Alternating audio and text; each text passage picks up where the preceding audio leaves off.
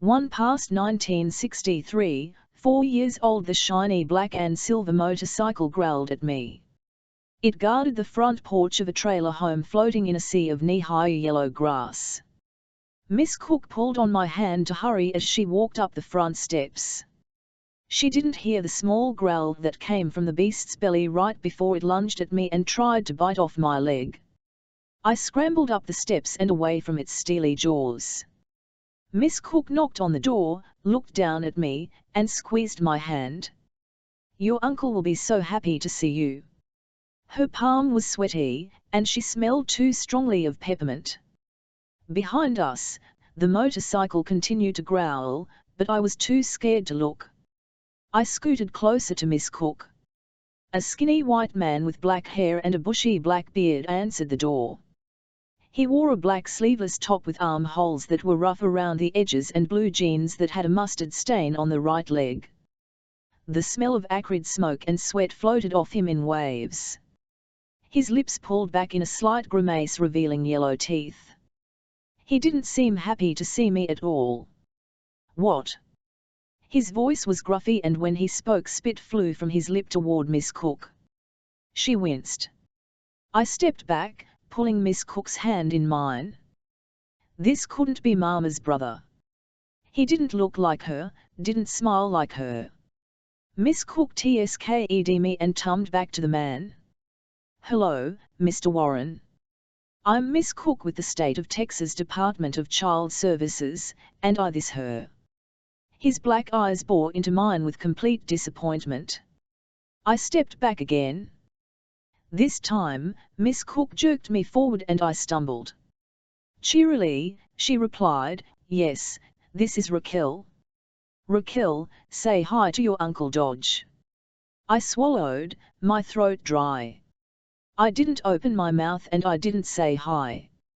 Dodge and I stared at each other until finally, he turned around and walked into the house, leaving the door open. Miss Cook hesitated, then pulled me in, feet dragging and all. My uncle's home had brown shaggy carpet and wood-panelled walls. The room was sparsely fumished with a couch, coffee table, and a small square TV with knobs that sat on the floor. A chair with a leather jacket haphazardly thrown upon it stood next to the door. On the wall to our left was a tattered American flag that hung limply by tacks. Beside it was a black flag with words I didn't understand lining the top and bottom. Between the words was a motorcycle, with a skull in its center. A tongue whipped out of the skull's mouth, tasting my fear. Miss Cook sat down on the brown couch and pulled out a stack of papers from her leather bag. I stood next to her, while my uncle sat a foot away. He placed his elbows on his splayed-out knees. The couch wasn't like the one in my home, my old home. That one was grey with tiny pink lines stitched into it, this one was brown with dark-stained blotches. As I stared at the stains, they expanded and reached for one another with tiny blotchy arms, attempting to unite and take over all the clean spots. Miss Cook must have noticed the stains too, because she sat lightly on the edge of the couch and kept looking at the bottom of her purple dress. Dodge watched me as Miss Cook sputtered on. He only looked away to sign something, and occasionally grunted in acknowledgement. This close, his stench mixed with the beer and used cigarettes on the coffee table. Out of the corner of my eye, I watched charred cigarette butts crawl across the glass top like squirmy white maggots in search of food. They had to move around shot glasses with droplets of foul drink, 2 loose bullets, tiny gold and silver pins with logos, and patches with colorful embroidered symbols. "How old are you?" Dodge asked me. I couldn't stop staring at his hands, which opened and closed one of the blades of a Swiss Army knife. A grimy and greasy substance blackened his knuckles to his fingernails. When I didn't answer, Miss Cook said, "She's 4. She handed Dodge another stack of paperwork and said, "These forms officially change Raquel's last name from Gonzalez to Warren." Dodge signed my name away as indifferently as he had every other piece of paper. At one point in the process, Dodge interrupted Miss Cook to say, "You sure that's Jean's daughter?" I became still, but Miss Cook's mouth opened wide in surprise and her hands flew to her face and then back to her lap. "Sir, I assure you, Raquel is your niece." "I mean, I can't." Her voice had reached high-pitch levels. Dodge stared at me harder, his eyes wrinkling along the edges. "She don't look like my sister." This upset Miss Cook even more. "Sir, I'm sure you are aware that your sister was married to a," her voice lowered to a whisper, "a Mexican." Dodge growled low in disgust and stared at me for a second longer. I pursed my lips together and looked away, unable to hold his gaze. He put the Swiss Army knife in his pocket and pulled out a cigarette and a lighter. He lit the cigarette, inhaled, then blew the smoke out without pulling the cigarette from his lips. Miss Cook waved the fumes away. "Sir, I'm allergic to smoke. This is my house," he said. "You got any other goddamn papers to sign or are we done?" Like with the Swiss Army knife, he opened and closed the silver top of the rectangular lighter repeatedly. The clicks echoed in the quiet room. Miss Cook frowned and looked at me sideways and then back at Dodge. I'd once heard Dad cuss. He'd been chopping a carrot and accidentally cut his finger. As soon as he said the bad word, he turned to me and told me never to repeat it or I'd be in trouble. No one told me not to repeat Dodge's bad word. Miss Cook gathered her papers and walked to the front door. I followed her and grabbed the side of her purple dress, which didn't slow her down. Once she reached the door, she stopped and lowered herself to my eye level, patting my shoulder 2 times. "Raquel, you are going to have a great life here in Escondido with your uncle. It's so close to Hollywood, isn't that something?" I think she wanted me to say yes or smile, but I couldn't. I tried to make my eyes communicate what I couldn't say in front of my uncle and hoped she would understand. Her smile faltered, and she patted me once more on the shoulder. "I must go now." "Bye-bye." I shook my head and whispered, "Don't leave me." I grabbed for her collar, but she averted her eyes and quickly stood up, so my hand grasped at air. I watched Miss Cook as she got into her small, white car and drove away, never once looking back. "Close the damn door." "You're letting in the heat," my uncle said behind me. I closed the door slowly, hoping that at any minute she would return. Every ounce of heat followed Miss Cook out the door, so when I shut it, I saw my breath crystallize in the air before dropping to the ground and breaking apart in tiny little pieces. I turned slowly and leaned my back against the door, shivering slightly in my tank top and shorts.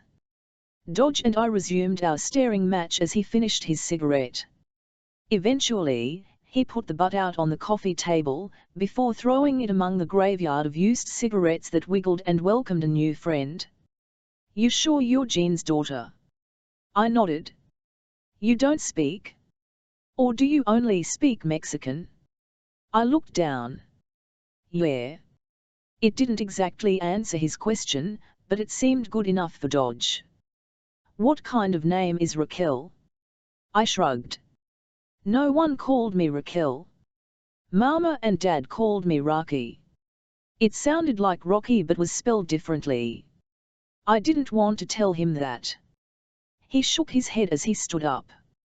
"Don't make me regret this." He walked into a room down the hall and closed the door. As soon as the door shut, the shivers consumed my body. I sat down, curled my arms around my legs, and put my head on my knees, hoping to keep out the icy air that wanted to get inside me. I hugged myself as tight as I could because I didn't think that Mama's brother would ever do that for two. Present 1990, 31 years old. I dreamed about the Red River, just north of Wichita Falls, Texas. The muddy brown water with a slight red tinge separated Texas and Oklahoma like a mother holding her 2 children apart. In the dream, my mother and I sat on a picnic blanket on the shore of the river. Her pale skin burned bright red from a sunburn. It contrasted with her yellow bikini. My father wore a black hat and swim trunks. Unlike his wife, his tan skin darkened under the Texas sun. My mother pointed to the middle of the river and said, "Tom, go get that for me." My father replied, "Okay, Jean," and walked into the fast-moving current. I barely remembered our time at the river, hardly remembered my parents at all, but I knew this wasn't what had happened that day. I wanted to cry out for my father to stop, but I couldn't. Nothing would come out. He walked farther into the river until finally, the dirty red water covered his head and he disappeared. My mother stood up and said, "Raquel, I'm going to help your father," and then followed him in. Panic built in my chest as I stood up and took a few steps forward. The muddy water nearly covered the top of my mother's sandy blonde hair when I caught a whiff of cigarette smoke. It pulled my attention. That smell. It didn't belong here. I looked behind me at the scraggly mesquite trees surrounded by brush. I was alone. Turning back to the Red River, I realized my mother had disappeared without a witness. The shrill sound of phone ringing woke me from my sleep. "Hello." Trevor had picked up the phone. I put the pillow over my head, pissed off at being woken up in the middle of the night. I hated when anything interrupted my sleep, sex included. "Rocky, it's for you."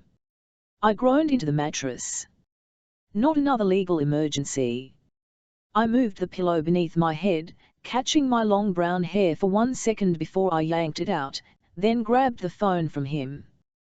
Trevor fell back onto his pillow and rubbed his eyes, pushing the curled cord away from his face, but to no avail. "What?" I said sharply into the receiver. "It's me," a deep, scratchy voice said. I now wished for a legal emergency, any other emergency beyond the one Billy was about to lay on me. "Billy, I already told you I'm not doing shit for you anymore. Whoever he is, he can rot in jail for all I care, you'll do whatever the fuck," Billy snapped. "The hell I will, Rocky, shut up. I'm calling about something else." Billy only called to have me bail out one of his lawless. I couldn't do it anymore. People were beginning to label me as that lawyer with those criminals. I didn't put in so many years of hard work to be associated with the drug-dealing motorcycle club I had tried so hard to escape. The one thing I'd kept from my time with them was my foul mouth, but that fit right in with the cutthroat world of Los Angeles law. That and my tattoo. But I had plans to get rid of it soon. There was only one other reason Billy might call. "I won't do shit for Dodge either," I said. "You won't have to." "Meaning?" "He's dead." I had expected this call, in fact, years ago. Heroin, meth, coke, name it, he did it all. "Drugs?" I asked. "Heart attack." Surprising, though drugs could cause heart attacks, too. "So, you're calling me because we ride out on Friday. Meet me and the club at Dodge's that Mong. You're a dumb son of a bitch if you think, goddamn Rocky," Billy yelled. I pulled the phone away, my ear ringing with the volume of his voice. A crash echoed in the background. He'd probably kicked a chair. "Be there at 9 in the morning, or goddammit, I'll drive up to that gated community of rich slickers, kick your little black boy's ass, and drag you out on this ride. Do you hear me?" I squeezed the plastic phone, itching to slam it against the bed frame. "Racist asshole," I muttered. Trevor sat up in bed and mouthed, "That's going on." I was sure he'd heard Billy. My stomach clenched in embarrassment. I gave my head a hard shake. He tried to touch my arm, but I jerked away. Trevor knew better than to fry it again, so he crossed his sinewy arms and laid back on the bed. If he interrogated me after, he'd lose. He wasn't half as ruthless a lawyer as I was. "You can't bully me into coming," I told Billy through gritted teeth. "No, but I'll give you something you want if you do." What did he have? My mind raced, and I stopped breathing. Billy waited, drawing out the silence like a long, stringy piece of cheese that stretched between a bite of pizza and its slice. Finally, he said, "Go on this ride and I'll give you an address." What was Billy talking about? Whose address? Your grandfather's. Another punch. W thick. Your dad's. My hand gripped the receiver so tightly I could hear the strain of the plastic trying to stay together. My grandfather. My Mexican grandfather. I had no idea he was alive. I thought Dodge was the only family I had left after my parents died in a car crash. I'd always believed that if there was anyone else, anyone, I would have been sent to them and not Dodge. How did Billy get this information? Well, Billy asked. As I thought about his offer, the spiral cord of the phone wrapped around my neck and squeezed slowly, leaving behind deep impressions of rubbery waves. The world had played a horrible trick giving a little brown girl to a racist white man with a substance abuse problem.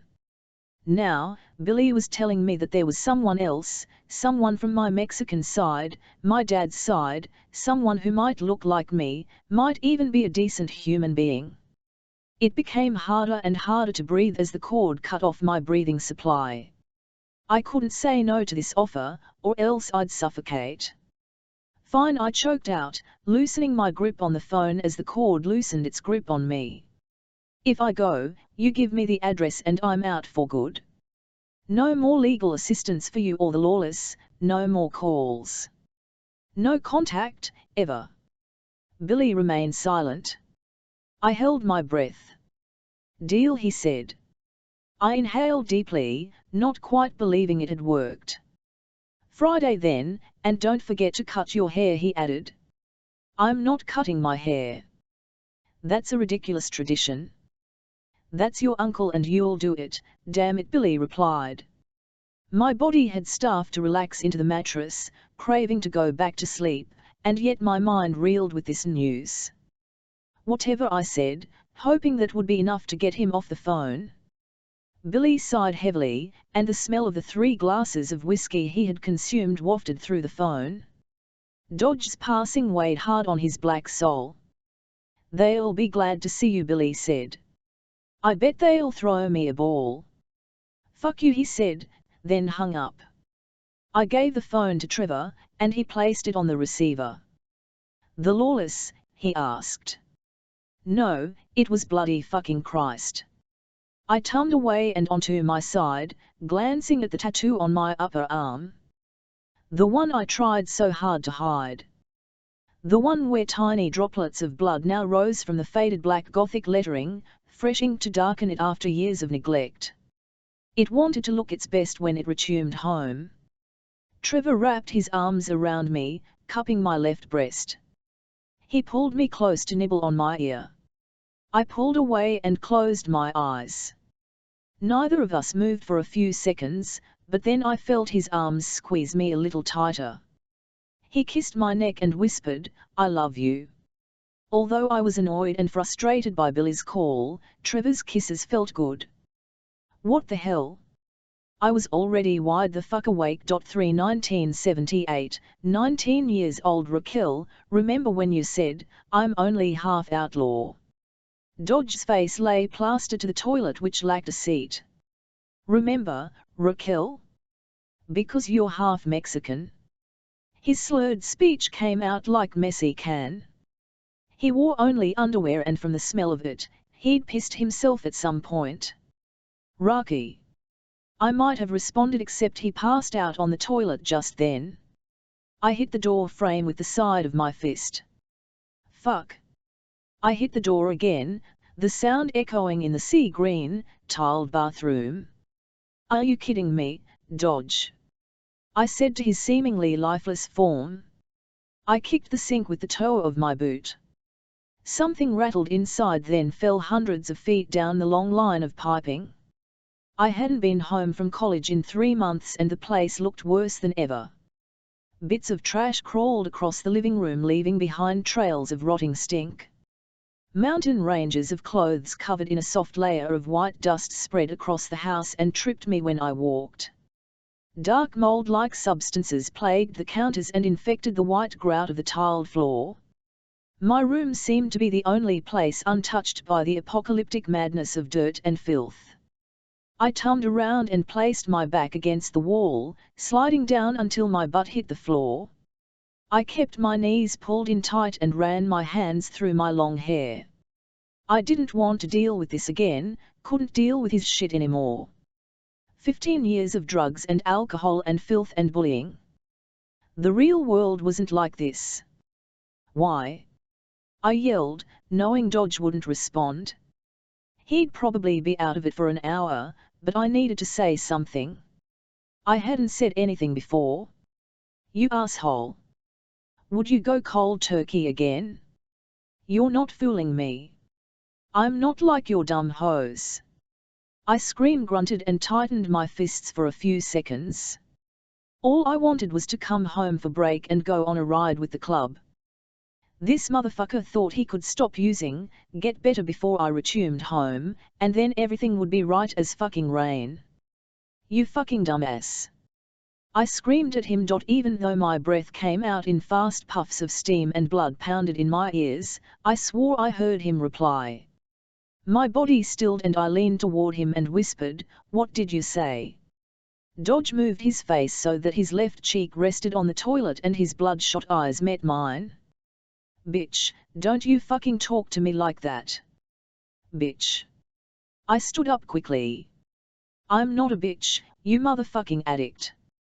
Suddenly, with the speed and strength he shouldn't have had, Dodge stood up and ran toward me. I couldn't get to the door in time. His hand grabbed my throat and squeezed. The blood vessels in his eyes burst at once, drowning the white around his pupils in a fiery red. You don't talk to me like that. Get out, Mexican bitch, he yelled and pushed me by my throat to the doorway. I grabbed at his arm as black and blue spots sprinkled across my vision. With one more shove, he released my neck and slammed the door in my face. Thankless, worthless whore, he screamed, banging a few times for emphasis. I bent over, holding my neck, gasping for air. Dodge had never hurt me like that. Swats, shoves, pinches, and the occasional grabbing of my collar or hair, but he'd never choked me before. I felt tears coming to my eyes, but like always, I clenched my jaw and halted them in their tracks. He quieted, and I heard him slide to the ground. I stood up and put my ear to the door, but there was no sound.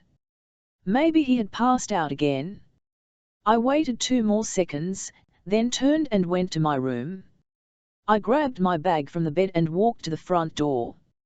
Then my hand touched the knob, I paused, then touched my neck. Fuck him. I put my bag down and went to work. Dodge kept all of Billy's drugs he needed to sell in his house. I rounded them up. Under the couch cushions LSD. In the freezer heroin. His nightstand, marijuana. His shoe, Quaaludes. I tore apart the house until I had a small pile that I threw in a trash bag.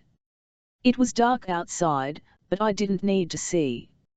I went to the back, past the garage, and to the charred spot in the clearing next to the trees.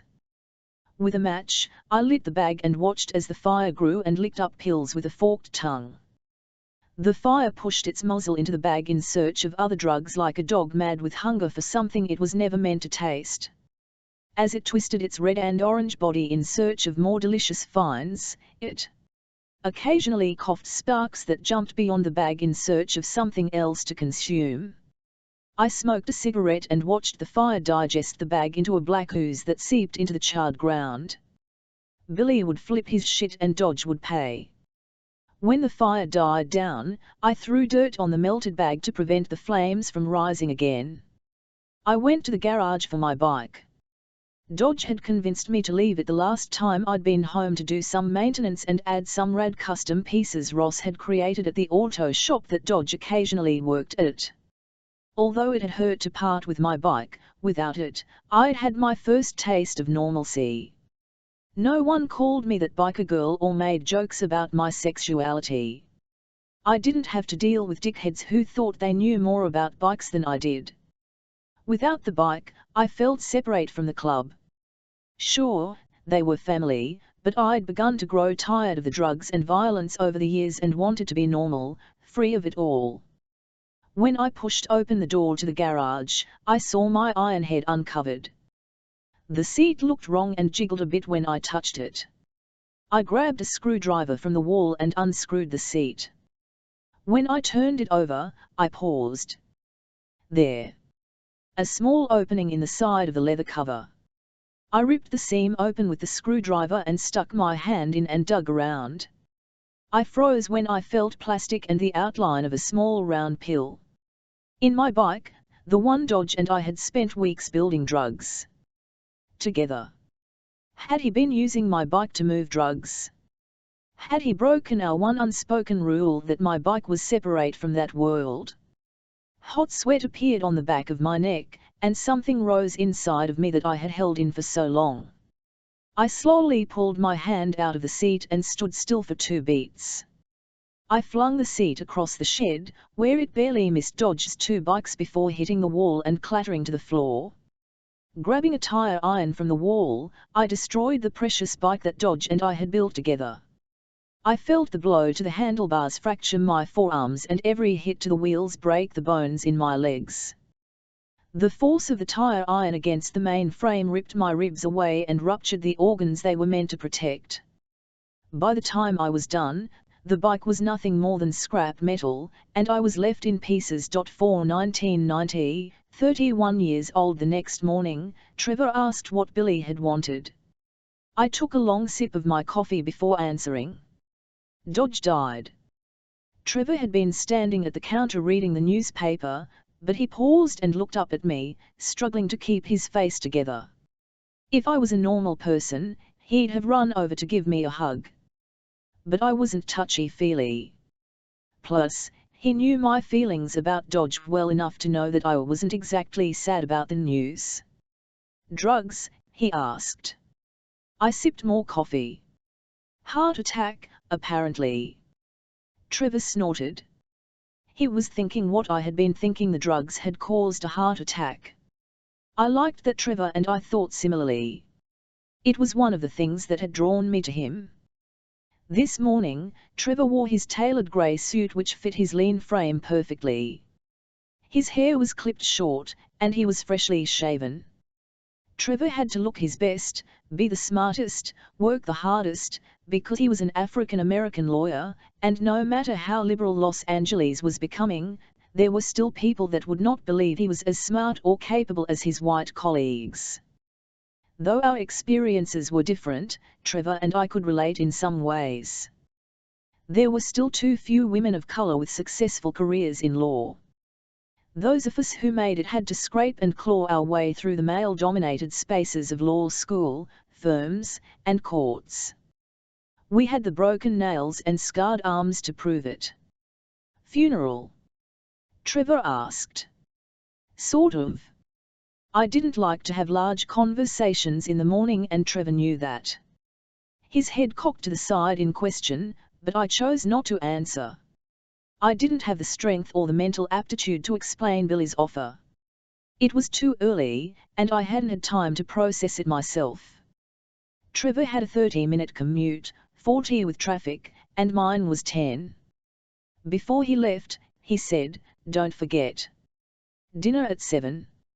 Right. Dinner with one of his bosses and his wife. Trevor and I had to go to dinners like this often. It was hard enough for any lawyer to make partner, but harder if you weren't a rich wasp, hence the schmooze first dinner. I'd made partner, but Trevor hadn't, despite how much work and time he'd put into his firm and how many wins he'd gotten in court. Trevor suspected it was because he was black, and I couldn't argue. He didn't work at the most liberal law firm. The firm's clients were mostly Orange County residents, conservative types who voted for George H.W. Bush in the last election, and upon meeting Trevor, assumed he was a paralegal or an assistant and asked him for a coffee. I told Trevor to find another firm, but he was as determined as I was to break through any resistance just to prove he was as good as anyone else.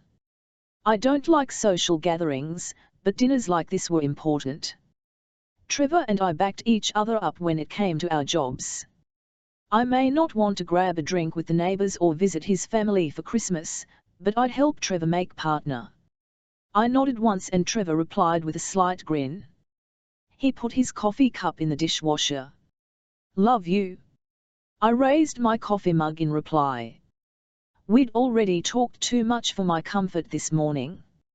I stood in the kitchen alone thinking. I didn't want to go on a grieving ride, especially not for Dodge. A grieving ride was a lawless tradition. When a member died, their specific chapter conducted a ride to take the member's ashes to his final resting place. Lawless weren't allowed to be buried. For you are dust and to dust shall return. Non-church-going Billy always quoted that saying. What did Dodge want? A simple ride or some inconvenient, elaborate trip? I thought when Dodge died, Billy wouldn't have any hold on me, but I'd been wrong. He'd been holding my grandfather in his hands like it was his winning card, and I guess it was because I'd agreed. My grandfather. I took another sip of my coffee, which was starting to get cold. My dad's dad. How surreal.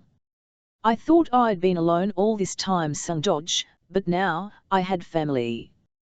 Brown family. I knew my dad was from Mexico and had moved to the US as a young adult. Was my grandfather's address in Mexico? I'd never had a chance to learn about that side of my family. Heck, I didn't even know much about my mom's side. Dodge wasn't exactly the sharing type. How old was my grandfather? Where was my grandmother? I tried to imagine my grandfather by imagining my dad's face, which was futile since I didn't have any photographs of my dad and my memories of him weren't complete. Sometimes it was his laugh, or a silly dance he did, or the black hair on his neck that he'd missed while shaving. I placed my coffee mug in the sink and grabbed my briefcase. I couldn't stand here thinking about this all day. There was work to do. My assistant Lisa greeted me with a coffee and a donut at the front door of the firm. Busy day, Rack. I took a bite of the donut and relished the sweet sugar coating. Dental visits twice a year made me feel less guilty about my sweet tooth.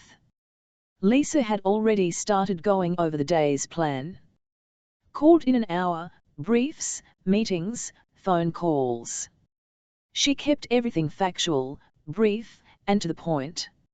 She was the best goddamn assistant I could find, and as the only two women in the firm, and the only two people who weren't white, Lisa was black, I was thankful she was there. Lisa was going to night school to be a lawyer, so I did everything I could to ensure her work during the day didn't affect her studies at night. I'd be damned if she wouldn't have a spot in the firm when she passed the bar exam in a few months.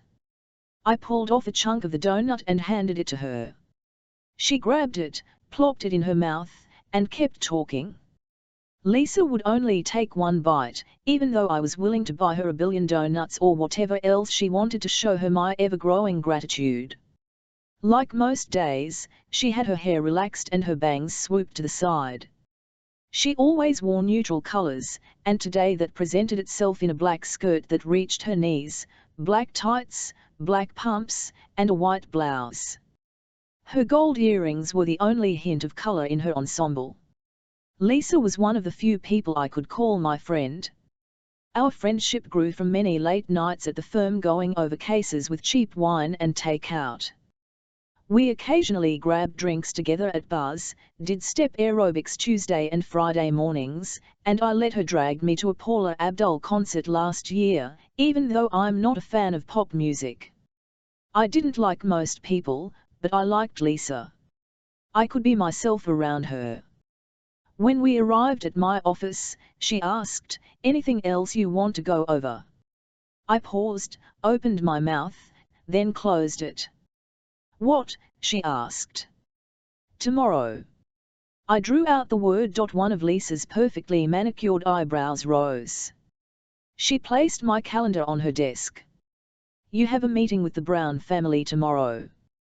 They want him out on bail. We both know that Judge isn't going to go lower than $1 million. I've told them that." I sighed. "I have to go out of town." Lisa's eyebrow threatened to touch her hairline. I placed my briefcase on the desk and sat down.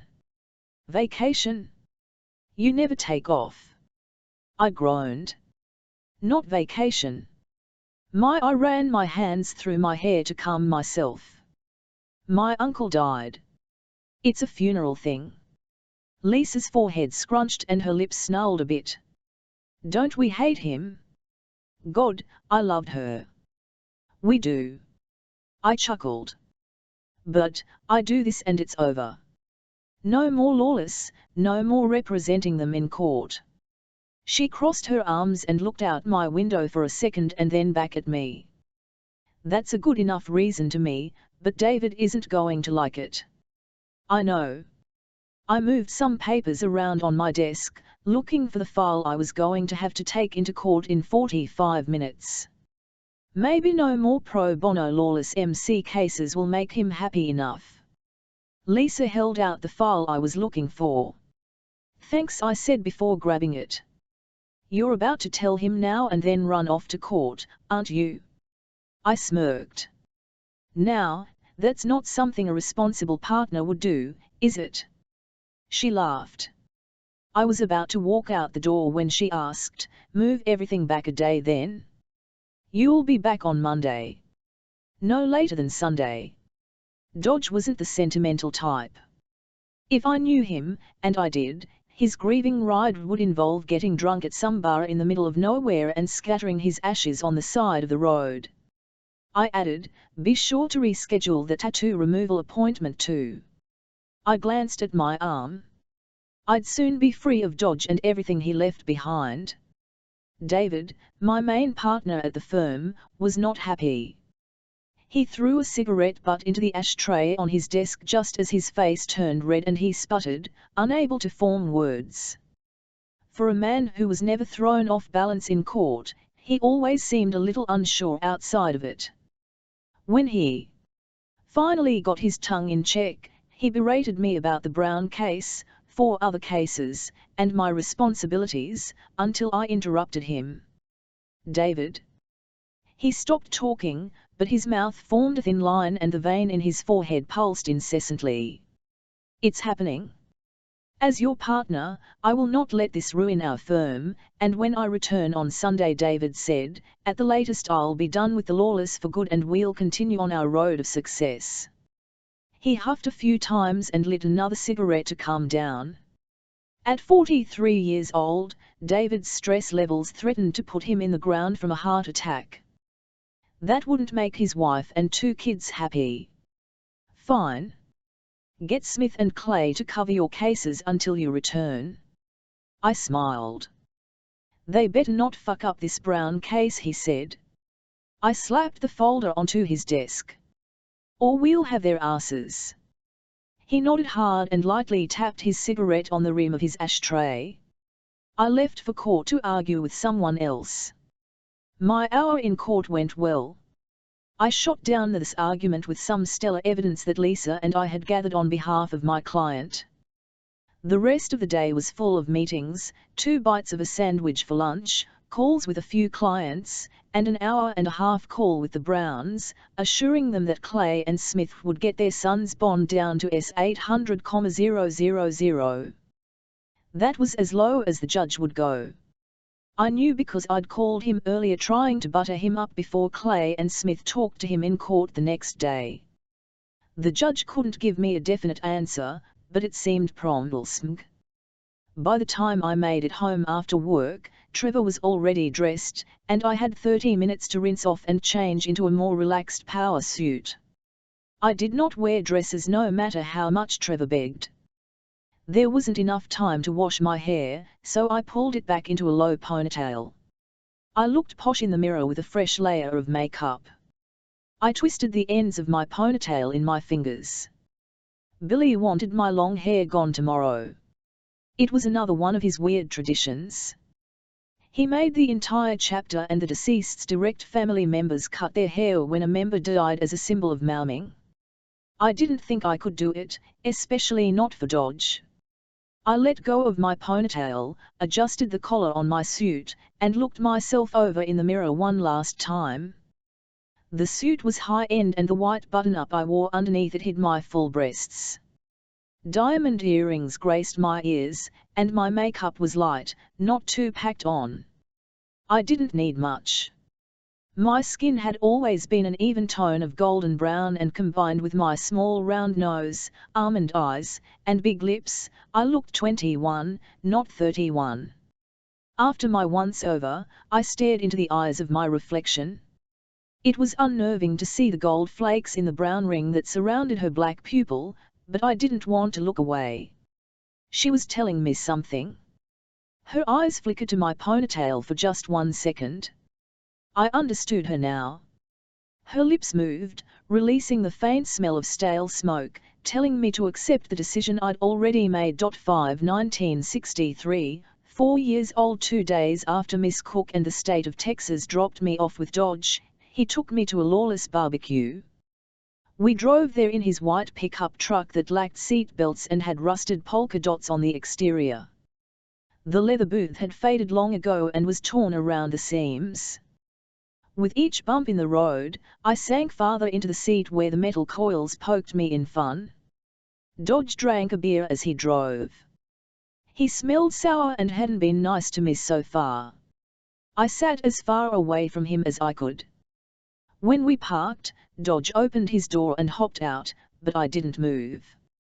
I didn't want to get out, didn't want to be around people I didn't know. At 4, I was old enough to know that I no longer lived in Texas, my parents were dead, and I lived with a strange man who wasn't fond of how I looked or even glad that I existed. I couldn't imagine the people we were meeting would make that better. Dodge turned back and looked at me. "Get out. I ain't going to wait on you all day." With a pit in my stomach, I opened the door and jumped down. I followed Dodge past the grey trailer home to the backyard, dragging my feet in the knee-high yellow grass that scratched me from the top of my thighs to my ankles, leaving behind long scrapes. Big motorcycles and old trucks like the one Dodge drove filled the front yard. They leaned toward me menacingly, baring their grills and bucking at me once or twice so that I picked up my feet and walked faster. We rounded the corner to the sight of a crowd of burly men with round paunches, emaciated men with long beards, curvy women with back rolls protruding from bras, thin women with visible rib cages, and kids dirty from play. The adults sat in a colorful selection of lawn chairs by the back porch. They had drinks in their hands, a few had too. Some of the women sat on the laps of the men and laughed too loudly. "Dodge," a woman with red, curly hair yelled. She jumped off a skinny guy with big black square sunglasses and ran to my uncle. She kissed Dodge on the mouth and grabbed his hand and pulled him to the others. Someone threw him a beer. He caught it and took a drink before flopping down in an empty lawn chair. The redhead sat on his lap and twirled his long beard hair in her finger. His hand wrapped around her waist, but he didn't smile. I stopped. I didn't know where to go. It didn't feel right to follow Dodge, so I stood near the fence, watching.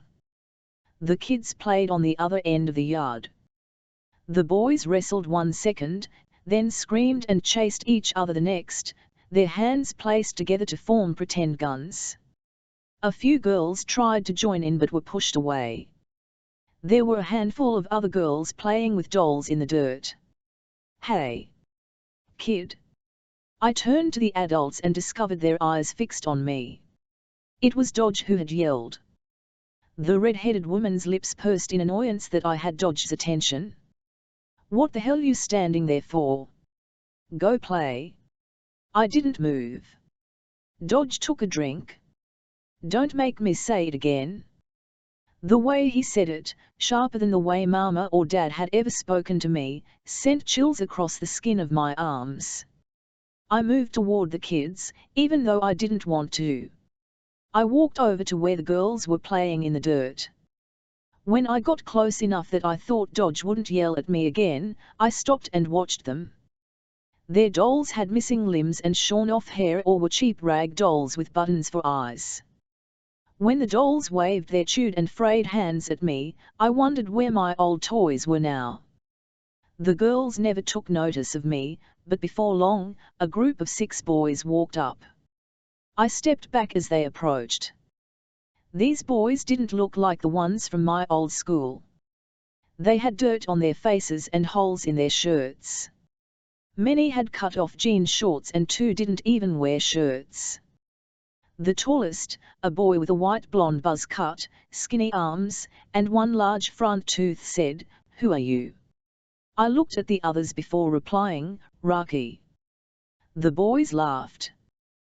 "That's not a name," one tooth boy said. I put my hands in my pockets and looked at the ground. "Is 2. One tooth boy crossed his arms and looked me up and down. He twisted his lips to the side, as if thinking hard. Finally, he asked, "You a beaner?" His friends laughed again. One boy whispered in his neighbor's ear. I shrugged, not knowing if I was or wasn't. One tooth boy moved closer to me and poked my shoulder. "Hey, I'm talking to you. You a beaner?" I stepped back. "I don't know." A boy with red hair that hung over his eyes in curly tangles spoke up. "You know, a Mexican?" I shrugged. Miss Cook had told Dodge my dad was Mexican, but I didn't know if that meant I was. "That ain't an answer," one tooth boy said. "Why you so dark?" He smelled like sweat and mud and I fought not to scrunch my nose. "My dad had dark skin." "Who's your daddy?" "I ain't ever seen you before," the boy said. My stomach clenched. "Dodge is my uncle." The boy looked over at the adults. "No, he ain't. He's white." "Is too," I said and crossed my arms. One tooth boy turned and looked at his friends. "She a lying beaner. You too dark to be kin to him." I didn't like how he used that word, and I didn't think my parents would like it either. I couldn't say why I said, "Stop," but I did. The boy faced me, his friends laughed. "Stop what?" "Stop calling you a beaner." "My daddy said Mexicans are stupid, poor beaners that should go back to where they came from."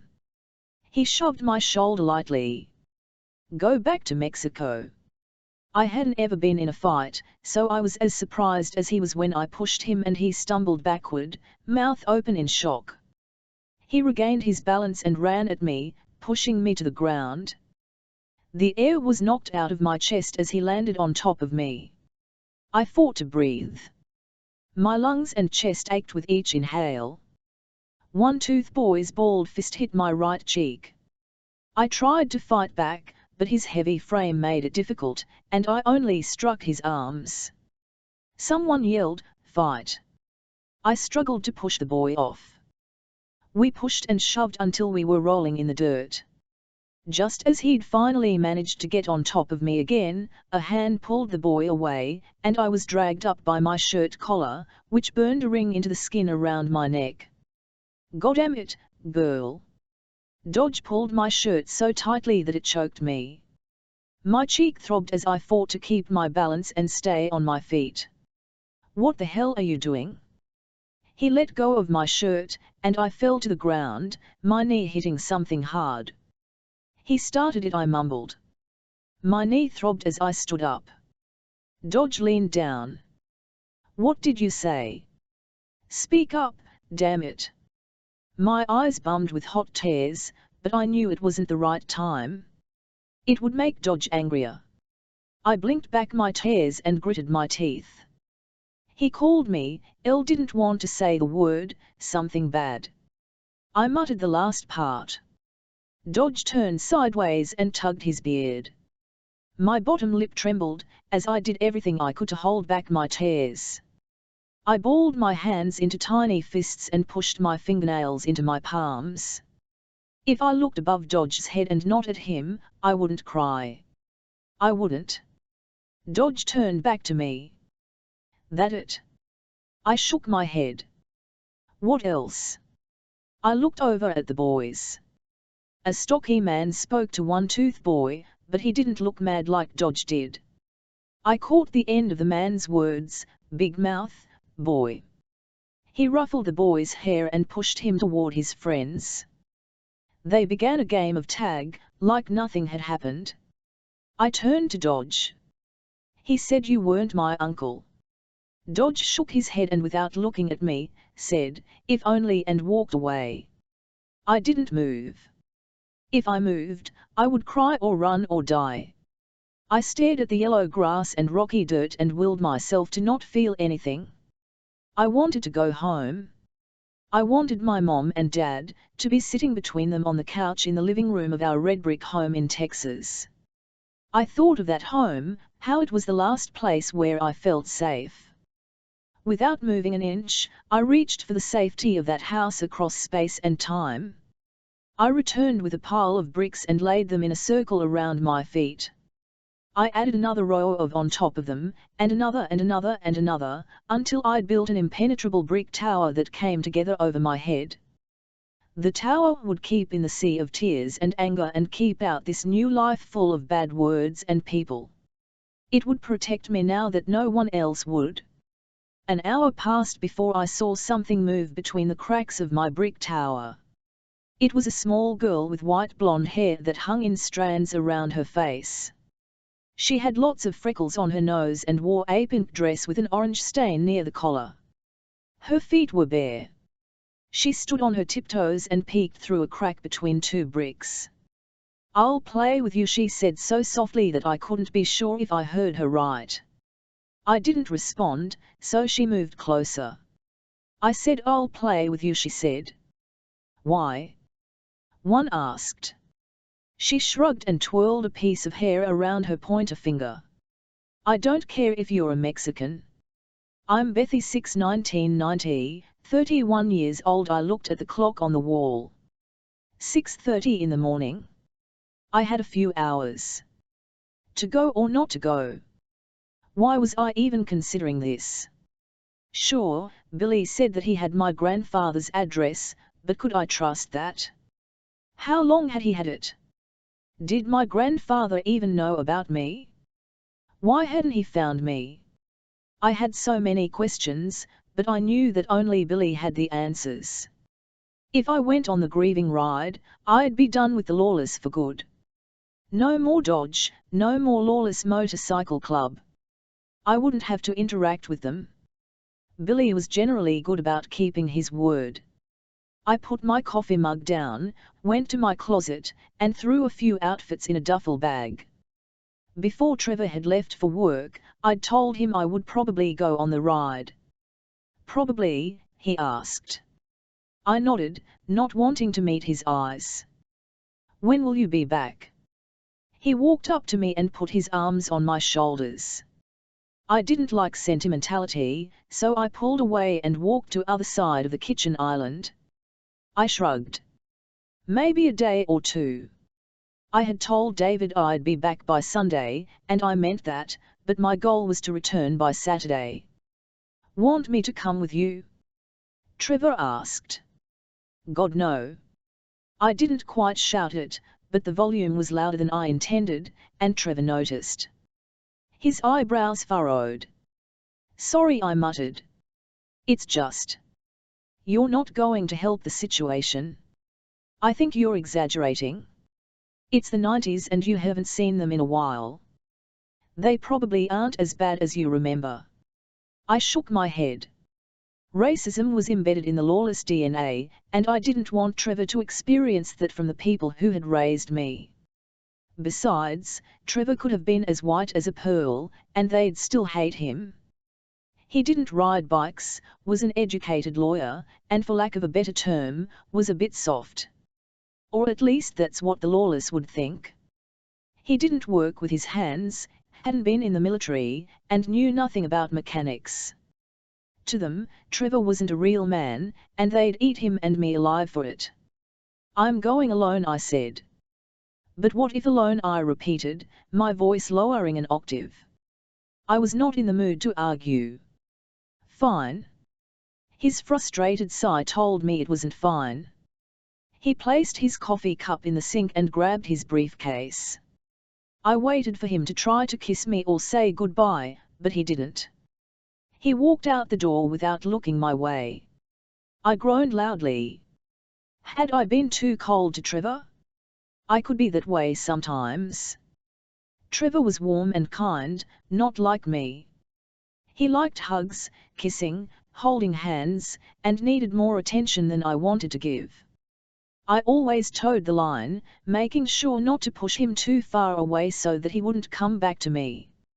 Growing up in Dodge's household, I quickly learned that kindness was weakness and love was doled out when it benefited the person giving it. We never hugged or showed affection, and that had fucked me up in a lot of ways. Maybe finding my grandfather could help me become less guarded with Trevor. This went through my mind as I packed my toothbrush and toothpaste and looked for the name brand black leather boots that Trevor got me last Christmas. I grabbed a black leather jacket and threw it on the bed. I stood with my hands on my hips. Was I really doing this? That question turned into why am I getting in my car? Why am I sitting in traffic biting my nails at the thought of seeing everyone? Why am I pulling into a hair salon that I spied off the highway? Why did I tell the stylist to give me one of those boy-looking haircuts that Linda Evangelista has? I don't know what it's called. But make sure you leave me some bangs or something. I have a big forehead. Until finally, I wondered, why was I sitting at the stop sign down the street from Dodge's and not moving? I heard the roar of the bikes before I saw them. They were calling me home with the growling of their engines and I was heeding the call.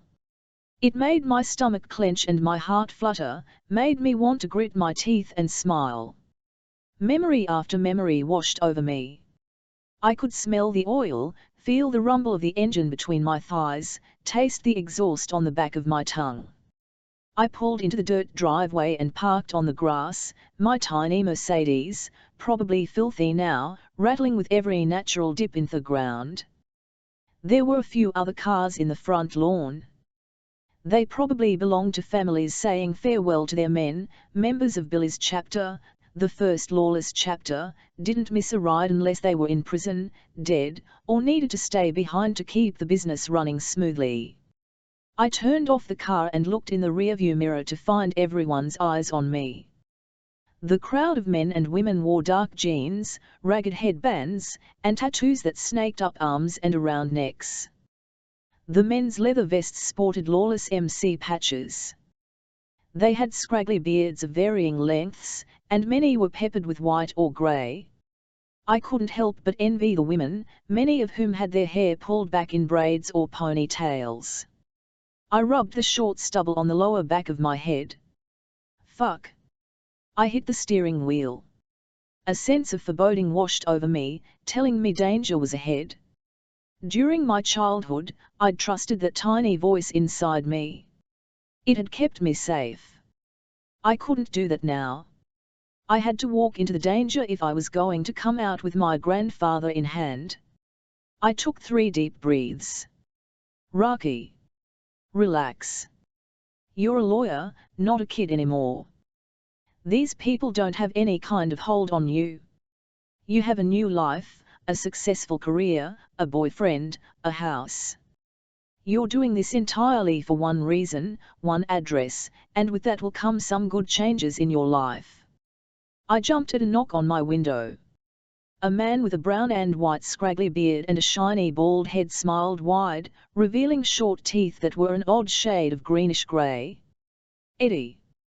He had been like an uncle to me, better, in fact, than the one I had. Eddie showed me how to shoot guns and tequila, made me Sunday breakfast, and surprised me at school with hamburgers for lunch. Even though he was a large man with broad shoulders and a round gut that protruded over his jeans, and had arms covered in tattoos of an American flag, a skeleton on a flaming motorcycle, and one that read, "Drunk bitches get stitches," he could always make me smile. I opened the door and he moved back to let me out. "It's about time you showed up," he said. I rolled my eyes and smirked. "You should have left without me." Eddie wrapped me in a hug, and I couldn't help but soften. He smelled like leather and sweat. As if Billy would let us. "Thought we were going to have to drag you from your house and strap you to a bike." The hug ended, and we pulled apart. Glad you guys haven't lost your sense of subtlety. Never. He laughed. Got a bag? I nodded and pulled the duffel that I had packed from my front seat. Am I riding with you? Eddie's mouth opened wide in mock shock. Am I hearing this right? Raki is willing to ride, bitch. I covered my face with my hand and shook my head. Honestly, I hadn't even thought about my question. Was a time when Raki would have kicked and screamed when she was made to ride, bitch. He laughed. What's that you said? Bessie Stringfield didn't ride, bitch, neither am I. I dropped my hand. Bessie Stringfield was a badass black rider who became the first woman to ride across the US solo and even served in World War II as a bike dispatch. She had been a hero to me as a kid. Whatever, man. Shit, I don't have a damn bike, which is why. I trailed off, unsure how to get out of my mess up and inwardly cringed at how my voice and dialect had quickly changed as soon as I started talking to Eddie. Even though I never lost my penchant for cussing, my diction had become posher when I became a lawyer. Legalese was a second language, but now my tongue was quickly loosening to that old lawless speak. Eddie laughed at me and stroked his beard. Guess Billy didn't tell you. He's got your iron head. My bike. My iron head. The one I had destroyed and left in pieces. Dodge must have fixed it. Great, I said with little enthusiasm, though secretly thrilled. I had thought it was lost forever at my own hands. Sometimes I dreamed about it, could feel the hot metal burning my fingers and the smell of rubber on the road. But mostly I tried not to think about it, because I had destroyed it and that felt fucked up. Eddie turned and walked to the other lawless, expecting me to follow. Like everyone else, he flew colors over his plaid button-up shirt. When Dodge left me at home at the age often to go to a bar, I snuck into his room to try on his black leather vest. I fingered the three-piece rocker, grey on white patches that read Lawless MC and Escondido. I took careful time poring over the center patch, a motorcycle with a skull in the middle, tongue out in a salacious jeer. Rubbing my fingers over the skull awakened it from slumber. Its empty sockets looked around wildly until it saw me and calmed. The skull whipped its tongue inside its mouth for just a second, then flicked it out and licked my hand from the bottom of my palm to the tip of my fingertips. Its tongue was rough like worm tires embedded with metal nails, glass, and dirt.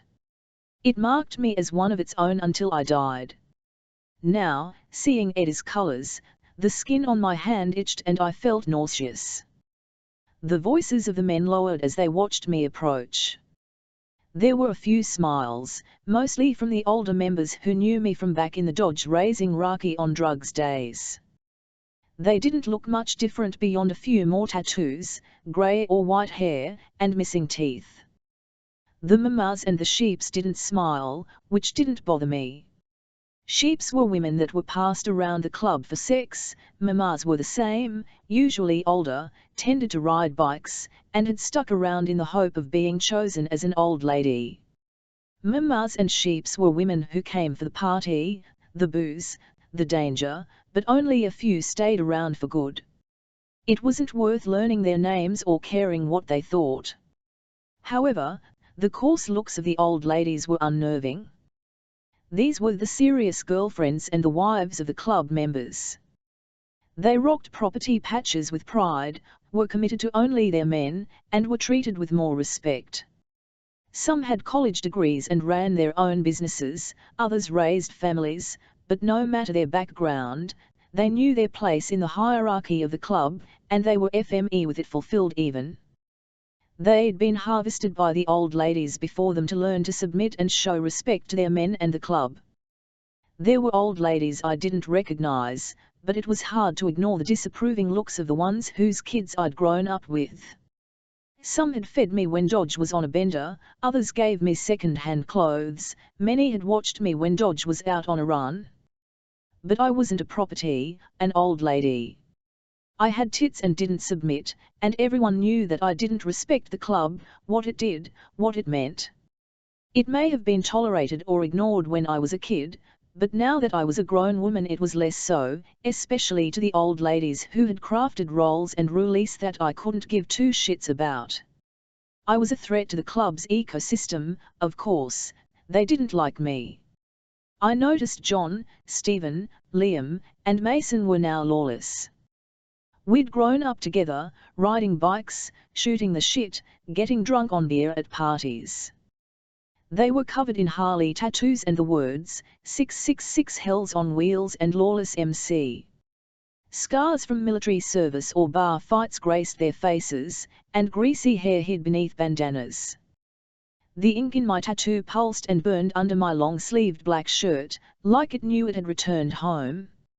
All the men had short hair now, and like me, a few rubbed the backs of their heads as if trying to figure out where it had gone. Eddie broke away from me to speak to a few prospects. I continued walking toward the Harleys closest to me. Billy stood at the other end of the bikes with long-time lawless members like Ford, Bob E., Grimm, and Gray. Phew, Gray had gotten old. His hair was solid white, and he had lost at least 30 pounds. He looked like a skeleton in a skin bag. Harris stood nearby speaking to a woman in her 50s or 60s. I didn't recognize her as an old lady from back in the day, but I hadn't been around in 13 years. She stared hard at me, her lips set in a straight line. Her brown curly hair, cut right below her ears, had a few grey streaks.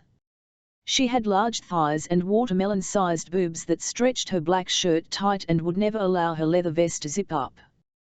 She wore a lot of silver rings on both hands and a chunky turquoise necklace that matched her eyes, green one second, blue the next.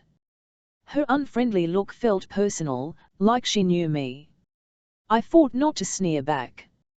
I hoped to lay low, but Billy noticed me. At the same time, I saw my iron head. God, it looked sharp. I walked up to it slowly. A strong lemon scent told me it had been recently cleaned. The chrome glistened, the boat tail had been buffed, and the handlebars softened in color in the early morning light. I ran my hand over the seat and my iron head leaned in for more, growling in its belly like a pet being scratched behind the ears. Dodge and I had built my iron head between my junior and senior year, and I went everywhere with it when it was done. We painted it the darkest black I could FMD, because that's what most of the lawless rode and I couldn't look any different. Granted, I had a sissy bar to attach my backpack to when I was in high school, but it wasn't too tall, and we'd managed to customize it to include chrome skulls. If I looked around, I knew that my iron head would be one of oldest out here. Hell, we finished it in 1976 and now that it was 1990, the bikes had become bigger and faster. But I didn't care.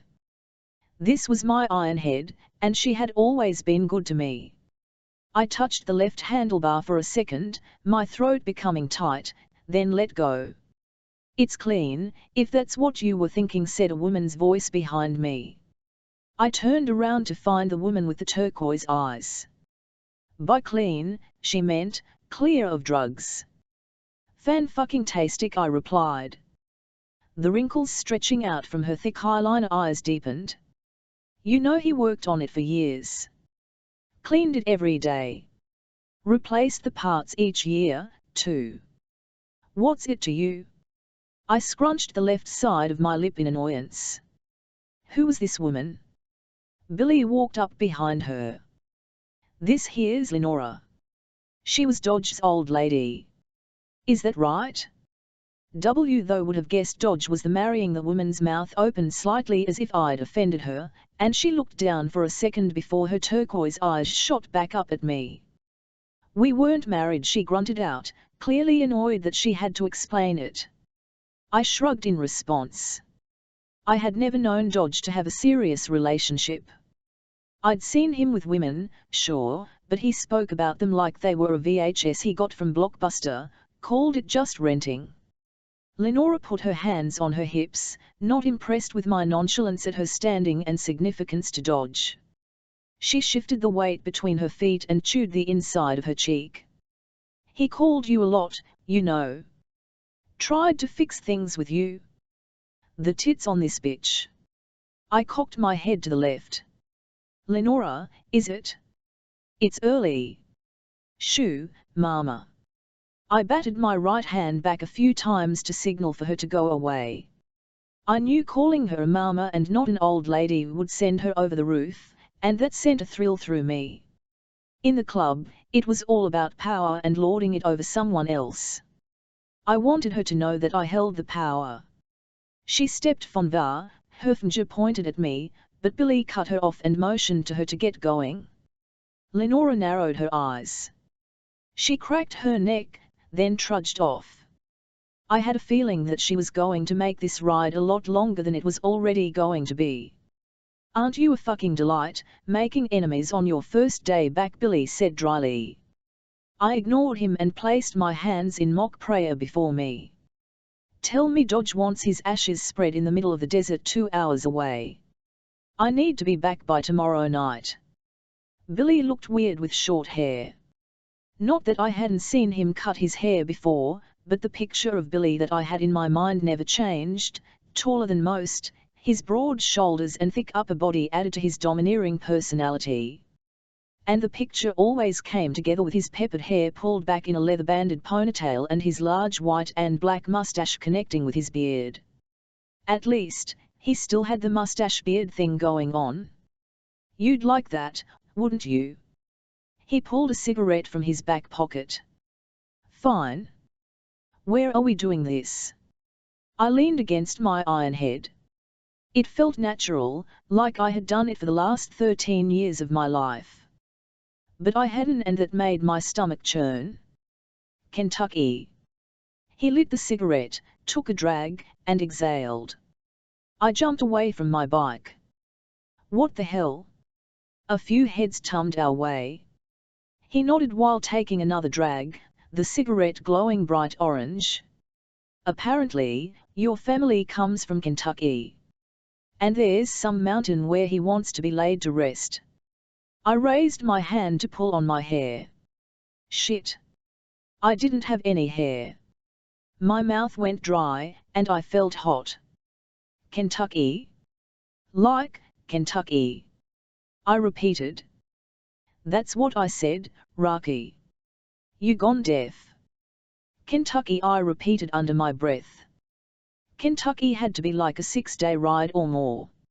After the ceremony, I could jump on a plane in some godforsaken cowtown in fucking Kentucky, and return to my life in LA. Maybe I could ship my bike back or leave it there, who cared? I'd have to schedule some other time to see my grandfather. David would go batshit if I didn't hear it right away. Like, 6 days then? Billy squinted at everyone through the haze of his smoke. More like 8 or 10. No, no, no, no. No way. I put my hands on my hips. Why would it take us 10 days to get to? I choked on the word again. Kentucky. Billy flicked ash off the cigarette. Seems like Dodge wanted us, well, wanted you, to go on his main route. Meet some people. Wait. When you say route, you mean, like, his route? Billy threw his cigarette down. Don't act like you're too good to ride the routes anymore. Yes, the route. I threw my palms in the air. I can't go on a route, Billy. I'm a lawyer, for God's sake. Shit like that can get you disbarred. Honey, what do you want me to do? And don't act like you represent saints. I lowered my voice. We both know that hasn't always been my choice. Billy huffed. I don't care what you want. This is about Dodge, so take a piss, grab a drink. We leave in 30. He started to walk away but called over his shoulder, and try not to piss off my people. 10 days. 10 days. I had brought clothes for a few days. I had so much work to do. And there was my firm and Trevor and cases and appointments. My chest felt tight and my head was I inhaled deeply, realizing I had momentarily stopped breathing. I looked at everyone milling about and felt naked, surrounded by people who did and said things that I stood against. It was lonely and chilling and I wasn't sure what to do. 10 days with the lawless. I wasn't sure I could handle it. That was 10 days surrounded by people who were unpredictably violent, reckless criminals. I would have no control over what went on, and the thought of that made my anxiety rise. But I had to do this. Something was missing inside of me, and my grandfather might be the only answer. So, I swallowed my anxiety down and took a few more calming breaths. To get my mind off what I was about to do, I headed toward Dodge's house. The lawless and their women and children were walking in and out, probably using the bathroom before we left. Not that any of the children would be coming. I was the only one that ever did. The little mascot. The half-outlaw. My hand went to my upper arm tattoo, the one I always hid, the one I was putting down big-ass checks to get rid of through some new technology that could make it disappear. Here, I didn't have to hide my tattoo, but to show it off, to let it breathe among its brethren, felt like a chance I couldn't take. I walked up the creaky wooden steps I'd not set foot on in a decade and opened the screen door. The dimly lit room offered enough light to see that the bare-bones place I had known no longer existed. Lenora had apparently moved in. The blue floral couch was new, as was the cream carpet. Somewhere in the house, a radio played Sweet Child O' Mine by Guns N' Roses. A large box-shaped TV sat in the middle of a wooden entertainment stand, and not on the floor where it had always been for as long as I could remember. There were gemstones and small wooden angel figurines on the shelves of the TV stand. A few pictures graced the walls, which were now covered in white wallpaper with tiny blue flowers.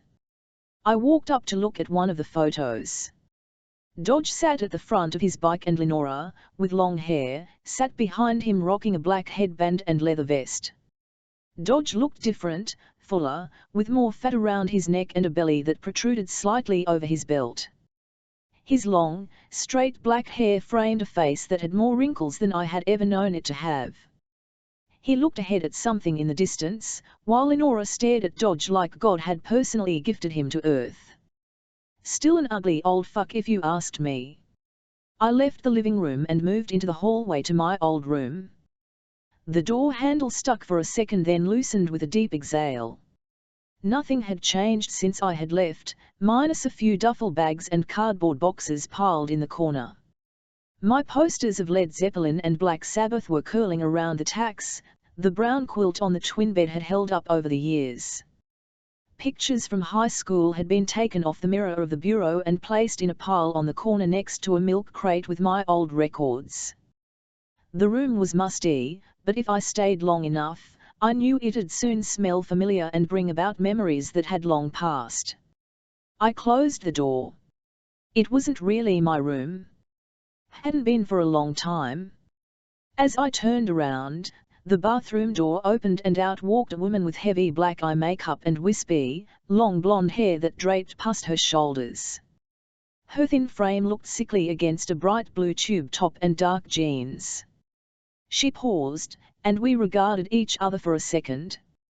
God, she looked like a sheep. I tried to speak, but the words stuck in my mouth. I cleared my throat again and tried once more. Hey, Bethy. She swallowed hard and bit her lip. Her fingers rose slowly to grab a strand of hair as she looked away, toward the living room. It's Beth now. Her voice was raspier, like she hadn't stopped smoking. She glanced at me for a second, then walked away. Bethy. Beth had left the bathroom door open, revealing the ghost of Dodge's limp body lying on a seatless toilet. 7 1963, 4 years old. 3 days after the barbecue where I fought with One Tooth Boy, someone pounded on Dodge's front door. I sat up on the couch and let the thin blanket fall off. They knocked on the door harder. I flinched. Mama and Dad said never to open the door to strangers, but Mama and Dad weren't here, and Dodge was in his room with some woman. They had made weird noises earlier and I had to plug my ears with my fingers and whisper to myself all the things I wished I still had: Mama, Dad, a bed, my dolls, friends, until it stopped. Dodge and the woman had been quiet for a while now. Dodge. A man with a deep voice yelled through the door. He pounded again and the door shook. Wake up, man, said a different voice. I wasn't sure what to do. If they kept knocking, Dodge would wake up and he'd be mad, and he might get angry with me. He told me earlier to be quiet and go to sleep, and not to bother him. My bottom lip trembled, but I couldn't cry. I had to be brave, like Dad said when the storms rattled the windows and made the trees hit the side of the house, and I thought a tornado would blow us all away. I stood up and bit my lip hard. Tangy copper blood coated my tongue, but the pain kept the tears back. I padded barefoot to the door, which bulged inward from the pounding. Reaching up, I thumbed the knob. The light blinded me for a second, and I closed my eyes. When I opened them, there stood two tall men. One had a bald head and a brown beard and the other was even taller with black hair and a mustache that had a little bit of white mixed in. They wore clothes like Dodge did, jeans and t-shirts with leather vests. Even though their eyes were hidden by sunglasses, I could tell they were surprised I had opened the door. We stood there, all three of us, not moving or speaking. Finally, the bald one smiled and knelt. I stepped back. Hey, he said softly. You must be. He took off his sunglasses. He had green eyes and a goggle tan line that contrasted with his sunburnt nose and cheeks. He looked like a raccoon. Rocky, I whispered. Rocky, he repeated. I like that name. My name's Eddie. And this is Billy. I looked up at the taller man. His nose wrinkled. He didn't like me, but not the way Dodge didn't like me. This was different. Where's Dodge? Billy's voice was rough and reminded me of a bad guy in a cartoon. I pointed toward the hallway, then walked into the living room. The men followed, their boots making the floorboards under the carpet shake. I headed to the couch and stood next to it, one hand in my shorts pocket and the other on the armrest. Billy closed the door and looked around the living room. Beer cans, my cup of water, and a plate of stale chips covered the table. Mama never let me eat in the living room, but Dodge didn't care since he didn't have a dining room table. The cigarette butts crawled around the table, moving out of the heart shape I'd guided them into earlier that day. They were my only friends now. Eddie shook his head when he saw my pillow and blanket on the couch. Rocky, is this where you sleep? I nodded. Every night. I nodded again, took my hand out of my pocket, and twirled my hair. It felt sticky and didn't pull apart like it did after Mama washed it in the bath. He sighed and looked over his shoulder at Billy, who'd taken off his sunglasses and placed them on top of his head. His eyes were as black as his vest, and if I looked at them too long, I knew my eyes would blacken and die, too. Where's Dodge? Billy asked. I pointed down the hallway. Stay with her, Billy said before walking to Dodge's door. The skull on the back of his vest smiled wide and winked at me. I stepped forward and Eddie held out his hand to stop me. He shouldn't go in there, I said to Eddie. Dodge will be real mad. He doesn't want to be bothered. Eddie smiled. His teeth weren't white like Dad's, but he smelled like trees, and he was nice, so I didn't think it mattered. Don't worry. Dodge won't get mad at Billy or you. Billy opened Dodge's door and walked in. Dodge. Billy barked. Get the fuck up, now. I flinched. Eddie picked me up and set me on the couch. It's okay, don't be scared. He grabbed the plate of chips and beer cans from the coffee table and took them to the kitchen. Muffled voices from Dodge's room reached my ears, but I couldn't hear exactly what they said. I tried to peer down the hallway. The woman walked out. She wore jean shorts and was putting on her red shirt over her white bra when she rushed out the door. Eddie kept cleaning, barely taking notice of the woman. "You dumb piece of shit!" Billy yelled again. "You're fucking around while she's out there with dirt all on her shirt and a busted lip." A crash echoed right after. "You hit that little girl." "I didn't touch her." Dodge's voice sounded funny, strained. Another crash. "You chose to bring her here," Billy said. "If you aren't going to take care of her, send her to foster care." "No." A thud, like the sound of a fist against wood, rang out. "I can't do that to my sister." "Then get your ass." Eddie came up to me and held out his hand. I looked up. He smiled and I put my hand in his and let him guide me to kitchen. "Help me dry the dishes." I nodded. He pulled a chair to the sink. I climbed up and he handed me a towel. "Mama and I used to do this sometimes." Eddie handed me the cups and plates and I dried them, then put them on the counter. He asked me things, too, like the last time I ate, if I'd had a shower, my favorite color and movie. Eddie was nice. I liked him, though I couldn't figure out why he was friends with Dodge. The yelling had stopped, and I wondered what Billy and Dodge were talking about. Eddie was rinsing the last dish when I heard boots behind me. I turned around, expecting to see Dodge, but it was only Billy. "Here, Rack." Eddie handed me the last wet plate. "Dry that for me while I talk to Billy." I nodded and took the plate from him. As I dried the plate, I tried to listen. "Said he didn't hit her but her lip is bleeding," Eddie said. Billy grunted. "Even if he's telling the truth, he hasn't done shit else. She's barely eaten, hasn't had a bath in a week, and all her clothes look dirty." "I talked to him about it," Billy said. "Will he actually step up?" "He chose this. He has to." Billy huffed. "Don't need social services or anybody else sniffing around here." I peeked over my shoulder as I twirled the plate in my towel-covered hands. They were looking at me. Eddie seemed sad, but I couldn't figure out why. Hadn't we been having a good time? He seemed so happy before. Billy looked grumpy with his arms folded across his chest. "Let's eat," Billy said. Eddie nodded and walked over to me. I set the plate on the counter. "Good job, Rocky," he said as he lifted me off the chair. He leaned over and placed his hands on his knees. "Want to get something to eat?" I smiled. "Yeah." He reached out and touched a strand of my hair. "Let's get you cleaned up first." "Just a little at least." Getting cleaned up involved Eddie putting my head under the kitchen sink and rinsing it with dish soap.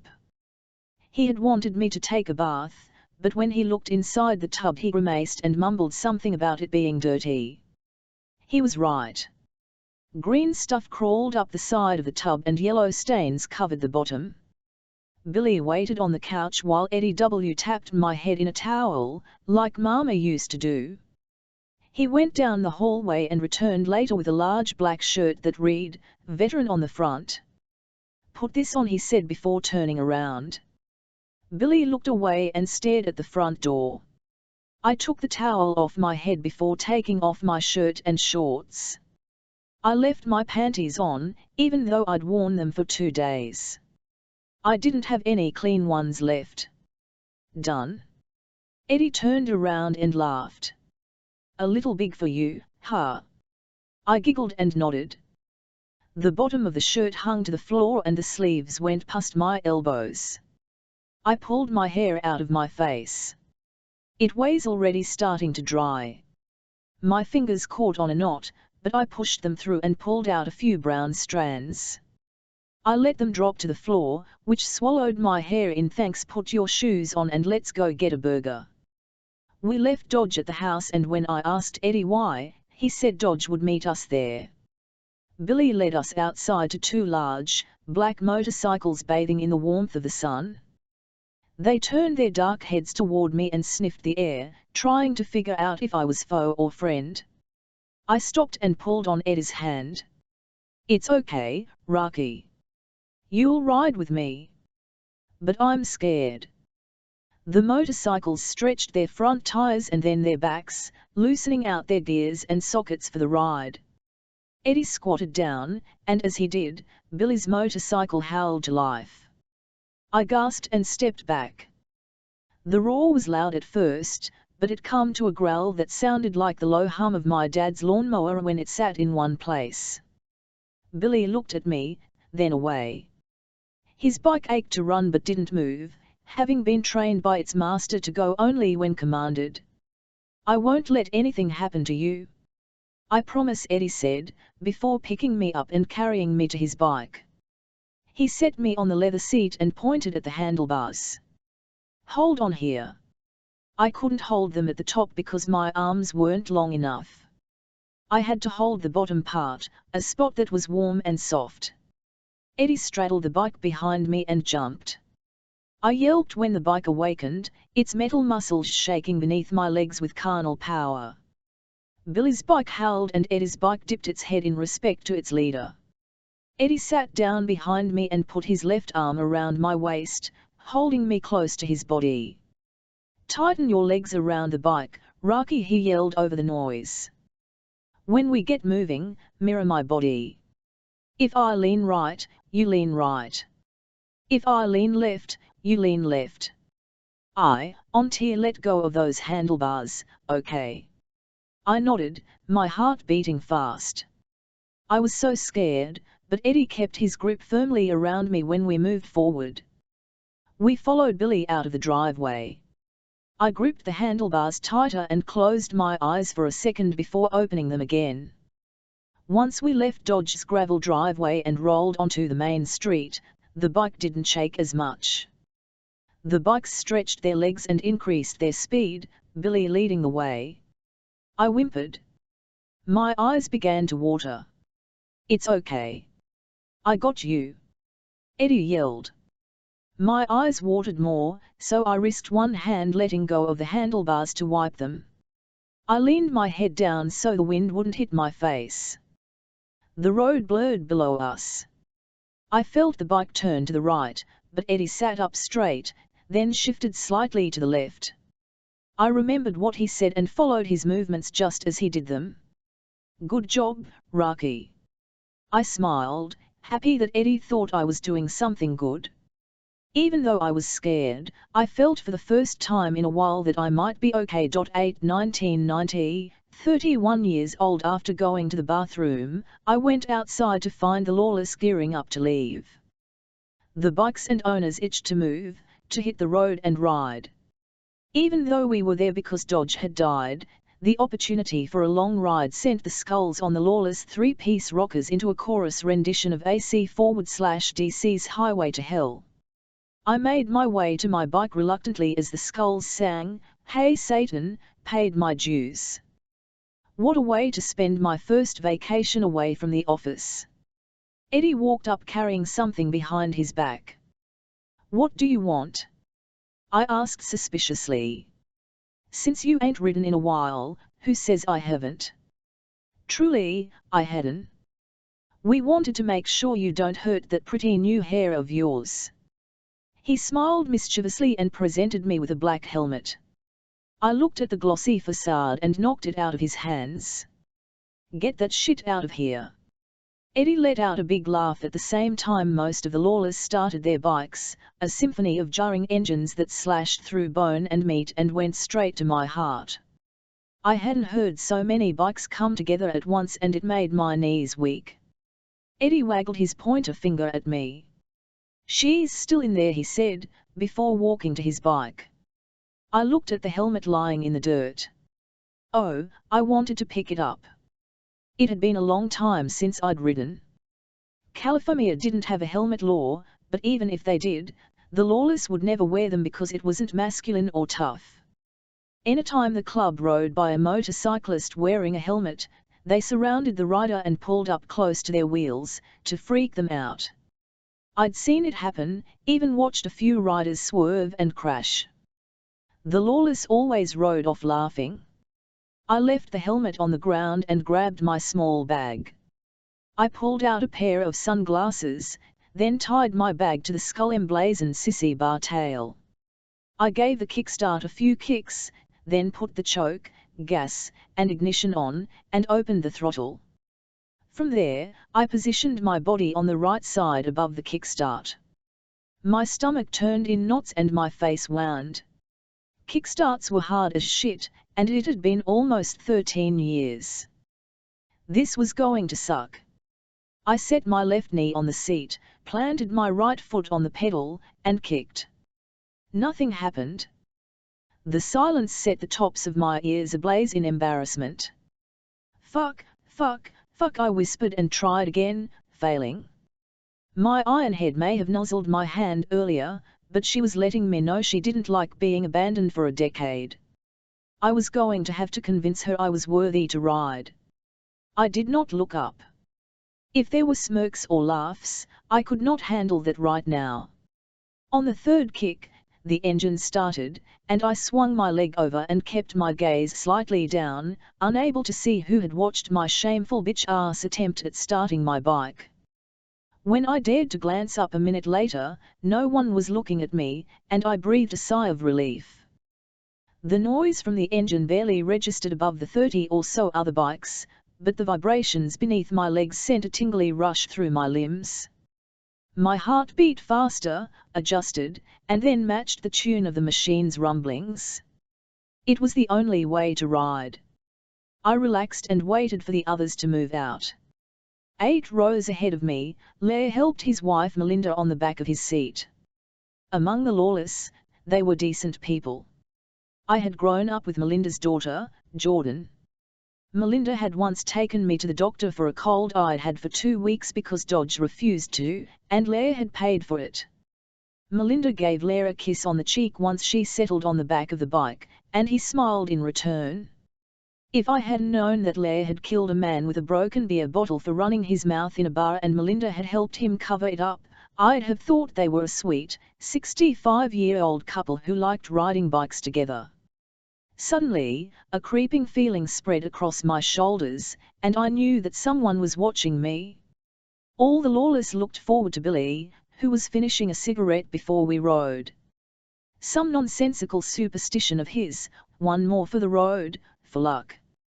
I spied the one rider looking back at me. Tall and thinly built, his blonde white hair grew slightly longer in the front and had been shaved short in the back. He had on a black leather vest over a white sleeveless shirt, and black jeans and boots. Colourful tattoos that spoke of brotherhoods and hate covered his arms.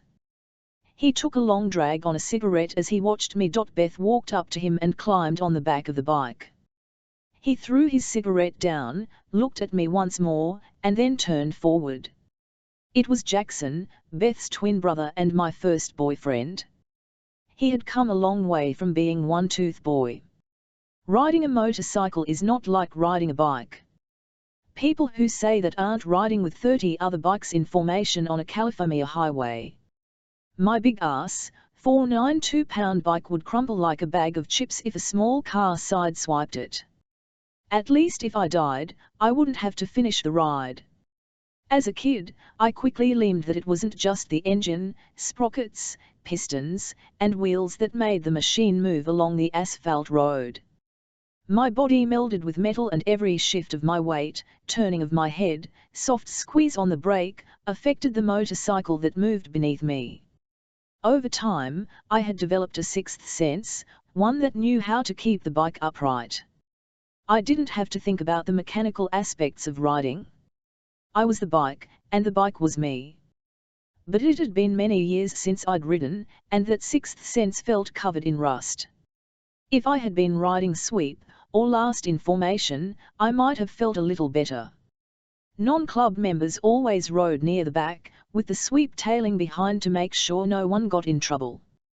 As a kid, I used to ride in the front with Dodge, but I'd grown up and left, and that had changed things. My spot was now toward the end. I could have asked to ride closer to the front for the grieving ride since I was family of the deceased, but I had no interest in riding in the center of the pack, walled in by other motorcycles nipping at my ankles. Besides, my presence here was rocky to begin with, and riding in the family's spot wasn't going to make it better. I wasn't an associate of the club, not even an independent.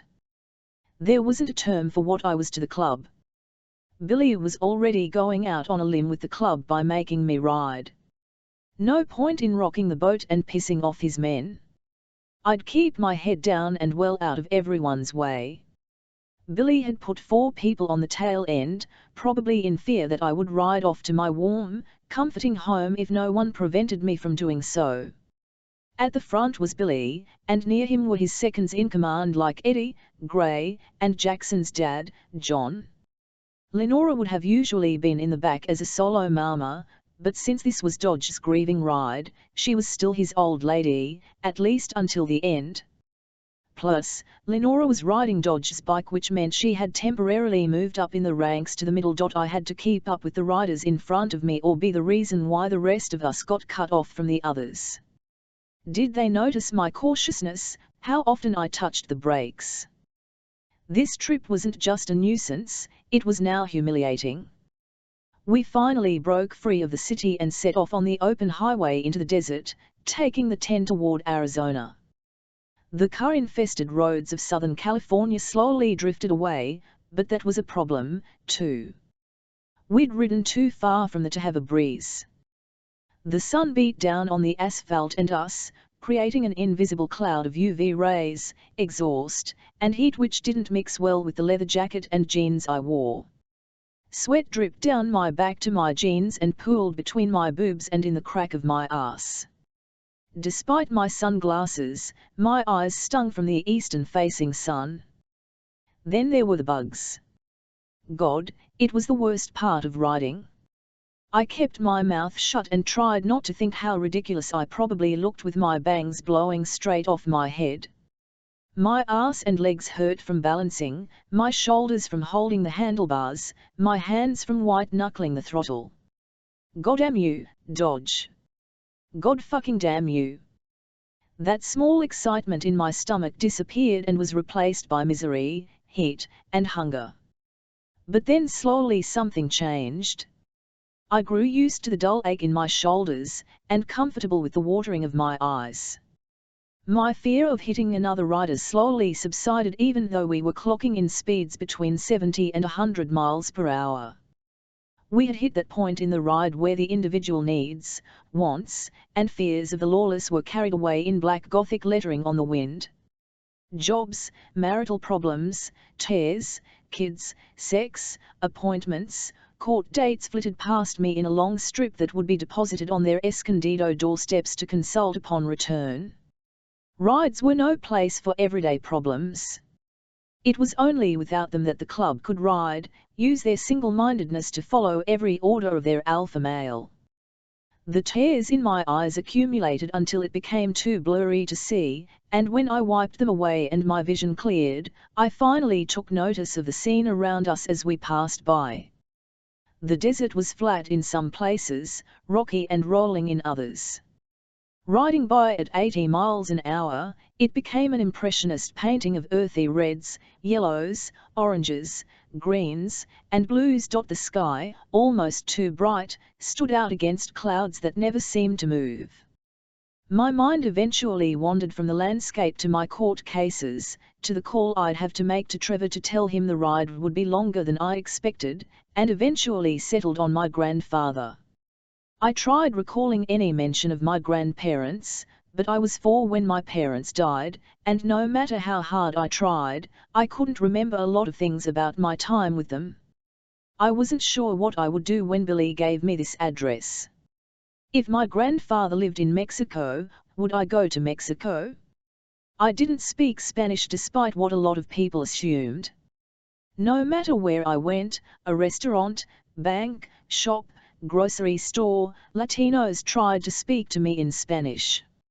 Shame washed over me when I had to sputter back, "No hablo español." I didn't like feeling uncomfortable, not knowing things, especially something that everyone else seemed to think I should know. It's not like I didn't want to understand and speak Spanish. I did. My lack of fluency was another reminder that I didn't know my heritage, myself. The white necks of the riders in front of me turned red in the sun. It was a view I was used to. I'd grown up the only brown kid among white people. I never had friends who weren't white until I went to college and cut myself off from the lawless. Even though I'd never liked the racist things the lawless had said, I'd been conditioned to believe stereotypes about Black, Latino, and Asian people, and every other person who was different. In college, I had to learn how to spot those ingrained assumptions, and sometimes they were only revealed at my own embarrassment. Making friends with people in college who weren't white had been liberating and eye-opening. I discovered that we had similar experiences of being othered. We were looked at with distrust in certain spaces, mistreated in others, told we had it easy because of affirmative action, and felt pulled between American culture and that of our racial and ethnic identities. I finally had people I could talk to, people who would understand how Dodge and the lawless had made me feel like I was less than, unwanted, not good because my skin was darker than theirs. I had considered minoring in Spanish thinking it'd help me meet Latino friends, but something held me back. The Latino students at UCLA talked about family celebrations full of food, sweets, and dancing into the night and joked about their aunt's obsessions with telenovelas. They spoke a language that I strained to understand, and when I didn't, I felt like I wasn't Mexican enough and ridiculous for wanting to know it in the first place. Eventually, I gave up and accepted English as the only language I'd ever know. I didn't try to make Latino friends. I never sought out opportunities to get to know that side of me because I feared my own people would see me as a fraud who had never tasted traditional Mexican dishes or listened to Latino music, and didn't understand their pop culture references. Now, I was faced with the opportunity to meet my Mexican grandfather. Maybe this would be my chance to learn about that part of my identity. At the very least, I could learn more about my dad, maybe even my mom, too. I couldn't pass that up. After an hour and 45 minutes, Billy finally pulled over at a gas station, and I couldn't have been happier. I had to pee, my lips were chapped and sunburned, and my eyes felt like shriveled grapes in my head. We parked on the far side, near the large semis. I tried to move quickly off my iron head but discovered that my legs were tight and achy from unconsciously clenching the sides of the bike.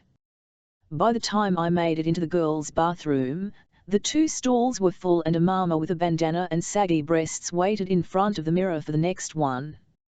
2 minutes passed, and no one came out of a stall. I tapped my foot furiously, a sound that echoed in the bathroom. It drew whispers from a few of the other women in line behind me. Fuck them, I had to pee. After finally releasing my bladder, I bought a bottle of water, pain medication, a cheese sandwich, chapstick, and sunscreen. I popped a few pain pills and started eating the sandwich before I walked out the door. I hadn't taken 2 steps before I spotted Jackson touching my duffel bag with a cigarette in hand. He wasn't looking my way, so he didn't see me approaching. Never knew how to keep your hands to yourself, did you? Jackson turned around and looked me up and down, then smirked. We had started dating in high school and lasted into my 2nd semester of college. I had cut myself off from Dodge, but not the entire club yet. Things were changing though. Distance had crept between me and Bethy since I couldn't visit her much in Escondido where she worked at a bar and didn't have a car. I saw Jackson more often because he was willing to make the drive. I thought his commitment to visit me indicated we were in love and meant to be together. I ignored how he'd become possessive since I'd moved to UCLA, questioning me about my classmates, the parties I attended on the weekends, and encouraged me to drop out and move in with him. One night, I surprised Jackson by showing up at an apartment where he lived with two classmates from our high school. The place reeked of beer and cigarettes. One roommate was making out with a girl on the couch. Moans and grunts came from Jackson's other roommate's bedroom down the hallway. I should have known what I'd find when I opened Jackson's door, but love can manipulate even the smartest of us. Jackson sat in a chair next to his bed while a woman with a massive blonde perm knelt between his legs and sucked him off. His eyes opened when I pushed open the door. He only had time to mutter, "Fuck," before I ran at them. I pulled the girl away and swung her against the wall. She was so surprised by the attack that she tripped on her bright purple heels and fell to the floor. I went after her, but Jackson pulled me back, which gave the girl enough time to crawl out of the room. Jackson and I got in a huge yelling match. When he said that the blowjob didn't count as cheating and that it was my fault because I was never around, I swung and hit him on the side of his head with my fist. He reacted by shoving me. When I fell, my forehead hit his bedside table.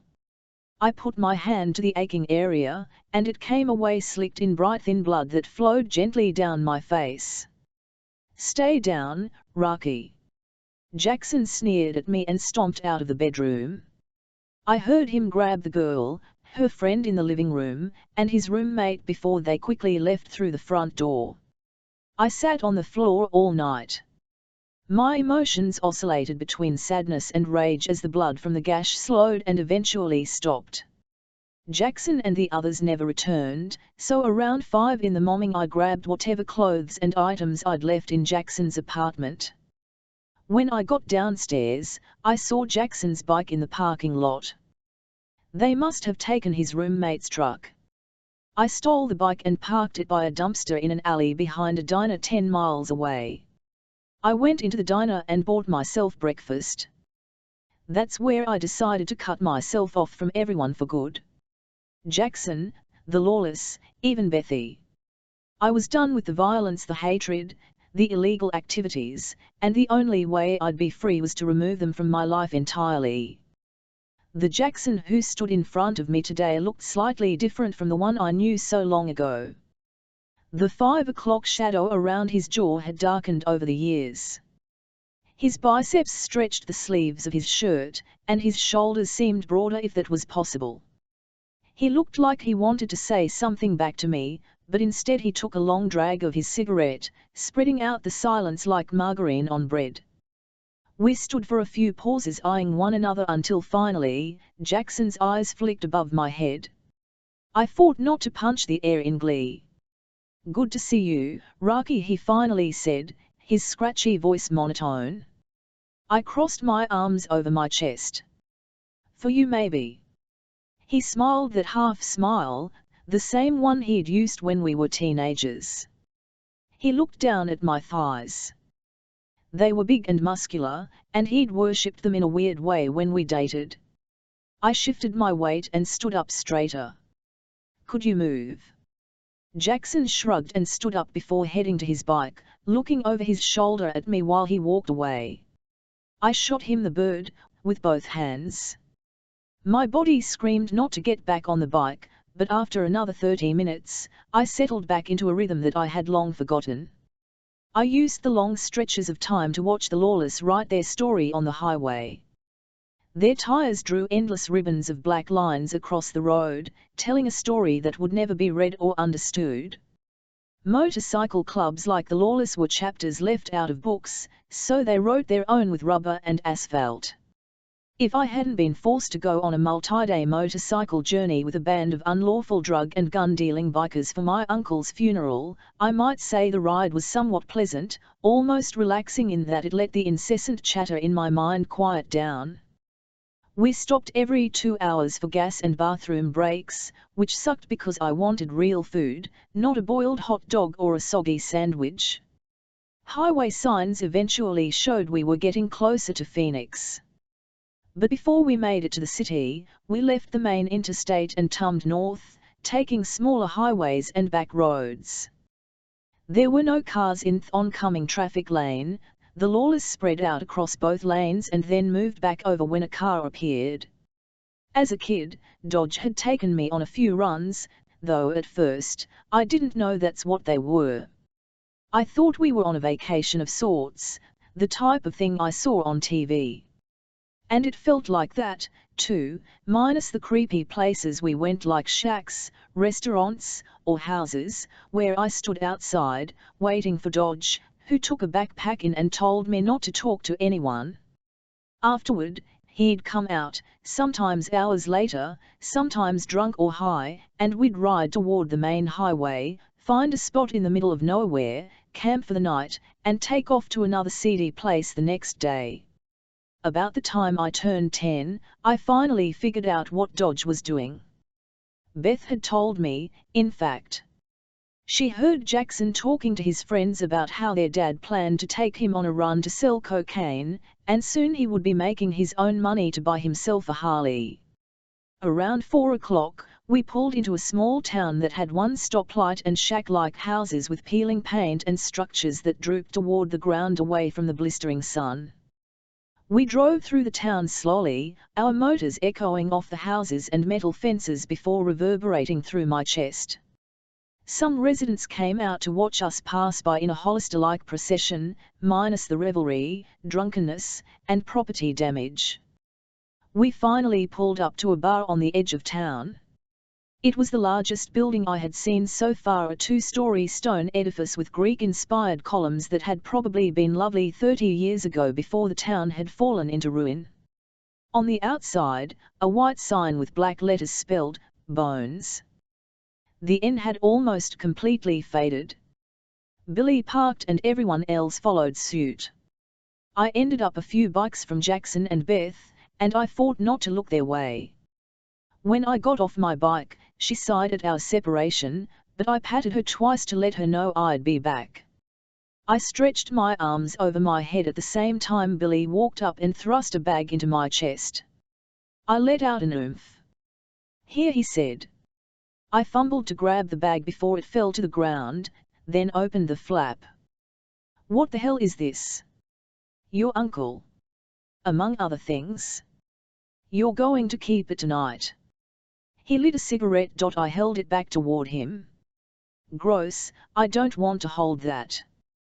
Billy eyed it for a second but made no move to take it from me. "You're going to need it." He blew out smoke. "We're heading in for food and drink. Sleeping here tonight." I unstrapped my duffel bag, threw it on my shoulder, and started to walk toward the front door of Bones like many of the lawless were doing. Billy reached out, his arm blocking my way forward. "You're not going in there with us." "What? Why?" "Go round back. There's a house about 100 yards into the desert. That's where you're staying." He pointed his head in the direction. My stomach grumbled. "Why?" Dodge's request. I waited for a second, but he didn't seem keen to explain. "I don't want to go to a house in the middle of the desert. It's almost dark. Who knows what's out there?" Billy chuckled. "Scared, Rocky?" He threw down his cigarette and rubbed the ash into the ground with the toe of his boot. "Fuck no. I'm hungry and tired and want a damn beer." Billy shrugged his shoulders. "Tough luck, kid. I'm sure she'll feed you." He turned and walked to the front door of Bones. "Who's she?" I yelled out. "Don't open that bag until you get to the house." He walked inside to join the others. "Well, fuck." I held the bag with Dodge's ashes in my hands and listened to the club laughing and talking loudly inside Bones. My stomach growled again. Where the hell was this house? And who was she? Would there be any food? A bed? A shower? If there wasn't anything to eat or drink at this desert house, I'd drop off the bags and head back to the bar. I walked around Bones and fudged through tall grass that scratched and grabbed at my jeans. The thought of a slithering snake hidden in the brush crossed my mind and I quickened my pace.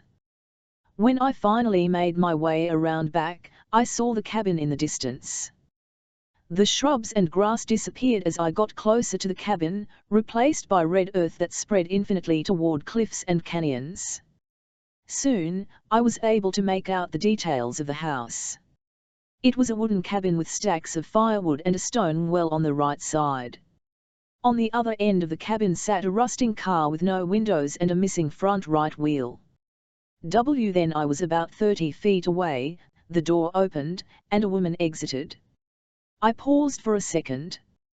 This must be the she. Each grieving ride differed, depending on the lawless. Sometimes the dead wanted you to drive along their route, but I had been on a few rides where we had to stop to speak to someone, like family members, or engage in an activity like swimming in their favorite river. Was this Dodge's wish to hang out with this woman? But why? Maybe I was overthinking it and she was a caretaker setting things up for me. The woman had long black hair with silver streaks and could have been Native American or Mexican or both. Her skin tone was like mine. She moved slowly, but her wrinkle-free face made it hard to tell her exact age. Her hips bulged against a brown peasant skirt and her shoulders were petite and covered in a grey shawl over a cream top. The girth around her stomach added to an overall curvaceous figure that men would eye. She walked over to the pile of wood and placed a few pieces in the crook of her arm. I was about to say hello when she spoke. Grab a few logs. She stood up and, without glancing at me, walked to the front door. I opened my mouth to say something in response, but she hurried inside, and I was left standing there with Dodge in my arms. I picked up a few logs, fumbling as I did. It wasn't easy to balance Dodge, the logs, and my bag, and it took a couple of seconds to steady everything in my arms before heading to the front door. My frustration levels rose when it took a few tries to turn the doorknob. I finally got the door open, entered the house, and almost dropped the logs again, this time in surprise. For one, it felt like a boiling kettle. A fire had been built even though it was still in the high 80s outside. Yet, more curious were the bones. The house was a small studio with no walls separating the living room, bedroom, and kitchen. A single door stood in the right corner which I assumed led to a bathroom. Bones of different sizes filled every inch of the place, the tables, the chairs, the walls, the floor, and even the bed. Some were pearly white. Others had a yellowish tint, and some were caked in varying shades of dirt and mud. Placed among the bones were large and small animal skulls, their incisors sharp and pointy, ready to feast carnally on anything that came too near. "Are you going to stand there or bring me those logs?" I turned toward the fire where the woman stood, poking it with a metal rod. I was usually quick to say something, a sarcastic retort, but what do you say when you see this many bones in a sauna in the middle of the desert? I walked over and placed the logs on the ground next to her. She grabbed them without looking at me and threw them into the fireplace. I stepped back a few feet, the hair on my arms standing on end. I'd go to the bar. Tell Billy I'd sleep on the ground, outside, whatever. I mean, where would I sleep here? On bones? As I turned to leave, she didn't seem to be paying any attention to me anyway. The woman spoke, "Hand me the bag." I paused and turned back around. "It's, you see, all that's in here is." She stood up and smirked, and I noticed light brown freckles covered her nose. "I know who's in there." She held out her hand and beckoned to me with her pointer and middle finger. I handed her the bag. "Sit if you want," she said. I pushed a few large animal skulls toward the back of a dusty dining table chair before sitting down. I dropped my bag to the ground, half expecting to hear the crush of bones. She pulled out Dodge's urn and looked it over. It wasn't particularly interesting, just smooth and black. The woman raised it and looked at the bottom and smiled. She moved it closer to her chest and began unscrewing the bottom lip. Something clicked, and she set the urn on its side on the table before pulling out a small packet with a black powdery substance, a clear packet of pills, and another bag with a few small bones. "What the hell?" She laughed, and the sound made the bones scattered about the room tum toward her ever so slightly. "Dodge provided one last time." "Since when does, bones?" I shook my head, unable to form sentences correctly. She left the pills on the table and took the bag with the black powder to the kitchen. She slid the bones into a pocket in the side of her skirt. "Who are you?" I asked. "My name's Wana." Her name didn't explain who she was. Wana grabbed a few mugs from a wooden shelf and filled them with steaming water from a kettle on the stove. Her back faced me when she said, "I heard you didn't like Dodge." "No one liked Dodge," I said. She added a spoonful of black powder and stirred it in before bringing the mugs to the table. She handed one to me and held the other as she pulled up a chair and sat down. The warm mug held a clear liquid with a slight green tinge. I sniffed, but it was odorless. Wana smiled. "It's tea." "What kind?" It didn't look like any tea I'd ever seen, and if it came from Dodge, it probably wasn't tea golden Assam. "I'm sure you noticed on your way in that we don't have large supermarkets. Sometimes Dodge brought me things that are a little rare to find in the area." I looked around her house. "Obviously." She laughed again, and the bones responded by turning again in her direction. She took a sip of tea as silence filled the room until it became uncomfortable. "You don't look like Dodge's typical customer," I finally said. "How's that?" "You're a woman and you're not white. And you don't seem like a drug dealer." "Maybe it's because I don't consider myself a drug dealer," she said. I shrugged and took a sip of the tea, which was a little bitter and now lukewarm. She'd been drinking hers, so I figured it wasn't poison. Tomato. Those are drugs in that little packet." She picked up the packet and raised it above her eyes. "They are drugs, but I don't use them in the same way that I'm sure most of Dodge's customers do." I shrugged. "If you say so." I took another sip of the tea and looked around the room. "I use them to heal people, poor rural people." My eyebrow rose. "You use drugs to heal people?" "That's not how it works, lady." She chuckled. "You'd be surprised how bad drugs can do a lot for cancer patients in pain who don't have insurance." I shrugged. "Maybe. In my experience, Dodge didn't deal drugs to help people, and while some of the stuff she said made sense, I was a bit wary. Especially since she had a house full of bones." "Wanna read my mind?" "You're wondering about my bones?" "I don't even know where to start." Wana smiled again and looked at the room, wistfully. She breathed in deeply and exhaled slowly, and though it was a simple movement, I couldn't look away. I leaned toward her like the bones around me did. Her eyes turned to me and the spell broke. I exhaled shakily. "I'm a collector. Always have been." She grabbed a tiny rodent skull from the table next to her and studied it. It smiled and wriggled in her hand, honored to have this bone woman's attention. "As a kid, I found the leg bone of a wolf. It was the most interesting thing I'd ever seen. I became obsessed with finding the rest of the skeleton." She smiled. "From there, my interest in bones expanded, but I've always had a soft spot in my heart for wolves." "And the bones that Dodge gave you?" She placed the skull back on the table. "Sometimes I can only find half the skeletal bones during my own digs, so I asked Dodge to find the rest." I looked around the room. It was a weird hobby to say the least, but it didn't sound illegal. I couldn't quite imagine where Dodge would find bones or why he would even go to the trouble of helping her find them. If she paid, and paid well, I guess Dodge would do about anything. Suddenly, Wana changed the conversation. "Would you like a shower? Something to eat?" I nodded yes, and she got up and showed me the bathroom before letting me be. When I got out of the shower and walked back in the living room toweling my hair off, Wana balanced 2 plates and 2 tin cups in her hands as she walked to the front door. "Meet me in the backyard," she said over her shoulder. I hung the towel over the shower rod and put my boots on before heading to the back of the house. It was that hazy time between sunset and night, when the sun is gone but still sits close to the horizon, casting a beautiful glow across the sky. Wana sat in a green lawn chair next to a small table.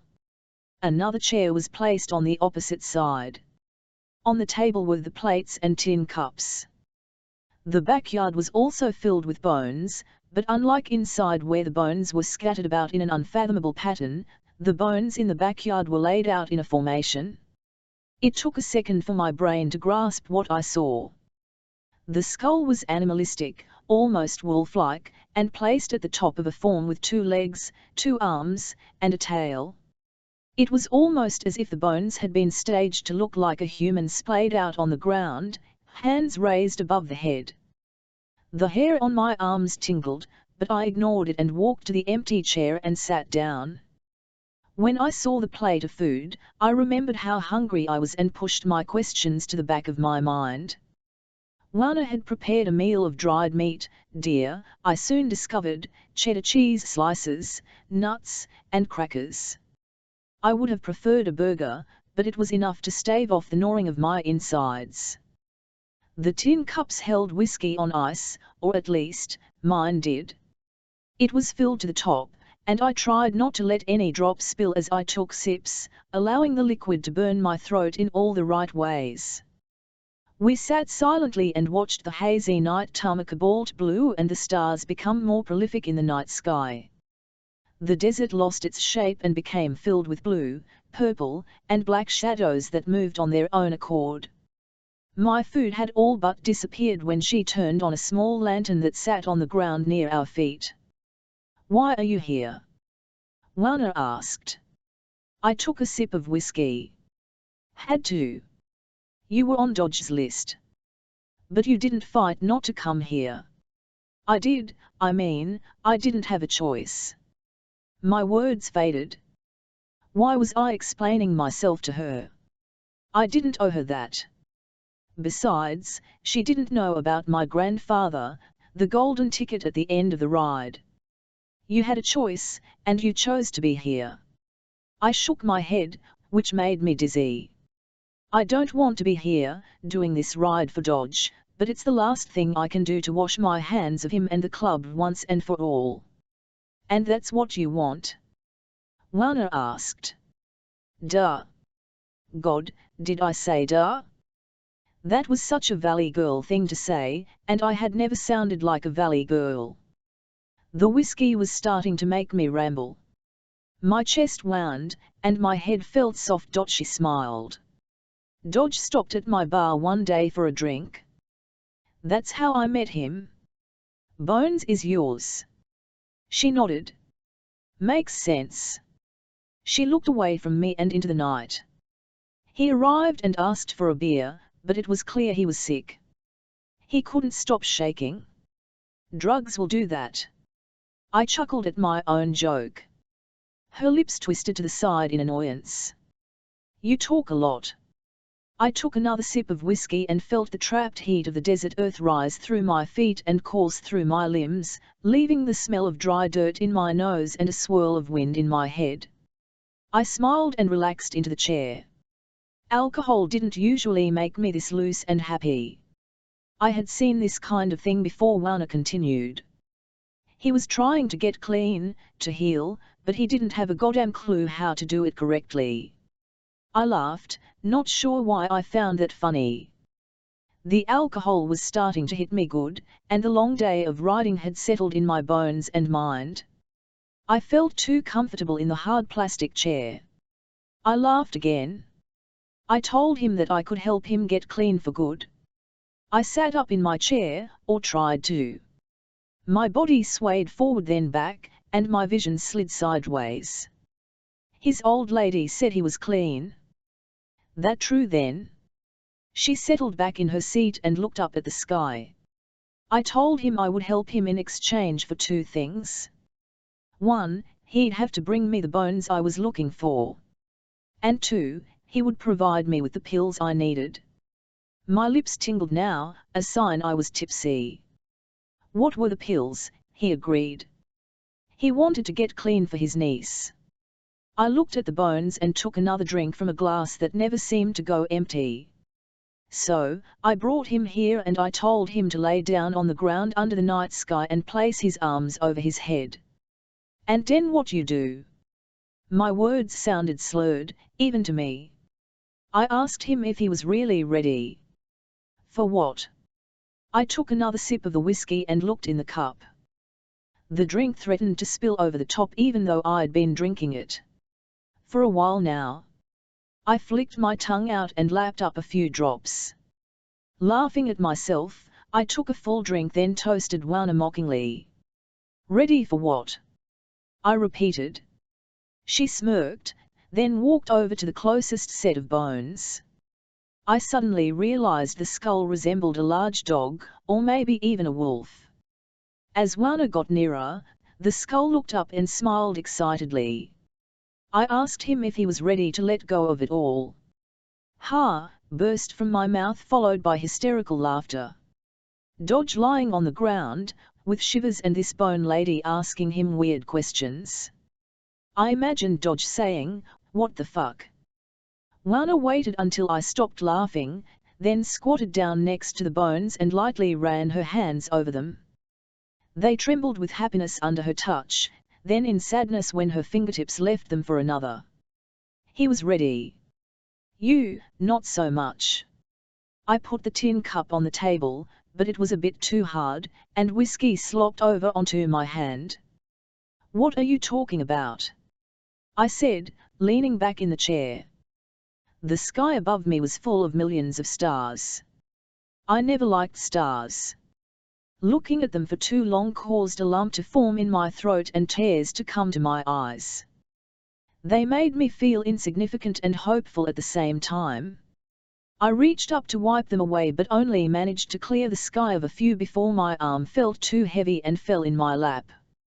I can help you when you're ready to accept it all and be free. I wanted to say I was fine, I didn't need to be free of anything, but I couldn't make my mouth open and words come out. Or maybe I did because she laughed. Had I said something funny?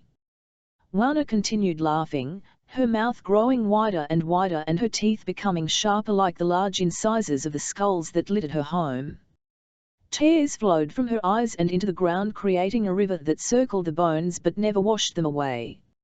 Her energy pulled the colors of red, orange, and pink from the desert and sent them spinning in a dirt devil around her body. I tried to sit up, pushing my hands against the armrests, but my head spun, and I felt woozy and fell backward. Then suddenly Wana's laugh turned into singing, and she sang a song that made me very sad and happy, so I both cried and laughed. The tune wrapped me in a blanket, and then quickly pulled that blanket away, leaving me caught in a state of longing and belonging. She raised her hands above her head. I caught every movement, every twinkle in her dark eyes. Wana's singing slashed through the night air, and the bones wriggled in delight. I tried to stand up, hoping it would make everything stop, but I couldn't. A large weight held me down in my seat. I strained stubbornly against the heaviness. Wana kept singing, her hands still outstretched. The bones vibrated with her song, moving together by an invisible force, connecting at the joints.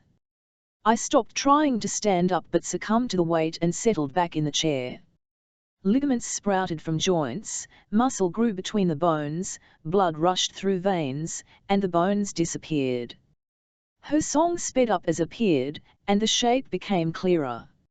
I leaned too far forward, and as I did the vision before me slowly began to fade. Shadows crept from my peripheral vision, reaching for each other, blocking my view. I fell forward out of the chair just as the wolf looked up to the sky and howled. 1963, 4 years old Dodge met me, Eddie, and Billy at the burger place. His hair was wet, but he smelled better and had on new clothes. No one mentioned how Billy yelled at Dodge at the house or kicked out the woman he'd been with. He didn't look at me as I ate my French fries, but only down at his meal. Billy and Eddie spoke about things like routes and making schedules for them, but I didn't understand, so I ate my food silently. That evening, Dodge and I returned home alone in his truck.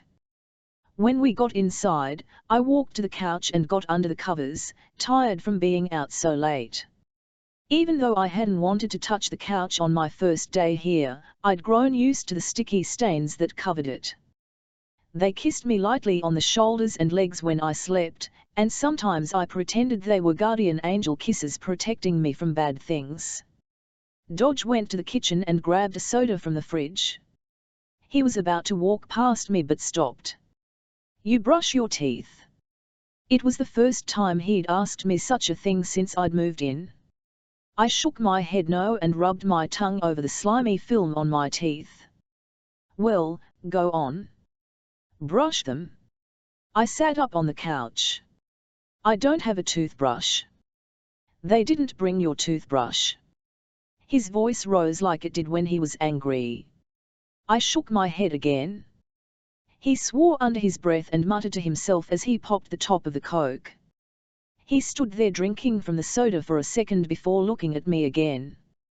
I shrunk into the couch, hoping the stains might save me from his anger. After groaning in disgust, he walked over and sat on the coffee table in front of me. He set his forearms on his knees and looked down at the Coke between his hands. "I heard Eddie call you Rocky," he said. I nodded. Maybe he wasn't angry. The couch pushed me to sit up straighter. He took another drink. "That lady said your name was Raquel," shrugged. "Mama and Dad called me Rocky." He nodded and mumbled, "Rocky." Dodge took another drink of his Coke and then cleared his throat. "You're going to live here," he said. "So, I guess I need to make some changes. Tomorrow, I'll clean out that bedroom across the hall and you can move in there." I sat back on the couch and nodded. He looked up for a second then back down. "And we'll get you a goddamn toothbrush. Can't believe that bitch didn't bring you one." He took a drink. "One," he paused and cleared his throat. "I'm sorry about your mama. She was my sister, you know. You should be with her, not me." He sighed. "But here we are." Dodge looked up at me and we locked eyes for a few seconds. "What the hell did you do to your lip?" "They thought I hit you." My hand went to my lip. "I bit it on accident." "HMPH," Dodge said. "Don't do it again. I don't need someone calling social services on me. You hear?" I nodded. He took another drink and studied me for a second. "How old are you again?" I held up 4 tiny fingers and wiggled them. I still had 2 flecks of purple nail polish on my left forefinger and right pinky finger. Mama had painted my nails weeks ago. 4 years old, he said quietly, before standing up and walking to his room. I waited for him to come around and say goodnight, but he never did. 10/1990, 31 years old, I woke up to the taste of dirt on my tongue. I tried spitting out the grit and grime, but I didn't have enough saliva. A bright light shone through my eyelids, and I knew if I opened my eyes, it would hurt. My head pounded, and I lay on something hard. Suddenly, the bright light dimmed as if something shielded it from me. I slowly opened my eyes to Wana's warm brown face hovering over mine. "Are you awake?" she asked. My temples throbbed and I felt something rising quickly in my throat. Faster than I thought I could move, I turned onto my side and dry heaved, but nothing came up. "Puke if you have to," Wana said. She. "Last night. New Dodge. Sang something weird." "Singing?" "The bones." I heaved a few more times. Jagged flashes of the previous night came back to me with every contraction of my stomach and throat muscles. I tried to piece it all together, but it didn't make much sense. The heaves eventually stopped after a minute or two and I panted, laying my head in the crook of my arm. A shadow came in view. I looked up. Wana held a mug out to me. Here.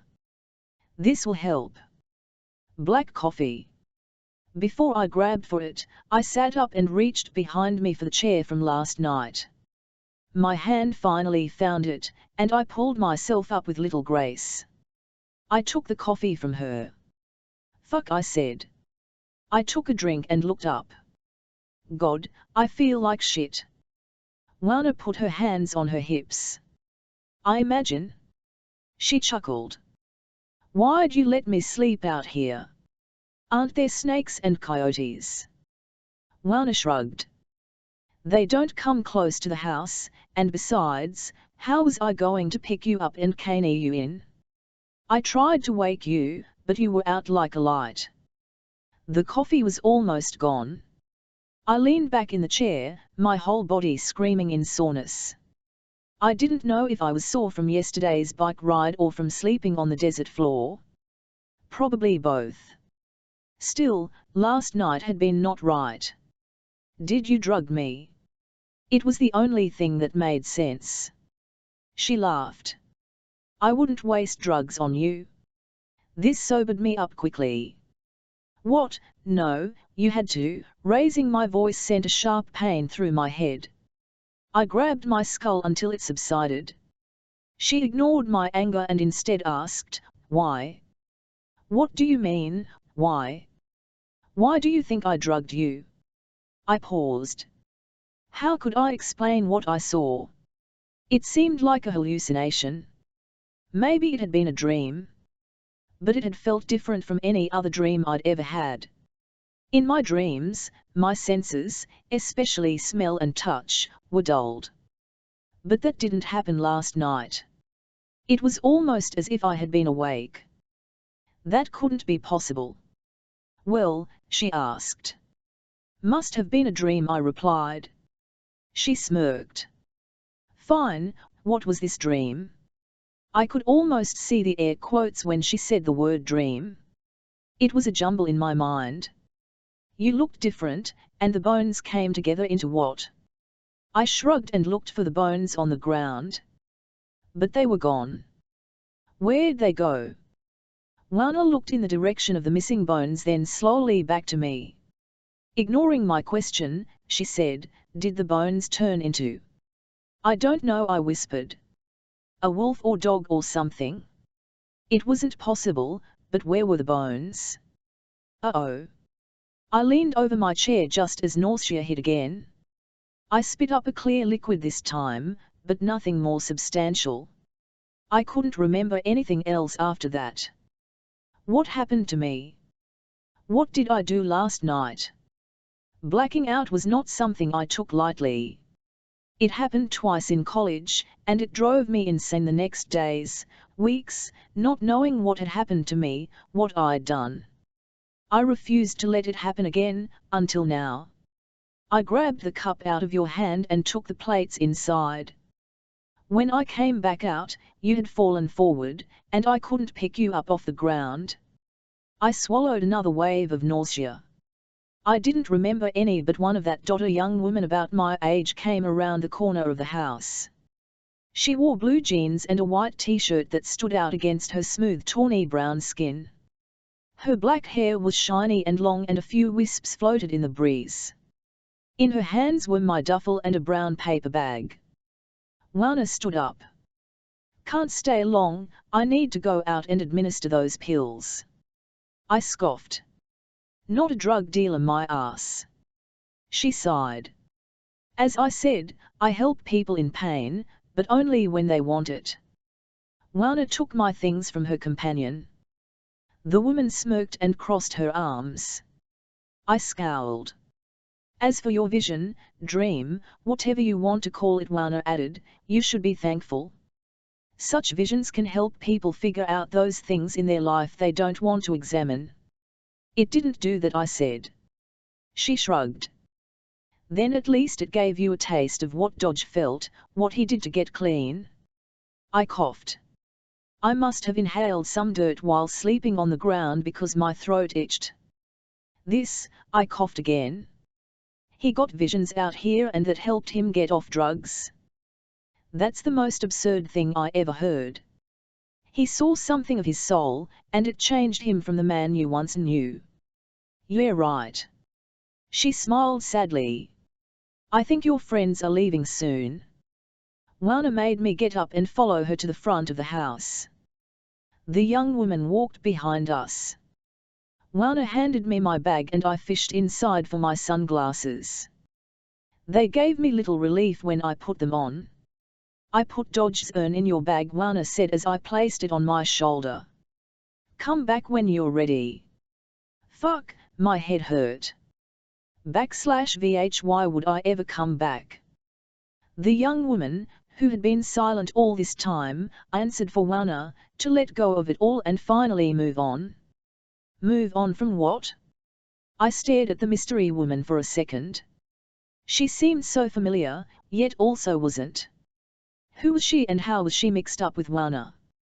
I shook my head and turned away. I'm good, I called over my shoulder.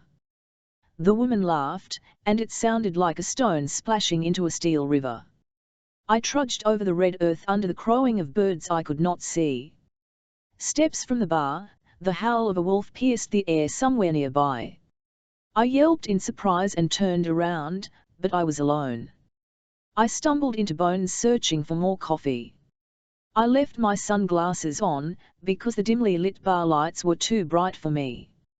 During my walk to the bar, I'd inhaled the breakfast of dried fruit, meats, and a granola bar in the brown bag. It had done little to help my aching head or growling stomach. The bartender eyed everyone in distaste as he cleaned a mug. Coffee, I said bluntly. He handed me a cup and it smelled on the shitty side, but I didn't care. I took it and stumbled to a wooden table in the corner. The lawless were moving through the place, heading in and out to their bikes, loading up. Few paid me any mind. I had taken a couple of sips of the coffee and was starting to relax, when a gravelly woman's voice said, God, you look like shit. I looked up. Dodge's piece of ass. What's her name gave me a sly smile. Go away. I took another drink and grimaced as she sat down. I'm surprised is all she said, leaning back in her chair. She wore a turquoise bandana today. Look, Rebecca, her smile disappeared. It's Lenora. Whatever. Could you shut up? My head's pounding. HMPH was her reply. Lenora remained quiet for a second as she watched my face.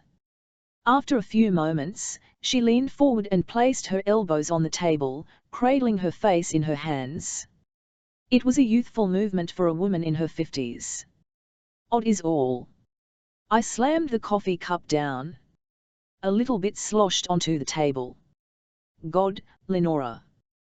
What is odd? Dodge made it sound like that Indian lady was some miracle worker. How do you know she's Native American? With a name like Wana, I assumed she was Mexican. Guess I don't. Just going off what Dodge thought. She shrugged. Dodge said he left her feeling brand new, cured and all. That's why I didn't get why you look strung out. I hated to admit it, but Lenora had caught my interest. Dodge said that lady cured him. Millimeter him? Or close enough. Called her the Bone Lady or the Wolf Lady, the Bones. The Wolf. My stomach twisted. Why did he call her that? Lenora leaned forward. He said the locals tell a lot of stories about her. It's weird enough she gathers animal bones, but Dodge said she's real keen on wolf bones. People round here say that when she's gathered all the bones of a wolf, she can bring it back to life.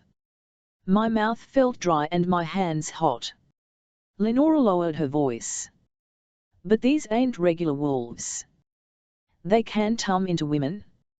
My hands shook around my coffee cup. That was ridiculous. Raki, you look as white as a ghost. Did you see something like that? I shook my head and wouldn't meet Lenora's eyes. I'd seen something, but no, I hadn't. I couldn't have. I had been drunk and hot from a full day of riding.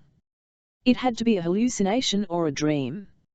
After his experience with the Bone Lady, Dodge stopped cold turkey and started getting help by going to meetings. That's where we met. So, Lenora used drugs too. Didn't surprise me one bit.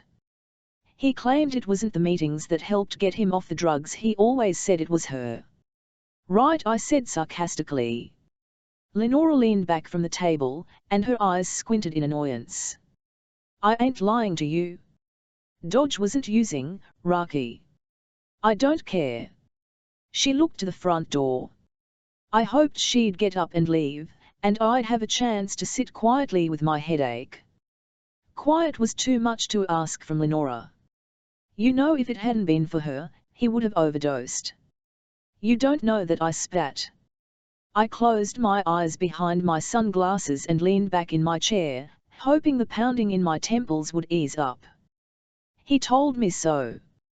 He had been thinking about doing it himself, instead of accidentally doing it one day, she said. Dodge would never have committed suicide.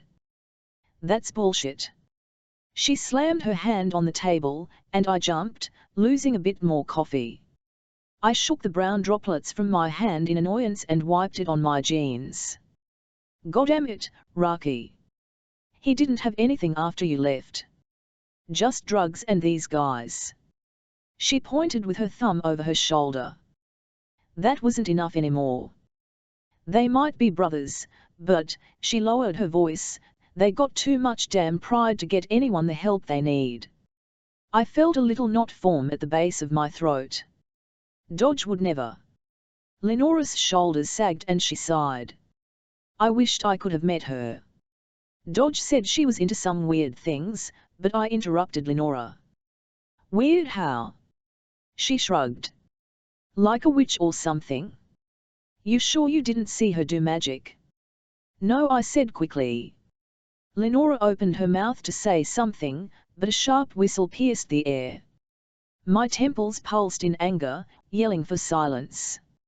I gripped the mug tightly, surprised it didn't crumple in my hands.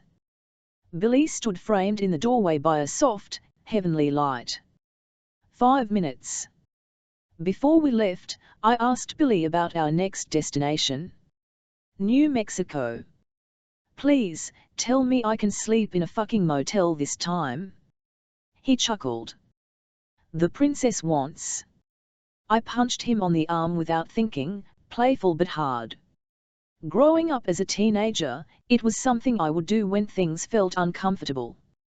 I hadn't done that in years, preferring not to touch most people, playful or not. Billy didn't seem to notice, but grinned and walked to his bike. The ride was about as horrible as I expected it would be. My head pounded in the heat and my stomach growled. But at least we were leaving the town and Wana behind.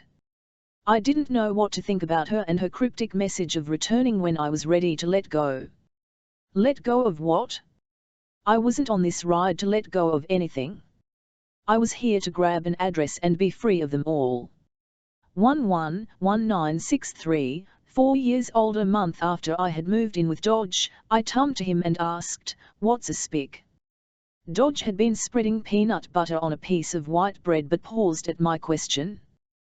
We had had peanut butter and jelly sandwiches for lunch the past 3 days. It was strawberry jelly since Dodge didn't like grape.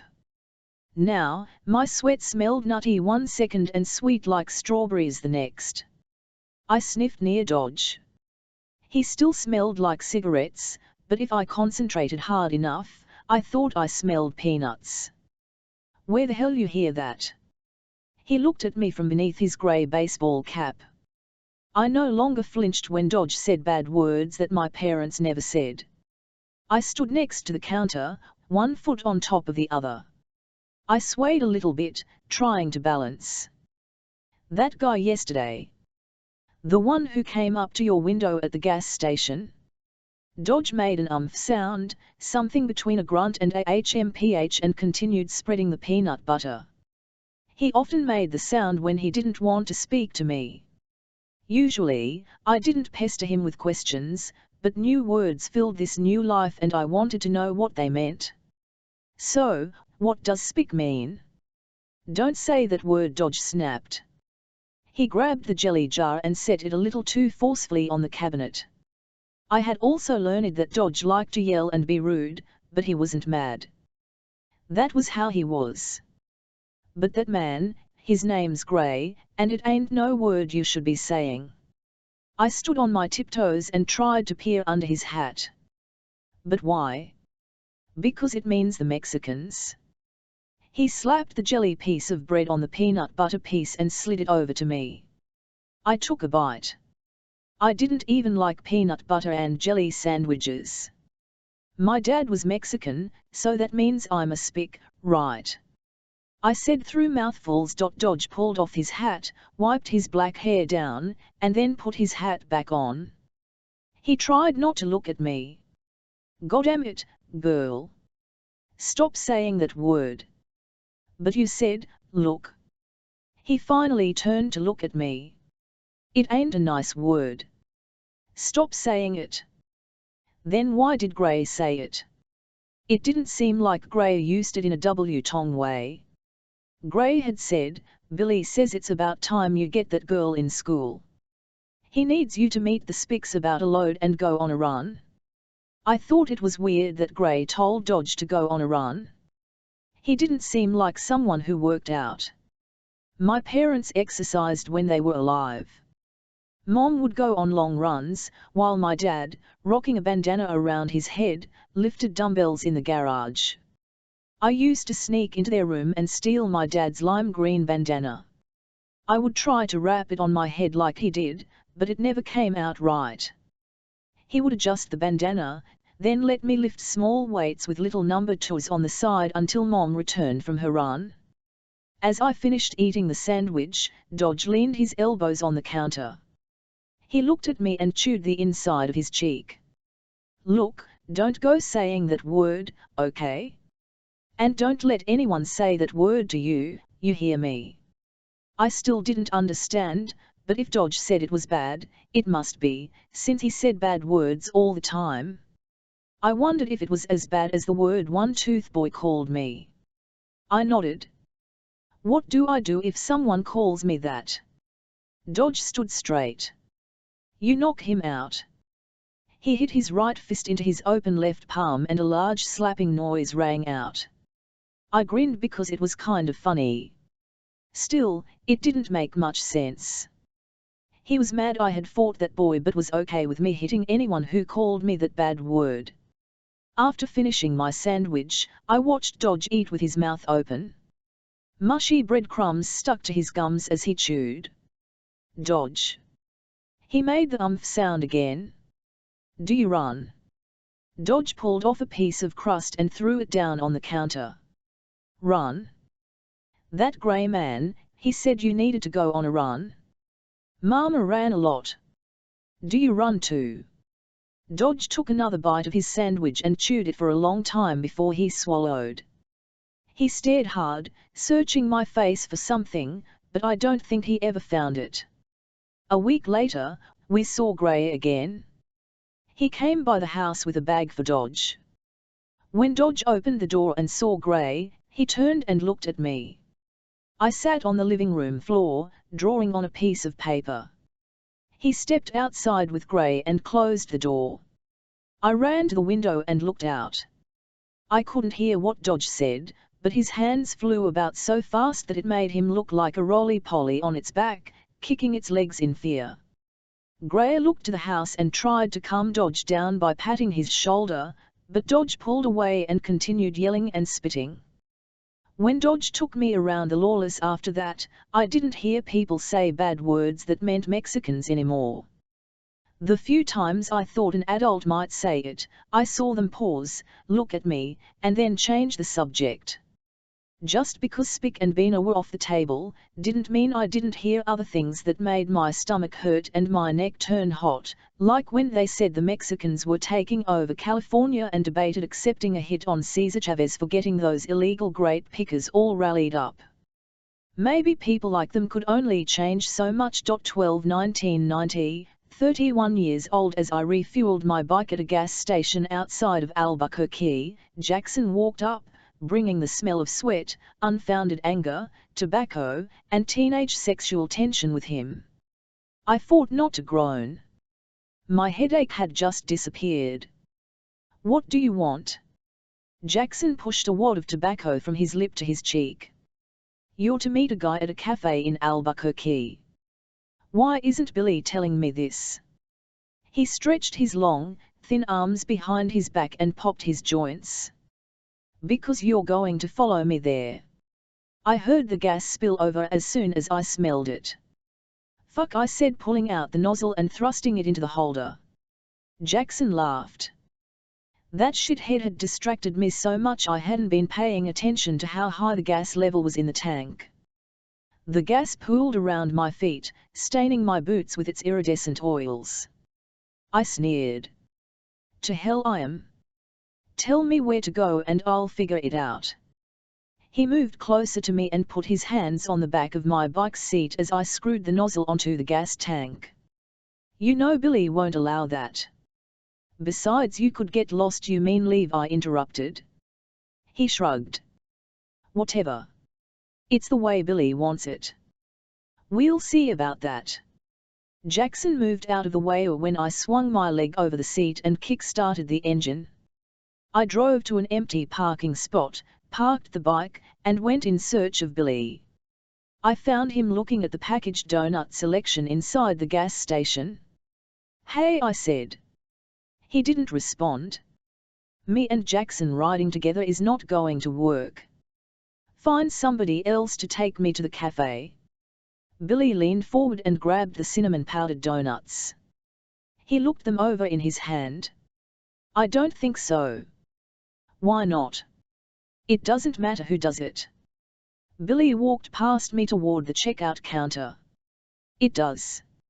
Jackson's going to take over Dodge's old route, and he needs to know who to meet and where. I rolled my eyes. Could this ride get worse? Fine, but tell him to keep his fucking distance. Billy chuckled and glanced at me sideways. What, Rocky? You scared you gon' catch feelings for old Jack again? Things ain't all paradise with your colored boy. At that moment, Billy stepped up to the checkout counter. The cashier was a black woman. I didn't know if she had heard him, but I felt my face get hot from Billy's words. Don't say shit like that to me, I said. Billy grumbled something under his breath, but I couldn't make it out. I glanced at the woman who tried not to look at us as she rang up Billy's items. I grimaced and walked away. Billy's racist remark wasn't the only thing that had pissed me off. His mention of Trevor hit a little too close to home. I hadn't spoken to him since I'd left. I could go days without speaking to Trevor, but Trevor wouldn't like that at all. It wasn't that he was the jealous type. Trevor was the kind of person who genuinely worried about the people he cared for. We were very different in that regard. I found a payphone outside and dialed Trevor's work number. The phone rang and rang as my stomach twisted in knots. His assistant Nancy answered, Smith and Associates. This is Trevor Johnson's line. Let me talk to Trevor. I didn't like Nancy. She was one of those LA girls who arrived 8 months ago from the Midwest hoping to make it as an actor. Instead of going on casting calls, she went to clubs on Sunset to convince coked-out agents and casting directors to give her a big break. 1 minute, Miss Warren, Nancy said before she put me on hold. I wanted to punch her in the face for refusing to call me Rocky. My heart sped up a bit and I shuffled nervously as the hold music played. What the hell, Rocky? Trevor said as he picked up the call. I cringed. I know. You didn't call last night. I don't know where you're at or what you're doing with Billy's gang club. What? Nothing. Trevor sighed. See. You're starting to sound like them. God, I know, Trev. I'm sorry, shit. I looked behind me hoping none of the lawless were around to hear, then cursed myself for even caring what they thought.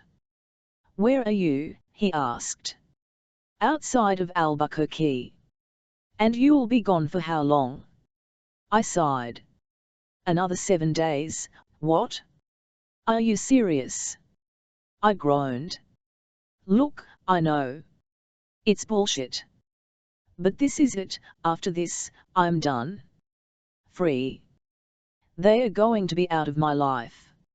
It's not like I have a choice." "Bullshit, Rocky." Trevor was not usually harsh. I winced. "You have a damn choice. You choose to give in to them. You're never going to be fully rid of the lawless until you put your foot down." I hadn't told Trevor about my grandfather. Why, I wasn't sure. Maybe I wanted something for myself. Or perhaps, I was scared that if I told anyone back home about my grandfather, it would make it too real, too hopeful. If something happened and Billy really didn't have the address, or I couldn't find my grandfather, then the disappointment wouldn't hurt as bad. And perhaps I wouldn't seem as pathetic for believing a criminal like Billy. I rubbed my forehead. "I'm sorry, Trev. I'll make it up to you when I return." He sighed, and I felt the cold breath of disappointment against my cheek. "Sure." He was shutting down, which meant he was pretty pissed off. "Shit. I have to go." "I'll call you tomorrow," I said. "If you say so." I needed to pull out the big guns. "Bye, love you." I thought I heard him say, "You too," before there was a click and then dead air, a silence roaring in my ear, "Bring on another headache." 13 1970, 11 years old Rocky, get up. Dodge yelled from the living room. A quick look at the alarm clock on the bedside table told me it was 10 a.m. Dad used to make me wake up at 7 a.m., even on the weekends. He always said, "Time in bed is time wasted." Dodge wasn't like that. He didn't care about sleeping in on the weekends. He didn't care what I did during the week either. I had to wake myself up in time to catch the school bus, and I was lucky if there was anything to eat for breakfast.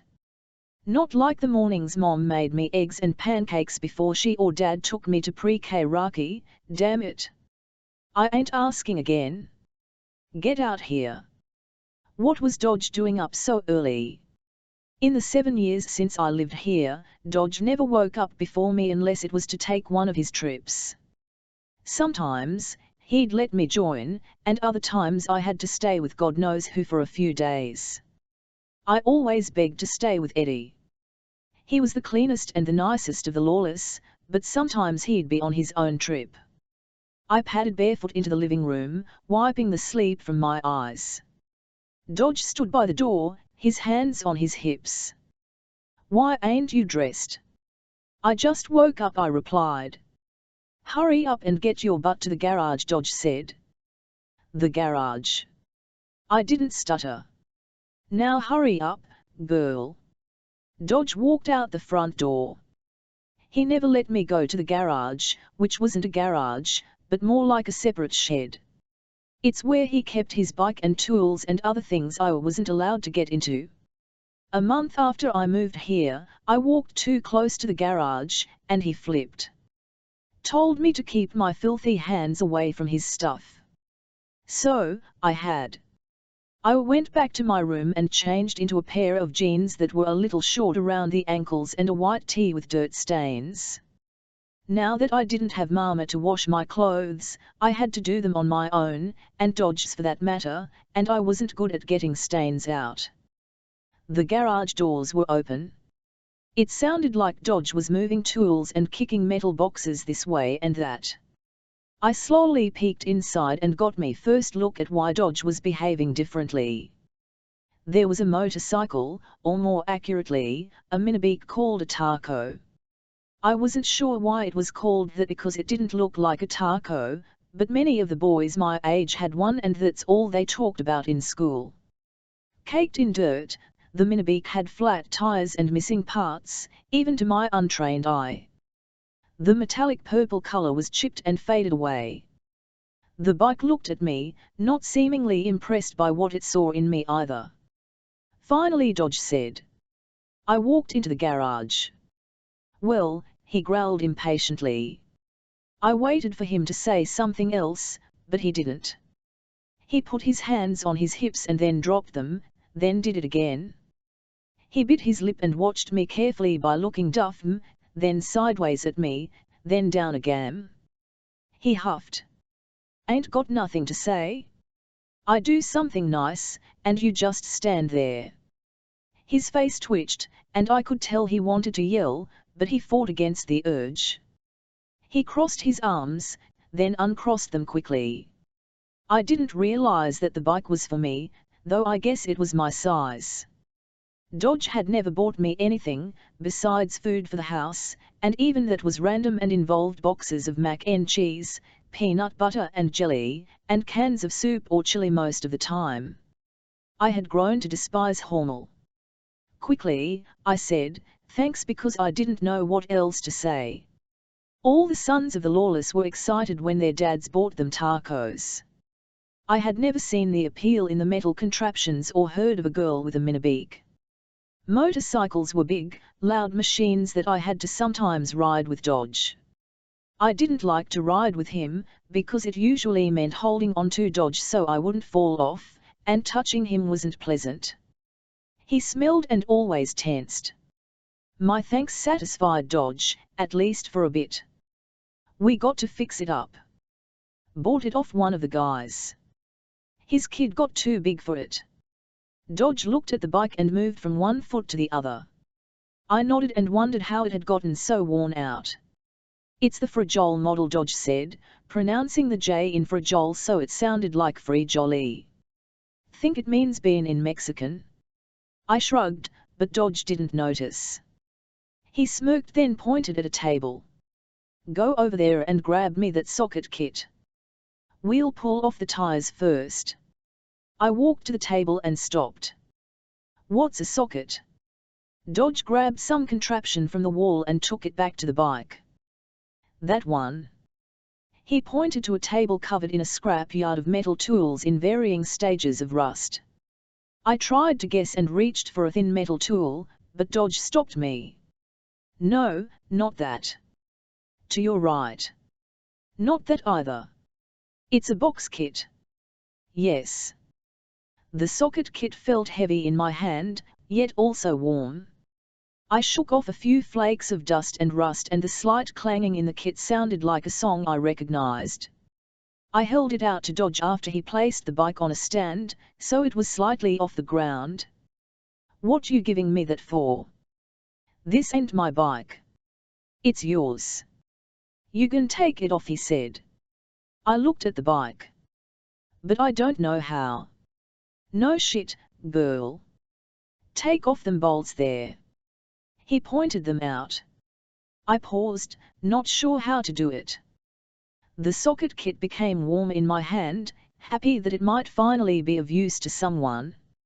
I must have taken too long to move because Dodge said, grab that socket there and put it in the ratchet handle, then put it in the bolt. Come on. What do I send you to school for?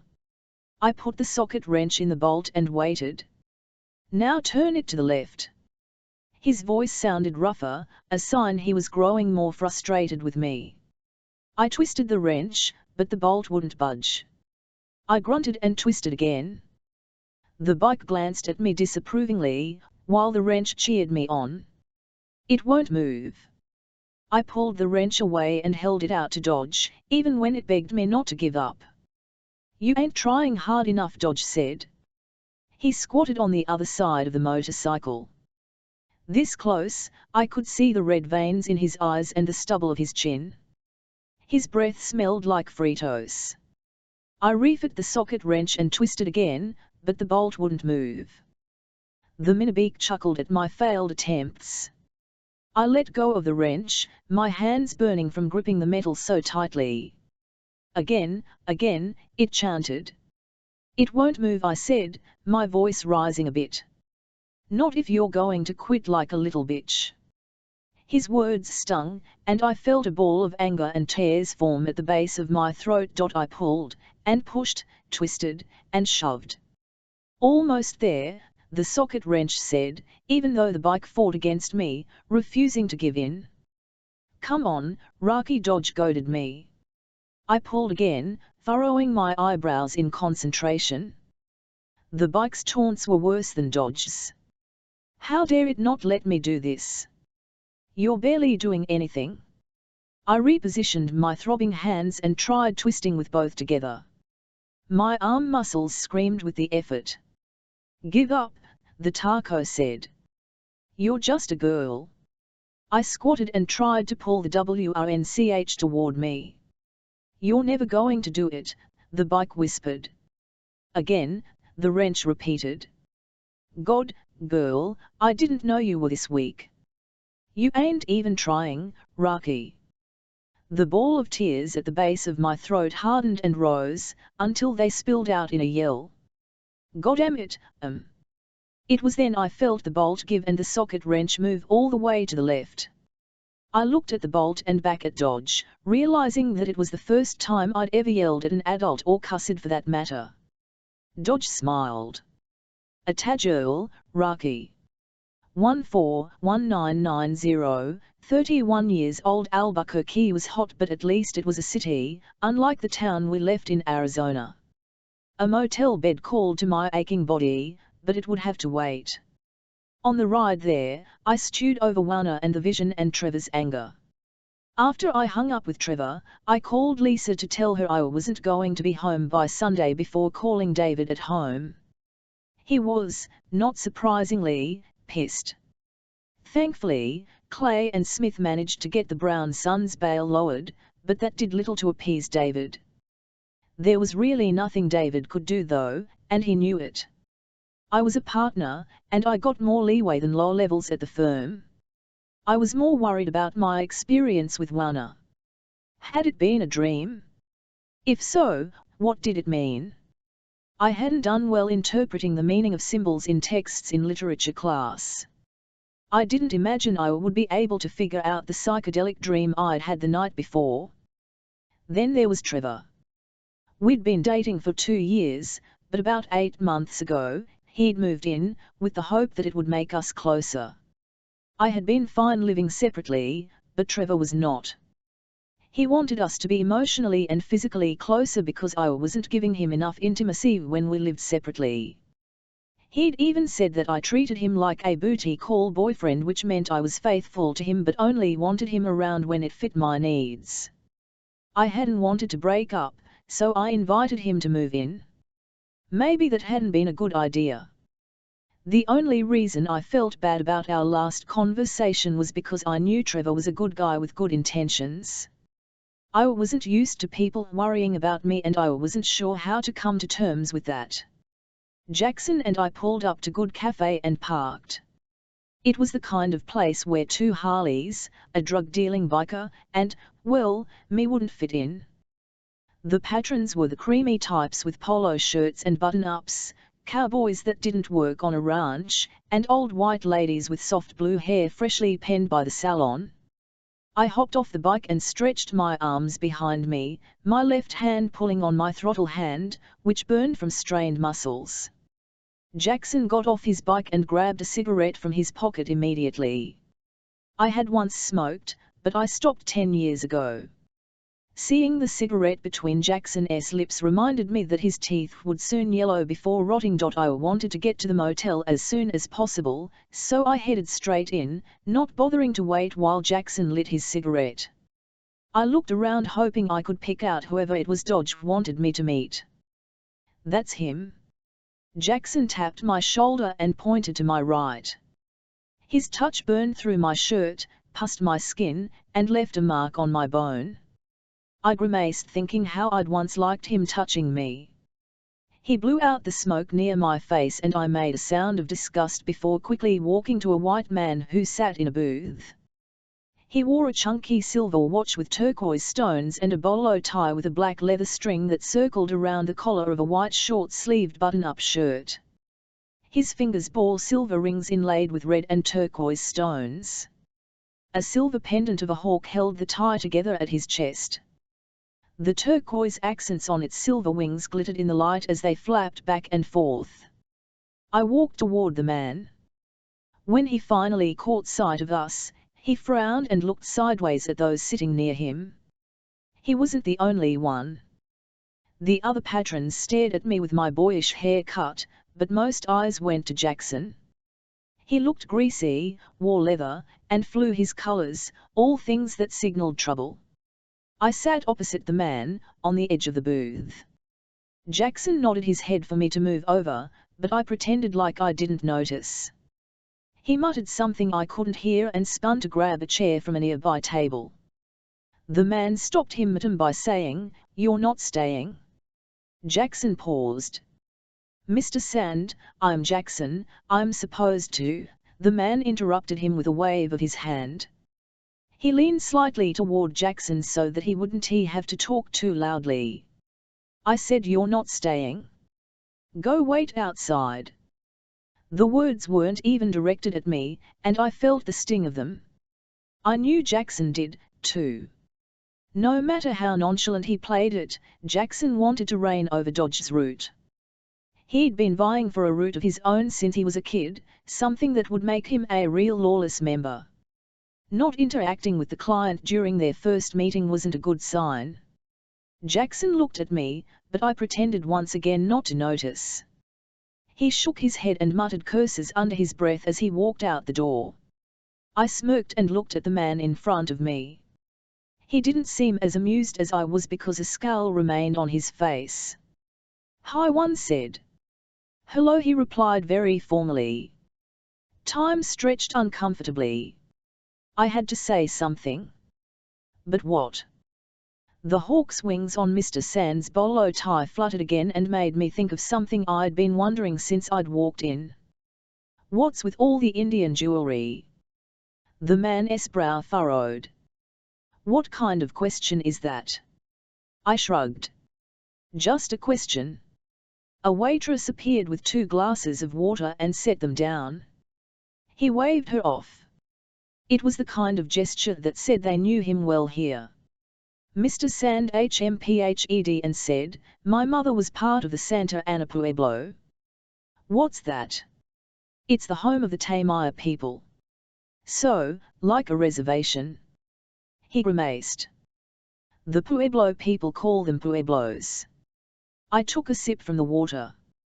You're like half Native American then? Mr. Sand narrowed his eyes.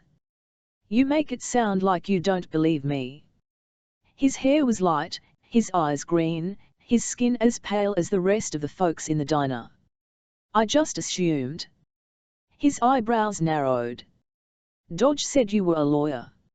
I sat up a little straighter. I am. Ain't lawyers supposed to be smart? I got to be dark-skinned, shirtless with a tomahawk in my hand, to be Indian to you? He said Indian like he despised the word. My face turned hot, and it was hard to swallow. He was right.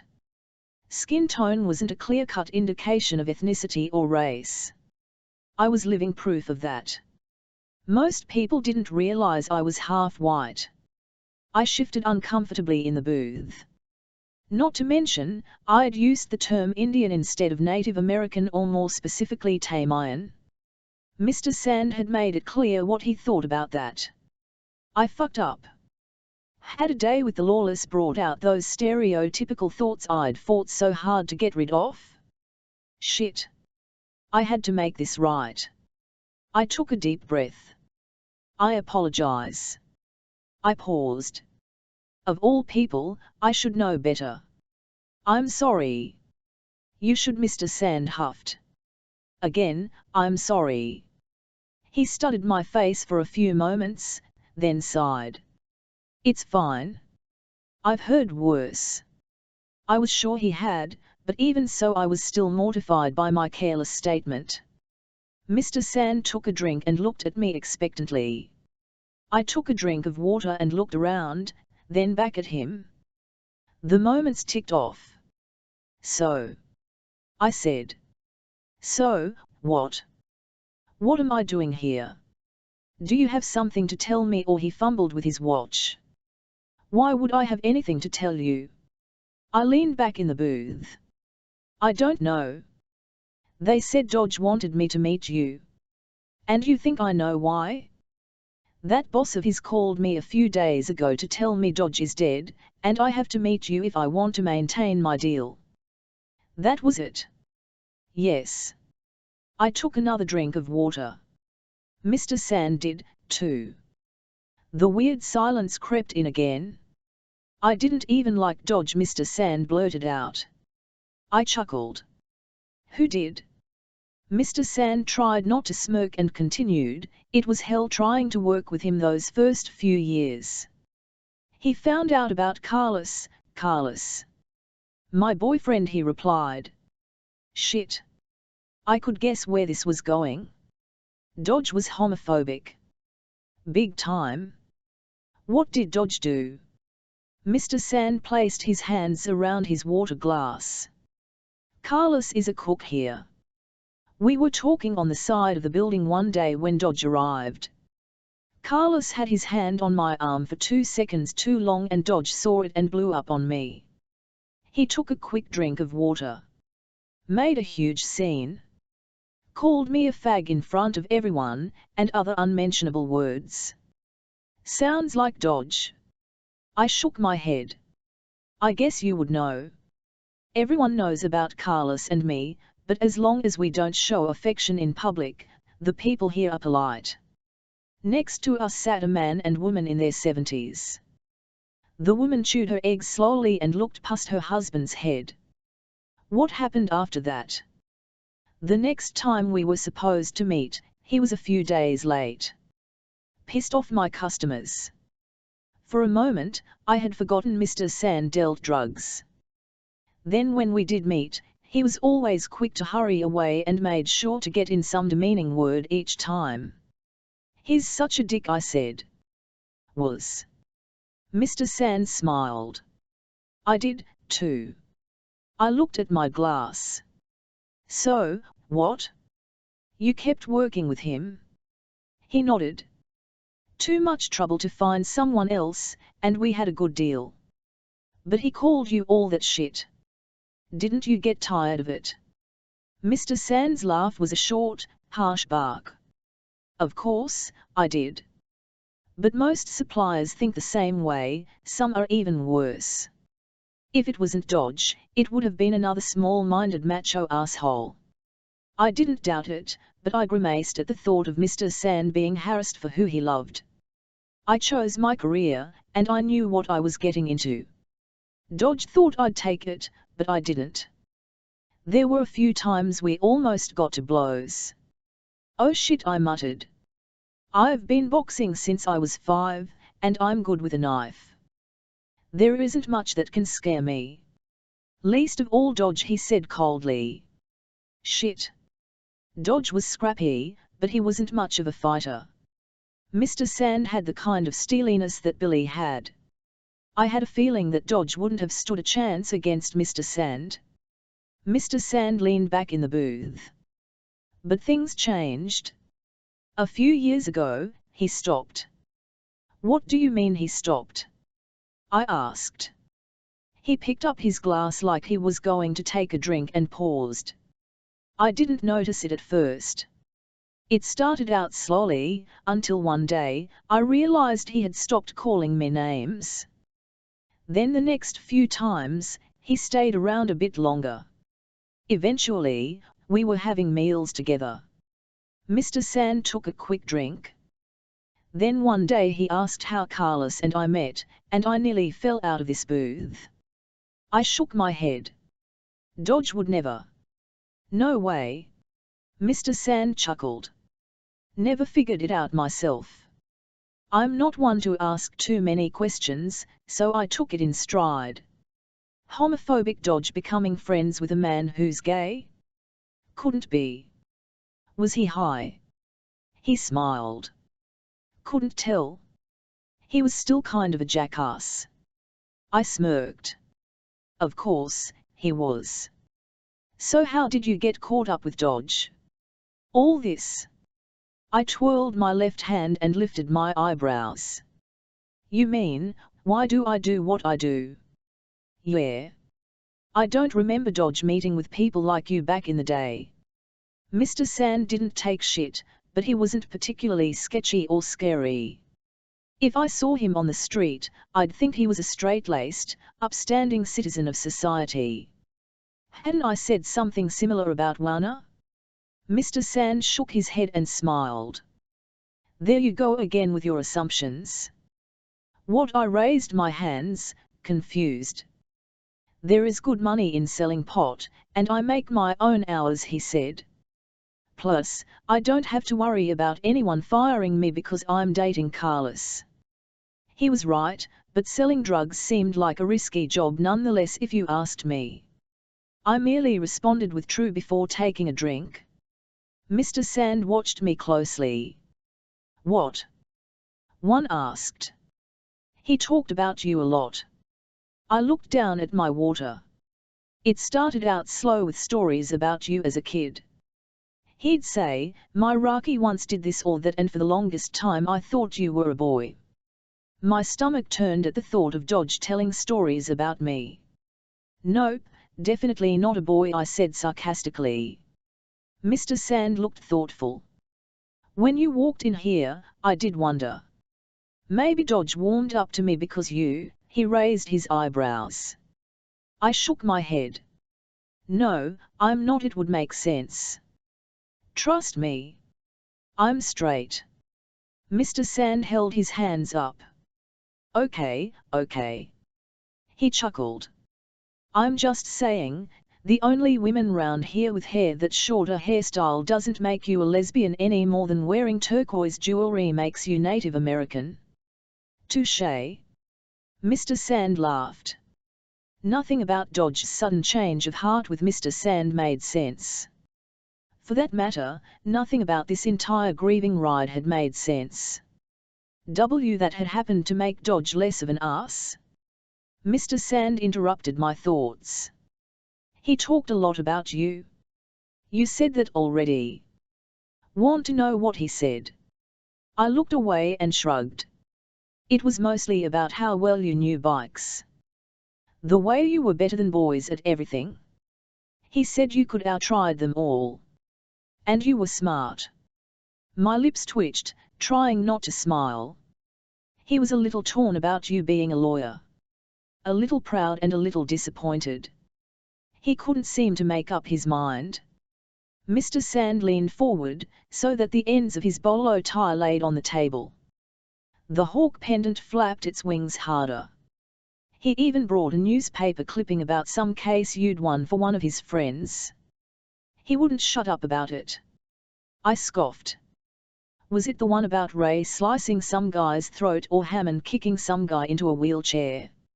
As I said it, my mouth became hot, which was usually a precursor to vomiting. It took 2 deep breaths through my nose to make the feeling disappear. Mr. Sand paled.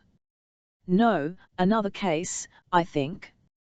I shook my head. Who's proud of someone who gets guilty men off? Twisted son of a bitch. Mr. Sand didn't seem to know how to respond. This is why acidic vomit shot up my throat, but I swallowed it down quickly. This is why I began again, I didn't speak to him for 13 years. Mr. Sand tilted his head. 13 years? Really? I nodded. The way he talked about you, I would have thought you all had Sunday lunch every week. I couldn't do this anymore. I stood up quickly, startling Mr. Sand. Got to go, I said. What? Okay, well, he didn't seem to know where to place his hands, and even moved to stand up, then sat down. Nice to meet you, I said. I paused, unsure of whether to shake his hand or not, so I settled on nodding once and walked to the front doors. I glanced over my shoulder. Mr. Sand pinched his eyebrows together as he raised his glass to his mouth, unaware that it was empty. 15 1974, "15 years old. I can't believe he stole your dad's bike," I said as I removed some nail polish from the crease of my left big toe with my fingernail. "He didn't steal it," Bethy said. "Only borrowed it." She was on her first layer of bright orange polish, while I applied my second layer of spark pink. I placed the brush inside its bottle and twisted it shut, then shook it back and forth between my forefinger and thumb. It was nearly empty, and this was the best way to get more paint on the brush. "Still, your dad's going to be pissed." Bethy bit her lip as she concentrated on painting her pinky toe. When she finished, she leaned back and put the brush in the bottle.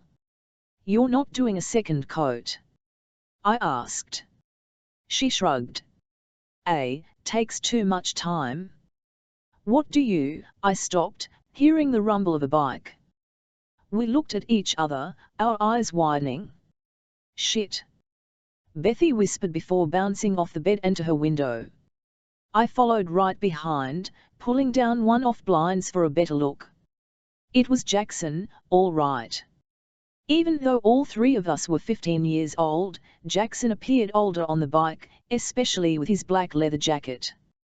He'd had an early growth spurt that made him taller than all the other boys our age by a foot.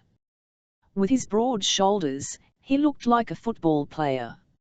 I squeezed my thighs together, suddenly feeling uncomfortably hot in a spot lower than my belly. Jackson parked the bike, got off, and sauntered to the front door. "Quick," Bethy whispered. We ran to her door and cracked it so we could peek out. Bethy's dad, John, sat in his armchair in the dark living room. The lights of the TV danced on his face and the walls behind his head. The volume was too low to make out which program was on. An empty bottle of whiskey and a glass of half-melted ice sat on the TV tray next to the armchair. Bethy's mom must have been in her bedroom. We heard Jackson enter the house but couldn't see him yet. John picked up his glass and took a drink of the watered-down whiskey. I looked at Bethy, who chewed on a piece of hair. Keys clanged on the kitchen counter, but still, I couldn't see Jackson. "Where've you been?" John's words slurred. "Out." I heard the fridge open and close. John placed his glass back onto the TV tray. "That's not an answer," he said. A cabinet door opened and shut, and I heard Jackson sigh. "Who said you could take my bike?" A drawer opened. "Not like you were using it," Jackson said. Heat rose into John's face, tumming it strawberry pink, then, quickly, the color of maraschino cherries. Jackson appeared with a piece of cold pizza in his hand. He walked toward us down the hall, but had only taken a step past his father, when John stood up with the whiskey bottle in hand and smashed it against Jackson's head. The glass exploded and paused for just 1 second in the shape of a razor-sharp halo before raining onto the brown carpet below. Bethy yelped as Jackson fell to the floor, somehow missing the jagged shards of glass that stood like spikes in a moat. "Asshole!" Jackson yelled, pushing himself up. John stood above him, swaying with the broken glass bottle in his hand. He dropped it when Jackson yelled, then bent down and grabbed Jackson by the jacket collar and pulled him up. "The fuck you say to me?" Spit flew from John's mouth. Jackson pushed John away, breaking them apart for a second, before John came after him again. Bethy stood up, opened the door wider, and took a step out. I grabbed her from behind. "No!" I yelled, knowing full well that she shouldn't get between them. She struggled in my arms. "Let me go," she said. Jackson tackled John into the armchair, knocking over the TV tray and lamp. Without the small amount of light that the lamp had provided, the room darkened and the bright colors from the TV played on the father and son fight like stage lights at a theater. "What the hell is going?" Bethy's mom, Grace, stood in her cotton muamua next to us. She must have been asleep, and the fight woke her. As soon as she saw her husband and son struggling on the ground, she rushed to the living room. I let go of Bethy, but she didn't move forward. Stop it! Stop it! Grace yelled, grabbing at John. He pulled his arm out of her grasp and smacked Jackson on the side of his head. Grace tried a different tactic and went after Jackson, grabbing him from behind and pulling him away from John, who finally stopped his attack. "Don't hurt him," Grace yelled at John, who swayed again, catching himself on the wall. Jackson fought for a second against his mother, then allowed her to carry him away. She opened the front door and pushed Jackson outside. "Goddamn it, John," she yelled before grabbing a set of keys and her purse that hung by the door. She slammed the front door shut. John looked at the door with glazed eyes. He rubbed his chin and surveyed the room. He looked up and saw Bethy and I in the hallway. He took a step toward us. I grabbed Bethy's forearm. She fought to pull it away, but I yanked on it hard. "Get in!" I hissed, before throwing Bethy into her room. John took another step, and I shut the door quickly. I locked it, then pushed my backside against the door and planted my feet into the ground. Roots from below the house sprouted from the carpet and wrapped around my legs, offering some help in our time of need. Bethy stood in front of me, her mouth slightly open. "Bethy!" I hissed, and she snapped out of it. She got in the same position next to me and grabbed my hand. His footsteps got closer and closer. Each step made the house shake. "Please, pass by, please, pass by." The footsteps paused and the house stopped moving. It was quiet for 1 second before the sound of his hand sliding across the door made Bethy and I jump. She squeezed my hand so hard my bones cracked.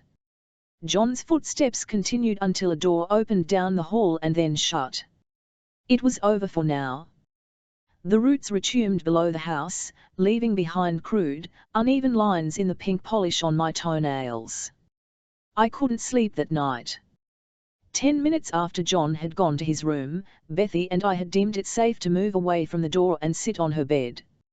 She cried for a bit, while I held her. When she was done, I convinced her to pull out a few Cosmopolitan magazines. We'd already read them before, but it was something to keep us occupied. When we heard the front door open, Bethy jumped up and ran to the living room. I stayed on the bed. "Mom," Bethy said seconds before Jackson stomped by the open door of Bethy's room and into his room across the hall. He closed the door quickly. I didn't get a good look at him, but I swore his face looked bruised. Minutes later, Bethy came in with a paper bag filled with chicken fingers, fries, and gravy. We ate on her bed. Bethy had fallen asleep at 11. I usually fell asleep before she did, but I couldn't tonight. I'd managed 30 minutes of sleep but had woken quickly from a nightmare I couldn't remember, and now I was wide awake. My watch said it was 2 a.m. I pulled the bed covers away and got up. Maybe if I ate something, I'd be able to sleep. I tiptoed down the hallway, hoping not to wake anyone, which was something I felt like I'd been doing my entire life.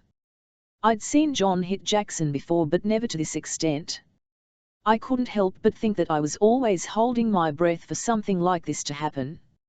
I never knew what Dodge would do when he was high or drunk, so sometimes I locked myself in my room or took a blanket outside and slept in his truck, another place I could lock. Being around the lawless wasn't any different. I had a sixth sense that told me when the drugs and alcohol were becoming too much and I had to disappear into a room that locked, catch a ride home, or else witness some dangerous blow-up that might get me hurt. Other teens didn't live in a perpetual existence of flight or fight. When I got to the kitchen, I opened the fridge and grabbed Nkey deli meat, a jar of pickles, mustard, and slices of American cheese. I placed it on the counter and opened the cupboard to grab the loaf of white bread. When I turned around, I jumped at the sight of a figure. "Fuck!" I whisper-yelled. It took my brain a second to realize it was Jackson. "Jesus, you scared me." My heart slowed down a few paces but quickened again at the thought of being alone with him. Jackson shrugged as if to say sorry. What are you doing? I held up the loaf of bread. Can't sleep. He shook his head. Fucking headache the size of California. I think it's the staples. How many? 3, he said. We were quiet for a second, but I broke the silence with, want one? Sure, with mayo though. Gross, I said. Gross, he mocked in a high voice. I rolled my eyes and smiled. I made us both sandwiches while Jackson went to the fridge and grabbed a beer. He held one out to me and I shook my head no, instead filling a glass with tap water. I handed Jackson his sandwich in a napkin, before taking a bite out of mine. Want to sit outside? He asked. I shrugged. Sure. Jackson and I weren't exactly friends. We'd always been competitive with one another, especially when it came to racing bikes. Sometimes I won, sometimes he did. We never really talked alone because Bethy was always around. Plus, Jackson's recklessness and impulsiveness didn't make me like him that much. He got in trouble at school all the time and never thought before he did anything. I suspected he dealt drugs, which wasn't unusual for a lot of people I knew, but that didn't make it any less dangerous or reckless. We went outside and sat on the porch. I looked up as I ate my sandwich. There weren't that many stars in the sky, most likely hidden by clouds. One of the pickles in Jackson's sandwich had dropped onto his lap. He picked it up and placed it back in the sandwich. It felt weird, hanging out with Jackson without Bethy. My eyes had adjusted to the dark and I could see now that Jackson had a busted lip and his right eye looked darker around the edges than his left one. His blonde, shaggy hair must have been hiding the staples because I couldn't see them. My hand wanted to reach out and move his hair around until I found the staples, so I could run my fingers over them, maybe even push them in a tiny bit deeper. What? He said between chews. I looked down. Nothing. When I glanced up, Jackson scowled. I knew he didn't believe me. I'm sorry about what happened. I wasn't sure why I told him sorry. I hadn't done anything. Jackson shrugged and looked up at the dark sky. Shit happens. Too often. 16 1990, 31 years old. I didn't give Jackson much time to gather himself when I left the diner. I got on my ironhead and started riding, until I realized I didn't know where to go. I slowed down, while Jackson's bike growled in fury as it caught up to me.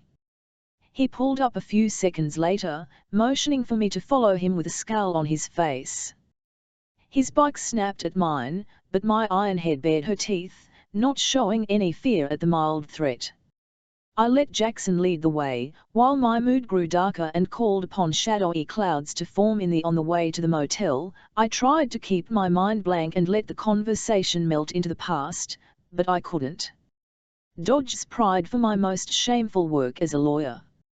Dodge leaving out that we hadn't talked in years.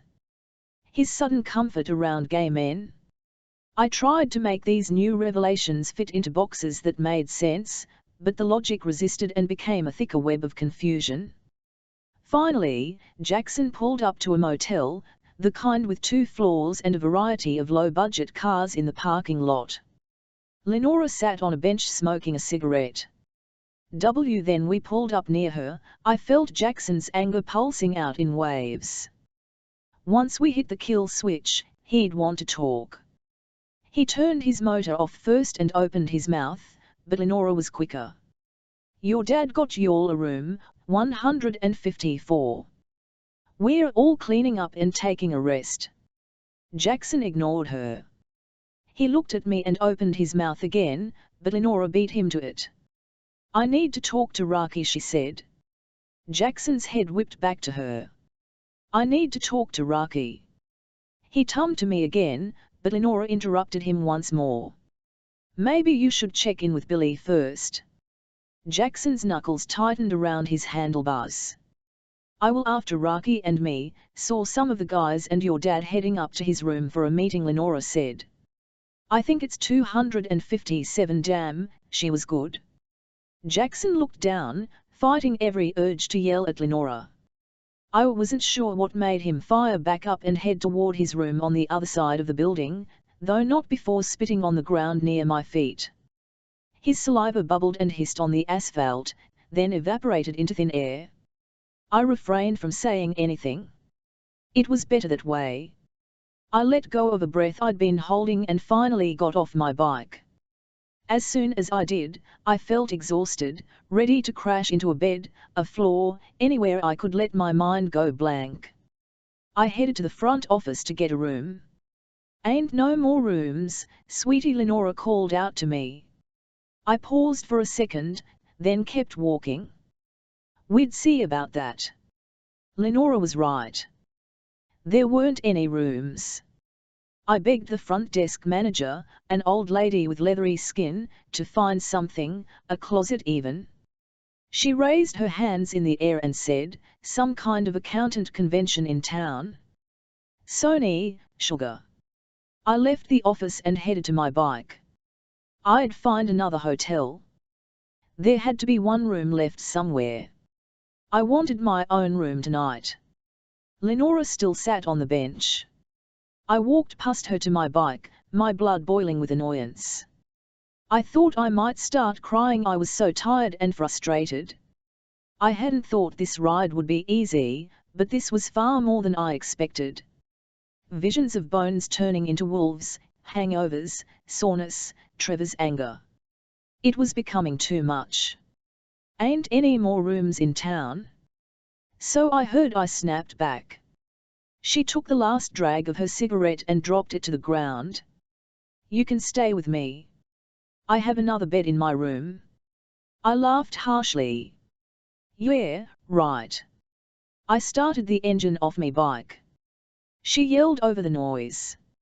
"It seems ridiculous to go looking for something that ain't there." I paused. I didn't want to stay with Lenora, but what if I did go around town and discover that there weren't any rooms? Honestly, I'd break down. The conversation with Mr. Sand had created a small crack in my outer shell, and with poor sleep, it was getting larger by the second. Had my perception of Dodge been wrong this whole time? I knew that if I stayed with Lenora, she'd want to talk about Dodge, and that's exactly what I didn't want to do. I turned off the engine. I want to sleep. I don't want to talk. At all. I narrowed my eyes. She considered it for a moment, even looked like she might argue. "Fine," she said. "For now." It felt like a bad idea when I followed Lenora to her room. And maybe it was. But when she opened the door to a room perfumed by decades of smoke and must, I didn't care. I saw the bed, pulled back the covers, burrowed into a landscape of bodily liquids that no amount of detergent would ever clean away, and let myself escape from Dodge and this hell of a ride. I woke to the sound of gunshots popping in quick succession, followed by screams, then shouts. I kept my eyes closed. They weren't actual gunshots. I knew that sound all too well. Probably something on TV. Maybe I could go back to sleep. It couldn't be the next morning yet. The stale smoke smell had turned fresh, which meant Lenora was smoking. I tried to fall asleep again, but the noise from the TV mixing with the smoke was starting to piss me off. I pushed myself up, opening my eyes at the same time. As I guessed, Lenora watched a TV show as she smoked. The edges of her mouth turned slightly down as she slouched against the headboard. "You're awake," she said. Waking from naps put me in a poor mood. I tried to run my fingers through my hair but stopped. I had no hair. The realization made me angry all over again. Why the hell did I cut my hair?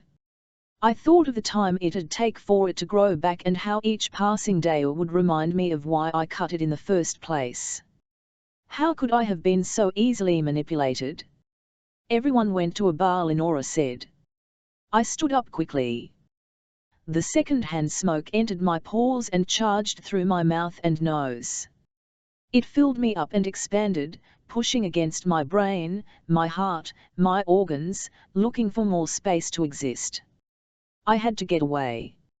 I found my jacket placed over a chair and put it on. "Where are you going?" I didn't respond. I couldn't breathe and wanted out of the room. She repeated her question as I opened the door. "Food," I said. Just a whiff of fresh air eased the pounding in my head. She moved off her bed. "I'll join you." She didn't ask, so I didn't feel the need to reply. There was a Mexican restaurant across the street, so I figured that would do.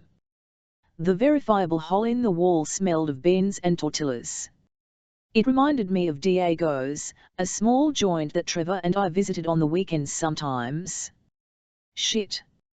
I was going to have to call Trevor again soon. There were 4 orange booths, and thankfully, one was empty.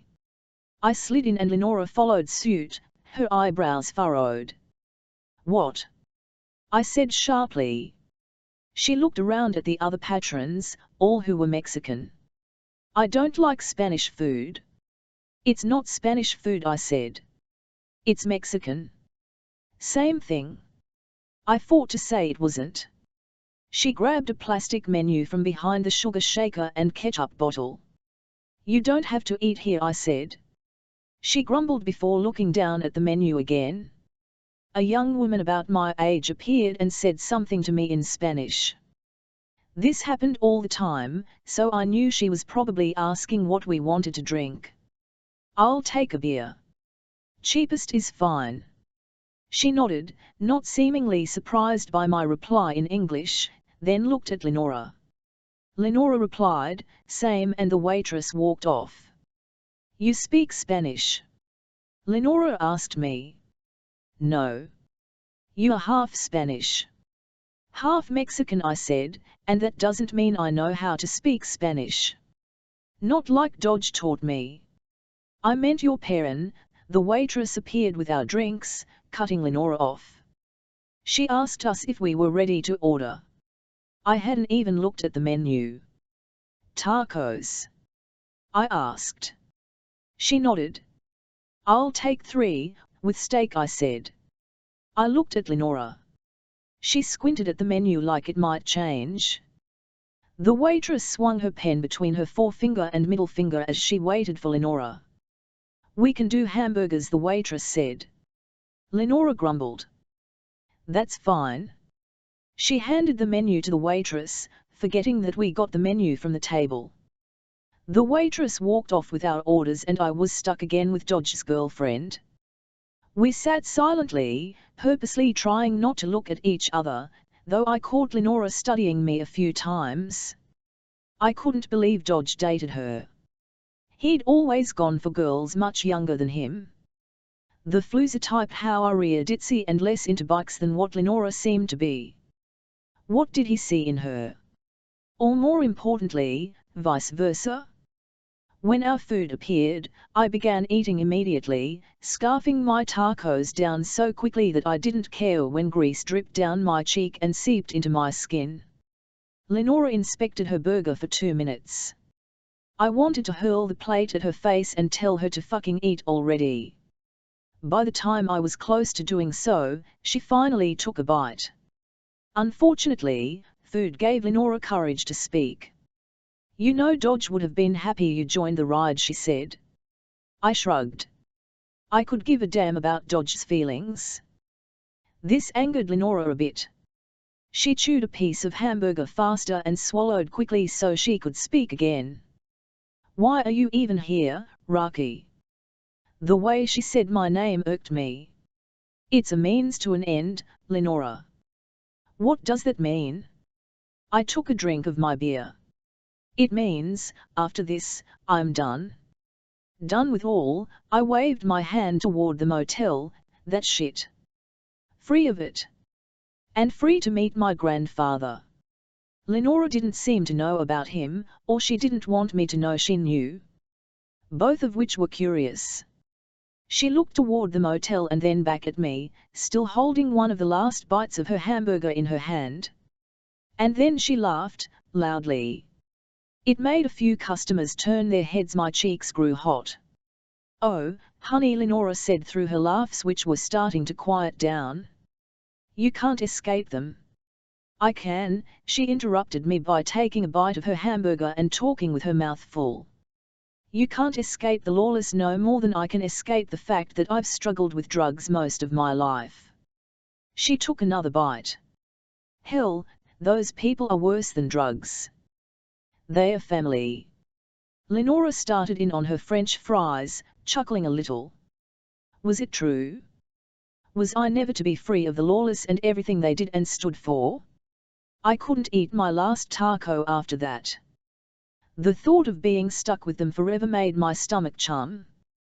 They would always be the type of people who didn't think twice about selling drugs to teenagers, beating up someone for looking at them double-tongue, hating anyone who lived differently than them, using women as sex objects, and leeching off my career. Then why am I here? I asked Lenora. She took a drink of her beer and realized it was empty. What do you mean? I mean, what the hell does Dodge want with me meeting all these people? Why does it matter? I couldn't help but think maybe Dodge wanted me to come back to the lawless. His end goal couldn't be to connect me with my grandfather, right? Lenora set her beer down and sighed. I have a theory or two. When she didn't reply right away, I asked, "What is it?" She leaned back in the booth. "I don't think Dodge rightly knew what he wanted you to get out of this trip."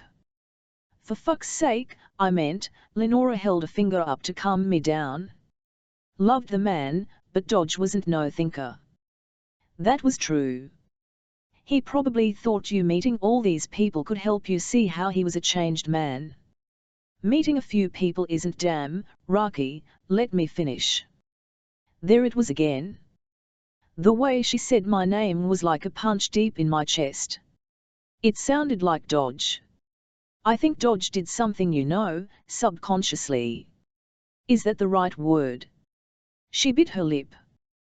God, Lenora, spit it out already. She narrowed her eyes. Maybe this trip wasn't meant for you to see how Dodge had changed, Rocky. But to show you how you had in 1970, 11 years old, it took Dodge and me the whole weekend to fix the Minibeak. It was the most time that we had ever spent together, and it required learning a new language, one that Dodge didn't know he was speaking. I came to understand his moods, guess when they'd change, and adjusted what I said or did so that he wouldn't yell, kick things, or disappear into the house and come out with a glazed smile. Eventually, I had to go to school on Monday, but when I got off the bus in the afternoon, there was Dodge waiting with his hands on his hips, elbows pointed out, puffing a cigarette in his mouth. "Hurry up," he yelled between pursed lips. "Been waiting all day." My 11-year-old heart fluttered at the thought that Dodge was happy to see me.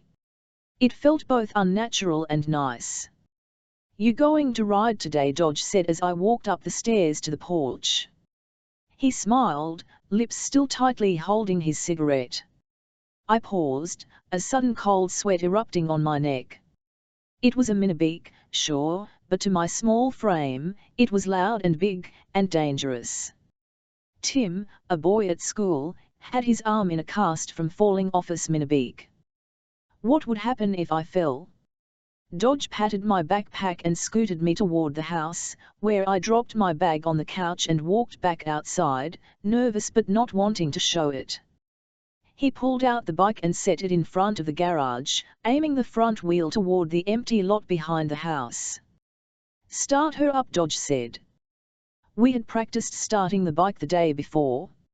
It required a strong pull and sometimes I'd have to yank it a few times before it growled to life.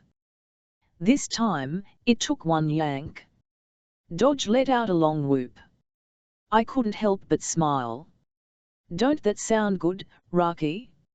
Sweeter than a dog's tit, I tell ya." My smile lessened a bit as the reality of what Dodge wanted me to do gripped my insides. "This right here is your throttle on the right hand and this here," Dodge pointed near the foot, "is your brake.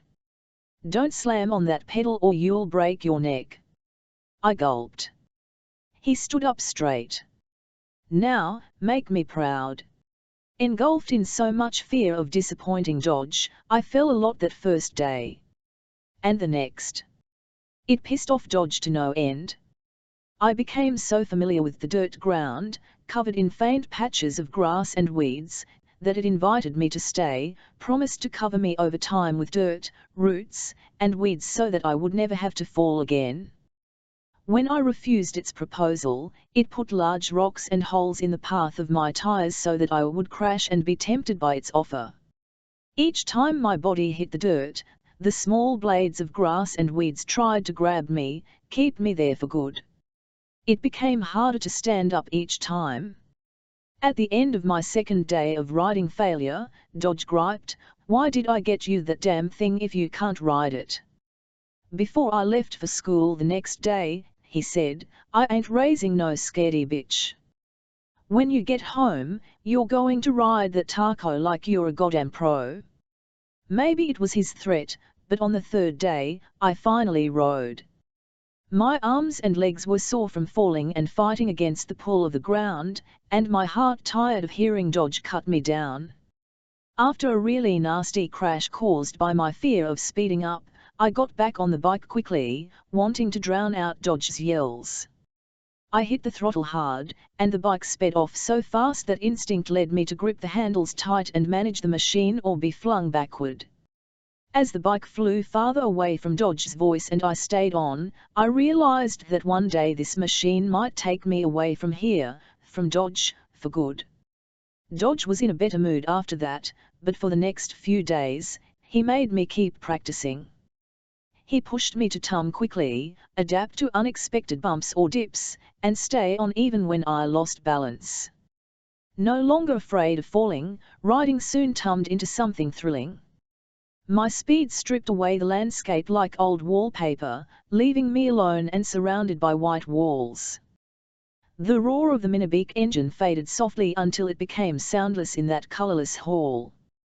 This would go on for a few moments until my heart burst with happiness at freedom and the arterial blood and guts splattered the walls in color, painting the world that moved around me. After a week of riding, Saturday afternoon arrived, and Dodge loaded my bike into the truck and told me to hop in. "Where are we going?" I asked. "To the Ritchie field." My fear of riding returned immediately. The boys in my school raced their Minibeeks at the Ritchie field. They'd come back on Monday, bragging about wins, and picking on one another for a loss or a wipeout. As far as I knew, no girl had ever raced. When we pulled up, the races were already underway. Fathers cheered their sons on raucously with shouts of "better win, boy," that held the sharpened edges of a threat. Boys who weren't racing stood on the sidelines screaming and jumping on each other to get a better view. Dodge jumped out of the truck, but I stayed in for a moment, looking out the window, suddenly nauseous. He knocked on my window. "Let's go." I got out of the truck slowly, willing my body to melt into the ground, past the Earth's lava and to the hard center core. Dodge wouldn't be able to find me there. Dodge took the taco out of the truck bed and placed it on the ground. He held it out to me. I grabbed it and pushed it along as I followed him to the field. We walked up to the starting line where a few men handed cash between each other. A race had just ended, and Jackson had won. His dad smiled gleefully at the other end of the track with a beer in one hand and a wad of cash in the other. It didn't take long for the crowd to catch sight of Dodge and me. They didn't stop what they were doing, but the boys my age started nudging and whispering to each other. A few laughed and pointed at me and my bike. My cheeks grew warm, and I felt my back start to sweat. Dodge walked up to a group of men, and I slowed down to stay some 10 yards back. "Bane!" Dodge yelled at a short stocky man with long black sideburns, a thick black mustache, and a shiny bald head. He wore small round sunglasses colored blue by the reflection in the sky. Standing in the thick of the men, he moved between them, collecting cash. Bane turned when he heard his name, and walked toward Dodge. He smirked, then went back to counting the cash in his hands, his lips moving silently as he did. When he got in front of Dodge, he chuckled and stopped counting. "I want in," Dodge said. He pulled out a wad of cash from his back pocket and grabbed a few bills from the rubber band tied around it. Bane looked at Dodge and then at me. "Dodge, you know you ain't got no reason to be here." Dodge moved closer to Bane. "Just as right as any of you assholes." Bane laughed. "Come on. Really?" That made Dodge fidget, which I knew wasn't a good sign. "You can get this little girl killed and then social services will be down our throats. Take her home and buy her a doll." Bane turned around, putting his back to Dodge. Dodge looked over his shoulder at me, breathing heavily. He was mad, but I wasn't sure if he was mad at Bane or mad at me for being a girl. Before I could figure out which it was, he turned and grabbed Bane by the hay. Dodge's voice lowered. "I ain't asking. Get me in, now." He pushed Bane, who stumbled a few steps. Bane looked shocked for a moment, then shook his head and laughed. "Don't say I didn't try." Bane turned his attention to me. "Let's throw you to the wolves, girl. You're up." My breath shortened and sweat quickly spread to my underarms and stomach. Boys lined up at the starting line, Jackson included. Some looked over their shoulders at me. The men handed Bane money and pulled out fresh beers from small coolers. Tree roots and rocks appeared on the field and the earth gave way to holes. The racing field was prepared to knock me off my bike and break my neck. Dodge swiped at his nose a few times and pulled up his pants, though they weren't falling. He glanced at his friends, then walked back to me. He didn't look as mad as he had been a few seconds ago, but his eyes held some type of intensity. After looking over his shoulder once more, he spoke low. "Now you listen to me, Rocky. You're going to win this. You hear me?" I nodded, even though I didn't feel so confident. I said, "Do you hear me?" "Yes," I whispered. He stepped closer and his vinegar breath made me dizzy. "Because I'll be damned if you embarrass me out here." Dodge looked at the finish line, and I did, too.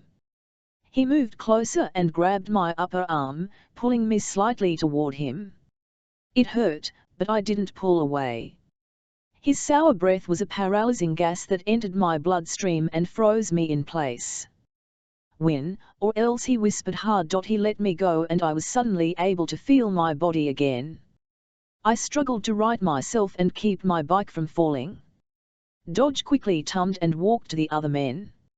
I moved toward the race line even though my insides screamed, "Don't turn away." I watched Dodge with the other men. Someone had given him a beer and he had a cigarette in his other hand. His eyes never left me as he sipped and dragged.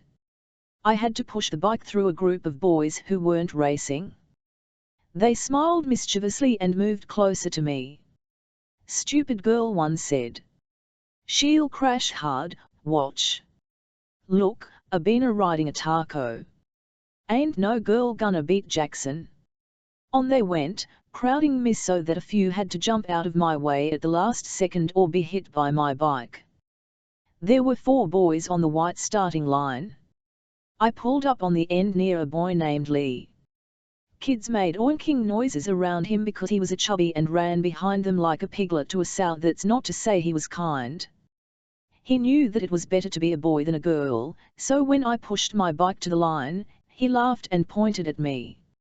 Jackson leaned over the front of his Minibike a few riders down. His brow furrowed, and his lips curled in a snarl. Though the boys made me nervous, I was more preoccupied with Dodge. His words echoed in my head. "Or else. Or else. That did that mean?" Bane stood in front of us. Dodge walked with the fathers and the boys who were not racing to the end of the field to get a good spot next to the finish line. I started the engine when Bane told us to, then straddled the bike. The smell of gasoline and the buzz of the 5 engines made me feel sick. My mouth turned warm, and before I knew it, I leaned over the side of my bike and threw up. I wiped my mouth and fought not to cry. The laughter of the other boys sliced through me like a knife through a tomato, while the Ritchie field absorbed chunks of my breakfast like an offering. When I stood back up, Bain looked over his shoulder at Dodge as if saying, "Come get her." Dodge squatted down, his lanky elbows resting on his knees. His hands clawed at grass at the ground. He would not save me. Someone nudged him and laughed, but Dodge didn't stop looking at me with hatred in his eyes. I had messed up. Dodge didn't move, so Bain turned around. "All right, you know the rules. Whoever crosses the line first, wins. I'll count down, 3, 2, 1, and then when I say, go you go." He pointed at a kid with a scab on his nose. "That don't mean go on one, Weston?" The boy smiled and shrugged his shoulders. My whole body felt like it was shaking, but when I looked down at my arm, it wasn't moving. "All right, then," Bain said. "Let's do this." Bain walked to the side of the field, and I looked at Dodge. He stared at me, and I heard Dodge's threat again in my head. 3. Bain yelled out. I don't know if it was Dodge's stare and the fear that it caused in my chest. 2. Or the fact that I was embarrassed for throwing up in front of the boys. 1. Or because some part deep down wanted to make the only family I had in the world a little proud of me. But I won the race. Hit the throttle hard and fast and didn't look back. When I crossed the line, I kept riding a few more paces, stopping far enough to remove myself from everyone. I looked over my shoulder and saw a few of the dads gleefully slapping Dodge on the back. Weston's and Lee's dads grabbed their sons by the shoulders and shook them hard. Jackson's dad pushed Jackson to the ground and pointed his finger inches from his face as he yelled at his son for losing. Bain reluctantly handed Dodge a wad of cash, which made Dodge smile. He raised the bills and saluted me with them, and for some reason, I smiled, too, having suddenly forgotten the echoing words, "or else." 181990, 31 years old. I didn't want to talk to Lenora anymore. She had hit me with too much truth in too little time. It made me want to drink. A lot.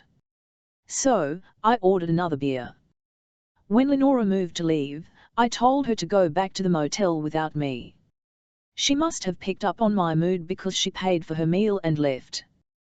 "We ride at 9 tomorrow," she said before heading out. Of course we did. Could I get one fucking day to sleep in? I ordered 3 more beers after she left and downed each with more fervor than the last. The other patrons of the restaurant eyed me, a lone female intent on getting drunk. By the 3rd beer, I stared back until they looked away, and I felt triumphant in my ability to be in control again. Lenora had opened Pandora's box. Even if I was physically free of the lawless, were they still inside of me? I kept being thrown into shitty situations and it was all Dodge's fault, and the bastard wasn't even alive. As I took a drink from the last beer, I cursed Lenora. I was not like the lawless, nothing like them at all. I paid my bill and walked out of the small restaurant, almost tripping on a curb.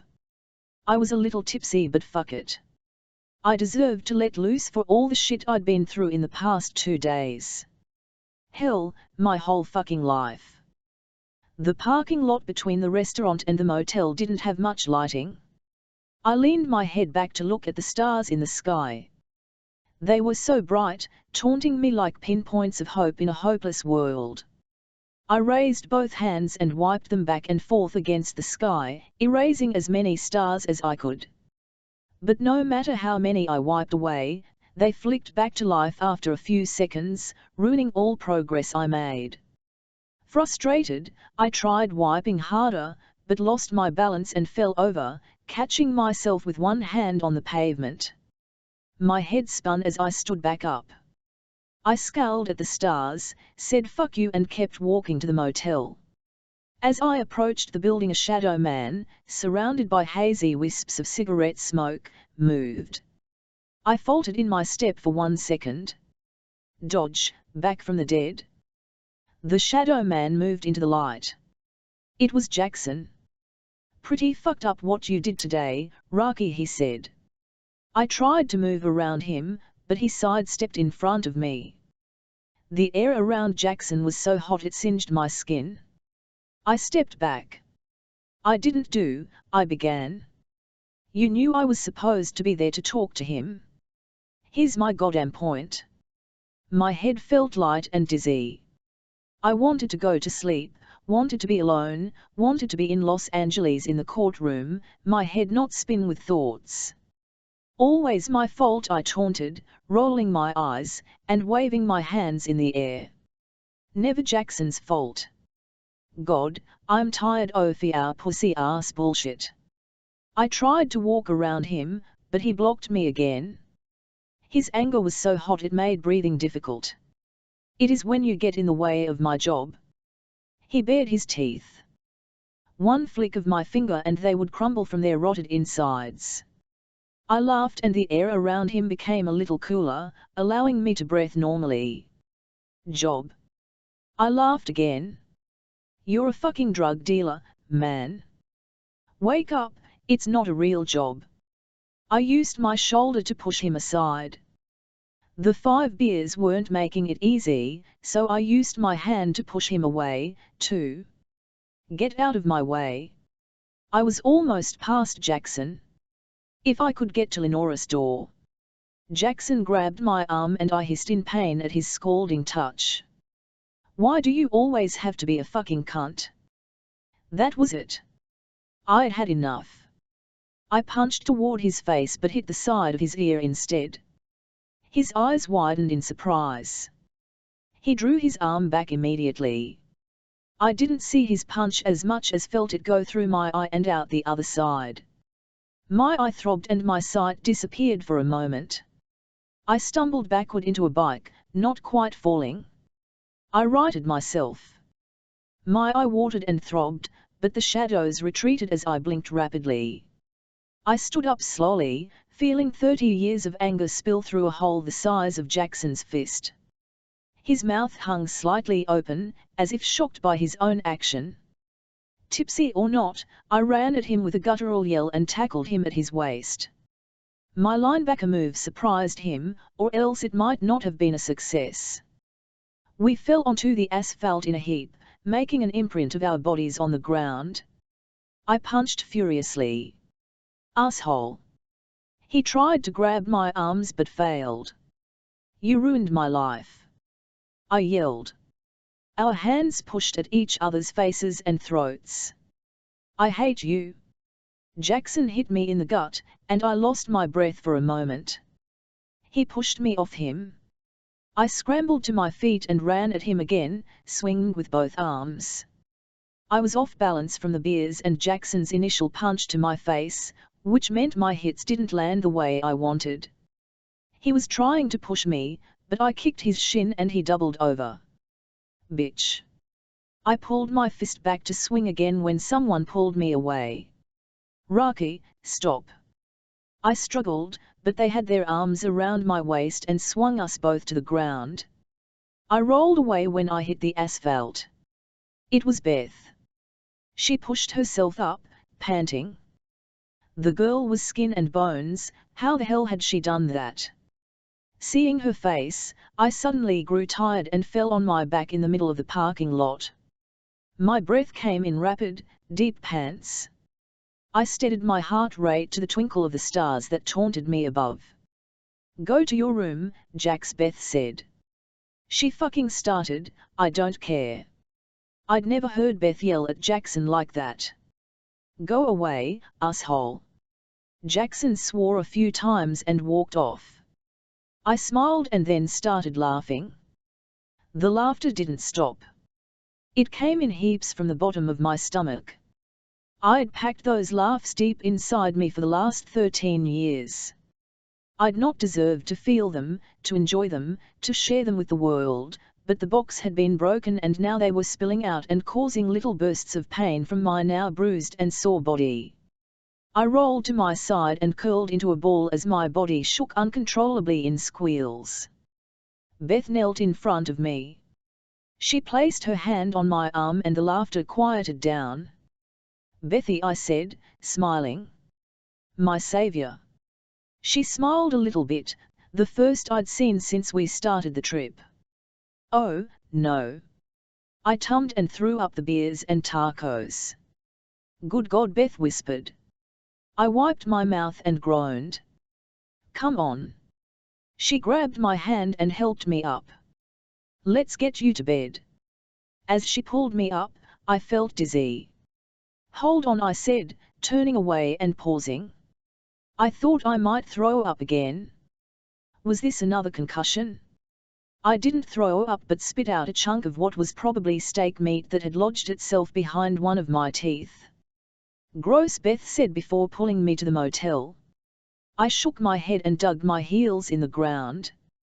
"I don't want to go in there right now." Beth looked around the parking lot, back at me, then at the motel. "Where do you want to go?" "Anywhere besides here." She bit the side of her mouth and looked at the bikes. "You got your key?" "I'm a little tipsy to ride right now." She held out her hand. "Not you." "Me." I handed her the keys and she walked to my bike and kick-started it to life with one kick. I paused before getting on the bike behind her. "Since when do you ride?" I asked. Fire erupted from her shoulders and fanned around her head in a glorious halo of ferocity. "What else was I going to do the last decade without you?" "I fell asleep at some point on the ride." "Not the best idea, but anybody who grows up in biking families has done it at one point or another." It probably wasn't for long because I woke when I felt my balance tipping on a turn and quickly bolted up and grabbed for Beth. It wasn't a move that I was proud of. When you know how to ride a bike, you don't have to hold on to anyone. But I was tipsy and had been in a fight and it was night time and who the hell was around in Albuquerque to see? Eventually, Beth pulled into a park, next to a few picnic tables. She waited for me to get off the bike, but I moved slowly. The bruises on my face and ribs pulsed. When I svmng my leg over, I felt dizzy and there was a sharp piercing pain in my side. God, I hoped Jackson felt the same way. I disembarked and made my way sluggishly to the picnic table, Beth right behind me. We climbed on top of table. "How'd you know about this place?" I cringed as my butt touched the wood. I tried to find a comfortable position, but it was no use. She stared ahead. "Came here earlier. The guy at the motel told me about it, so I borrowed Garrett's bike and came out here for a bit." "I didn't know you liked," Elle searched for the words, "outdoor places." Her voice didn't hold any emotion when she replied, "You don't know me, Rocky." One more punch to the gut, and this one hurt the worst. I was quiet after that, wrestling with feelings I couldn't quite name. A few minutes passed. "Look, I'm sorry, Beth, you should be. You abandoned me, Rocky." "Me?" Tears formed around the edges of her eyes. She could never yell without crying. Her tears fell onto the wooden picnic table, forever staining them with circular blots that tasted of salt and betrayal. "You left the lawless and you left me. You were," she struggled to speak, "my best friend and you threw me aside like I was nothing." My pounding head and bruised body didn't compare to the guilt that stretched, twisted, and pulled my insides like a never-ending game of Jacob's Ladder. Fuck, I know. I wasn't thinking. I needed to get away from it all. That meant me, too. Beth wiped her eyes with the back of her hand, and I was transported to when we were 14. We had caught Walter, a junior Beth had been dating, locking lips with some girl from another school at the carnival. Beth cried for 15 minutes by the porta potties. When she'd finally had enough crying, she wiped her eyes with the back of her hand and asked me how to get back at him. We spread a rumor that he was talking shit about Jackson and his friends, and they beat him up the next day after school. God, Bethy, I've messed up a lot in my life, but what I did to you fucks with my mind. I'm so sorry. There had been moments when I'd tried to call her, even picked up the phone. But I knew that being friends with Bethy would bring me closer to the Lawless and Dodge, and that made me quickly put the phone back on the receiver.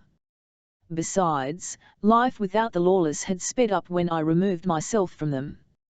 I met new people and ran in circles that Beth would never fit in. Without her around, I could be someone new with a different past. Beth shook her head and wiped her nose on her shoulder. You're shit, you know that. I smiled. It was something we used to say. An old Lawless, Rick, said it after every other sentence.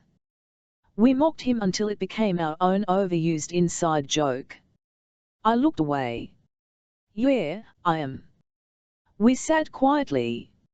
I felt Beth look at me after a few moments. You look like shit, too, she said. God, I feel like shit. I laughed. Bethy shook her head. I saw you two going at it, it reminded me of when we were kids. Rocky and Jackson fighting again. Felt like nothing had changed. The thought made my stomach hurt. Jackson and I had been a volatile combination since the first time we met, and it hadn't gotten much better when we'd fallen in love as teenagers. Yelling matches were frequent between us, and sometimes it got physical. But that's how we were taught to love in the club. We didn't think anything of it. A Lawless hitting their old lady wasn't a given, but it wasn't abnormal either, especially if she let her mouth run and didn't respect his authority or club matters. For mamas and sheeps, it was expected. Better to keep your mouth shut, appease the men when you could, and never expect that to be enough.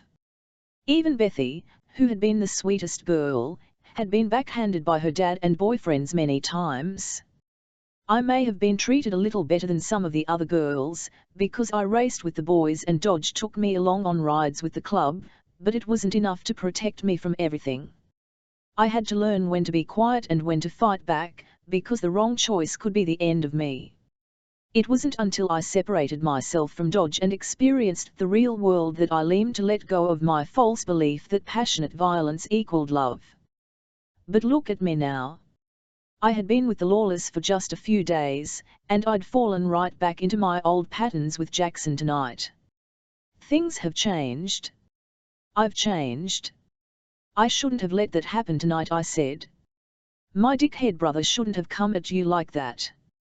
Beth sighed. You're going to have a black eye. Great. Just what I needed. At least, tell me I got a good hit or two in. It was a little dark, but he could have had a busted lip. I sighed. Lost my touch. Seems like it. From my peripheral vision, I saw her smile. I stood up slowly and climbed off the table. Can we get a burger? I'm starving. I had thrown up all those tacos, so my empty stomach craved to be replenished. Beth jumped up, much faster than me. You're paying, rich-ass lawyer. She jogged to the motorcycle like we were kids again. I moved a lot slower but smiled. I'm not rich. Still paying off student loans. Oh, boo-hoo, Bethy taunted and kicked the motorcycle to life. 1975, 16 years old, I knocked hard on Eddie's door twice. Bethy stood by my bike. She'd been too scared to come onto the porch. I shook my sweaty hands by my sides, then stood on my tiptoes, before lowering down. Eddie finally opened the door. Hey Rack, what's going on? My heart beat rapidly, but I had to stay calm for Bethy. Eddie. Hey. I put my hands in my pockets so I wouldn't grab my hair or wave them around nervously. Can I borrow your truck? Eddie's eyebrows furrowed. My truck. I nodded quickly. Yeah, Bethy and I want to go into the city and grab this new album. Eddie looked behind me at Bethy. An album? I put my weight on my right foot and my hand on my hip. Yeah, the Saints. They're this punk band. He rubbed the stubble off beard on his chin. Did he believe me? He had to believe me. His forearm tattoo, a fiery skeleton on a motorcycle, looked between me and Eddie. The skeleton shook its head no at my request and crossed its arms. I narrowed my eyes at it.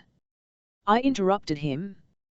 Look, Eddie, please let me borrow your truck. I have my license and I'll get it back to you in the morning. I'd ask Dodge, but it's Dodge, so you know how that will go. My stomach did somersaults as I watched Eddie think about it for a second. He turned around and grabbed something off the coffee table. When he got back to the door, he handed me the key. Here, he said. I'm trusting you to be safe, yeah. The skeleton tattoo threw its bony arms in the air, annoyed by Eddie's decision. I smiled and hugged him. Yes. Yes. I promise. I stuck out my tongue at the fiery skeleton tattoo, and it shot me the middle finger surrounded by a burning flame. I'll bring it to you in the morning. Thank you. I yelled the last bit as I bounded down the steps to Bethy, who smiled nervously. The smile disappeared when we got into Eddie's red truck and started driving to the city. 2 weeks earlier and a few days after her 17th birthday, Bethy had found out she was pregnant. At the beginning of last year, Bethy and I went to Planned Parenthood in Los Angeles and got on the pill, even though Bethy had already had sex a few times. I'd waited to get on the pill before doing it with Bryce Michaels, a boy I liked who was a grade older than us. Even though Bryce and I had only done it a few times after that, I always made him wear a condom except for the third time.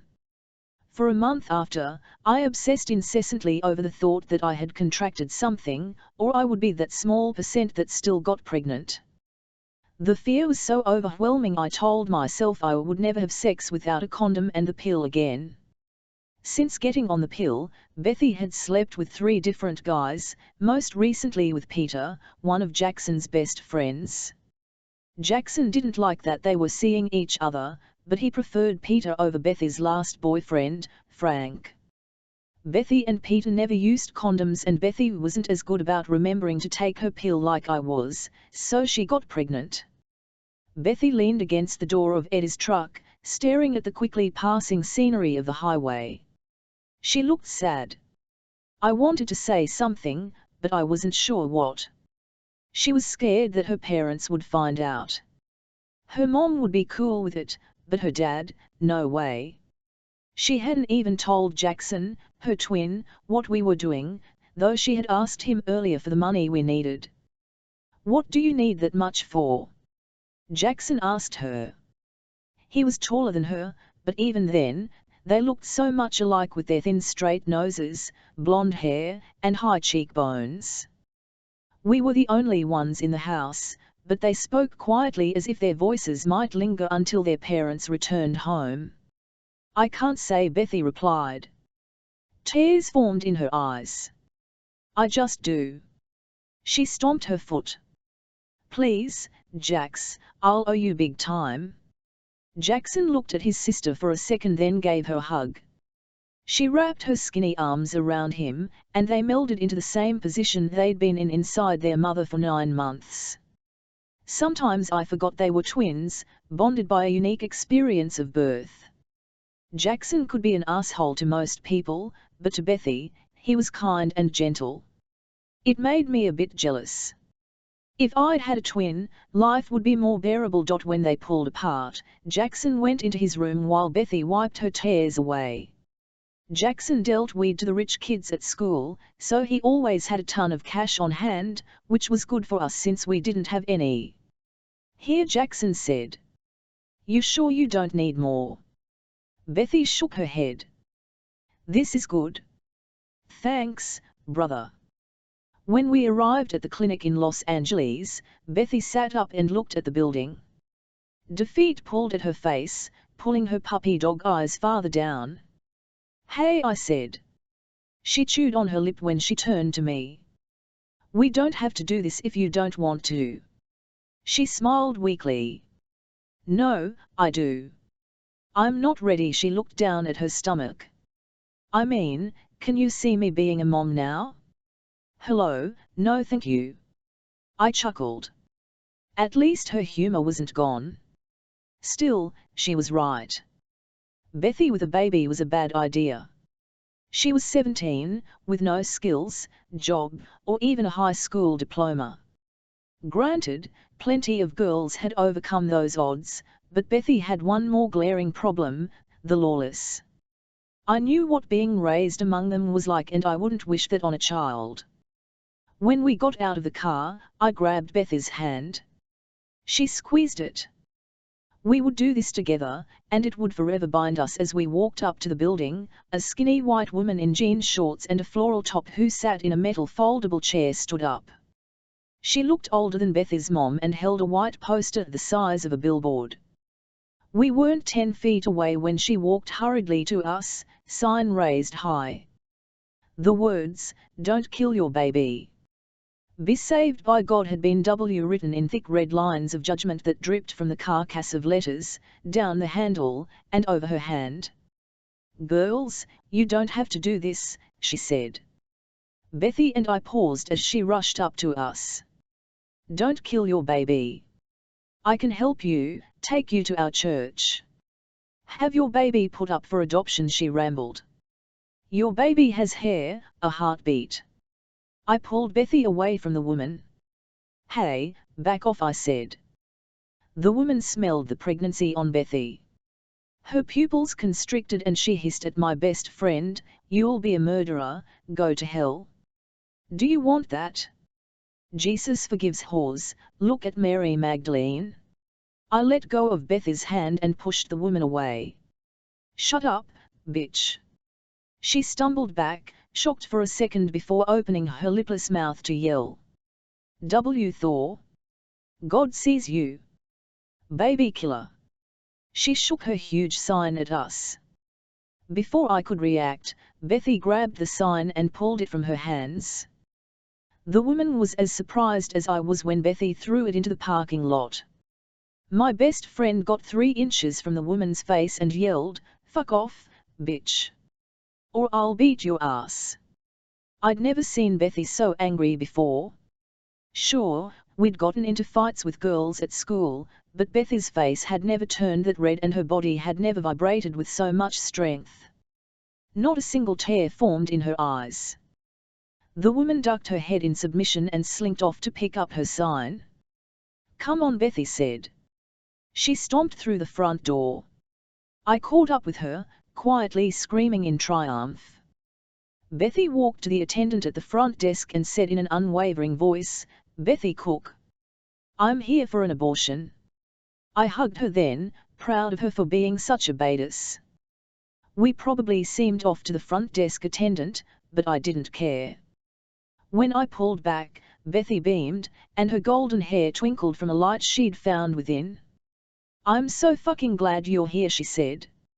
Hours later, Bethy leaned on me as I guided her into Dodge's house. She winced in pain, but never cried, never called out. She gritted her teeth. I felt the dull ache in my back molars. Inside, Dodge grabbed a beer from the fridge. "What's with her?" His voice sounded too friendly, and he bounced on his toes, floating a few inches off the ground. Great. An upper high, the kind that made him creepily kind and attentive in ways I didn't need him to be right now. "Cramps," I said, as I rushed Bethy into my room. She would stay the night tonight so that her parents wouldn't know what happened. Dodge was so high or drunk all the time that I expected him to barely take notice of us, or at best, be at some chick's house the whole evening. Guess we couldn't be that lucky. I settled Bethy onto my bed. She whispered fuck as she laid down. "You okay?" I asked. She nodded and sighed when she settled in. The ride home had been a little bumpy in Eddie's old red truck. Even though I had actively tried to stay away from potholes, the pain medication had worn off and each bump had sent vibrations of discomfort through her body. Dodge opened my bedroom door suddenly and sang, "Rocky, Rocky." He hiccuped and a star glided out of his mouth and floated through the ceiling. "What are you two doing?" He pointed at Bethy. A light shot out of his finger bathing her in a spotlight. She chuckled nervously and tried to hide under the sheets as I ran over to Dodge and pushed him out, closing the door behind me. He laughed and the unfamiliar notes made me cringe. "Always so serious, Rocky. I came to ask if you wanted a pizza." He downed the rest of his beer and then lifted it up like a telescope, pointed it at me, and peered through the open end. I put my hand up and covered the bottom of the bottle so he wouldn't be able to see through my bullshit. And he drew out the word and pulled the bottle away from his eye. "Billy's coming over." Fuck, fuck, fuck. Not Billy. Could this night get any worse? "Sure, yes, whatever," I said. "Yell and I'll come grab it, okay?" He tried to stop smiling, but his cracked lips rebounded wide and up into a maniacal smile. "You're up to something, Rocky." He shook his finger mockingly like a concerned parent. "I'm not, Dodge," I said, my voice gaming a tract of annoyance. "Where's the Tylenol?" "I don't know, my room maybe." I went into his room, and he called out, "Keep your hands off those serious painkillers. You can get high off them." "No shit." After I found the Tylenol bottle in an ashtray filled to the brim with a decade of burnt tobacco fragments, I ran back to my room and gave Bethy a few. "Thanks," she said. I tummed on the small box television on my dresser and we flipped through the channels until Bethy stopped on Happy Days. Not much later, I heard the front door open, and Dodge exclaim, "Billy." Bethy and I didn't speak much, mostly because I had a feeling that she wanted to rest, and I didn't quite know what to say anyway. Bethy had been pregnant and now she wasn't. There was nothing shameful about what Bethy had done today. Women had been having abortions since the beginning of time. Yet, I wondered if it might change her, in small ways at least. Only time would tell. But I'd be there if she needed me because I was proud to be her friend. Half an hour later, Dodge yelled at me when the pizza had arrived. I ran outside to the front porch where Billy and Dodge sat smoking cigarettes and eating slices of pizza between puffs. Puff, puff, pizza bite. I tried not to look at Billy when I grabbed the pizza from Dodge, even though I felt his black eyes sear the back of my neck. "Thanks," I said quickly and ran back inside to get 2 Cokes from the fridge. Bethy ate 1.5 pieces before saying she wasn't that hungry. My worries increased. I needed my best friend to be okay. An hour later, Bethy tummed to me. "Hey, I need to pee." I jumped up and ran to her side. She put her right arm around my neck, took a deep breath, and stood up, grunting as she did. "You okay?" I asked. "Yep," she said through gritted teeth. "Let's get this over with." We walked slowly to my door and then out into the hall. We'd only taken a step toward the bathroom when Bethy groaned and leaned over, grabbing her stomach. She put her knees on the floor and held the wall with one hand. "What is it? What's wrong?" She groaned again, but not as loud this time. "Cramp, major cramp. God, I don't think I can get up." I heard a noise behind me and tummed to find Billy. "Ah, Billy, hey, she okay?" he asked. His deep voice tummed the slight sheen of sweat on my back into an ice sheet. I nodded. "Yeah, she's fine. Major cramps." Bethy looked up and nodded. She moved to stand but whimpered and reached for the wall. I grabbed her to prevent her from falling, but Billy moved in front of me. He was so big that it didn't take much for him to hold her up. Her small hands wrapped around his waist. "Bathroom?" he asked. She nodded, and he led her to the bathroom slowly. Then they got to the toilet," she said. "I'm good," and sat down. Billy walked out and closed the door. I stood beside him as we waited for Bethy to finish. He stared at my face, and I tried to look anywhere but at him. I stood on one foot and then the next, walked a few steps away and then back. I've never seen cramps do that to someone, Billy said. I shrugged, looking at my feet. Cramps are different for everyone. She gets them really bad sometimes. HMPH, Billy said. I grabbed a piece of hair and chewed it, hoping that Bethy would hurry up. We heard the toilet flush, and then Bethy call out, "Okay." I opened the door tentatively and looked in. She was dressed and sitting on the toilet, smiling weakly. "Help me back." I nodded, but before I could get to her, Billy said, "Move." I did as he said. He picked up Bethy, a small, blonde, blue-eyed doll, and like any good doll, she curled into his chest as he carried her out the bathroom and into my room, laying her gently on the bed. "Thanks," she said as he set her down. He stood up, looked at me, and replied, "Anytime 1990, 31 years old, so, you're rich," Beth said. I laughed. "Not rich." She took a sip of her chocolate shake. "Well, you have more money than me. I'm a bartender with 2 roommates." Life was so different for me and Beth. It made me feel sad, and a little bit guilty. We were the same age and had grown up similarly, but I'd left while Beth had stayed behind. "That sounds kind of nice." I took the last bite off me hamburger. Beth flicked her straw at me, sending flecks of chocolate shake onto my face. "Hey!" I exclaimed, laughing. "Oh, come on. That sounds kind of nice." "Who are you?" she teased. I ate another fry. "Okay, fine. That sounds awful. I'm struggling as it is living with my boyfriend." "Ah, yes." Beth raised her hands and touched her fingertips together. "Boyfriend, tell me more." "Millimeter?" I shook my head. I still hadn't called Trevor. Just another thing I'd royally fucked up in the past few days. "You first." "Boyfriend?" "Ha." Beth chewed on her straw. "I was married a few years ago." I stopped chewing the fry I had just popped into my mouth. "No way, to who?" Beth covered her face. "Barry." I gasped. "No. Not Barry boy." Bainey Smith was 3 years younger than us, and he had the biggest crush on Beth growing up.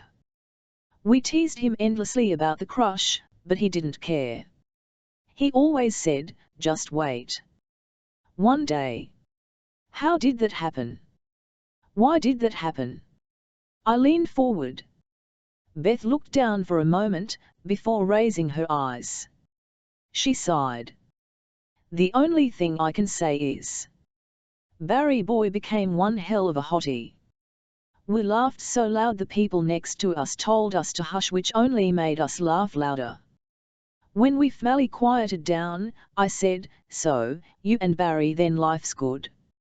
Beth rolled her eyes. "We got divorced 6 months after we married." "Why?" She huffed. "Oh, you know. Girl cheats on boy, boy retaliates by cheating with girl's work friend. Same old story." "I'm sorry," I said.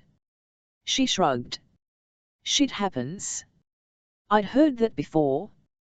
We stared at each other for a few moments, before I reached out, grabbed her hand, and squeezed. 30 minutes later, we returned to the motel. I quietly made my way into Lenora's room, hoping not to wake her, but quickly realizing that wouldn't be a problem. Lenora's loud snoring shook the walls and furniture and sent the floor rolling under my wobbly feet. When I got in bed, I winced from the pain of what I assumed would be fresh purple bruises in the momming.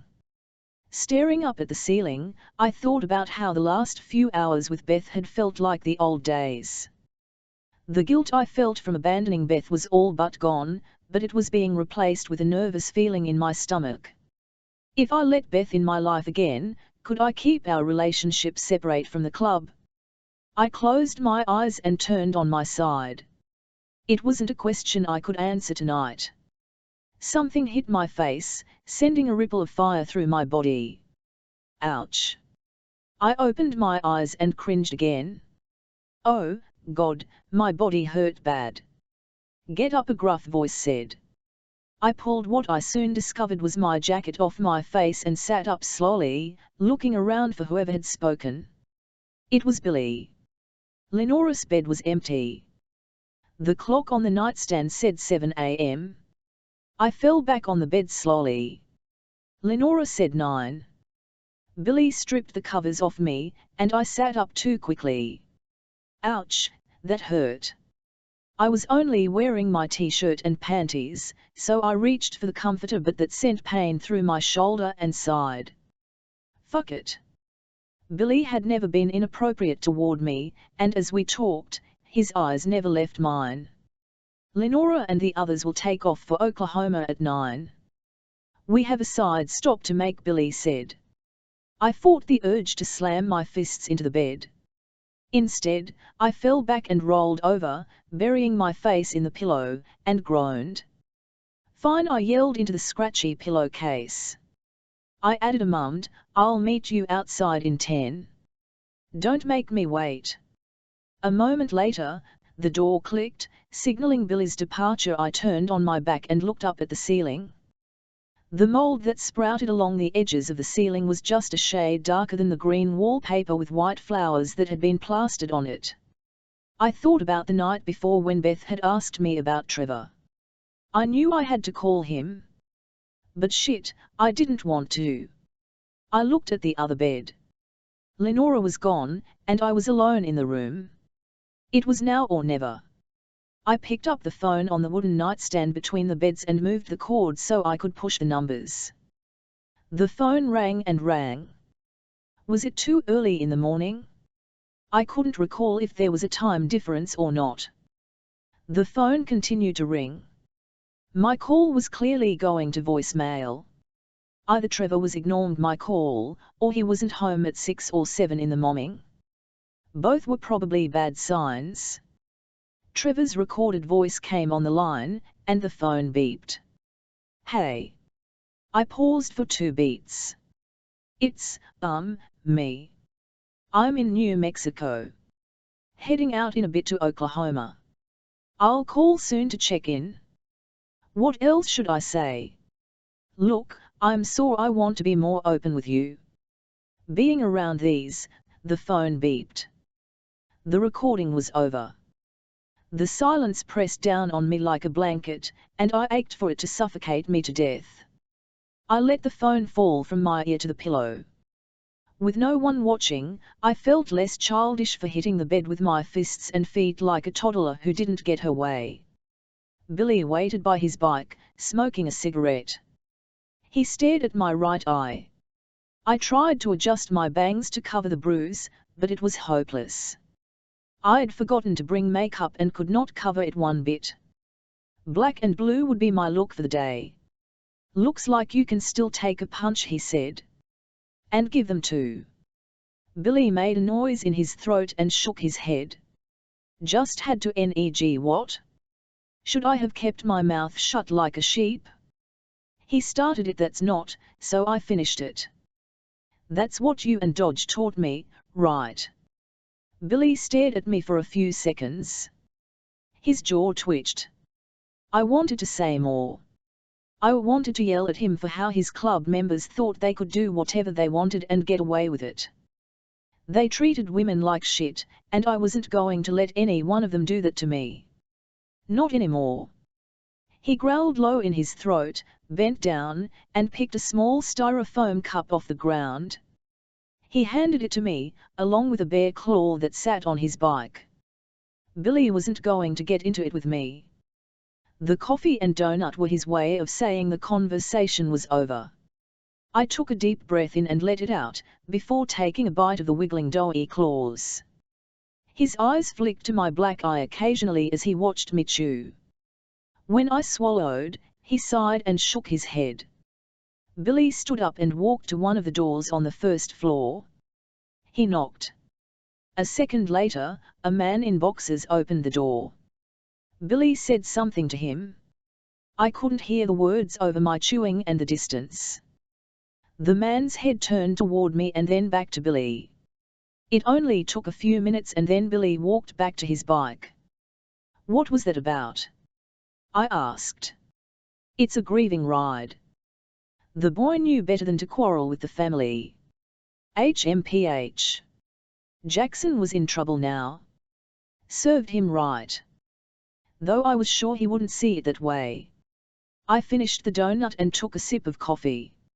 I wasn't sure what Billy had planned for Jackson, but I didn't really care. I just needed to get through a few more days, a few more meetings, and then I'd be free. So where are we going? Amarillo. Billy kick-started his bike to life. I shook my head. We're going through Amarillo, right? Not stopping? Billy smiled, revealing rows of grey teeth. Oh, we're stopping. Not it, he nodded. I looked up at the heavens. Why are you doing this to me? Billy laughed over the roar of his bike. You have no idea why that's funny. I downed the rest of the hot coffee in one gulp. It scalded my throat, but the pain was nothing like what I was about to experience. Nothing could be worse, and I mean, nothing than having to stop and see Charles. Charles was Dodge's oldest friend. They grew up together and had both been shipped out to Vietnam. Unfortunately, Charles's time in Vietnam didn't end so well. He stepped on a landmine and both his legs had to be amputated above the knee. During my childhood, Charles visited us on occasion in California, but more often Dodge stopped in Amarillo when he was out on his route. That was fine by me because having a conversation with Charles was hell on earth. He never let you get in a word. And instead of finishing his thought, he'd veer off to another topic and then another and another until you wanted to pull your hair out. There was no subject that Charles didn't have an opinion about and claimed to be an expert on. His laughs were loud, and his breath always smelled like sulfur, but it was the fact that he never, ever got angry, that made me despise him the most. Someone would invariably put him down, outright insult him, and he'd laugh it off like they didn't mean it. But oh, they meant it. Charles got on everyone's nerves, even his own club. He was part of a regular old motorcycle club in Amarillo, and since he didn't have his own bike, everyone took turns attaching a sidecar so he could join in on the ride. As a kid, I'd been immediately put off by Charles. It wasn't like I grew up with saints, so I could normally get along with the worst of them, but Charles's inability to get upset infuriated me. Something told me that neither Charles nor I had changed much, which was going to make this meeting a living nightmare. Halfway to Amarillo, Billy and I stopped at a gas station. I bought us 2 bottles of water while he filled up the tanks. He was done by the time I returned.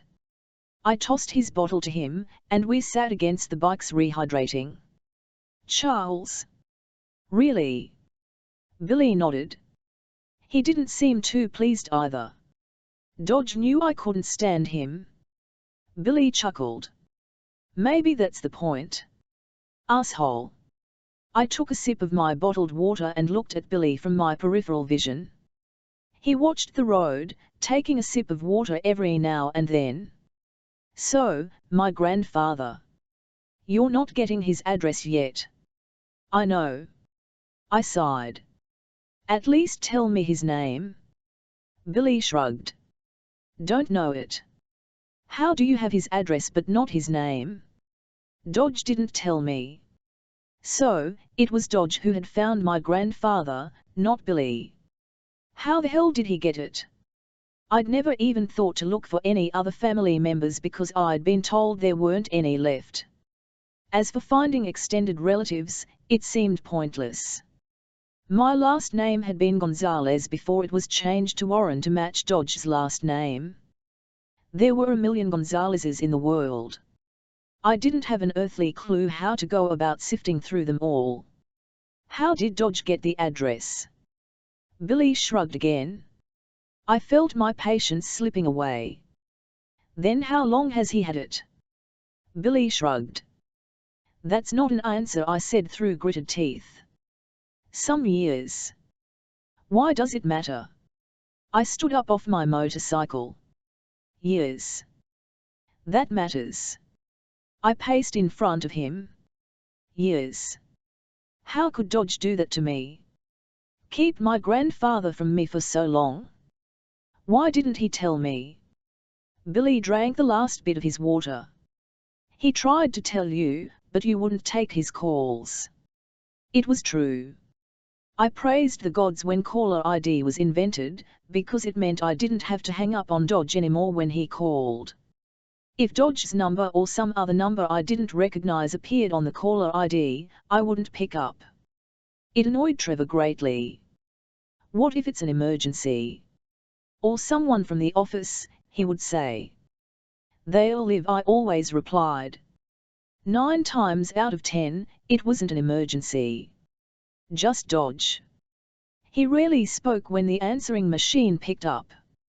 Most often, I heard his breathing, though on occasion he grunted or sighed.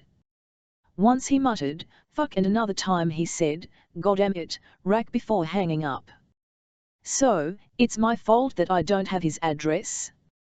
That what you're saying? Was it? Could I have known my grandfather all this time? I didn't want to think about that, think about all the time I'd lost because I hadn't picked up the phone and given Dodge a chance. Now, it seemed petty and immature, but at the time, I had been protecting myself from the boogeyman of my youth. Billy finished his water and twisted the plastic bottle between his hands. You know, when, your folks passed, Billy said, I didn't want Dodge to take you in. My body stilled and my jaw tightened. He chuckled. I looked at a picture the social services sent, and I told him you didn't belong with us. I looked away and bit my lip hard enough to feel the pain I felt in my heart. When I looked back, our gazes locked. But Dodge didn't listen. Said family don't abandon family. He chuckled. I think he wanted to be a dad. Ha. Right. I shook my head. He wasn't a saint, that's for goddamn sure, Billy said. And he didn't always do right by you. I opened my mouth to say something, but Billy said, don't. He untwisted the water bottle. He took you in when he could have sent you into the system. You think that shit's better? It couldn't have been worse. I crossed my arms and looked down. Billy sighed. A couple years ago, Dodge got a letter from social services. They didn't know how to get a hold of you, so they reached out to him. Then he got a letter from your grandfather. You were in a pissy mood and wouldn't take his calls, and he wouldn't let anyone but him tell you. He ran his hand over his facial hair. And when it seemed like you weren't going to ever speak to him, Dodge went out to that address after a run to see if it was true. The news felt like a punch to my chest. I gritted my teeth. Dodge met my grandfather. Billy nodded. My fists clenched. And you let him? You didn't think that was a bad idea? I spat. Billy shrugged, unperturbed by my anger. They seemed to get along okay. What could those two have possibly had to say to each other? And they got along? Bullshit. That couldn't be true. Billy walked to the trash can to throw away his water bottle. As he walked back, I noticed for the first time how slow he moved, how he favored his left leg over his right, how many wrinkles were etched on his face. Billy, this monster of a man who had lived in my mind as a larger-than-life figure, who embodied strength and danger, had somehow become old. What about my grandfather? Didn't he ask for me? Didn't Dodge give him my number or address? It's not like he didn't know it. Sure, I'd changed my phone number a few times, but the lawless knew where I worked, and they had ways of getting information they needed. Billy SVMNG his leg over his bike. Dodge didn't give it to him. I threw my water bottle at the trash. It bounced off and hit the ground. And why the hell not? He's my grandfather. We are your family, Rocky. Don't you forget that. He kick-started his bike. It was his way of telling me to shut up and get moving. We stared at each other, me breathing heavily and Billy, as cool and composed as ever. Eventually, I looked away and got onto my bike. The vibration of the engine caressed my legs, a secret message to not give up hope. The sooner I got through this, the sooner I could leave. Real families didn't treat each other this way, no matter what Billy said. 21 1967, 8 years old. Every night, the smoke swirled and danced languidly below the ceiling, putting on a picture show.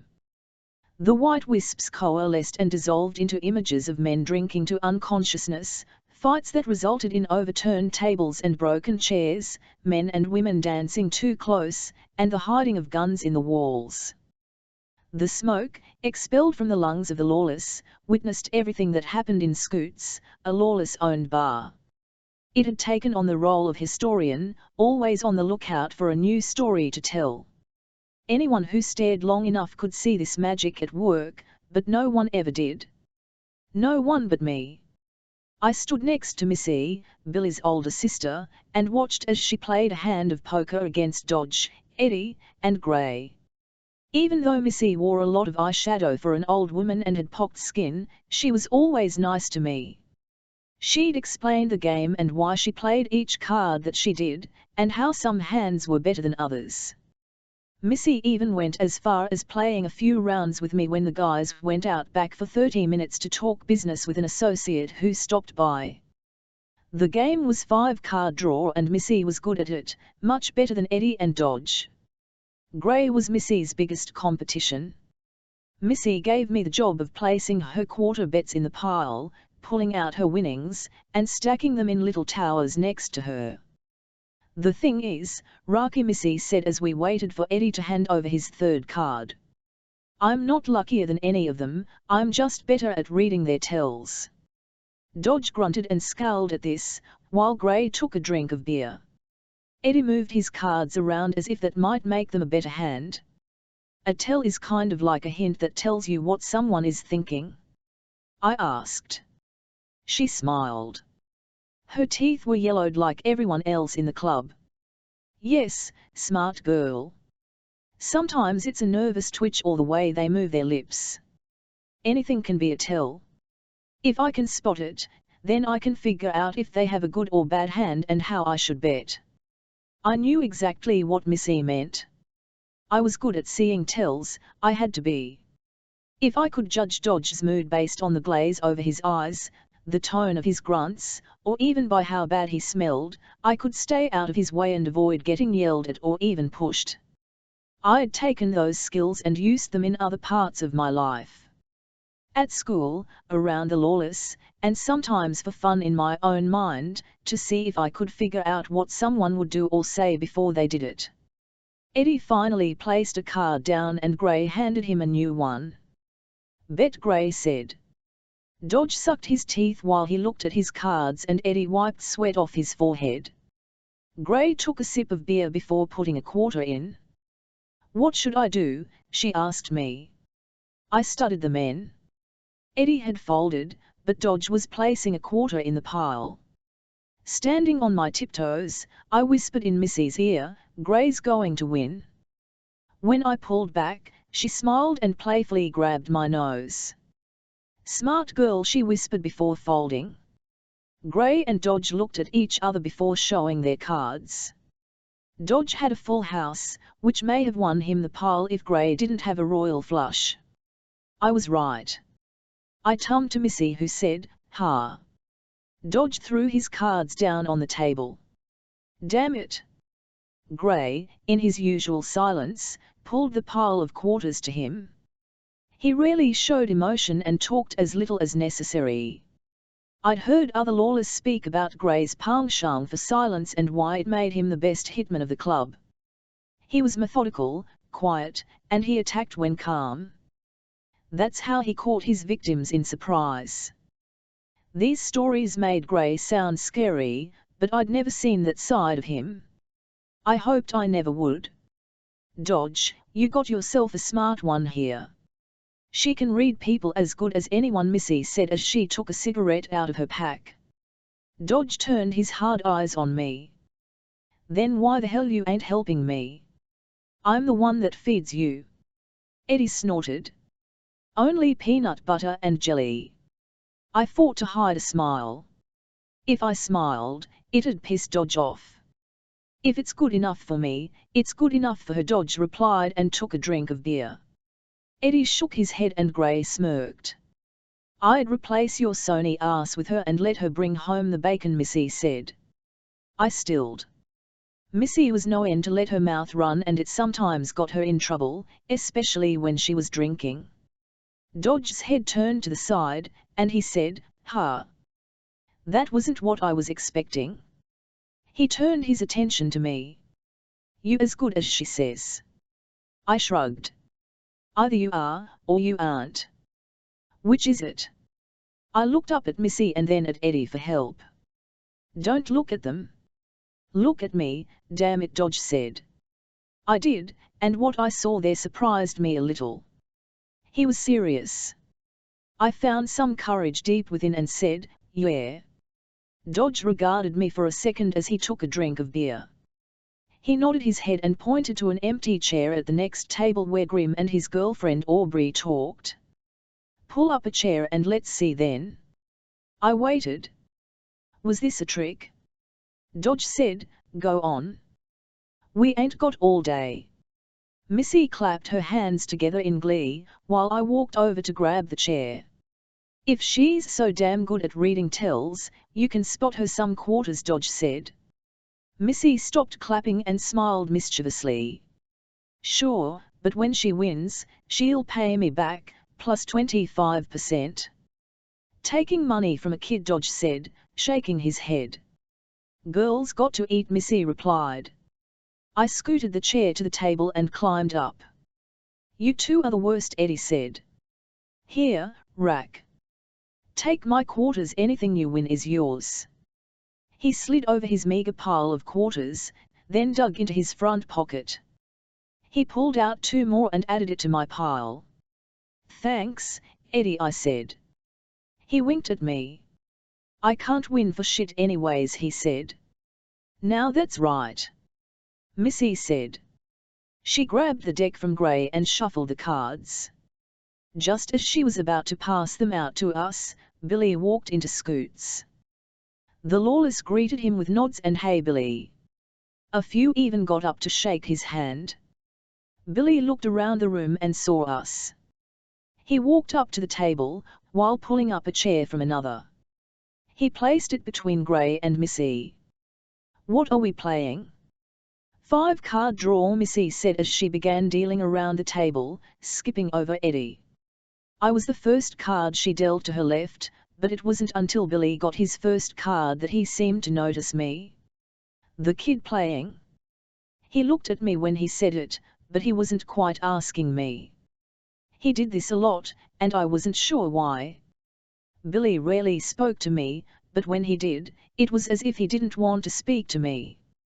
What, you scared, little brother? Missy said as she kept dealing. Billy didn't smile a lot. His wife and Missy were the only two who seemed to be able to make the ice giant's lip turn up in slight amusement, and that's exactly what they did now. He looked at me through his bushy eyebrows, studying me for a second.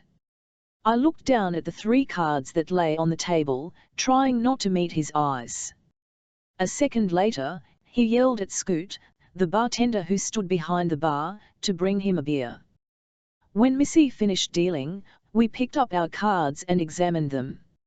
I had 2 aces, a 3, a king, and a 7. Remember the rules? Missy asked me. I nodded and pulled my cards closer. Dodge was the easiest to read. He couldn't hide anything from me. Living with him for 4 years, I knew every twist of his mouth, every crinkle of his eye. Gray took a sip of his beer when he had a good hand. He didn't touch his drink, so he probably didn't have anything. Missy was the best at hiding her tell because it seemed so natural. She lightly licked her lips when she had a good hand and sniffed when it was bad. At that moment, she was about to lick her lips and then stopped and looked at me. "Are you reading me, little one?" I blushed and looked down. "She better damn well be," Dodge said. Eddie countered, "Out of peanut butter." Everyone chuckled. "Ready?" Missy asked. I was to her left, so I had to put my first card down. I handed her the 7 face down and she slid me another from the deck. Another ace. I tried to keep my face neutral. While she went around the table, I looked at Billy. He was the hardest to read, always had been. Was it the twitch of his whiskers? The way he held his cards? How he hunched over? Took a long gulp of his beer? I wasn't quite sure, but something inside me told me he had a pretty good hand. Missy said to trust my instincts. Maybe this is what she meant. We went around a second time. I put down the 3 and got a king. By the time everyone exchanged their cards on the second round, I was pretty sure that Billy was the one to beat. As Missy replaced one of her cards from the deck, Lenny appeared behind Billy. His eyebrows pinched together, and his mouth was set in a line. He was angry, but the way he moved between his feet, rubbed his chin over and over again, it was clear he was nervous too. He had bad news and he didn't want to share it with Billy. Billy placed his cards on the table and leaned back so that Lenny could whisper something in his ear. Billy wasn't a warm guy. He radiated ice-cold stillness. But whatever Lenny told him was making him colder, stiller, harder. And I didn't think that was good. The pit in my stomach grew, and fear clawed its way from there to my heart, gripping tighter and tighter. I looked around at Dodge, Eddie, Missy, and Gray. No one seemed to notice what was happening. When Lenny was done, he stood up, his hands bunched into fists at his side. Billy looked down at the floor, sniffed, and stilled again. Then he tummed and scooted his chair back from the table. No one blinked an eye, but I knew that something was wrong, really wrong. "Okay, boys," Missy said. "And ladies." She winked at me. "Last round." I didn't move. Didn't put down a card. "Pass, Rocky?" Missy asked. I nodded because I couldn't take my eyes off Billy. I could feel the pressure building inside of him. Lenny stood behind him, rolling his shoulders forward and his neck side to side. Gray put his card on the table, and as Missy reached for it, I saw Billy's tell. His nostrils flared and his eyes turned slightly toward Missy, and it all clicked. I opened my mouth to wham her, but I wasn't fast enough. Billy grabbed the back of Missy's head and slammed it into the table. Missy screamed in agony, and Dodge, Gray, and Eddie jumped back from the table. The bar grew silent. Billy pulled Missy up for 1 second, her nose dripping in blood, her face a tangle of anguish, and then slammed it back into the table. His forearm shook as he pulled her head back up. Tears and blood ran down her face. "Billy," she wailed. Billy stood, dragging Missy up by her hair. "Snitch," he growled. With one word, the bar's energy changed from confused to angry, and everyone seemed to take a step closer to our table. "One," Missy cried. "The cops made me. I didn't want to." Billy wrapped his hand around her throat and squeezed. The blue veins in his arm pumped with blood. Missy clawed at his hand. "Please." Her voice strained. I didn't have a choice. Billy's black eyes flared with ice-cold hatred. The cards in my hands shook. "I'm sorry, brother," Missy choked out. Billy pulled her closer and let out a guttural roar of a lion who had nothing left to live for, before throwing her on the ground. Missy landed on her side and tried curling into a ball. Lenny kicked her in the stomach. "Snitch," he yelled. Grim came up beside him and kicked Missy in the face. Her head whipped back, and she groaned. Blood covered her teeth. Eddie stood up and put his hand on my shoulder to guide me away. Billy stopped him with a look. "She stays. She needs to leave. You don't betray family." I didn't look up at Eddie for his reaction, but I trembled when his hand slipped away from my shoulder. Every lawless member in the bar, including Dodge, Eddie, and Gray, kicked Missy and yelled, "Snitch." They kicked her all over. Her head, her back, her stomach, her legs, her chest. Kick, after kick, after kick. Missy cried out with the first few kicks, then whimpered, before growing silent and still. She eventually passed out. Standing above it all was Billy. The ethereal cloud of smoke that filled Scoots every night moved around his head. It was churning, transforming into the scene that played out below. Billy watched as his brothers kicked his sister to unconsciousness for being the worst thing someone could be in the club. And I stood there among it all. Watching. Witnessing. 22/1990, 31 years old Brownie. For fuck's sake. I'd forgotten Charles had nicknamed me Brownie when I was a kid. Not because I loved brownies, but because I was brown. A sick racist pet name. Charles grabbed my hand and squeezed it. His hair had been grey for as long as I'd known him, but now it was shaggier. In an odd way, it complemented his long white scraggly beard yellowed along the edges. "Oh, Brownie, you're so grown up. I swear you used to be no taller than me." I groaned and looked at Billy. I wanted him to know that this was his fault, since Dodge wasn't there for me to yell at. "Charles," I said. He looked up at me with a smile on his face, unaware of having done anything remotely wrong.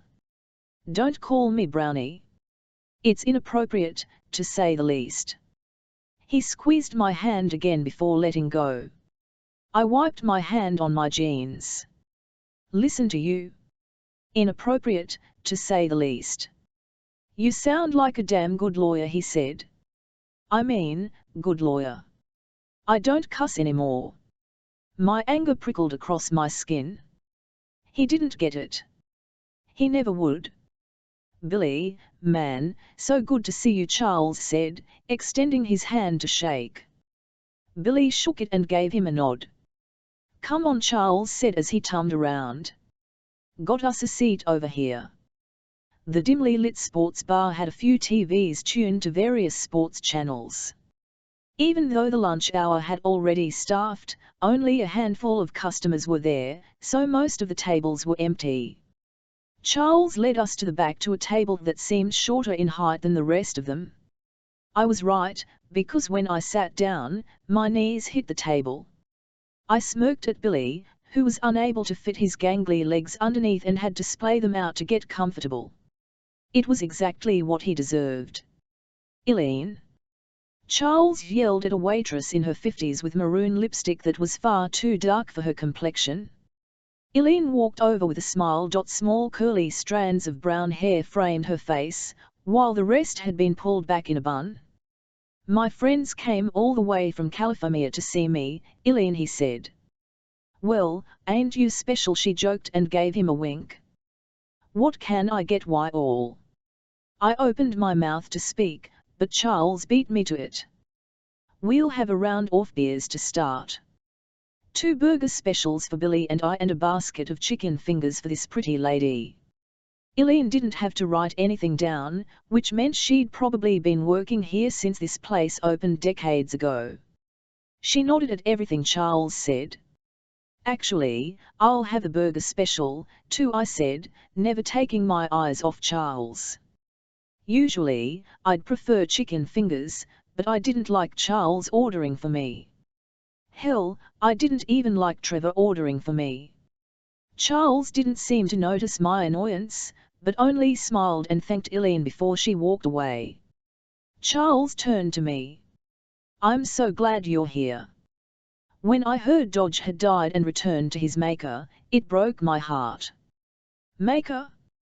I'm so blessed to have had him as my friend, and I praise God every day that you were brought into his life, Rocky. You really made him a better person. He reached out to grab my hand, but I pulled it away and sat back in my seat. "What's with all the praise God shit?" I asked. Charles was acting weird, even for him. He clapped his hands together, then spread them wide, revealing 2 bloody holes the size of nails in the middle of his palms. "I was saved a few years ago. Found Jesus, and it has seriously changed my life." I looked at Billy, suddenly realizing why he'd laughed when I mocked God for putting Charles on this grieving ride.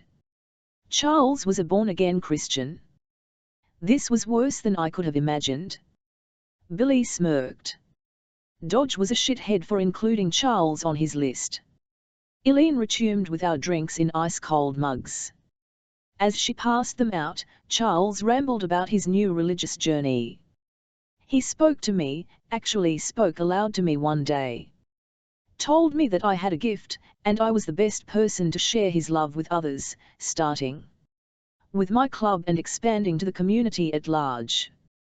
So now, I volunteer at the church, work on fundraisers, and sometimes I even preach at the local prison. I took a long gulp of my beer. God, I was going to need this drink and another before the conversation ended. The lawless were not church people. Some of them believed in God, if tattoos of crosses were any indicator, but they never spoke about it. It wasn't something most people talked about in California except to joke about the Church of Scientology and the whack jobs that lived behind the walls. I wasn't surprised that Charles had found God. It seemed like something Charles would do, and with the fervor that Texan Christians had, he'd fit right in trying to convert the masses with his garrulous chatter. The other day, I was witnessing to I interrupted him. "Charles, do you know why Dodge put you on his grieving ride?" Billy grunted in amusement. The only way to get Charles to focus was to be direct, and the sooner we got this over with, the better it would be for my sanity. Charles leaned back, glowing brightly in holier-than-thou light. His mouth opened so wide in shock that I could see the chewed-up bacon and eggs he'd had for breakfast stewing in his stomach. Of course, he put me on the ride, Rocky. I'm his oldest friend.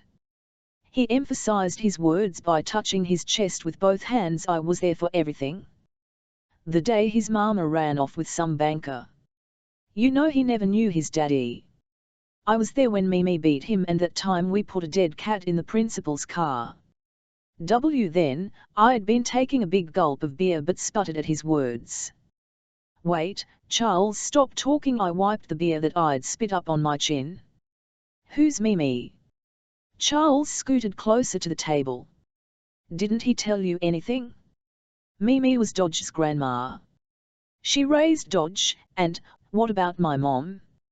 Charles took a drink. Jean went to live with some family friend, the Colettes, I believe. Mimi didn't much like her orphan daughter, and she didn't want to raise another. That was fucked up. Mimi was the meanest woman I ever met, Charles said. Used to make Dodge clean the house every day, even sent him to work on farms when he was a kid. He couldn't mess up for nothing, or she'd beat him good. He shook his head slowly. And I mean, beat him good. Shit. No wonder Dodge had been so messed up. I looked at Billy. He sat back in his chair, listening. He always seemed to be listening to conversations and rarely engaged in them.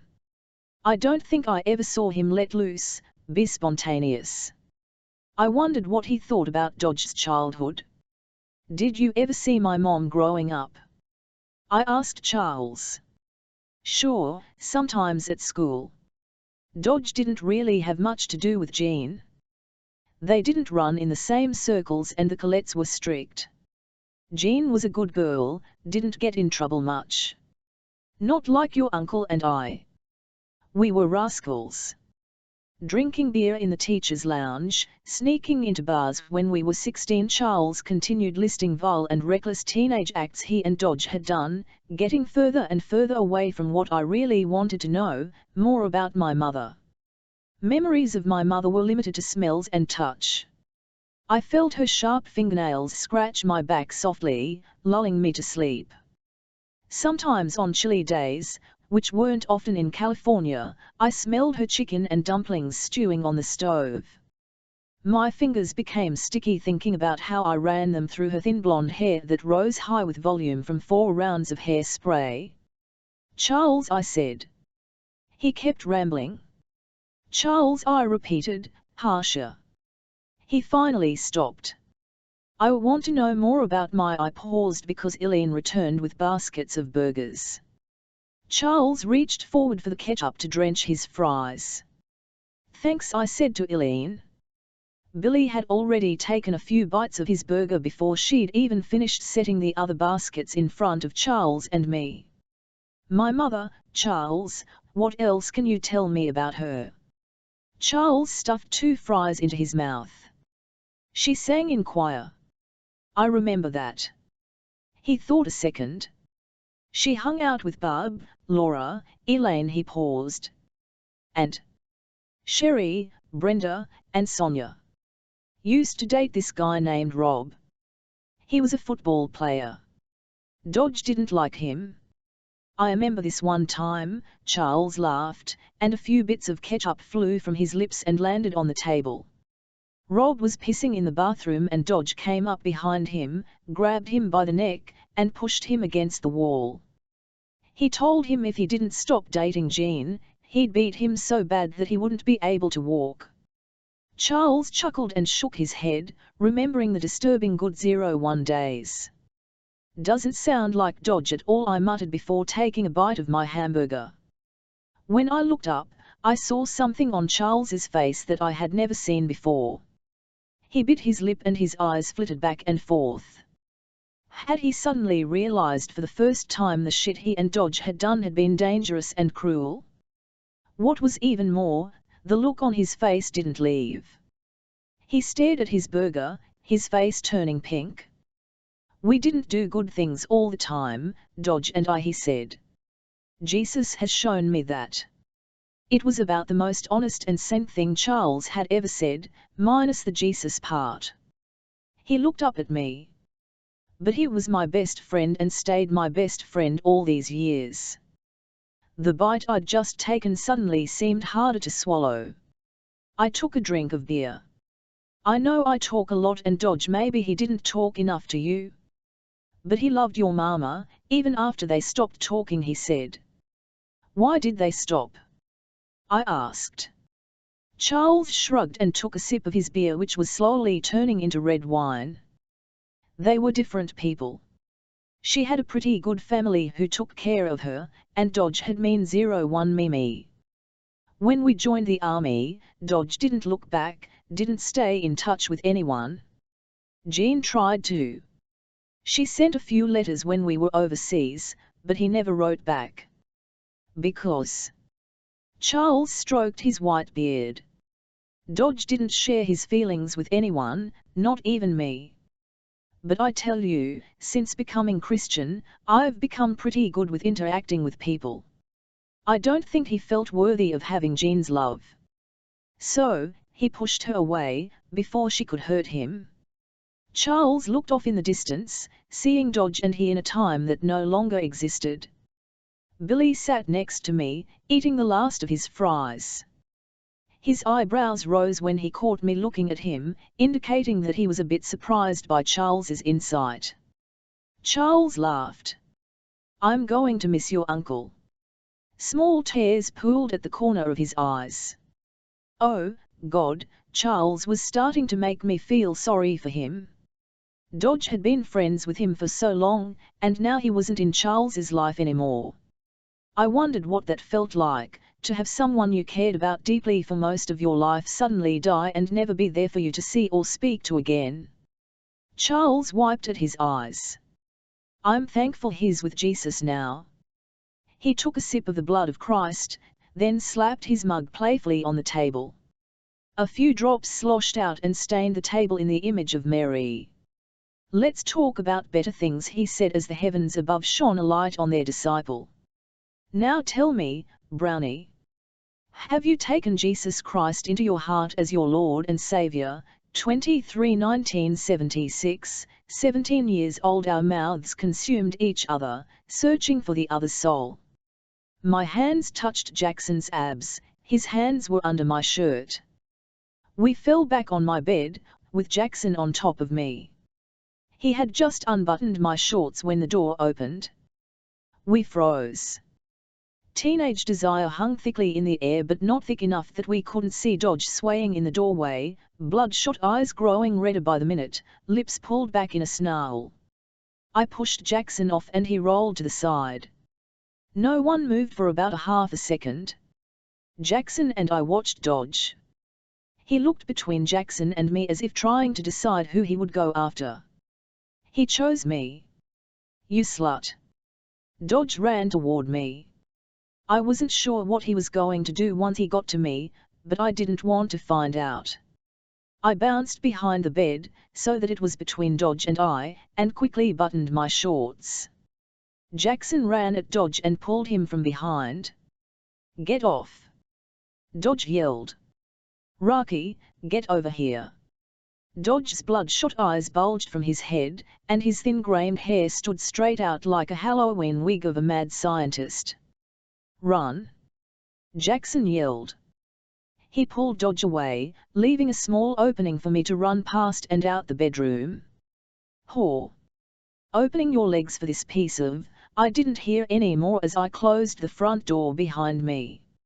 I jumped on my iron head and sped off, breathing hard and fast. It was still light outside, and I wasn't sure what to do. I had a few bucks in my pocket, so I went to a burger joint. "Whore, whore, whore" appeared in scraggly red letters on the backs of my hands and forearms as I ate chili cheese fries.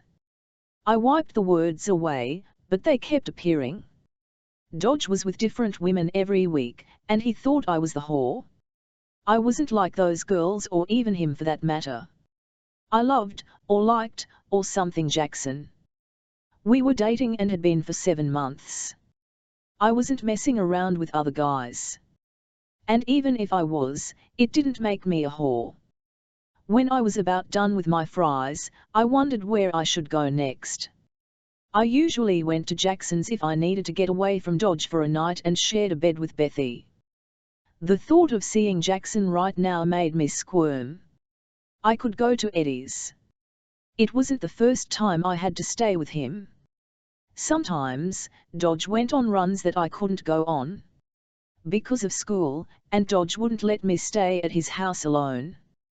One of the few normal parental things he'd ever done.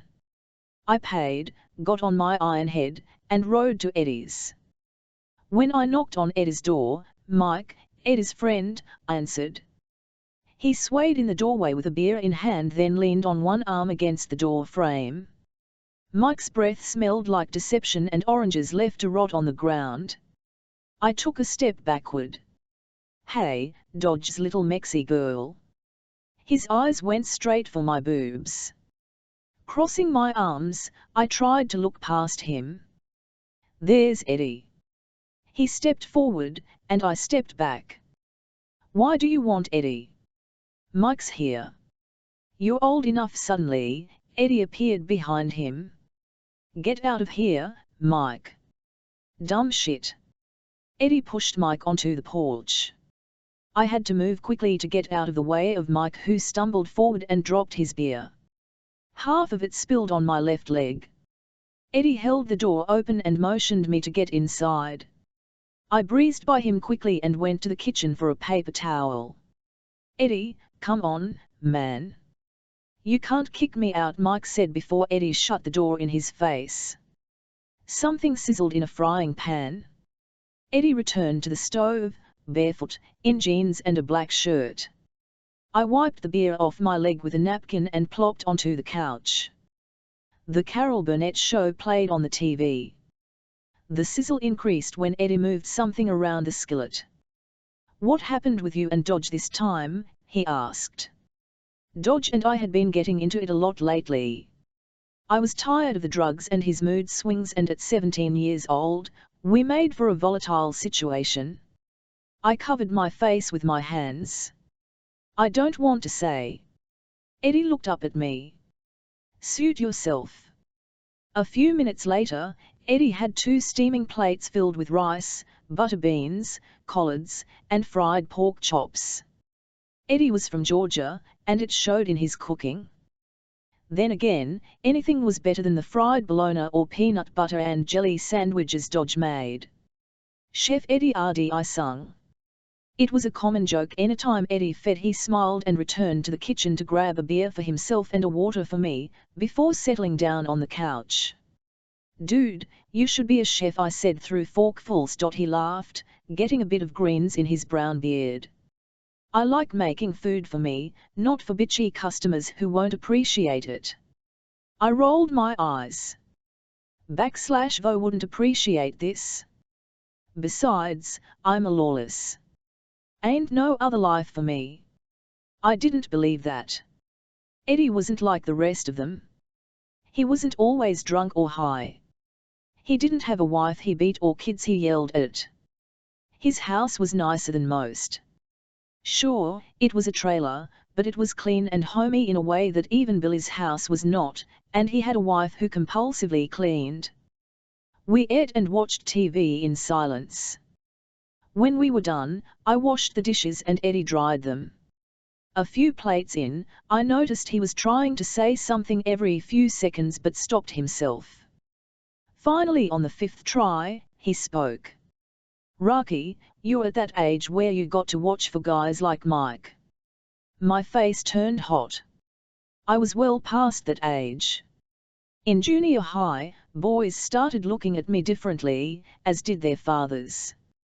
I felt their eyes on my butt when I walked away, my breasts when I walked up. Now I crossed my arms often and deferred to pants and a baggy shirt when I knew I might be around the club. "Yeah, I know," I said. "Most guys are like Mike." Eddie stiffened, and I realized my mistake. He thought I meant him, too. "Ah, shit. Not you, Eddie," I said quickly. I scrubbed the dish in my hand a bit harder, ashamed and embarrassed. It was true though. I never saw Eddie making out with random women, never knew him to date anyone. I'd heard a rumor that he had been molested as a kid and that shit messed with his head. Eddie ignored my screw-up, probably embarrassed, too. "I'm serious," he said. "About Mike and others. You're older and it's on you to make sure these guys don't do something foolish." I stopped washing for a second. He continued, "Watch how you dress and act around them. Men can't help themselves. Don't need to give them any more reason to not do right by you." My eyes unfocused and refocused as I tried not to release an anger that had quickly flared. The plate I held in my hand was a mass of soapy bubbles. One bubble showed a lawless running his hand lower and lower down my back. Another floating bubble showed a boy in school grabbing my butt. A bubble on the right side of the plate recounted a man in a grocery store pushing his crotch against my hip in the checkout line. A large bubble that threatened to pop replayed 2 men leaning out of a white truck to yell lewd things they would do between my legs. Why couldn't boys, and men, leave me alone? There was nothing I could wear or not wear, nothing I could do or not do. I'd never given them any reason to not do right by me because society had already given them a reason to. There were no consequences for their behavior because boys will be boys. I pushed my anger down into a stone box inside my chest, then put the plate under the running faucet and wiped away the bubbles of harassment. My only reply to Eddie was, "Millimeter." That night, Eddie made up the couch with a few quilts that used to belong to his granny and even gave me cookies and milk before I crashed. I knew Eddie was looking out for me. His words came from a fear that I could be hurt, and because of that, I wasn't super mad at him. I was disappointed. He was different from most guys, but like he'd said, He was still a lawless. 24 1990, 31 years old. Row after row of motorcycles guarded the tan building of the Red Roof Inn in Oklahoma City. It was 7 in the evening by the time Billy and I arrived. 2 sheeps stood outside smoking cigarettes. When we pulled up, they looked my way, whispering to each other. Billy nodded before walking up the stairs. I wondered how he knew which room was his. I grabbed my duffel bag and walked up to the women. One had long stringy blonde hair and blue eyeshadow, the other had curly brown hair and a cropped black top. Her, yeah? The brunette asked with a bit of attitude. The skin around her mouth shriveled with 10 more wrinkles after each drag of her cigarette. You know where Eddie's room is? They looked at each other and smirked. You mean Jackson? The brunette opened her mouth wide when she laughed. Her back molars were blackened with rot and decaying to a nub as the seconds passed. I sighed. Fucking sheep. Or is Eddie your man now? The blonde asked while the brunette knocked her shoulder as if to say, I can't believe you went there. Look, I'm tired. Do you know or not? The brunette said, I think it's 202. She smiled and looked me up and down, her eyes pausing at my dusty black pants and black eye. I walked to the stairs, telling myself to let it go, that they couldn't help being bomb with brains the size of mice. Give Eddie a kiss for me, one of them yelled as I walked away. I flipped the bird and kept moving. At 202, I knocked on the door and Eddie answered. Thank God, I said as I walked past him. Just arrive. His room was clean with a single queen-size bed, a small armchair, and a TV. Yeah. Eddie sat in the armchair and let me have the bed. I flopped on top of the bed comforter, not caring that it was probably covered in invisible bodily fluids. My body was tired but more so my mind. We were quiet for a few seconds. Some cop show played on the TV. Did Billy tell you where we went? I asked. Eddie shook his head. Do you want to know? He put his hand to his beard and stroked it, an unconscious habit he had never broken. You clearly want to say, he replied. I leaned back, looked at the ceiling, and sighed. Charles. He scowled. Shithead. Yeah, but now a saved shithead. Eddie seemed puzzled by that, but he didn't ask for an explanation, and that's what was so great about Eddie. He didn't intrude, just let me be. Eventually, I crawled under the sheets. I knew Eddie would sit in that armchair and leave me alone, and at least for the night, that's all I needed. I woke to knocks on the door. When I opened my eyes, Eddie was in the armchair still, his hands resting on his pot belly and his head leaning back, mouth open, lightly snoring. The man could sleep through anything. I could picture it then, a megaquake hitting California and mountains and civilization falling into the sea, and Eddie would sleep through it all.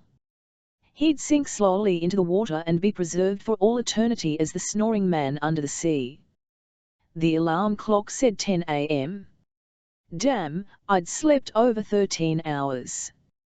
I never did that, but the long ride combined with a lack of sleep the past few nights had really worn me out.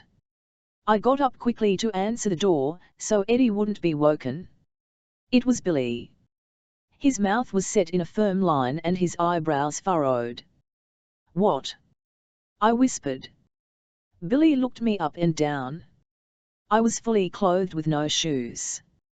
He pushed the door open to look inside. He grunted when he saw Eddie asleep and snoring in the chair. Me and Eddie? Gross. Are you done examining the decency of the room? I whispered sarcastically. His eyebrows furrowed again, and he nodded for me to come outside.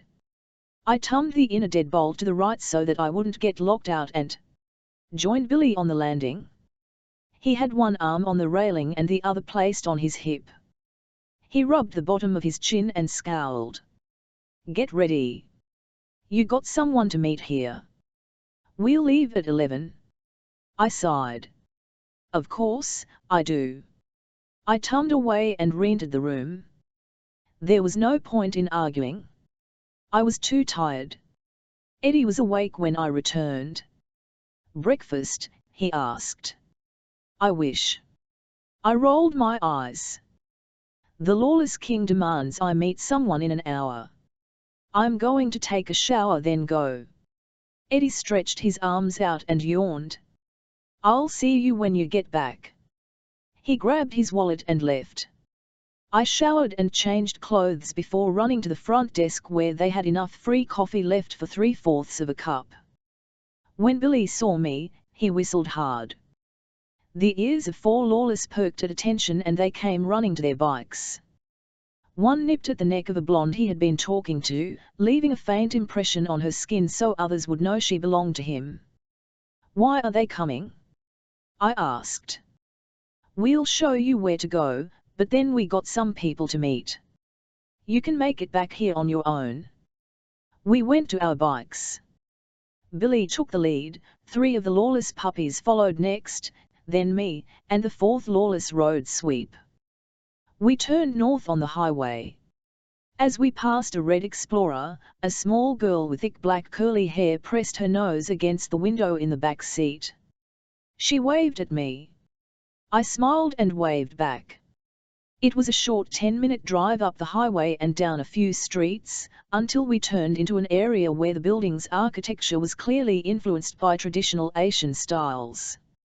Golden roosters on red banners announced our approach with screechy caws, while Chinese food dogs growled and lunged at our tires with a snap of their stony teeth. The red glowing eyes of dragon statues that lined the tops of the buildings followed us as we rode. With a snort of smoke and a flick of their tail, they threatened to attack if we stepped out of line. Billy pulled up to a small hole-in-the-wall restaurant, for LOCs, in a cramped shopping centre. Someone peeked through the blinds of the front half the store then closed them quickly. I parked the bike and turned it off. Billy pulled up next to me. You're meeting some boy named Lee, Billy said. Any other information about this guy? Billy shrugged. Some small-time chink that Dodge worked with. Not worth the trouble if you ask me, but it's Dodge's ride. Why do you have to call him that? A flood of anger hit my stomach, shooting acid into my throat. I swallowed it down. Billy frowned. What else would I call him? I wanted to punch the confusion off his face. A guy? Anything else but that word. I uttered the last bit through gritted teeth. Billy only replied with HMPH before adding, We're off, be back at the motel before 9. He added. We're taking off for Arkansas at 10. Wait, tonight? We're doing a night ride. I asked, my heart pumping a bit faster. Picking up the product now, Billy said. No point in losing an opportunity. He took off before I could argue. Fuck, I said under my breath. A night ride meant we'd be moving product, drugs or guns. I inwardly groaned. Lawless often moved their product at night when there were fewer people and cops on the road. And if we ran into any trouble, the lawless always carried enough cash to pay people off. They usually didn't move product on a grieving ride. It was supposed to be holy, or as holy as the lawless could get. I couldn't recall anything like this happening when I was young and went on grieving rides with Dodge. Then again, I hadn't been allowed on the multi-day grieving rides because of school. Maybe things had changed since I'd been gone. Whatever the case was, I didn't like this. I thought about leaving then, getting on my bike and heading back to California. But we were so close to being done and I was so close to holding my grandfather's address in my hand. Was a night ride worth it? I thought about all the bad things that could happen: jail, losing my job, never meeting my grandfather. Fuck. This wasn't fair, wasn't how it was supposed to go. Before I could decide, someone tapped me on the back. I turned around and saw an Asian woman with curly black hair cut to her shoulders. She must have been 50 or so, though her face had barely started to wrinkle. She wore a short-sleeved pink top, a pair of khakis, and grey sneakers. You are the lawyer. Her accent made me think English was her second language. Hadn't Billy said Lee was a man? I nodded in reply, and she smiled before clapping her hands together. Good. Come in. We are waiting for you. She waved her hand toward the door and walked quickly inside without holding the door open for me. I caught it before it slammed shut. Lee, she yelled out. Lee. The lawyer lady is here. There were a few patrons in the restaurant, but none gave disparaging glances when she yelled. An Asian guy about 20 or so walked out of the kitchen door. He had on a white tee, faded blue jeans, and a white apron over his clothes. When the woman saw Lee, she moved to him quickly. Lee, she began, before switching into another language. Whatever she said made him smile. He moved past her and held his hand out to shake. Oh, hey. You're Rocky, the lawyer. We shook hands. He leaned back as if to assess me. Your uncle didn't say you were so pretty. The woman slapped the back of his head. He exclaimed, ow, and looked over his shoulder and said something to her in another language. The woman narrowed her eyes at him, and he stopped speaking immediately. Oh, to be young and overly confident again. I tried not to laugh when I said, so, Lee. Yeah, I'm Lee LOC. This is my mom, Lynn. He pointed over his shoulder at the woman, who smiled and nodded. I smiled in return. She lightly pushed his shoulder and said something rapidly. Yeah, Ma, that's good, he said before Lynn left us and went to the kitchen. Lee turned to me. Want to sit down? He sat in a booth next to us and I followed suit. My mom's going to bring some fried spring rolls. They're the best. She's famous for them. Oh, no, she doesn't have to, like, for real, people come all the way from Kansas for these babies. Trust me, you'll love them. He smiled, showing off a glittering gold cap on the tooth one over from his incisor. What kind of food is this? I looked around, trying to get a glimpse of other people's dishes. Vietnamese. Mom and Dad are from Vietnam. Lot of Vietnamese people moved to Oklahoma City after the war. Mom runs the restaurant and Dad runs a grocery store around the corner. Cool. How the hell did Dodge get connected with Vietnamese people? Lee began. So. I hoped he would be able to explain why I was here, and it wouldn't be another Mr. Sand fiasco. Can you really get me into UCLA? What? Before I could ask him what he meant, Lee took off in what was obviously his natural speed of speaking, 90 miles per hour. Man, my parents are so excited. I've always wanted to be a lawyer, you know, and California seems more dope than Oklahoma. I'll go to the beach in the morning, Hollywood at night, and then get some killer study time on the weekend at UCLA's library. Live the Cali dream. I pushed my palms out toward Lee. Hold on. Wait a minute. Lee finally shut up, which gave me a second to think. Dodge told you that I could get you into UCLA. Lee nodded. Yeah, he said that I shushed Lee, or else we'd never get through the conversation. Start from the beginning. How do you know Dodge? You deal for him? I said, lowering my voice at the end, though that didn't satisfy Lee, who hushed me loudly. Man, keep your voice down. Can't have my mom hearing, you know. I smirked and shook my head. Unbelievable.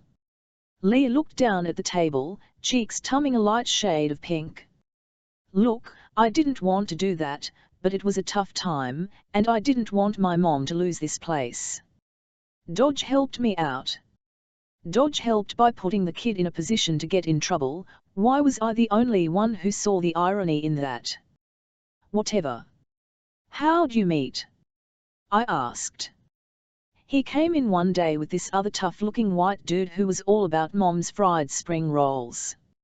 Mentioning the fried spring rolls called forth his mother with a plate of fresh hot ones. She set them on the table. Behind her was a waiter with a few bowls of fried rice, which he placed in front of us, too. "Oh, no, I'm good, really," I said. Lynn wasn't having it. It's very good and you are so skinny." Across from me, Lee had already begun eating. I grabbed one of the fried spring rolls and dipped it into a sauce in the middle of the platter. It was a damn good spring roll, and the sauce had the right balance of sweet and salty flavors, and something else. It coated my tongue and seeped into my taste buds until I finally figured out what it was: passion with a touch of confidence. Lynn watched me closely, and I could tell that if I didn't play this up, she wasn't going to leave. "Millimeter, wow. That's amazing," I said to Lynn, smiling as wide as I could. The smile hurt my jaw, it was so unnatural, but it made Lynn happy. She patted my shoulder. "I'm so happy you will help, Lee. He will be great lawyer like you," she said. "Why did everyone think I could get Lee into UCLA?" "Thanks, Mom," Lee said, and then added something else in Vietnamese. Lynn nodded her head. "Yes, I'll go. You talk." She patted my shoulder once more and walked away. When she was gone, I took another bite of the spring roll. "So, Dodge came in for spring rolls." Lee nodded with a mouth full of fried rice. "Yeah, and Mom overhears him talking to the guy about how his Beta's lawyer niece got one of his friends off for murder. Said she's the best lawyer in Southern California. God, it was probably cheap." The thought made my stomach churn, as it does any lawyer who knows they are representing a cold-blooded murderer who will probably do it again. Lee smiled as if this was something I should be proud of. "And then?" I asked. He took a bite of rice. "Then they try my mom's fried spring rolls, and she can tell your uncle loves them. She starts talking to him about the rolls. Then gives him another order on the house." Lee spoonfuled more rice into his mouth and grabbed for a spring roll.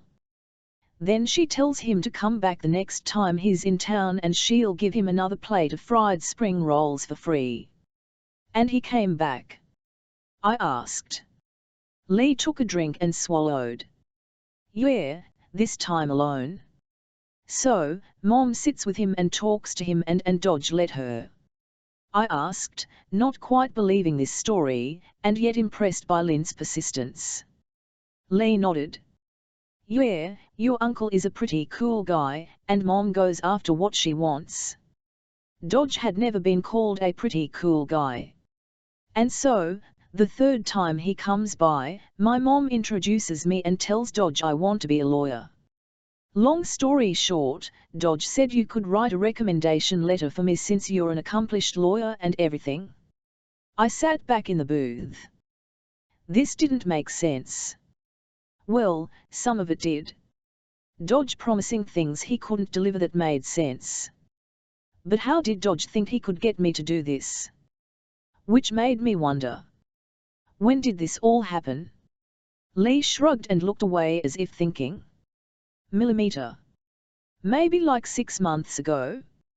But don't worry, I don't need the letter now. I still got a year at the University of Central Oklahoma before I can start applying to law school."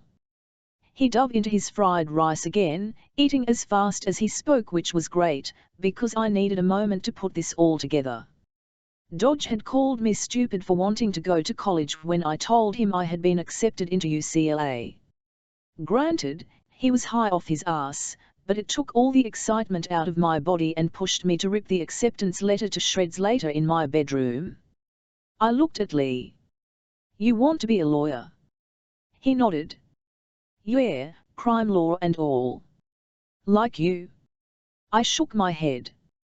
"You don't want to be like me. Trust me. Defending those guys." I sighed. "That shit ain't worth it. But Dodge said you have a big ass house and you're well known and all. I laughed. That's not, I do. But I'd take a small house and no respect if it meant I never defended those types of guys. Besides, I didn't have a choice.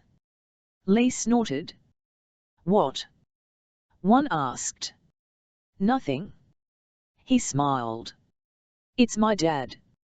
He always talks about Vietnam, you know. He likes to say, even during the war, Lee deepened his voice and mimicked a thick Vietnamese accent, when we had no food and illness was widespread, we made honorable choices. Lee chuckled, and his voice returned to normal. Dad, this isn't Vietnam in the war. He rolled his eyes. I couldn't imagine what Lee's parents had gone through in the Vietnam War, and while Lee's mocking of his father wasn't the greatest, his dad's words stuck out to me. Isn't that what Trevor had said, that I had a choice? Could I have refused to go on the ride and demanded my grandfather's address from Billy? Or had I said yes, so I wouldn't have to stand up to Billy once and for all? I squirmed in the booth and changed the subject. Are you even smart, kid? Lee sat up, finally done with his fried rice and all the spring rolls. He interlaced his fingers and pushed them out in front of him as if stretching. All is in college so far. I'm bilingual, studying government, and head of the college debate team. Valedictorian in high school. Not to mention, I tour regionally with a local improved group. He wiggled his eyebrows. I chuckled. Impressive. And it was. I was smart in high school, but I had downplayed my intelligence. It wasn't cool to be smart, and so I never made it a big deal, never spoke up in class, and I wasn't valedictorian.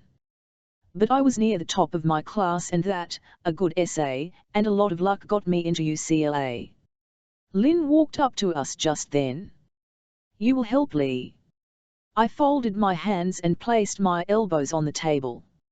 Hell, why not?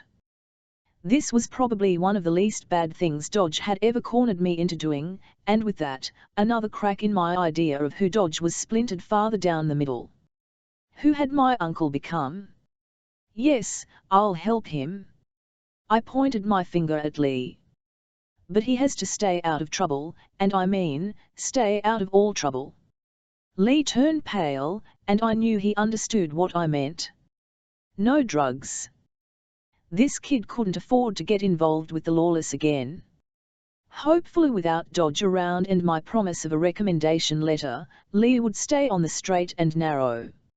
I gave Lee the number and address to my office and told him to get in touch with me when he needed the recommendation.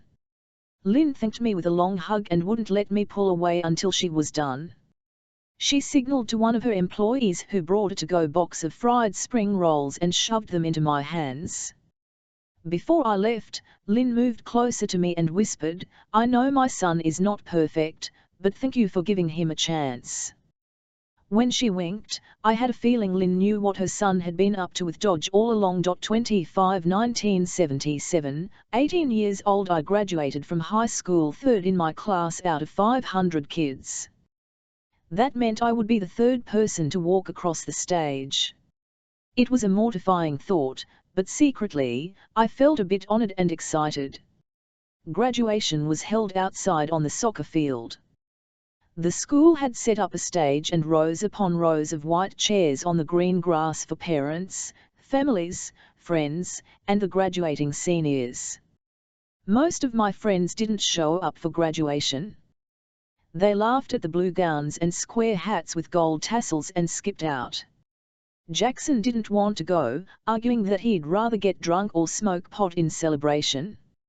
Bethy joined me in walking the stage because she knew her mom wanted a picture of her daughter with her diploma, something she had never received and always regretted. Dodge had seen my graduation gown and knew about the cookout that Bethy's family was hosting for the lawless kids who had graduated that afternoon. I hadn't asked him to come to my graduation because I couldn't picture Dodge, in his grey holly jeans and black leather vest, sitting among moms and dads who lived in manicured houses with picket fences and drove sedans instead of motorcycles.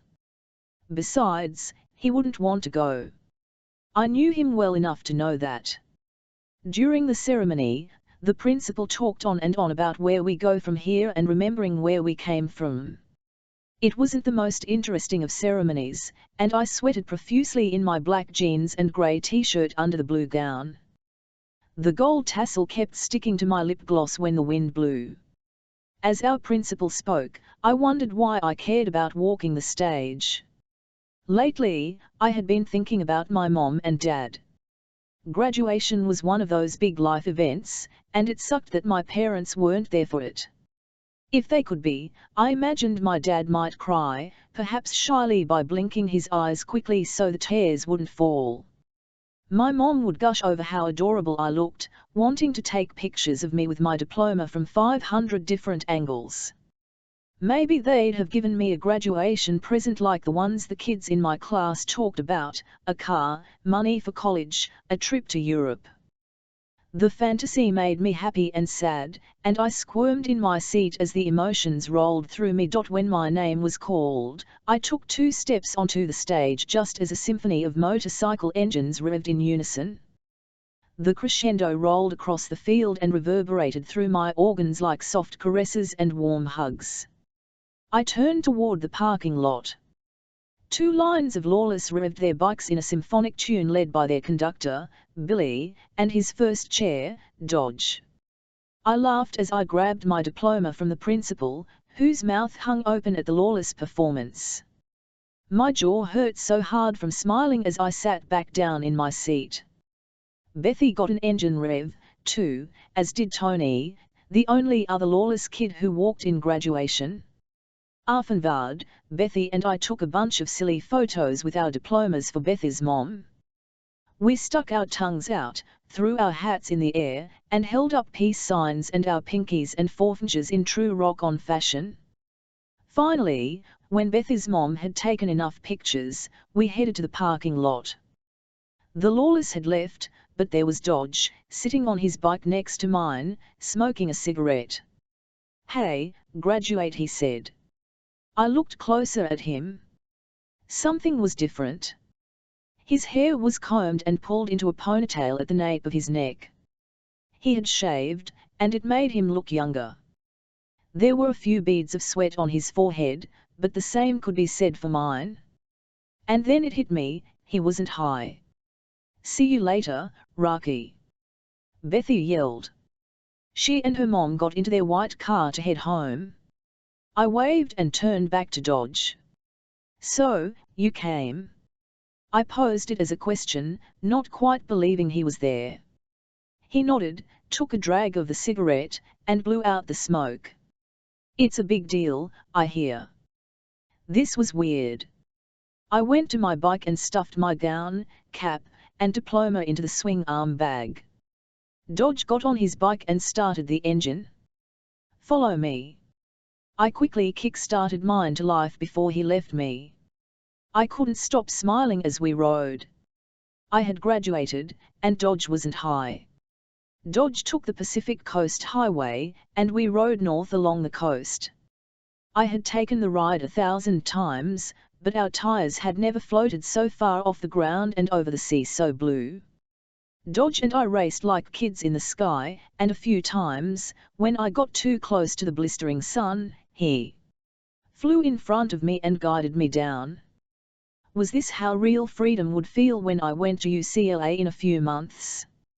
After about 30 minutes, I realized Dodge was going somewhere in particular. He exited the highway, and we made our way toward Malibu. Eventually, we pulled into a shopping center with a pizza shop, Chinese restaurant, jeweler, tattoo artist, and an antique store. Dodge parked, and I followed suit. "Chinese?" I asked, feeling a little hungry suddenly. Dodge smiled and nodded his head toward the tattoo shop. "Ain't it tradition to get the graduate a gift?" Dodge showed up for my graduation and was getting me a present. What the hell was going on? I followed Dodge into the shop, waiting for him to turn back into an asshole at any minute. Inside, a short stocky guy with a long, peppered beard and ponytail prepped a chair and inks on a tray. He nodded at Dodge as we walked over. "Ron, this is my niece," Rocky, Dodge said. Ron grunted and nodded. I gave a short, "Hey." Ron pulled out a needle from its plastic W, tapping. "Sit down." I sat down in the chair, suddenly feeling hot and shaky. Some of the guys in my grade had tattoos and Dodge's arms were filled with them, as were most Lawless. Jackson got his first tattoo when he was 14. Most of the girls I knew didn't have one, and if they did, it was a flower, a heart, or their boyfriend's initials which they tatted on their own skin with an ink pen. Dodge grabbed a bar stool from somewhere and sat down in the corner. "I don't even know what I want," I said to Dodge. He smirked. "Trust me." I wanted to say, no, because a tattoo was permanent, but instead I said, "I don't know." Ron gave a half grunt, half laugh. "Smart kid." "Look," Dodge said, ignoring Ron's laugh. "I already gave Ron the design. Trust me. You'll like it." I sat back in the chair, not confident I could trust Dodge, but also knowing that I couldn't say no. It would piss Dodge off, and that wasn't good either. I ended up nodding, unable to say the words aloud. Ron took that as the go-ahead sign. "Where do you want it?" Ron asked me as I sat back in the chair. Before I could answer, Dodge said, "Upper right arm." I guess Dodge was making all the decisions today. Ron nodded and moved his chair and equipment to my right side. "Don't forget to breathe." Ron grabbed the needle. I nodded. "Okay." My knees danced in place. I was actually getting a tattoo. The buzz of the tattoo pen filled my ears, and I felt the needle pierce my skin, and black spots appeared in the corners of my vision and multiplied like cells. The buzzing stopped. "Damn it, girl. Breathe," Ron said. I inhaled deeply, and the black spots disappeared after a few seconds. I took a few more gulps of air until my breathing returned to normal. "Sorry," I said between breaths. Ron moved the gun back to my arm. "You good?" I nodded. I was good. Ron began again, and I made myself breathe. This was not how I imagined a tattoo would feel. Each flick of the tattoo gun was a long, drawn-out bum that went far beyond the layers of skin on my arm.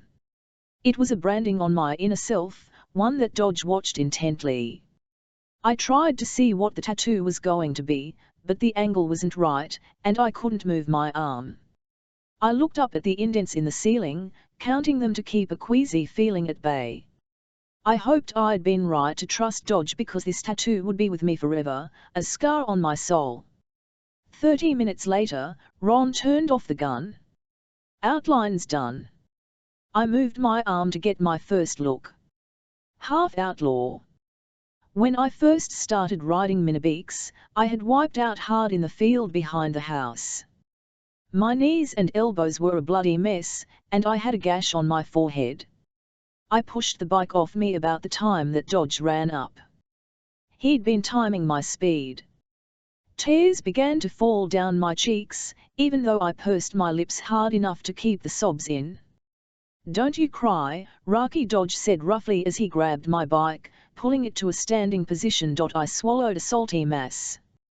Dodge didn't like crying, but for once, I think he saw the pain I was in as I tried to stand up. My knees throbbed, and my legs trembled. Dodge put the kickstand on the bike and stooped down in front of my face. "Look here." He paused as if thinking. "Finally," he said, "you know, I'm an outlaw, right?" I nodded. "And outlaws don't cry." "HM?" I shook my head. "They didn't." "You," Dodge paused. He looked me up and down and bit the inside of his lip. I squirmed. Dodge was taking note of how different I looked from him, from everyone he knew. "You," Dodge began. "You got outlaw in you, too." Like, my voice was raw with clenched tears as I searched for the right word. "Like I'm half outlaw." Dodge nodded hard and sharp. Yep, half outlaw. That was the first time we'd said it. From there, it became a little joke between us, and eventually spread to some of Dodge's closer friends. We'd stopped saying it years later, and I wasn't sure why, but looking at my arm now, I was glad I had trusted Dodge. You good? Ron asked, ready to fill in the outline of my new tattoo. I nodded and looked at Dodge perched on the stool. Yeah, I'm good. Hours later, my tattoo was finished. Small dots of blood erupted from unseen pores around the black ink. The tattoo reabsorbed the blood sacrifice, growing darker on my arm with each metallic taste. I couldn't wait to show it to Bethy and Jackson, though I wondered what Jackson would think. Earlier that year, I'd suspected Jackson had started helping his dad on runs. He'd been talking about becoming a prospect, which made my stomach churn. He'd have to do bad things if he ever wanted to join the club. I wasn't sure what, but it wasn't hard to guess. Regardless of what Jackson thought about my tattoo, Dodge was happy. I'd never seen him this aware, this awake, this alive. After the tattoo, we made our way to Bethy's house. By the time we arrived, the party had already started. The adults were clustered closer to the house or inside, while the kids my age sat under some trees near the edge of the backyard. When I found Bethy, I pulled back the bandages for her and she squealed. Suddenly exposed, the Gothic letters moved closer together, making the tattoo look more ominous than it was. You're such a badass now. My mood dampened a little when Jackson saw it. His nose and forehead scrunched in distaste. He shrugged his shoulders. Ain't nothing like real ink, is it, boys? He said to a few guys. They laughed and high-fived. My tattoo burned my upper arm, pressuring me to knock out Jackson for insulting it, insulting us. I put the bandage back on and punched Jackson in his side, rolled my eyes and found a seat next to Bethy. She handed me a beer, and I quietly fumed. 5 minutes later, Jackson came over and sat on the arm of my chair and tried to give me a kiss. No thanks, man. I pushed him away with one arm. Come on, Rocky, he whispered in my ear. You know I didn't mean anything against you. He sat up straight. I was just saying it wasn't a club tat, couldn't ever be. He meant because I was a woman, and a brown one at that. Jackson finished his beer and called to Max for another one. I looked toward the house and found Dodge watching me. I thought about my tattoo and wondered if it was or wasn't the real thing, and more importantly, if I wanted it to be or not. 26/1990, 31-year-old Billy stood outside the motel with a small group of lawless when I pulled in. As I walked over to him, the guys around him melted away. I don't want to do this thing tonight, I said. Billy shrugged. Tough luck. Got to make a living? Exactly, I said sarcastically. You get caught and I'm with you, I get disbarred. No more being a lawyer for me. Billy smirked. Look, this ain't our first rodeo. We know how to do this. We got associates setting us up. Using associates didn't always mean things went smoothly. Couldn't he see this was giving me heart palpitations? I shook my head. Billy, I can't. I've done everything else you've asked. I came on this ride to take Dodge to Kentucky so I could get my grandfather's address. This isn't part of the deal. Billy shifted his pants and looked over my head. This is part of the deal, and you've known that since you were little. This is what we do. But I didn't choose, don't make a damn difference. I shook my head. Can't do it, Billy. Don't ask me to. Billy crossed his arms and looked down at me. Guess you won't get your grandfather's address. He started to tum away. Ah, fuck. Wait.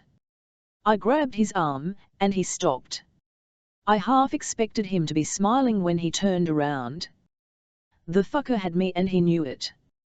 I needed that address, perhaps now more so than when we started.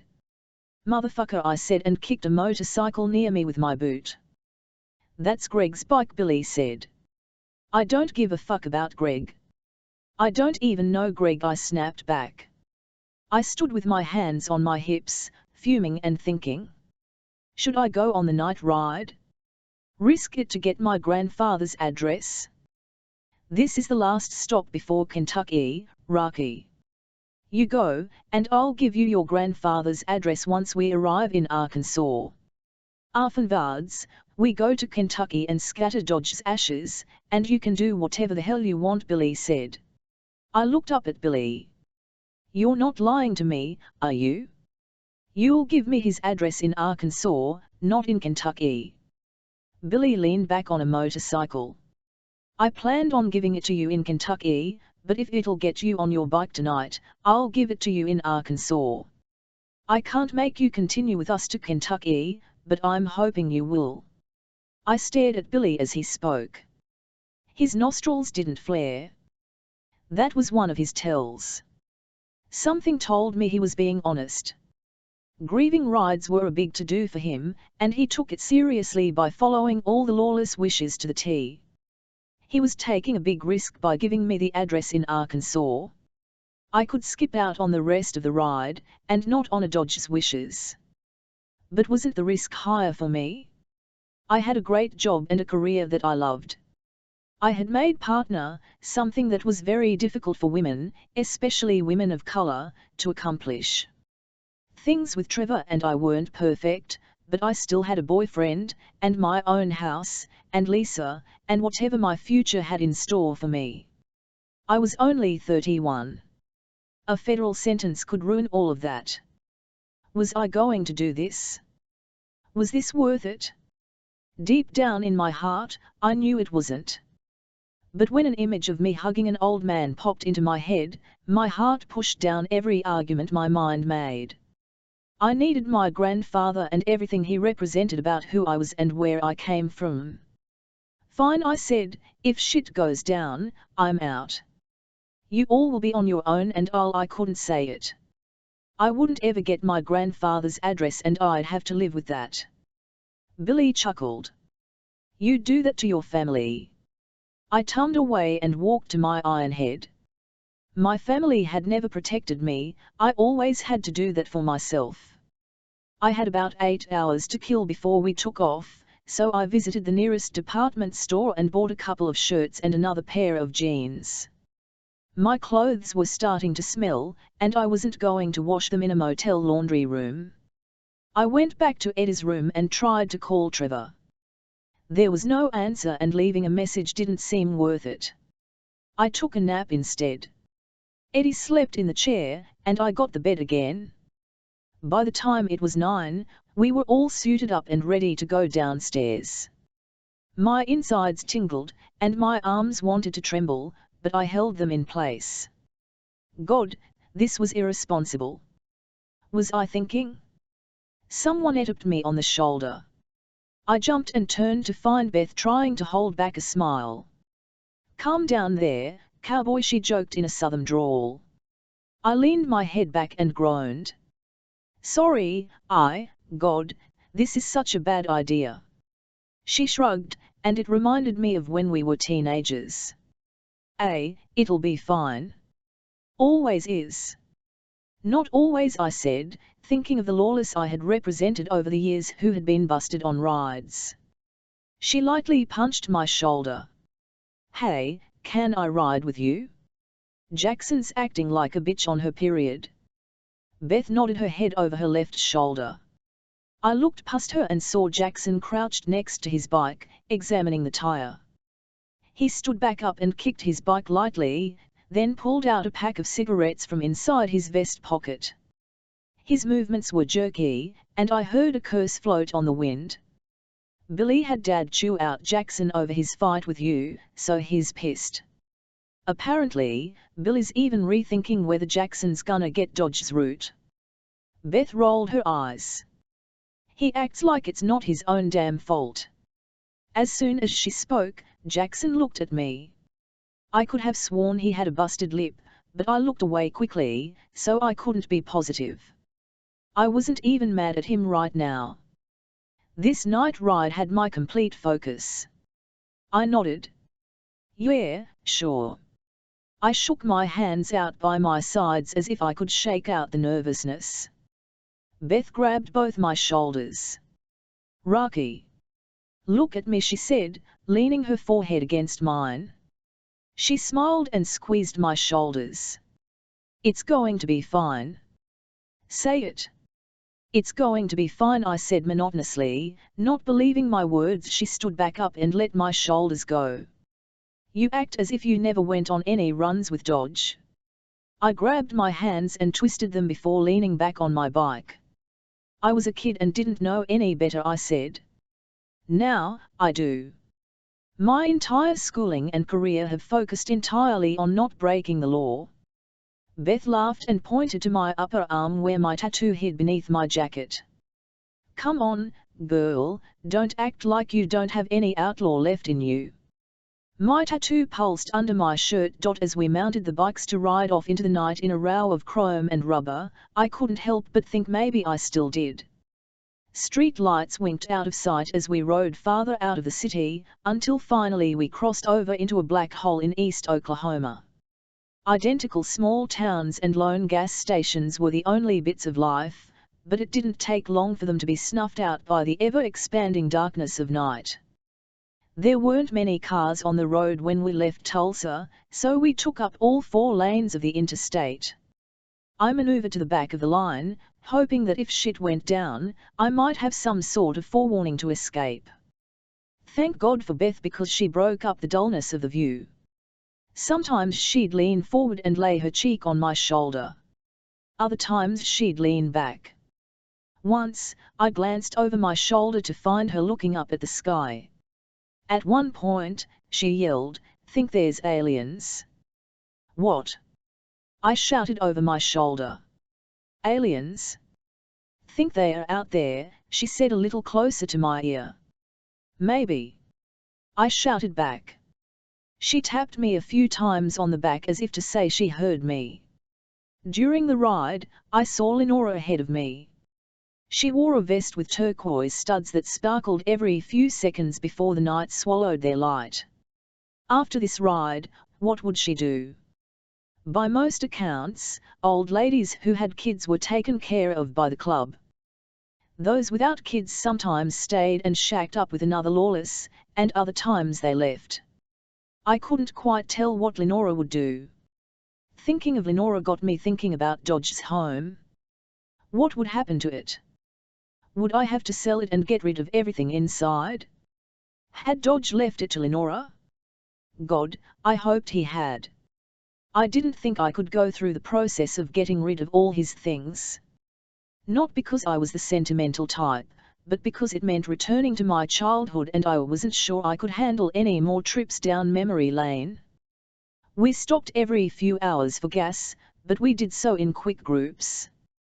Billy and the older lawless were at the head of the pack, so once they arrived, they started fueling up in a few lanes, and left the pump going until we'd all gone through. Later, we'd be expected to split the cost with cash. Each section of riders quickly did their business and followed suit. We were a large group, so we looked suspicious no matter what, but the quicker we got out of a gas station parking lot, the less nervous folks were and less likely to call the cops. We didn't need that tonight. Right after we entered Arkansas, I relaxed. I'd overheard someone at the last gas station say that Oklahoma was of more concern than Arkansas. Oklahoma sat smack dab in the middle of the states, making it the crossroads for all drugs and deals and cops who wanted to stop such traffic. We're good? Beth yelled in my ear. I nodded. Thank God. We were less than an hour away, less than an hour from a bed and sleep. I had only begun to relax, to feel immense gratitude to have made it through the night ride, when the moon turned blood red, blue stars fell from the sky, and a siren blared long and loud, signaling the end of times. The words "pull over" erupted over an intercom, knocking the breath out of my chest. The lawless began circling their left pointer finger in the air, the hand signal to pull over and prevent the cops from pursuing Billy and 4 other men who had taken off at full speed with bags and bikes full of a load. I ignored the hand signal and hit the throttle, whipping left into the opposite lane while the bikes in front of me slowed down in the road. I barely missed the back wheel of a young male rider in front of me as I sped off. "Get away, save yourself," chanted in my mind. "Rocky!" Beth yelled as I raced through the left lane, past the Lawless, prospects, old ladies, mamas, and sheeps, all of whom were more focused on the flashing lights of the cop behind us. Beth squeezed my waist tighter. "This isn't what we're supposed to," I drowned her voice out with the roar of my engine, hitting the throttle harder. There was a 4-way stop ahead. If I could get there, I could turn left or right and take the back roads to Oklahoma and then Texas, or even all the way to Los Angeles. I was not losing my life, my career. I couldn't. I wouldn't. I zipped past the front section of riders, barely noticing Eddie, who was getting off his bike, his mouth slightly open in surprise. He would be in charge since Billy had escaped ahead to Fayetteville to drop off the load. Eddie would take care of the cops, which would either mean being jailed or paying the cops to let everyone go. I was not going to stick around to find out what he managed to do. "Rocky, Jackson!" Beth yelled in my ear. I didn't know what she meant, and I couldn't look behind me to find out. My eyes were intent on the 4-way stop, a few meters ahead. I didn't even slow down to turn a sharp left, my body and mind reverting to the daredevil racing instincts I'd had as a kid, when the motorcycle and I were one and nothing could knock me off. Beth screamed high and shrill, burying her head in my shoulder. The roar of my iron head filled my ears, my brain, my limbs. As we tumbled, I noticed a large hulking black truck approaching the 4-way fast from my left. In my mad dash to get away, I hadn't even seen its dim lights. We tumbled sharply with room to spare, and as I glanced up slowly, the driver, a man in his 40s, and I locked eyes for a moment, before I looked away and he continued to drive forward. I pulled the iron head upright and saw a clear path into the night, empty of police lights and sirens. I hit the throttle again. But the screech of tires and the harsh crash of metal on metal, followed by multiple thuds that reverberated through my iron head and into my body, stopped my escape. "Jackson!" Beth screamed as she beat my shoulders with her fists. I pulled over quickly, buckling forward from the force of my brake. When I turned around, Beth was already off the bike running toward a mangled mess of smoke and metal. The roar of my bike echoed in my ears for a few seconds, before it disappeared, and I was left with a silence that gripped my neck and squeezed. The slaps of Beth's shoes echoed on the asphalt as she ran to Jackson, sprawled under his bike, which had wedged itself under the front left tire of the black truck's wheel. His skull lay split open, and blood and brains mixed in a puddle. The Arkansas highway lapped up the unintentional sacrifice greedily, unsure when another would come. "Jackson! God! No!" Beth wailed. When she reached her brother, she fell to the ground and tried to pull his body free from the crushing weight of the truck. The driver, who I had locked eyes with seconds ago, had stumbled out and was attempting to pull Beth away. He swayed, either from a concussion or because he was drunk, so he couldn't get a good grip on Beth.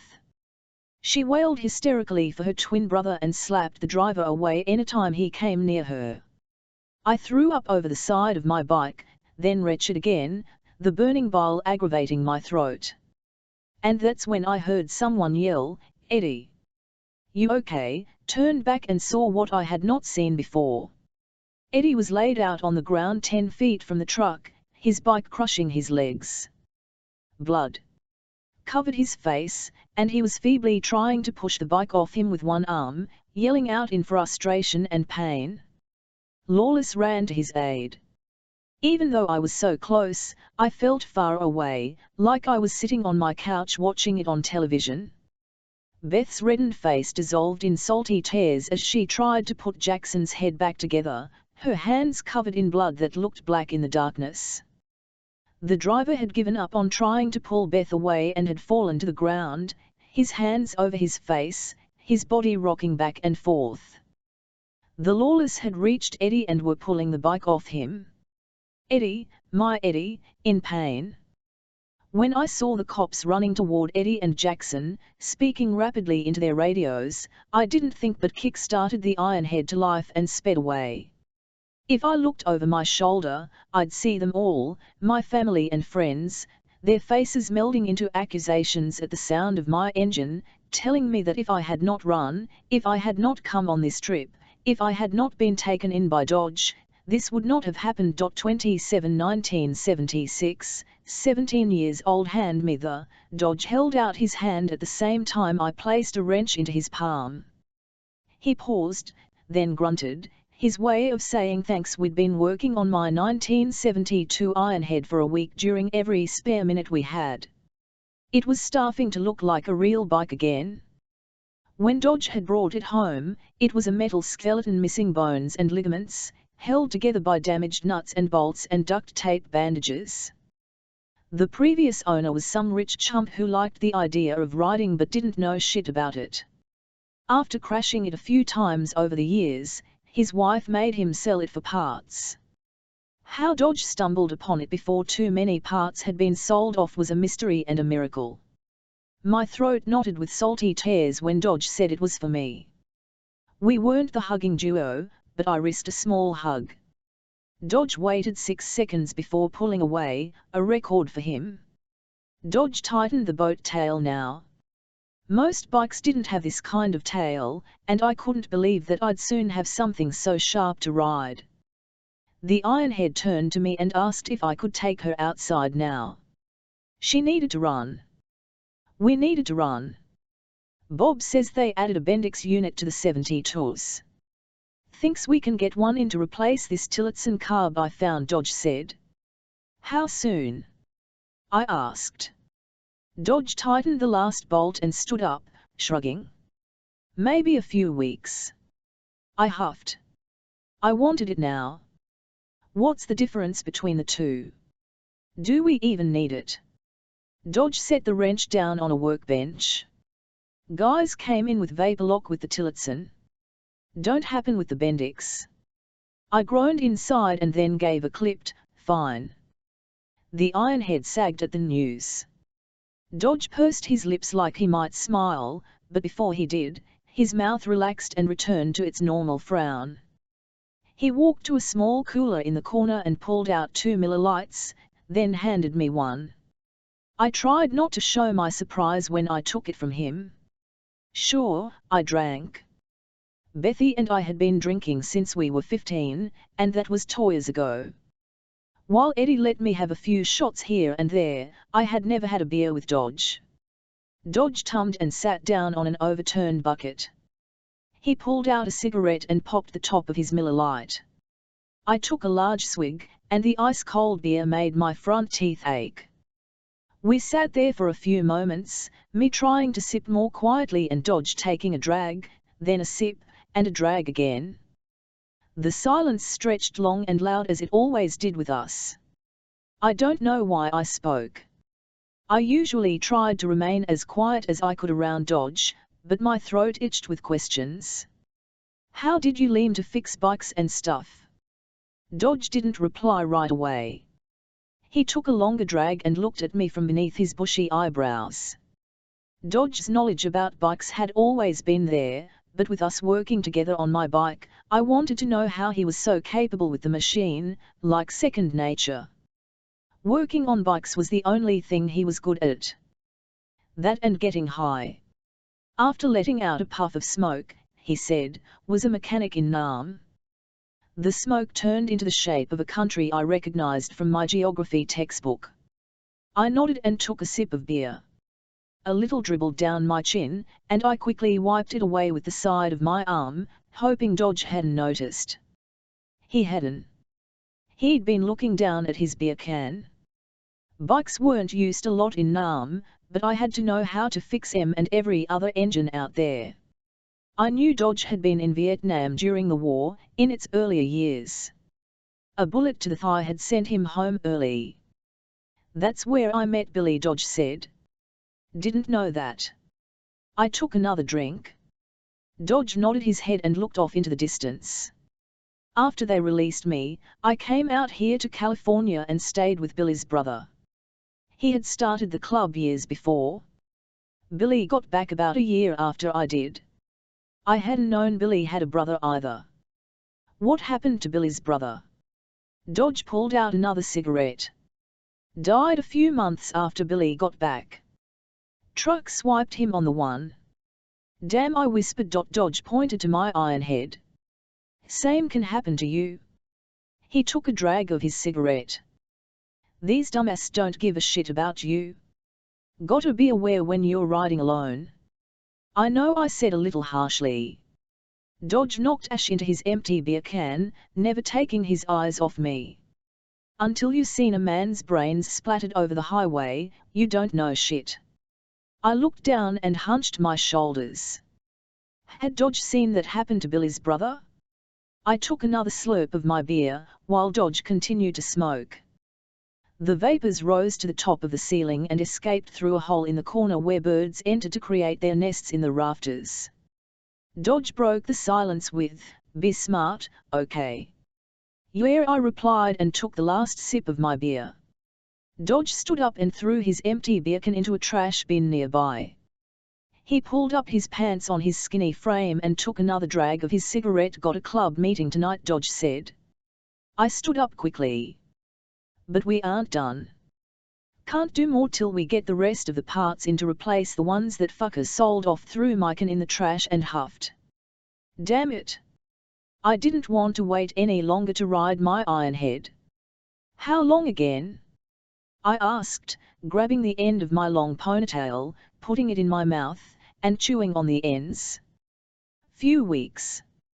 I rolled my eyes, and while that would generally drive Dodge mad, he smirked.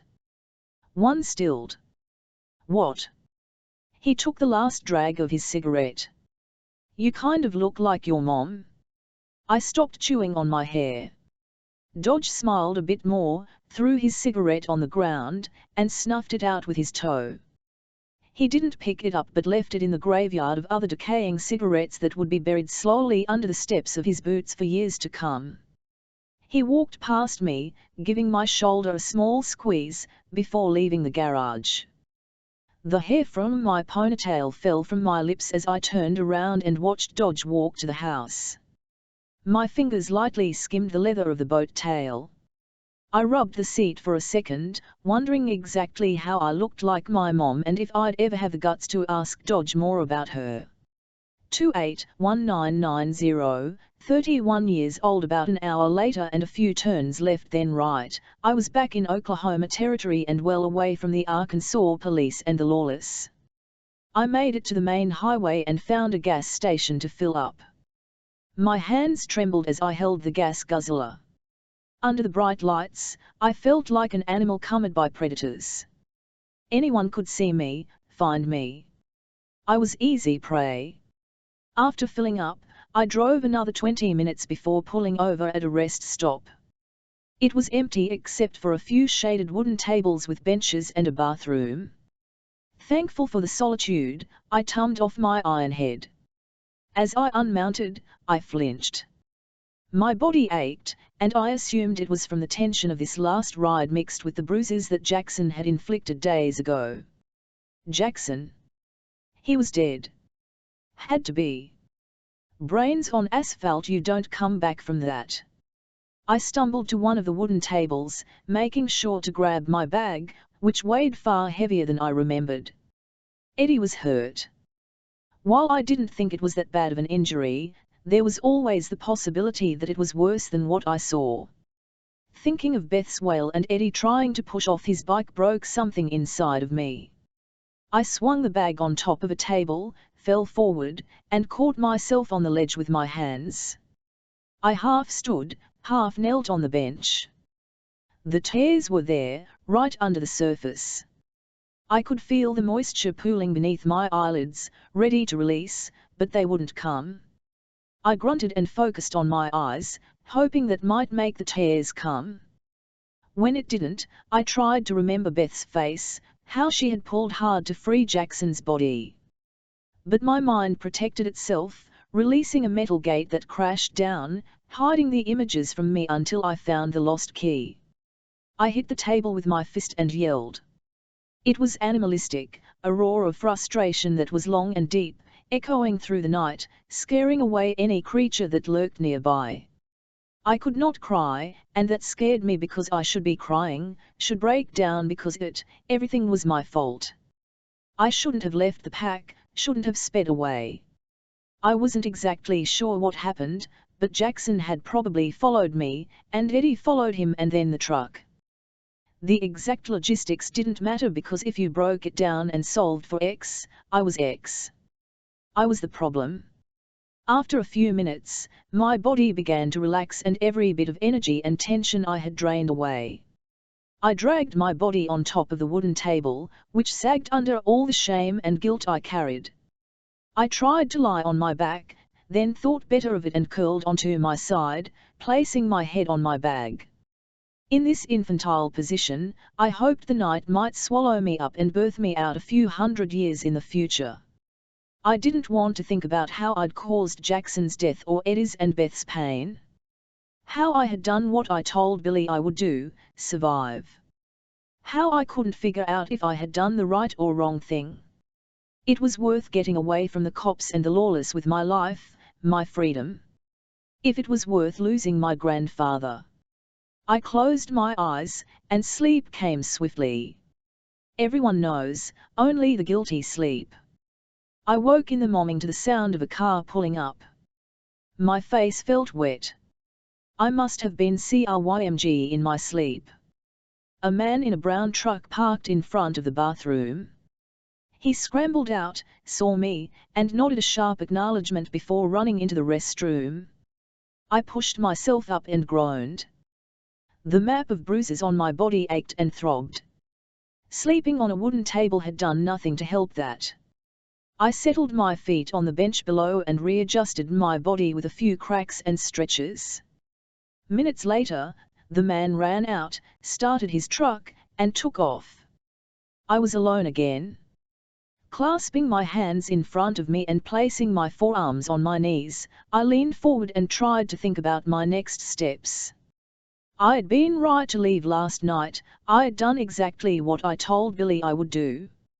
I'd come so close to losing my life in Los Angeles, everything I'd worked so hard to achieve, my job, friends, respect, success, boyfriend, my home. I had kept my word, at least to myself, and my life as a lawyer with Trevor was safe, right? While I wasn't happy that Jackson was dead, my body ached more for Beth and her mom, even for her father who had stood up for me against Jackson. They would suffer all the pain of losing a loved one, and I was partly to blame for that. Then there was Eddie. My Eddie. The only person who showed me the love I deserved as a kid. He'd fed me, made sure I had cash, took care of me when Dodge couldn't. He was hurt. I wanted to know he was okay, needed to know he was fine. If his injuries were worse. I couldn't even think about that.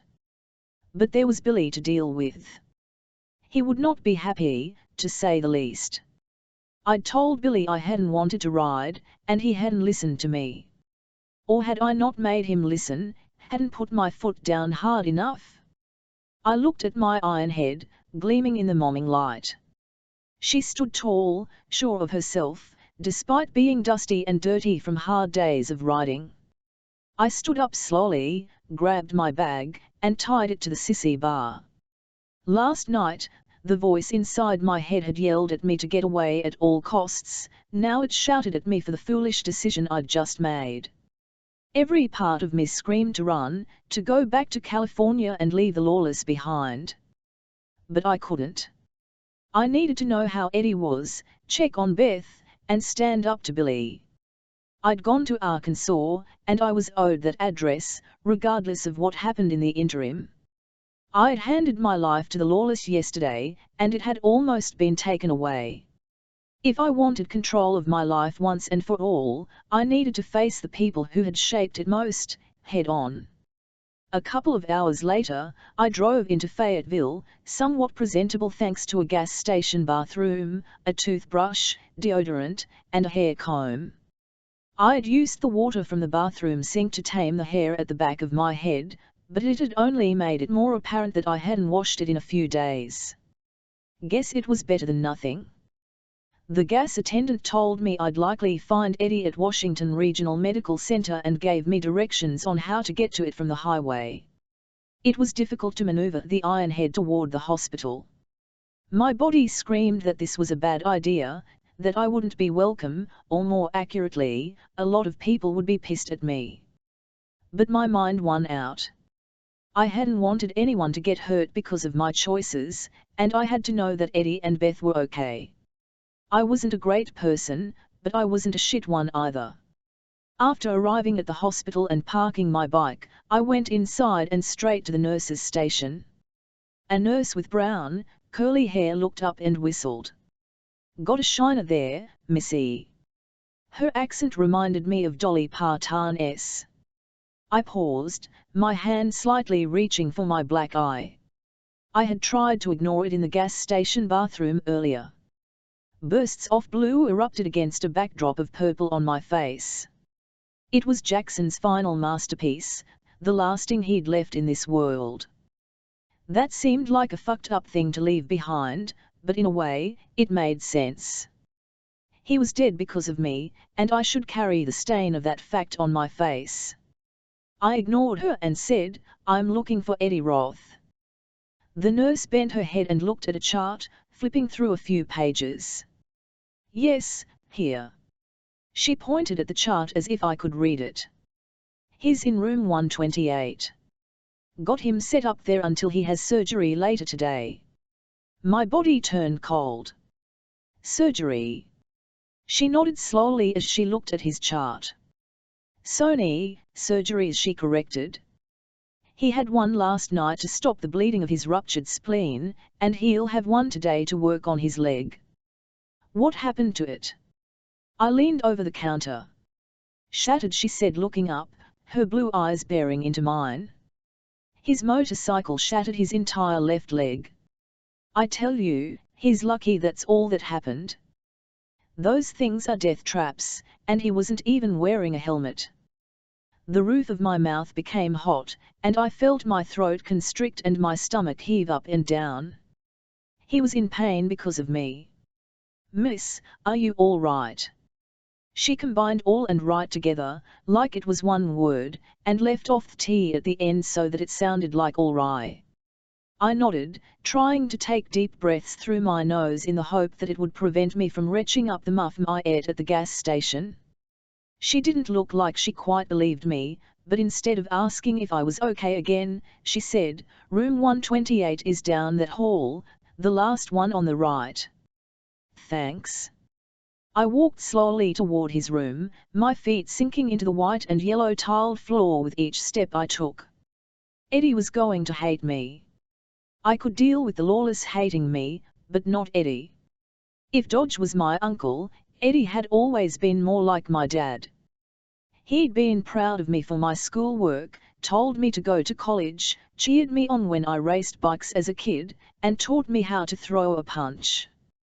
These last 13 years, I'd ignored him, left him like I'd left Dodge, but now that I'd been back in his life these last few days, I couldn't let him go, couldn't believe I ever had. His room door stood slightly ajar. I tried to peek in but couldn't see anything. If Gray or Billy was in there. I pushed it open a tad to get a better look. "Who is it?" Eddie's voice rang out. Shit. He'd heard me. I took a deep breath. It was now or never. I pushed the door open and walked slowly forward. Eddie laid on a hospital bed with the right side of his face a tapestry of broken skin and lines of congealed blood. His left leg rested in a sling, waiting for the next surgery, while his left arm sported a tie-dye painting of blue and black bruises. He smiled. "You're okay." And that's when I lost it. The tears that couldn't come last night came rushing out after seeing Eddie's smile imposed on his damaged body. Fuck, I said, the tears flowing freely down my face. They pooled together on the tile floor until they created a salty sea. With every small movement I made, waves crashed against my feet and ankles. I put my right hand to my mouth to stifle a sob and my shoulders shook. God, I said, though another sob. I did, I sobbed again. This. Too, I wiped more tears away from my vision, trying to catch my breath. You didn't, Eddie said. But I did, I'm so sorry. I moved closer. I stood next to his bed, and he smiled. How could he be smiling right now? The tears were starting to slow down a bit, and the salty sea that soaked my jeans around my knees became choppy. He held out his left hand, and I grabbed it.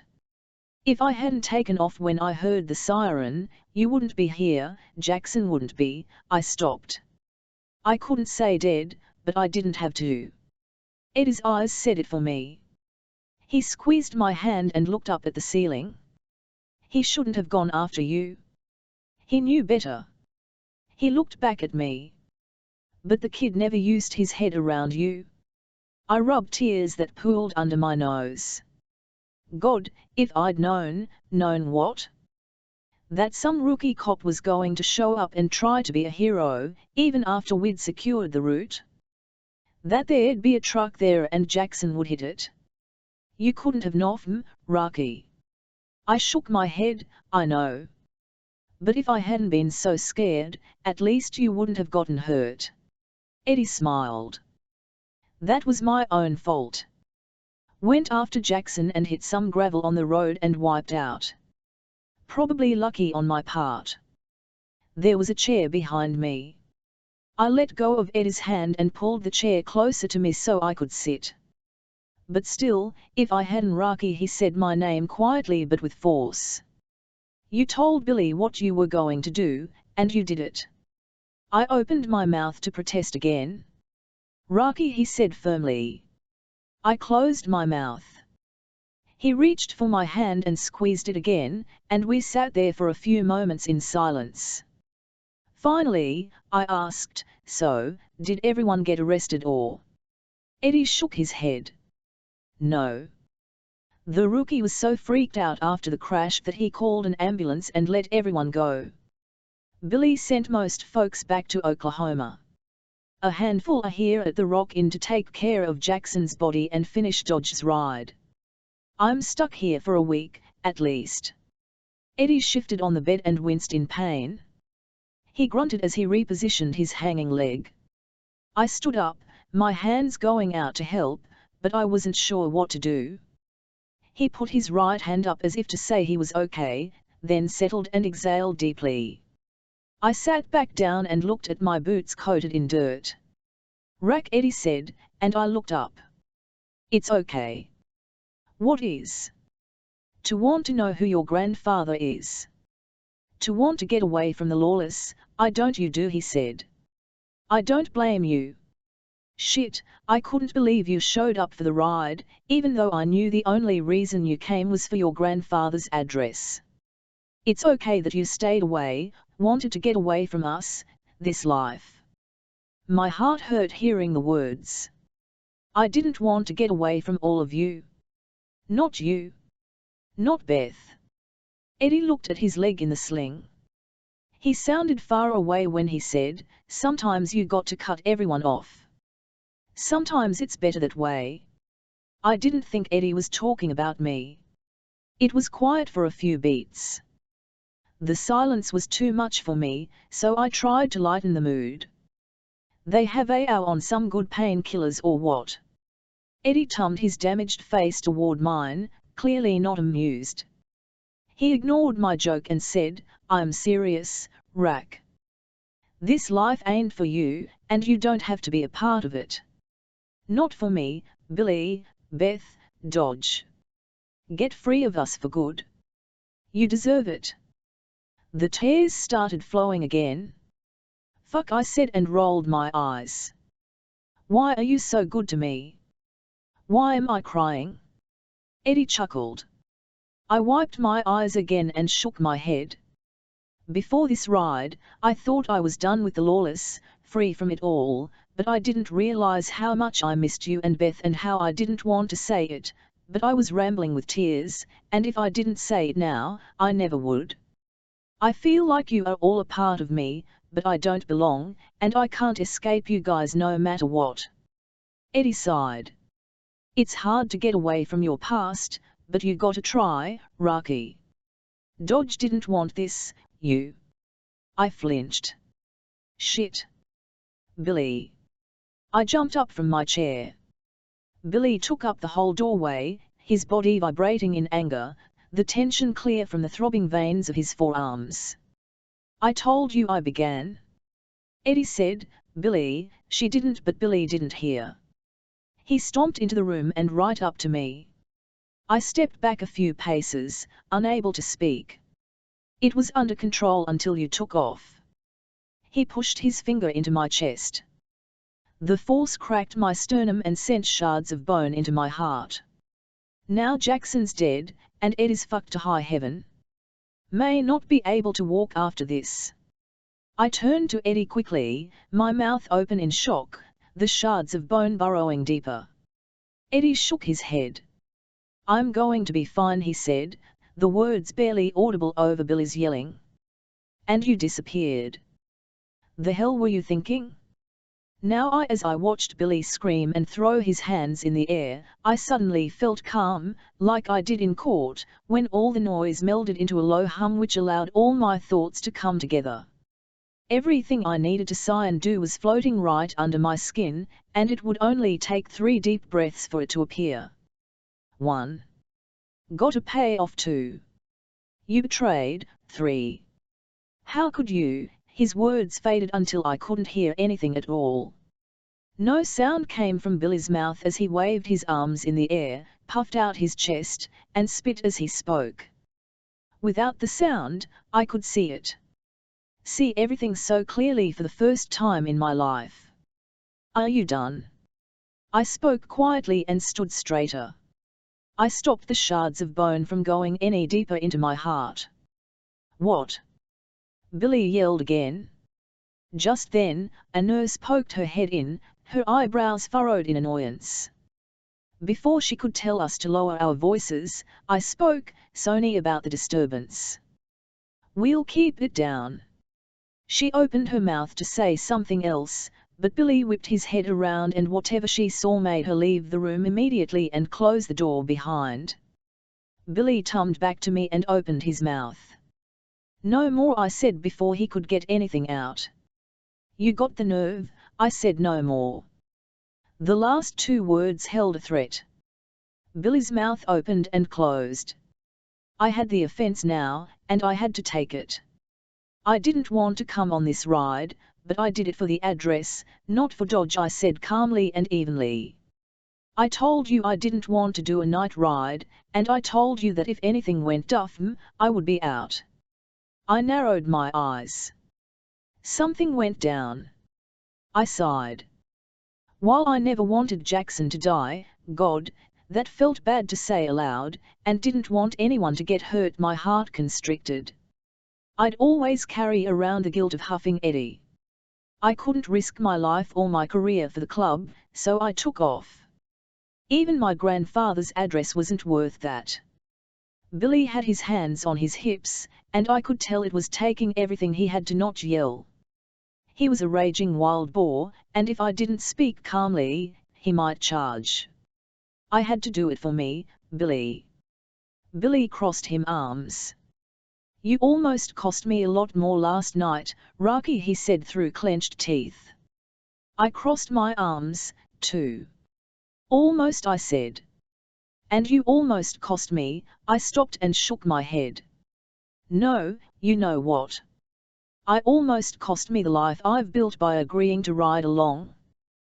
That's on me, not you, and I won't apologize for leaving. I did what I had to do, for my life. Billy's eyebrow rose in surprise, like he couldn't quite believe that I was taking responsibility for it. I couldn't either, but I was right. I shouldn't have gone, shouldn't have been seduced by the false idea that it would all work out, or that obtaining my grandfather's address would change my life. There was no guarantee that it would fix me, bring me closer to my identity, or make me feel loved. I knew better, but I'd given in.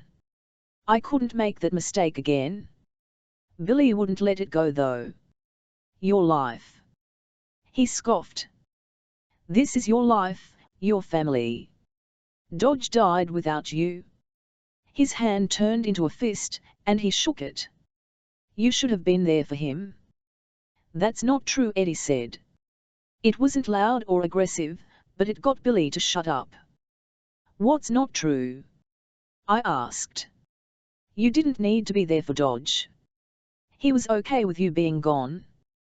Told me so a month before he passed. I stumbled, the words knocking me a few steps back. Wait, what? Then why am I here? Eddie shrugged. I swear it, Rocky. He said he couldn't remember what went down the last time he saw you, but he knew it had to be pretty bad. I touched my throat and swallowed. Eddie continued, Dodge said it was probably for the best that you weren't around anymore. He always figured you'd move on from us, that it made sense. How? Billy demanded. Said he'd left home when he could, too, and never looked back, Eddie replied. Made it sound like it was family tradition. And what? One asked. Eddie shook his head and looked down. He said you weren't like us, Rocky. A lump formed in my throat. Had Dodge meant that in a good or bad way? Bullshit. He wouldn't say that, Billy said. Eddie held up his hands. Swear to God. I ain't ever seen Dodge that serious, or calm for that matter. I looked at Billy as if he might be able to verify what Eddie said. If that was the case, why was I on this ride? Had Dodge planned this trip? Billy rubbed his mustache with his hand and looked away. If I didn't know him any better, I might say he was trying to hold something in. Tears, maybe. But Billy was a lawless, and when he turned back to me, his eyes were hard and dry. Fine. Dodge didn't need you. You're free of us, that's what you want, isn't it? Go back to California. Billy was pushing me away now. 2 seconds ago, he had wanted to tan my hide and treat me like part of the club, hold me responsible. Now he was freeing me, pushing me to the door. I could leave and not look back. Something about the way Billy wouldn't look me in the eyes, how angry he was at hearing the news about Dodge, it clicked for me. These men were far more complicated than what they showed on the surface.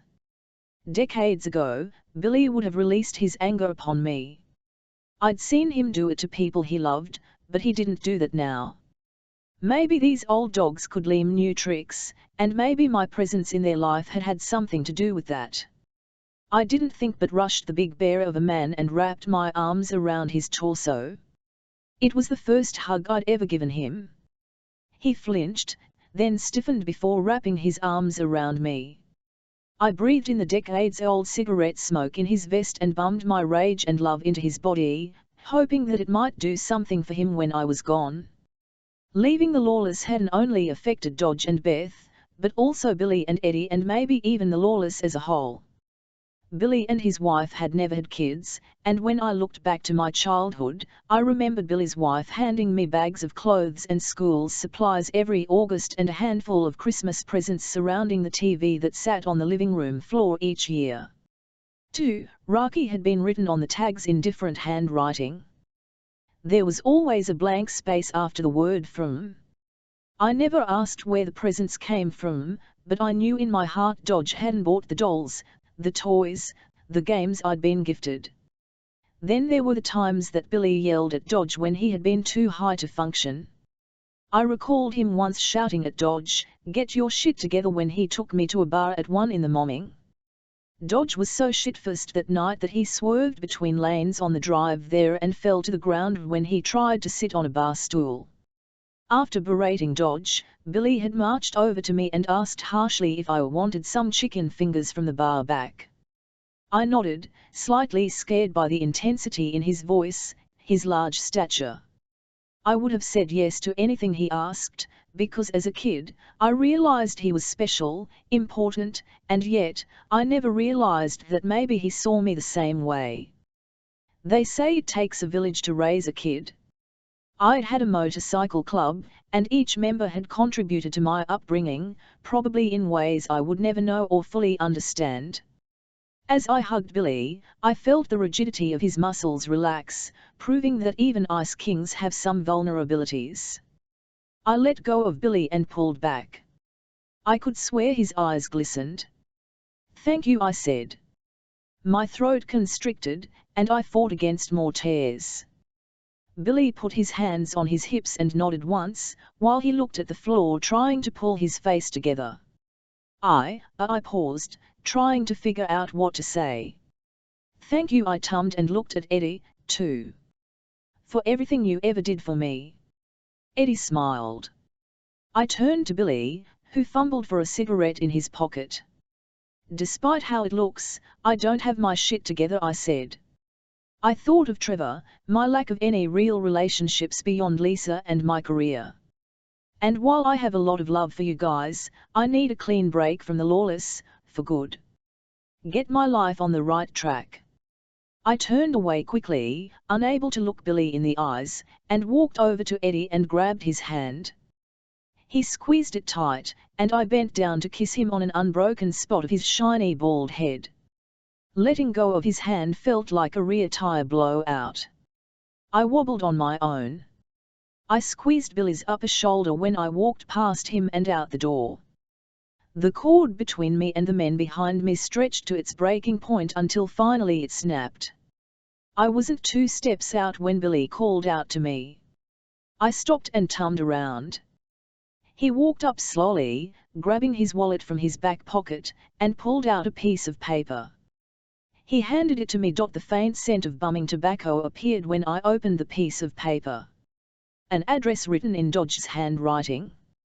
A flood of emotion washed through me. I bit the inside of my cheek to stop myself from crying. When I looked up at Billy again, our eyes locked. There was so much I wanted to say to him, but when you grow up in the club, you learn there's no reason to say it. So instead, I choked out, "Thanks." His eyes held mine for a second and then he replied, "Anytime 29 1990, 31 years old when I left the hospital, I sat on my bike for a few minutes looking at my grandfather's address." I let out a loud yes, and laughed for a few seconds.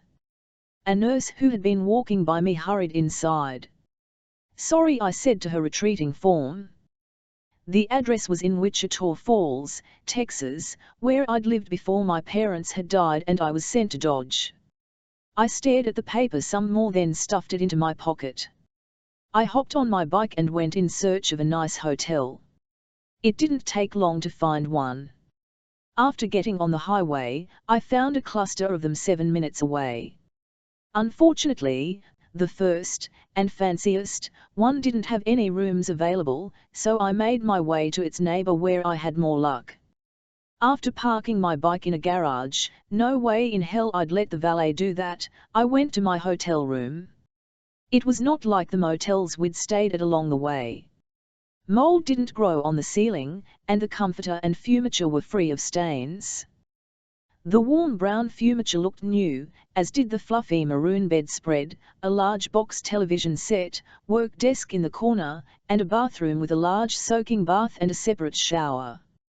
I'd decided to recharge before visiting my grandfather. My body ached, and I needed some time to deal with everything that had happened: Jackson dying, my split with the lawless, my grandfather, Bethy. Besides, I could afford it.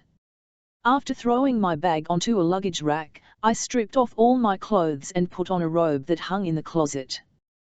Then I called for laundry and room service, grilled chicken in a lemon sauce with a side salad and roasted potatoes. My body craved something green and healthy, no more burgers or sandwiches. The food would take 25 minutes to arrive, so I used that time to jump in the shower. The hot stream of water caressed the bruises on my body, while the perfumed shampoo and soap rinsed away a grimy and greasy layer of hate, shame, guilt, and pain that had burrowed into my skin and hair. The water around my feet ran black before escaping into the drain. Thoughts of the past week barraged me.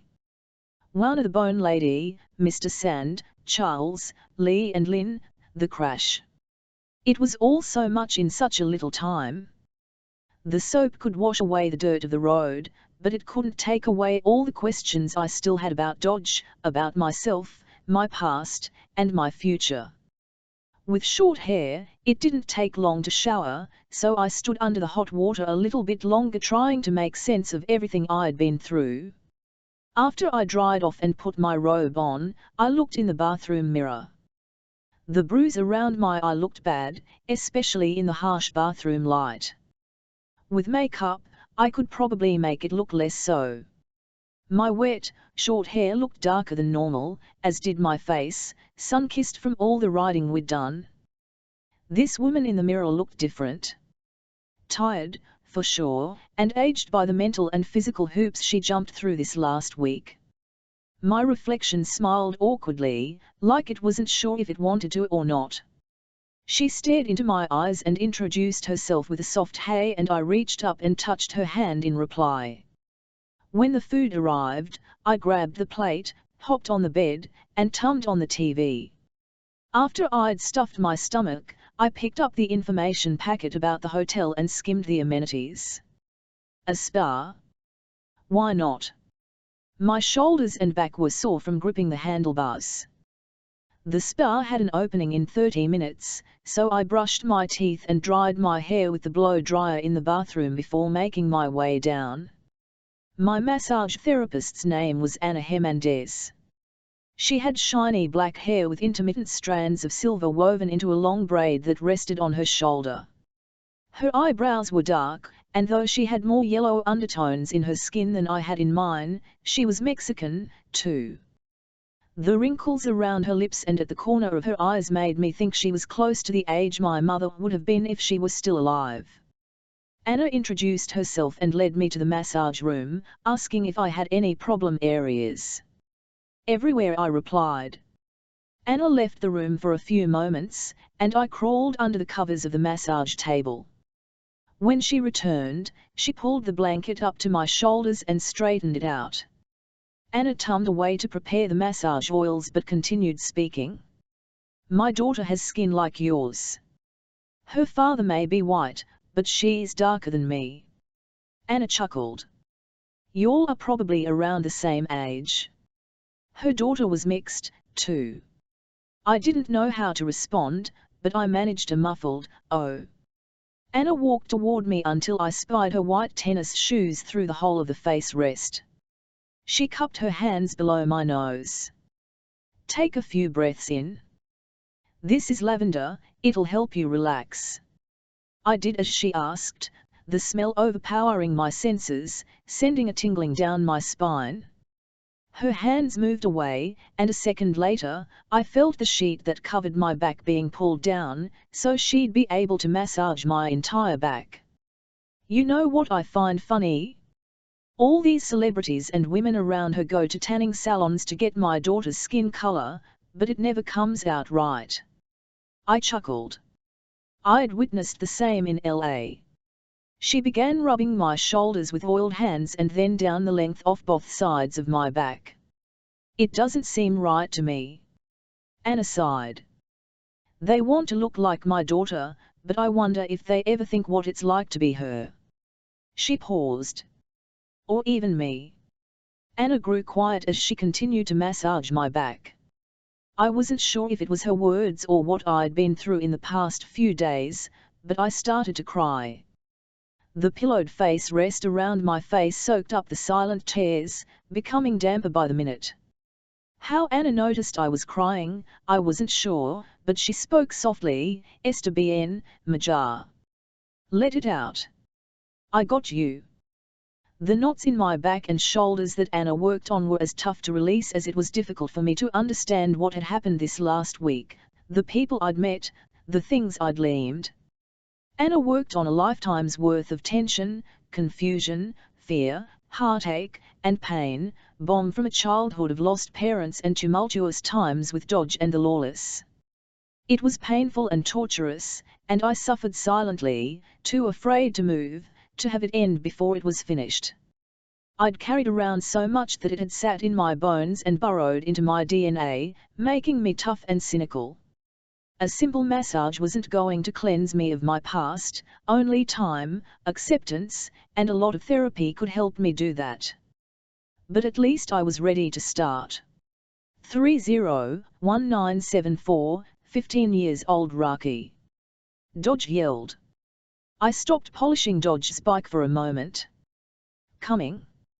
I placed the rag on the garage counter and walked to the house. Dodge stood on the porch, his hair freshly cut. That could only mean one thing. Who? I asked as I walked up, fearing it might be Eddie. Hell, I'd be sad even if it was Gray, who rarely talked to me. Dodge rubbed the back of his head. Don? Got shot by a cop a few nights ago in Nevada. His ashes arrived today. The tightness around my chest eased. I knew Don, but we hadn't had much interaction. His daughter, Elizabeth, was a year younger than Bethy and me. She had tried to push her way into our friendship, but eventually got tired of how Bethy and I excluded her and found other friends. Now I felt like shit for how I treated her. We're taking the ride tomorrow. Coming? Dodge looked at his boots when he asked. Yeah, definitely. As I got dressed for the grieving ride the next evening, I felt the heaviness of it for the first time. Most lawless didn't bring their kids along for rides, so it always made me feel special that Dodge let me join. But this ride felt different. I knew Elizabeth. She was a sweet, shy girl. I wouldn't call her smart, but she wasn't dumb either. When I walked by her in school, she always said, "Hi." This must be killing her. I rode on the back of Dodge's bike. Even though it was illegal to ride underage, he sometimes let me ride his backup bike to the store or to Eddie's house. For big things like this, I couldn't ride alone. We arrived at Elizabeth's house around 4 p.m. The front yard was full of lawless and their families, kind of like our barbecues, but less raucous, more serious. I hopped off the bike and told Dodge I needed to use the bathroom, but really, I wanted to find Elizabeth. I walked inside the house, past Elizabeth's mom who cried in the living room with a group of women patting her back and making soothing noises. Her short hair reached to the end of her ears and looked unevenly cut. Since I hadn't seen Elizabeth outside, I figured she was in her bedroom. The doors were shut, except one. It was slightly ajar. Elizabeth sat on her bed, looking straight ahead at nothing. Her hair had been cut short like her mom's, but her thick curls made her hair puff out. She sniffled when she breathed, and her eyes were red. I wrestled with myself to go in and tell her I was sorry or give her a hug, or something. But I didn't. A few moments went by, and I cowardly slipped back outside. I sat on the ground near Dodge's bike. I'd seen him talking with other members and I knew better than to interrupt. When my parents had died, I'd pushed thoughts of them deep into my body, but now they crept out of that box from within, grabbing for bone, sinew, and ligament until they reached the surface. That had their funeral been like? Had I cried?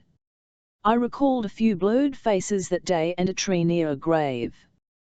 Were they buried under a tree? Why couldn't I remember any of this?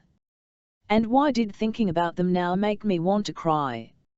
I squeezed my legs and rested my head on my knees while an empty hollow feeling filled my chest cavity. Why hadn't I thought about them over the years? I wondered if that meant something was wrong with me. An hour later, we got on our bikes. Dodge turned around to look at me. "What's with you?" I shrugged and looked away.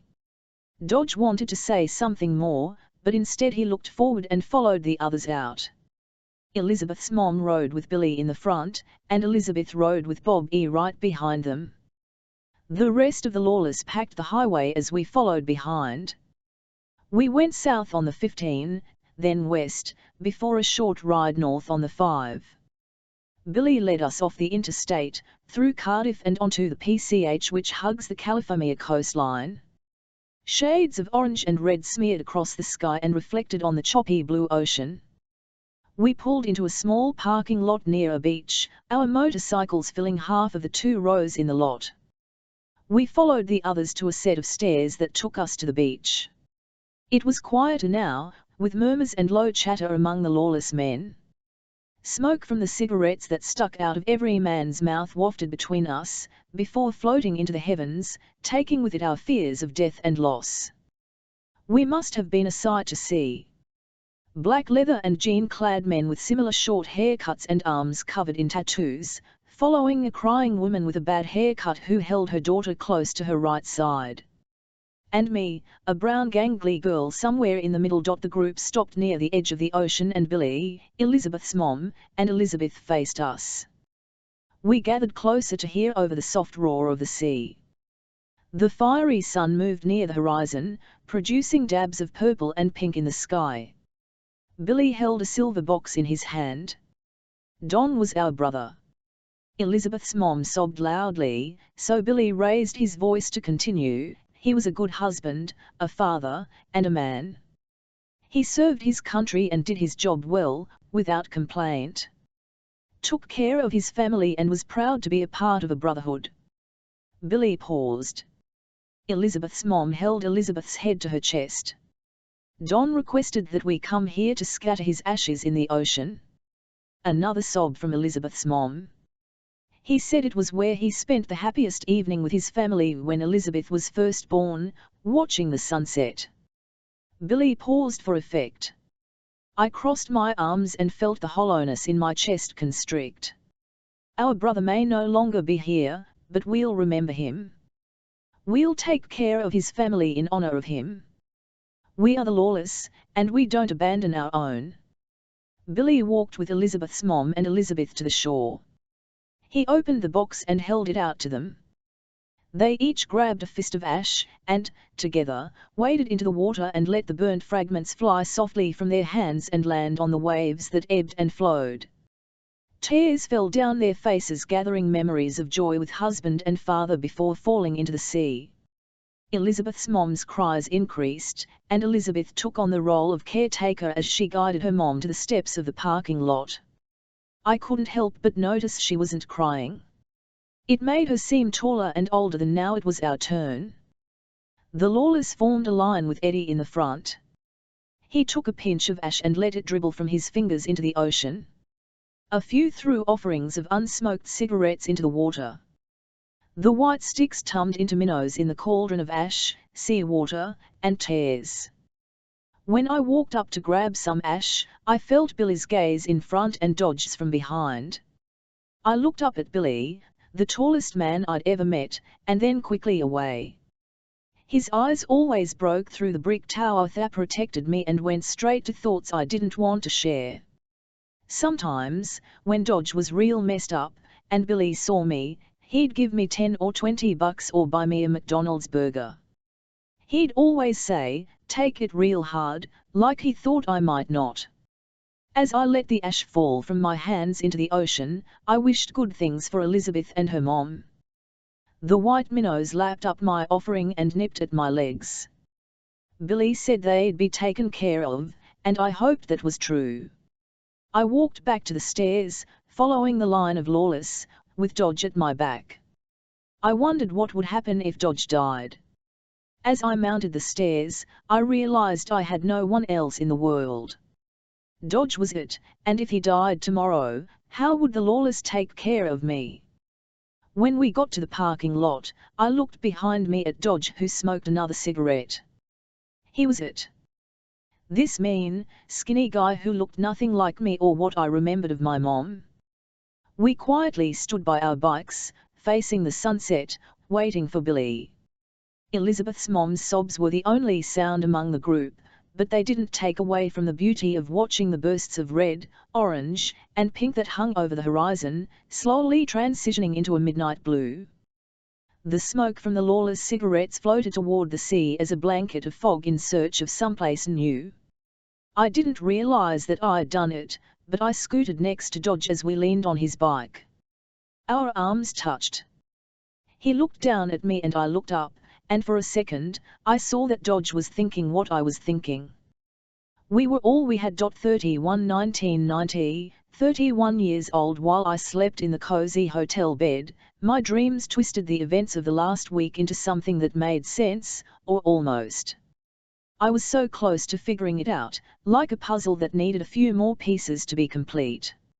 Unfortunately, I knew where to find the pieces, and it wasn't a place I wanted to go. Before I checked out of my hotel, I used the phone in my room to make a call. As the phone rang once, then twice, a feeling of dread settled on my shoulders. I leaned my head against the headboard and closed my eyes. "Hello." "Hey, Trev," I said weakly. His breathing was his only reply. "I know you're mad at me and you have every right to be," I said. There was a huff on the other side of the phone. "Rocky, I think we should talk when you get home." His voice sounded far too in control. My stomach flipped, and I felt queasy. Deep down, I knew that what me and Trevor had was not a healthy relationship. I depended on him because I had no one else. I pretended that our relationship was normal, ignoring the cracks that had formed over time. This ride brought those tiny cracks together, forming one large, jagged crack that I couldn't ignore. I hadn't been open, hadn't dived into our relationship. Hell, it hurt for me to even say the L word most of the time, but I did it to make him happy. It wasn't fair to Trevor. Or me. Our relationship had held me together all these years like duct tape, but even duct tape loses its grip eventually. "I know." I sighed. "When will you return?" I wasn't sure, but I said, "Soon. It's almost over." He grunted in acknowledgement, and we sat there for a couple beats in silence. "Trevor, okay, see you then." He hung up before I could say goodbye. I placed the phone back on the receiver. Great. That had gone about as well as I'd expected. Trevor would probably break up with me upon my return. Hell, he would probably move out before I got home. I punched in the numbers for a second call that I hoped would be a little easier. Then Lisa answered the phone and realized it was me. She went straight into business mode, explaining everything I'd missed. God, she was the best. She'd already pushed back all my appointments, had filed a case I had sitting on my desk, and told me she would reschedule my tattoo removal appointment for the end of the month. My arm throbbed in rebellion at that last one. So Lisa asked, "How's the trip?" I didn't know what to say. Ex-boyfriend died, and I met a ton of people who told me all these weird things about my uncle couldn't be summed up in a short phone call. That would take many nights with many glasses of wine. I opted for, worth it. "I have my grandfather's address." "What? Why is this the first time I'm hearing about this?" I chuckled. "Which grandfather?" she asked. "My dad's. My Mexican side." "Damn, Rack." She whistled softly. "What to say?" "Me neither." "You're going to see him, right?" I smiled. "Yes, tomorrow." "That's amazing." I don't know good." "You deserve that. Take your time and don't hurry back." I planned to. I was going to have to ride my Ironhead to Los Angeles, and that would take some days on the road anyway. Who knows? Maybe I'd even stop by to see some people on the way back. I wanted to milk Charlie dry of every detail about my mother and have some of Lynn's egg rolls. I wasn't sure about Mr. Sand or Wana.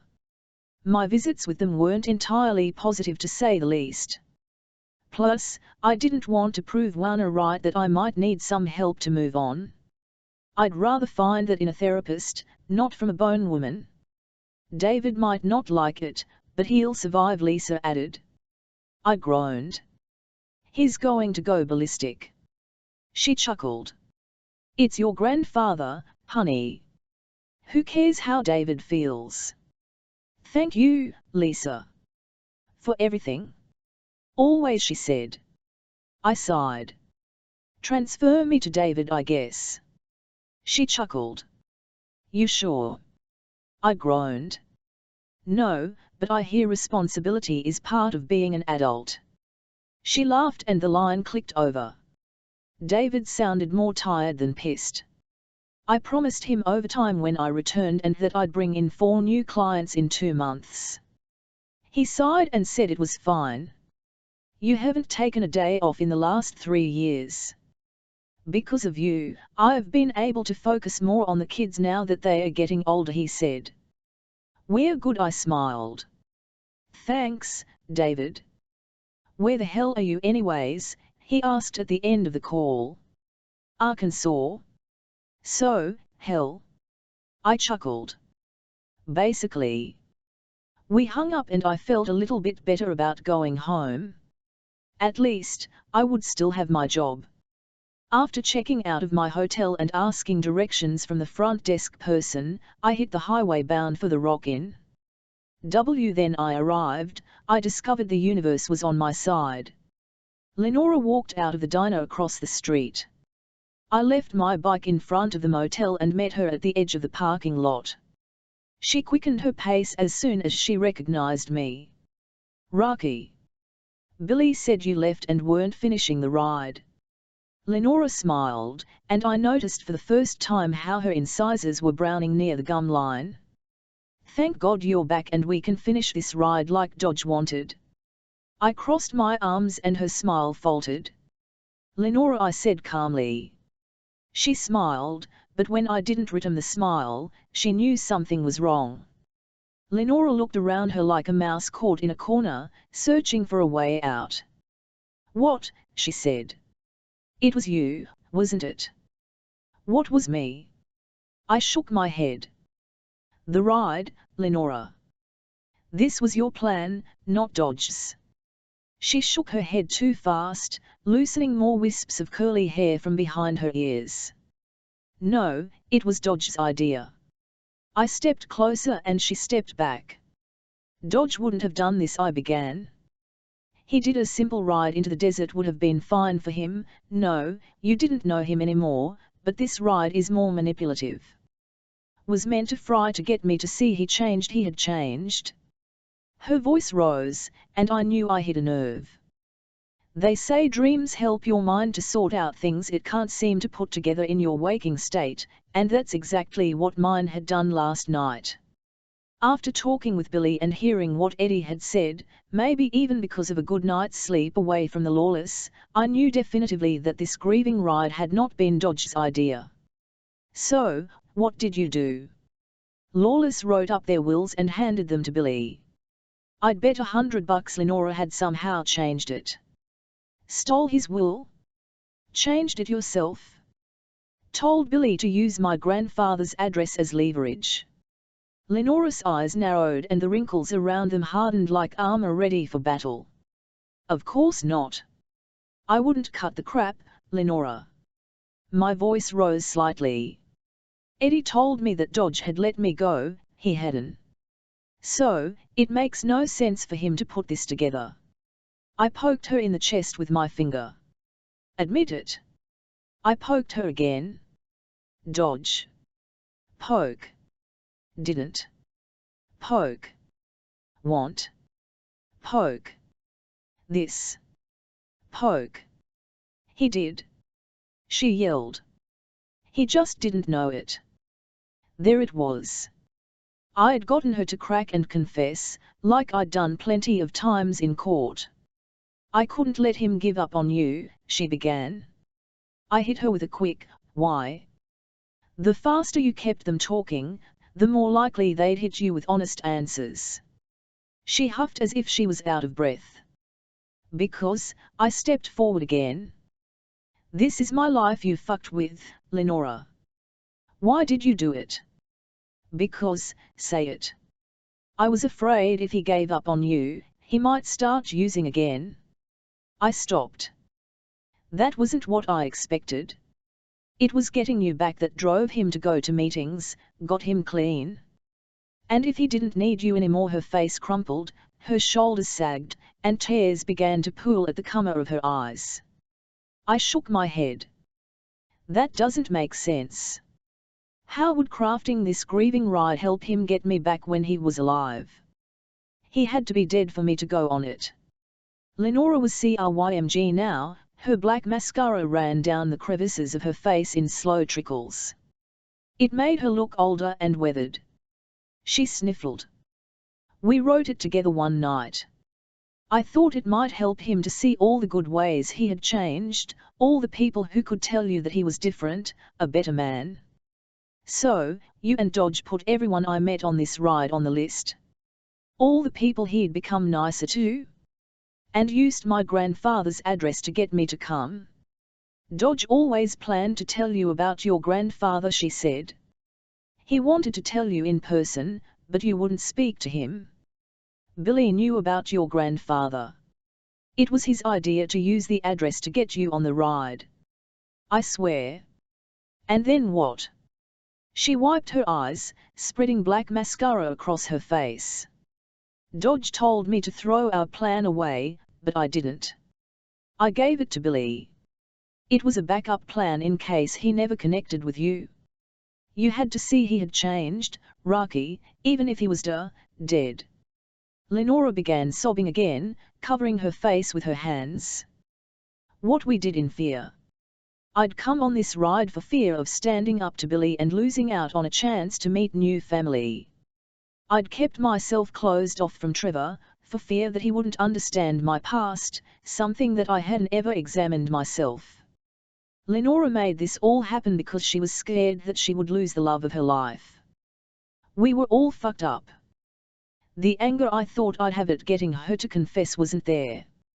Without this ride, I wouldn't have stood up to Billy, apologized to Bethy, or even realized that Trevor and I shouldn't be together.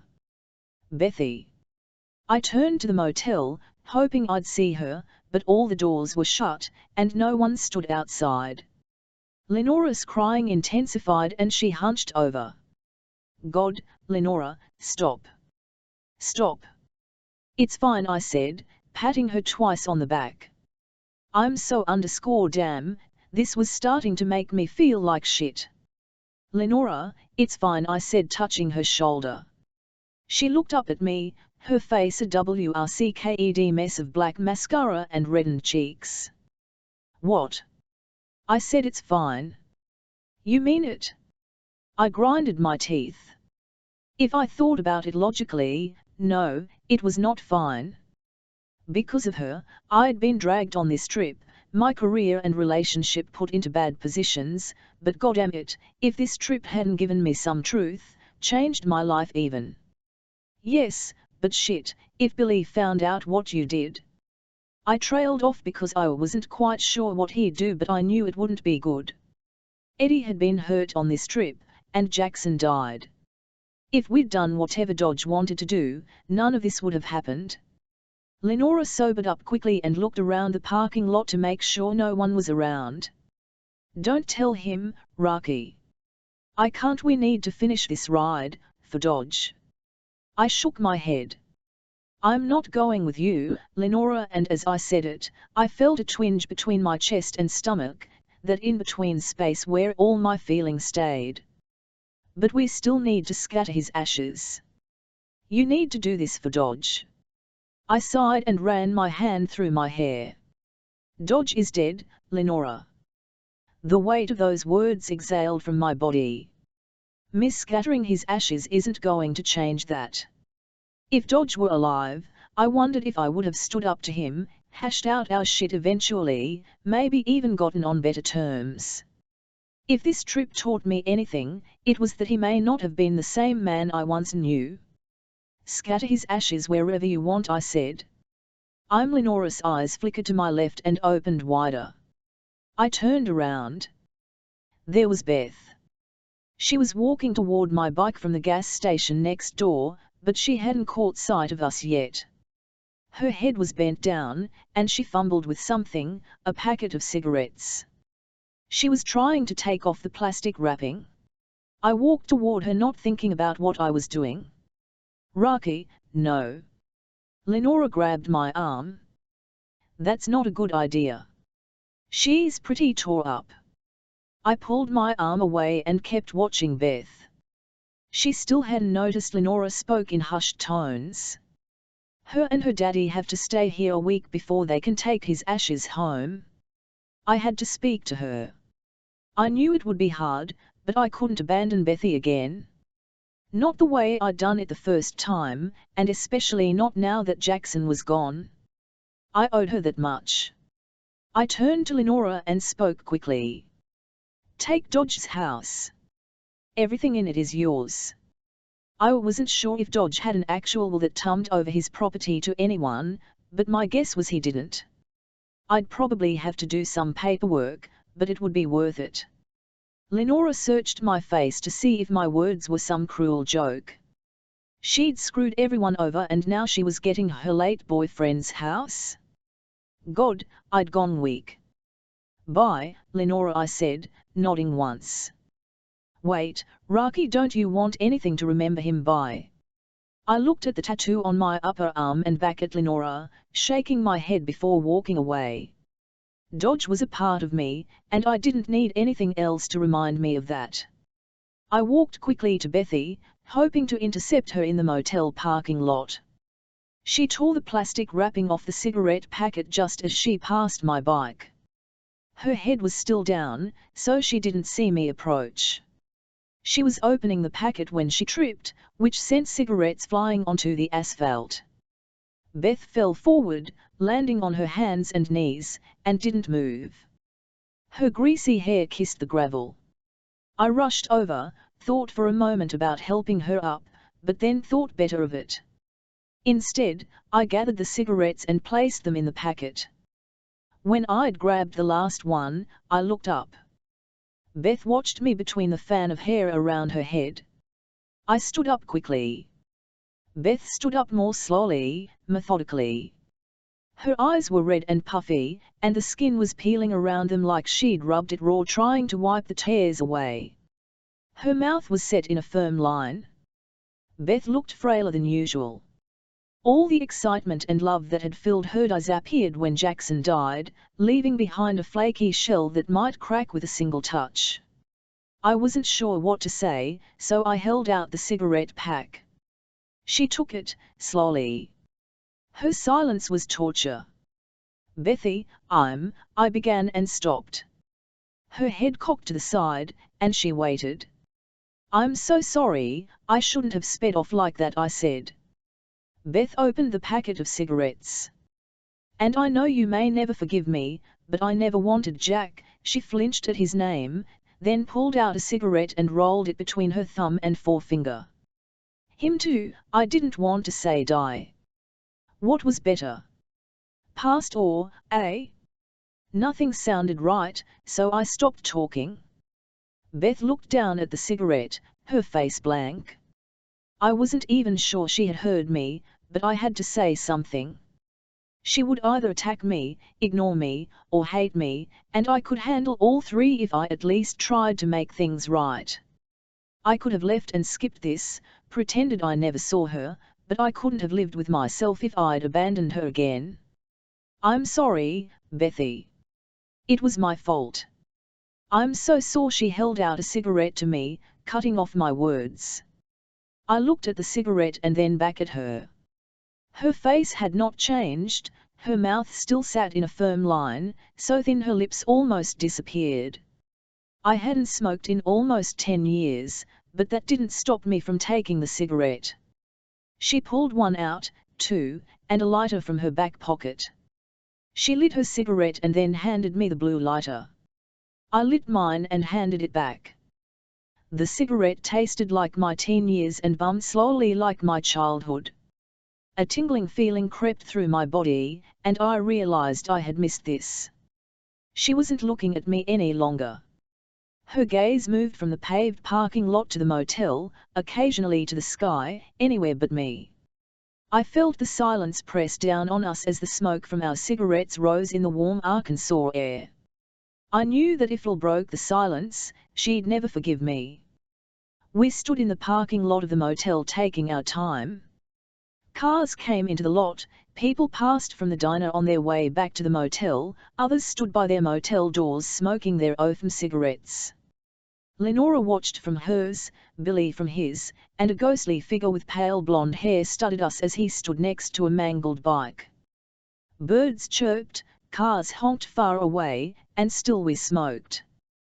There was no talking, no meeting of the eyes, just two women standing together, not quite facing but not quite looking away either. As the minutes ticked by, I thought about what would happen when we were done. Bethy would return to her motel room, perhaps where her father drank away his sorrows. I would leave, hop on my bike and speed away as Billy watched me from the second floor of the motel. I inhaled the cigarette between my lips. The smoke burned down into the depths of my branded soul before it rose back up to be released into the sky. My smoke mixed with Beth's, and I watched as it replayed the memories we had together, the midnight beers, the lipsticks we stole, the movies we watched, the childish fights we had, how we danced to our favorite bands. Each fresh exhale of smoke played a memory for a few seconds before it floated slowly away and was replaced by another below. My heart ached to return to those days, when Beth was Bethy and we were ignorantly happy with what little we had, because at least we had each other. Even though I could feel Beth's sadness across the short expanse, I was thankful that she had let me stand with her. Maybe she needed my presence as much as I needed hers.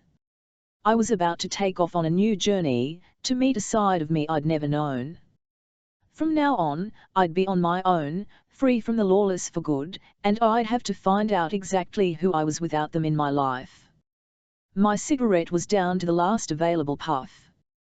I looked at Bethy and she looked at me. We inhaled one last time, long and hard, held it for a second, then blew out all the betrayal, anger, and pain we had for one another. We threw the charred cigarette stubs onto the ground where they were swallowed by the parking lot instantly. She turned to me and whispered, "I'm fucking glad you're here." 1976, 17 years old. Sure enough, it took 2 weeks for Bob to get the Bendix unit.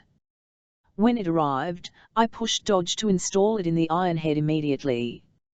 He was prepping to go on a ride for Billy the next day and didn't have a lot of time to spare, but I didn't care. I needed my Ironhead done now. My body ached to take her out, to show her off, to have her to myself. After he finished, I hit the road as quickly as I could. I rode on back-country roads at a speed faster than light, leaving behind a deep, unbroken ravine in the road the size-off-width of my tires. I slowed down when I made my way into Escondido and couldn't help but beam as I rode through the streets of the city and caught men staring at the glistening chrome when we sat at stoplights. I tried to play it cool, but my excited energy fueled my bike, leaving behind burnt tires and puffs of smoke that smelled like true and unbridled independence. A few times, I even hit the throttle hard and took off quickly so my engine revved, my tires squealed, and admirers honked from nearby cars. I drove by the landing my second hour of riding. I figured most of the lawless would be there. They knew how long I had waited for my bike to be finished and many of them inquired about its status day after day. Eddie saw me first, and hooted 3 times before yelling, "Looking good, Rack." The others cheered and held up beers. A few even banged their glasses on the wooden fence post that made up the outdoor patio fence. Dodge wasn't in sight. Billy raised his glass before taking a sip. It was that gesture that made me stand up and throw my fist in the air. The lawless cheers sent a burst of energy into my Ironhead, and we sped away hard, fast, and free. After that, I went by Scott's, a drive-in burger joint where most of the kids from my school hung out. Bethy had told me she would be there. I tried to keep my face composed, not quite smiling but not quite stoic. It was the right level of smirk that would match the cool, sleek bike that was all MME as I rode by, the sound of my Ironhead's engine tummed heads. Brent, Anthony, Jackson, and Mark sat at a picnic table smoking and sharing fries with Bethy, Cindy, Jordan, and Crystal. I saw Brent nudge Jackson and point at me. Anthony's and Mark's jaws dropped. Their dads were lawless, so they knew bikes and they knew I was sitting on a Beta's piece of metal. Jennifer, Crystal, and Cindy didn't look very happy that the boys' attention had turned from them, but Bethy stood up on the picnic table and threw her hands in the air. "Woo!" she yelled. "That's my best friend. Looking hot, girl." I blew her a kiss that floated across the distance and landed on her cheek. I rode my Ironhead for another hour, stopping once to get gas and grab some tacos. I bought a pack of beer at the gas station from a club sheep named Susan and held it between my legs as I drove to my favorite lookout point, a spot where everyone went to hook up on Friday nights.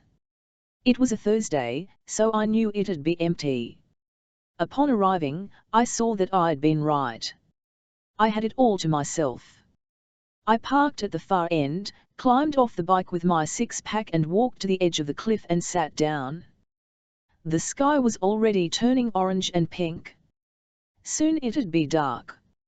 I hadn't been there for more than 30 minutes when I heard a motor behind me. It was Jackson and Bethy on Jackson's bike. I smiled. Jackson pulled up beside my Ironhead and Bethy jumped off before he'd even stopped. I grabbed a beer and handed her one, which she popped right away, guzzling for a few seconds before sitting down. Jackson stayed on his bike and pulled out a cigarette. I looked over my shoulder at him. He winked. I turned away quickly, hoping Bethy hadn't seen. We had made out a few times, but I hadn't told Bethy yet. The first time, he kissed me in the middle of the night when we both got up to go to the bathroom. He hadn't even asked but pushed me up against the door and pulled my face to his by grabbing the back of my neck. He was shirtless and wore a red pair of boxers. After 5 seconds, I pushed him away and said asshole before walking into the bathroom and shutting the door. When I emerged a few minutes later, he wasn't there. The second time, he found me after school. I had stayed behind to do some extra credit for bio, and when I walked out of the class he stood by a janitor's closet. "Hey, asshole," I'd said, staring him directly in the eyes. "Hey, loser," he'd replied, before opening the janitor's door, grabbing my hand, and pulling me in the closet. I'd let him feel beneath my shirt that time. Bethy smiled now, then burped loud and hard. I laughed and tried not to think about Jackson's eyes bearing into my back. Took forever to convince the dickhead to bring me. She nodded behind her. "I figured you'd end up here eventually." I squeezed her hand and let go, grabbing another beer and taking a "haven't been here for long." I looked out at the fiery sky and sighed. "So, drinking and hanging then?" Bethy asked. I nodded. "Yeah, and thinking." Bethy took another drink, slurping loudly. "About what?" I had been thinking about what happened before I'd left Dodge's that evening. He was wiping his greasy hands on a bandana while I enthusiastically pushed the bike out of the garage and onto the pavement. I had come to Dodge and said, going to take her out for a few hours. "I'll be back later." He nodded and pulled out a cigarette. "Probably be at the landing later." I swung my leg over and kick-started the machine to life. My Ironhead growled low in her belly and nuzzled my legs, thankful we'd revived her from death. I wasn't speaking to Dodge, but more to myself when I said, "I can take this baby all over the world and never come back." And as soon as I said it, Dodge replied so evenly and lucidly that I was surprised I heard it over the engine, "Wouldn't blame you if you did." "Wouldn't he blame you if I did?" The words echoed in my ears, softly at first, but gained volume the longer and longer I rode. The echoing stopped when Bethy and Jackson had arrived, but now the stars, which had slowly started to appear, spelled out the words across the darkening sky. I didn't know why Dodge had said it and if he meant it, but I couldn't tell Bethy that. I looked over my shoulder at Jackson and back at her, admiring how her blonde, wispy hair floated in the breeze. So instead, I said, I was thinking about freedom. 33 1990, 31 years old. The road to Texas would have been long and god-awfully boring if I didn't have a billion thoughts running through my head. I was on my way to see my grandfather. My skin tingled, and bursts of electric energy entered my hands, revving my iron head to go faster. A tiny part of me felt guilty. I'd just left my best friend who was waiting for her brother's ashes to be released from the mortuary, while I went off to meet family I never knew existed. After hugging Beth for a few minutes, I promised her I'd stay in touch. She nodded and kissed my cheek. I hope so, she said, tears pooling in her eyes. Almost 6 hours later and a few stops for gas, I came upon the Red River.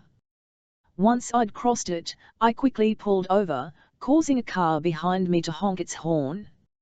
I didn't care though. I put the bike kickstand up and trudged down a small hillside thick with greenery until I got to the bottom. The river wasn't as swift and flowing as it had been in my dream a week ago. Drought, I assumed, had made it a small river with muddy embankments on either side. The river sat lifeless like a drying puddle of mud.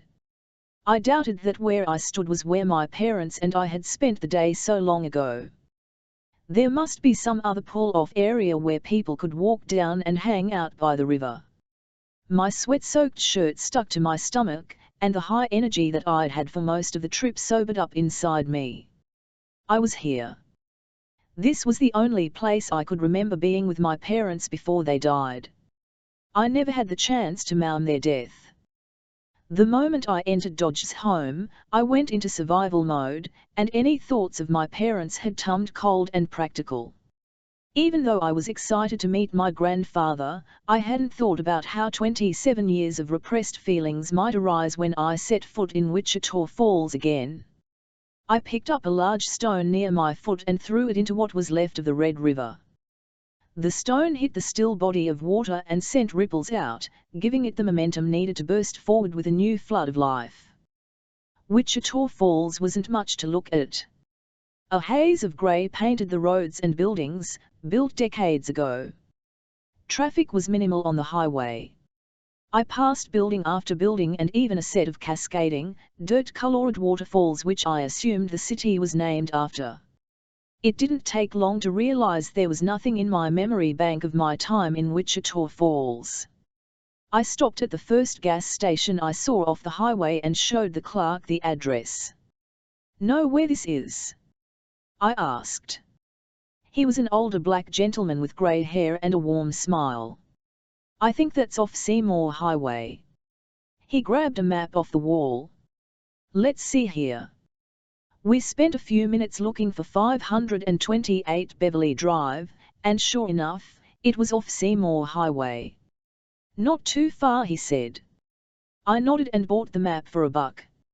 It showed Wichita Falls, North Texas, and parts of Oklahoma. "Thanks," I said as I ran out the door. He waved to me. I pulled into the parking lot of a blue and white diner with a large neon sign that read Hector's. The parking lot was empty. I jumped off the bike and ran up to the door. It closed at 3 p.m. and wouldn't reopen until 7. I hit the glass door lightly with my open palm. Damn. Stepping back, I looked at the sign. Was my grandfather Hector? I'd have to wait until the next day to find out. I kicked the gravel and returned to my bike. I followed Seymour Highway back to 1 to 44. I'd seen a motel next to the highway. It wasn't upscale like the hotel in Fayetteville, but I needed a bed, and I didn't feel like searching for another one. Besides, it was 7 p.m. and the sun would set soon. After checking in and putting my bag in the room, which wasn't that bad, considering. I got on my bike and followed the directions that the front desk attendant had given me to a restaurant called Bar L. He'd looked at my bike through the glass window and back at me and said, "You'll fit in. Plus, the ribs and the reds are the best in town." I wasn't sure what he meant about me fitting in or what a red was, but I looked forward to finding out. I drove through downtown Wichita Falls, which looked more like a graveyard of medium-sized towers and blocky buildings with old signs that hadn't been turned on in years. Upon arriving at Bar L, the sun had lowered, casting a soft light on the brick building that had a trapezoidal-like sign that read, "Bar L Drive in L. Ounge." An older white woman manned a brick smoker on the side of the building. The smell of barbecue made my mouth salivate. Mine wasn't the only bike in the lot. A white man and a woman sat on their bikes under an awning with beer mugs in their hand. Two Mexican men sat on the edge of a pickup's flatbed sipping on golden ales. I saw a waitress hand a driver a beer in a frozen mug. A drive-in where you could drink? I'd never heard of such a thing. There weren't any parking spots under the awnings. I parked my bike in the parking lot and walked toward what I thought was the main entrance, passing by the man and woman who leaned against their bikes with mugs filled with a murky, red-colored drink. The woman was about 60 with blonde hair pulled back in a ponytail under a red bandana. Her husband had grey hair, a goatee, and a black bandana. Even though he wore a leather vest, it didn't have any patches. These were not club folk. "First timer?" the woman asked. I nodded. "Yeah, I was told I'd find good ribs here."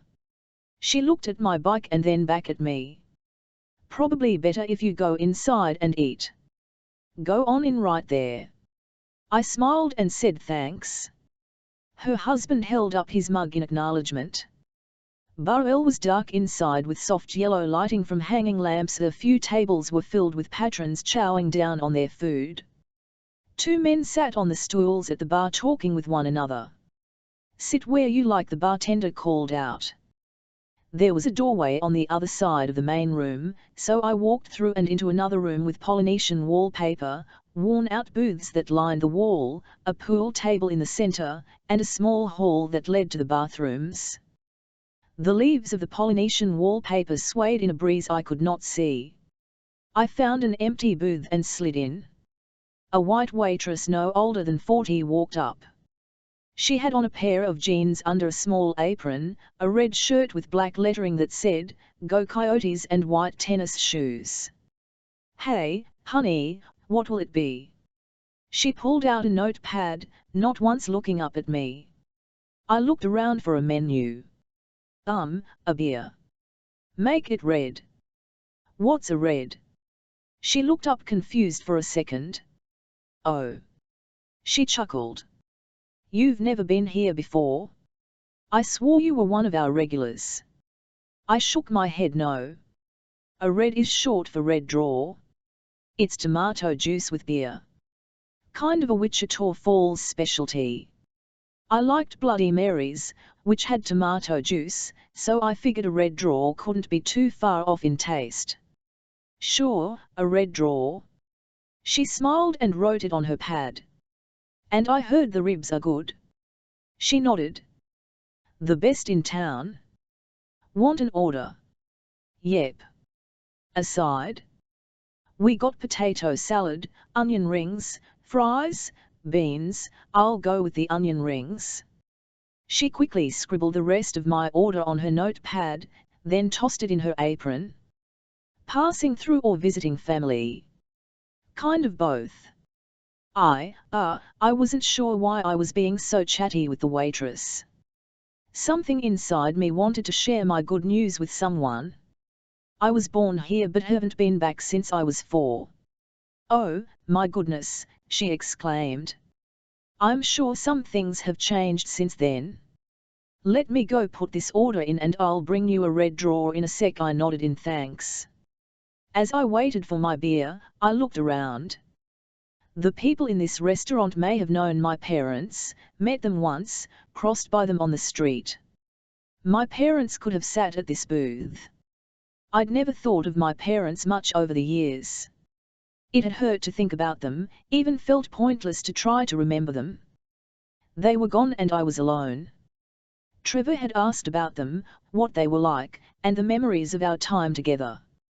For once, I couldn't share much with him even if I wanted to. Their faces had faded into blank, grey spaces, the things we did together were gone. I had nothing, no recollection of my time with them before Dodge, except that one memory of us at the Red River. Here you go. The waitress returned and set down a tall, frosted mug filled with a red liquid. Thanks, I said. She didn't immediately leave, and I realized she was waiting for me to try it. It felt weird to drink in front of someone, but not more awkward than having to eat in front of Lynn in Oklahoma City. Tangy tomato mixed with the beer to create something crisp and sort of refreshing. It wasn't anything like a Bloody Mary, there didn't seem to be any spices, but it was good, nonetheless. Pretty good, huh? I nodded. Yeah, not bad at all. She winked and walked away. I sipped on the red draw, and with each sip my taste buds got more and more used to it.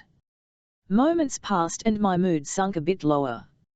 I'd thought arriving here would be all about joy and happiness in meeting my grandfather, but here I was, suffering from the knots and twists born from the passing of my parents, a loss of identity, and a life never lived. Such feelings had long been buried under Dodge and lawless shit. This was the first moment in my life where I'd ever had the space to think about my mom and dad. If my time with the lawless this week had taught me anything, it was that I couldn't run from my past and the bad things that had happened. I had to hit my parents' death head on. Dodge hadn't done that, and you didn't need to be a child psychologist to see how his parents' abandonment had created knots and twists inside him, too. He'd turned to booze and drugs to numb the pain, and I'd built a brick tower to keep everything in, which ultimately kept everyone out. Maybe I was more like Dodge than I wanted to believe, but I wasn't going to stay that way for long. As I downed the red draw and finished off the ribs, I promised myself that I would do whatever it took to build a new life. And if that meant I had to dive into repressed feelings and traumatic memories, then so be it.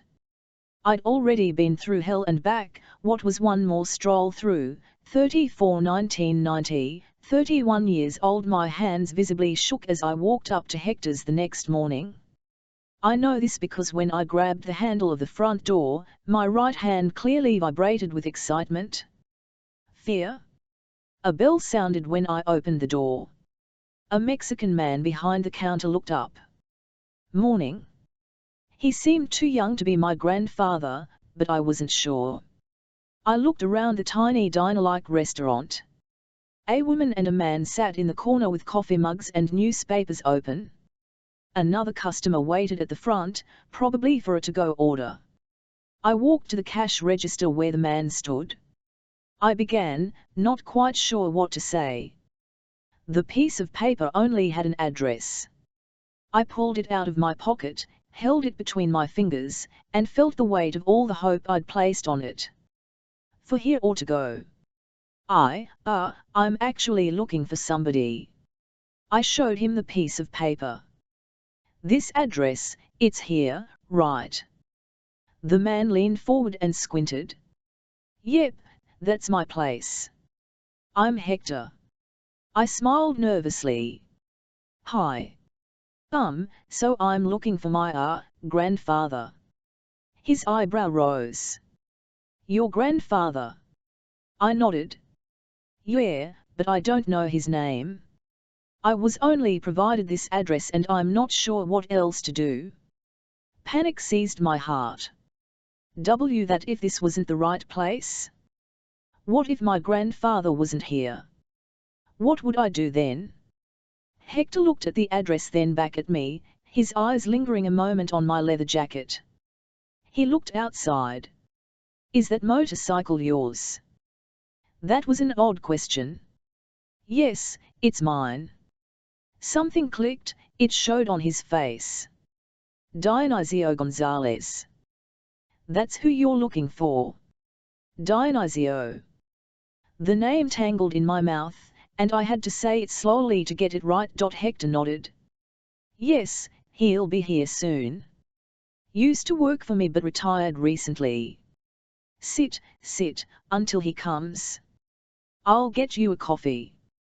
I smiled nervously. Okay, thank you. I sat at a table and angled myself toward the front door. Hector came out with a pot of coffee and a mug. Don't worry, Hector said. He'll be here. Always is, every morning. Thanks. Want a breakfast burrito? Might as well. I hadn't eaten yet because I had been too nervous when I woke up this morning. At least it'd give me something to do while I waited. Sure, thanks.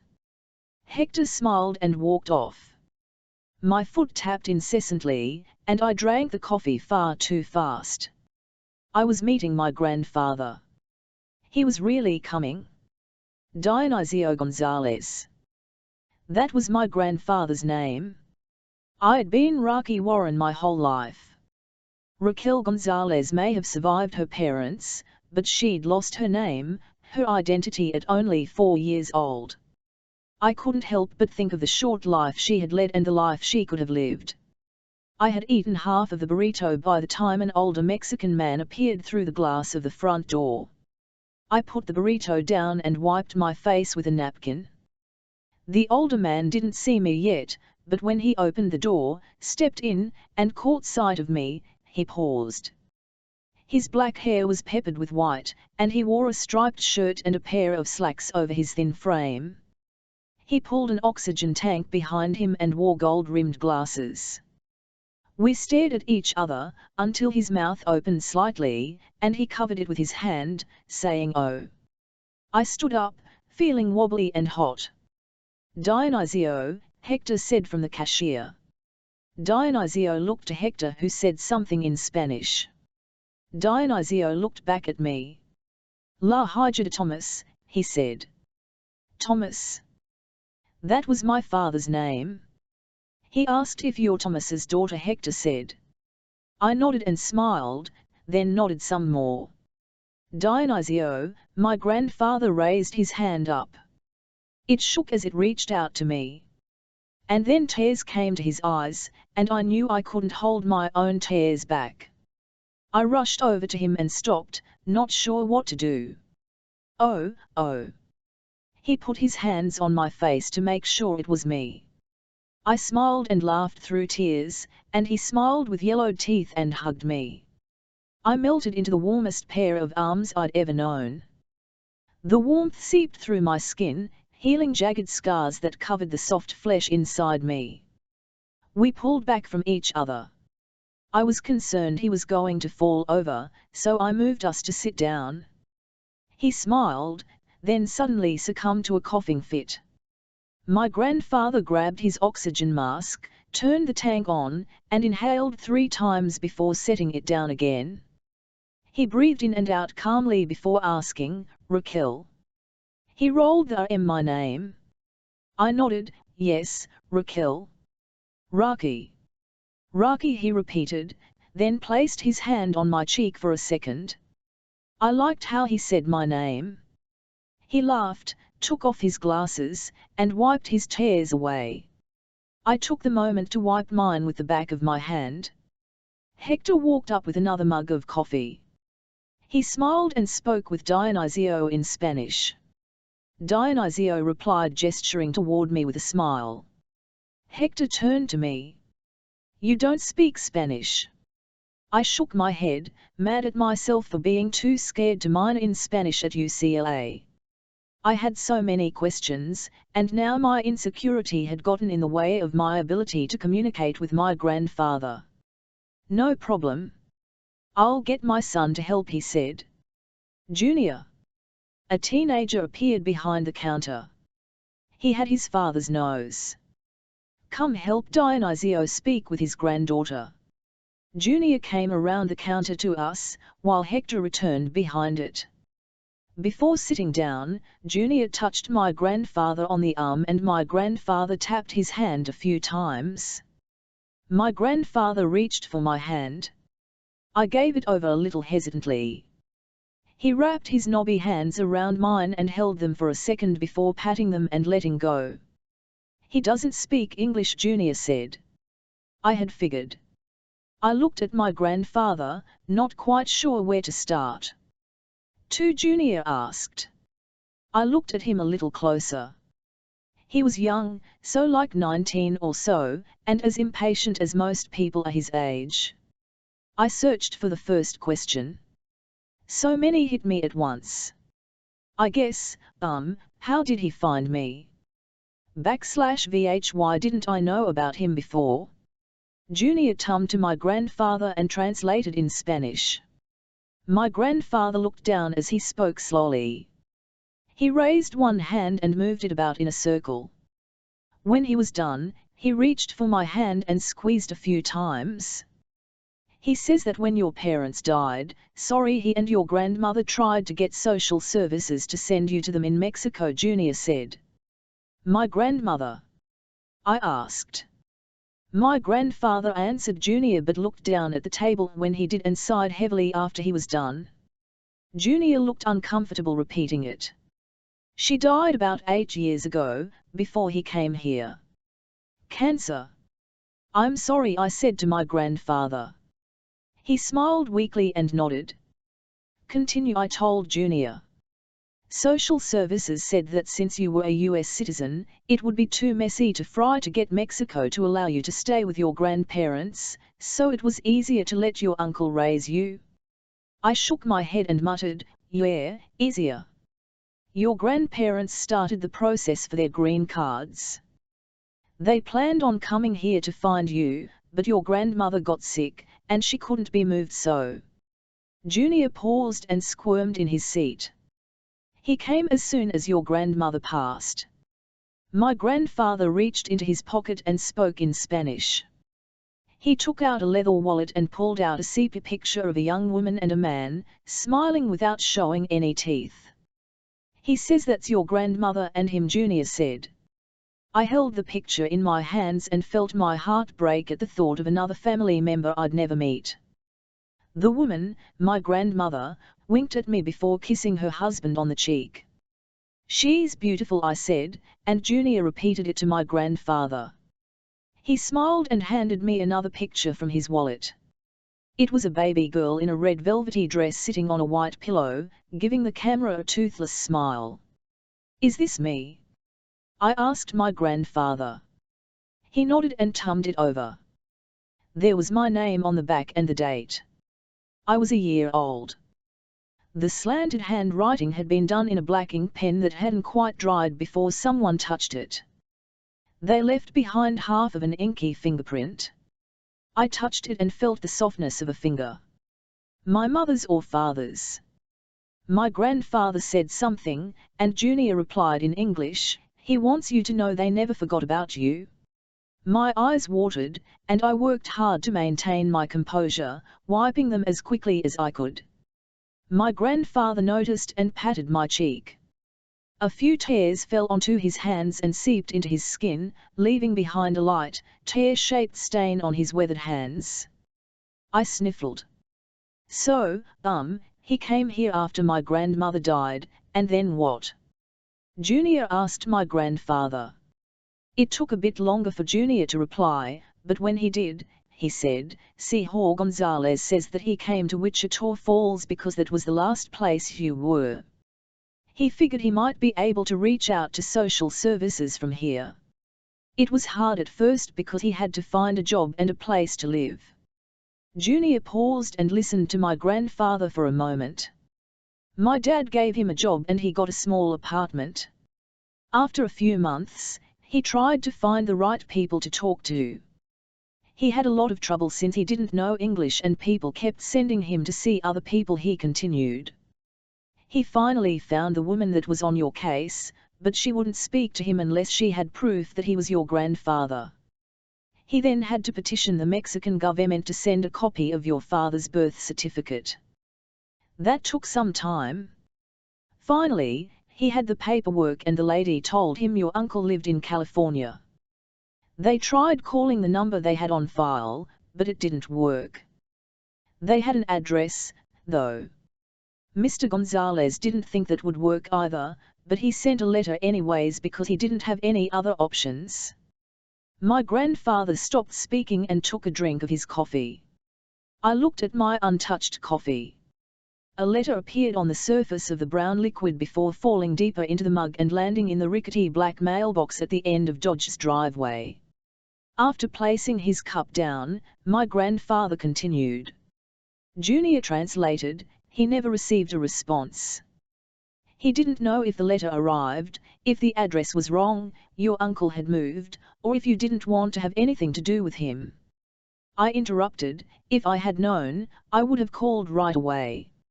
Junior translated, and my grandfather nodded and spoke again.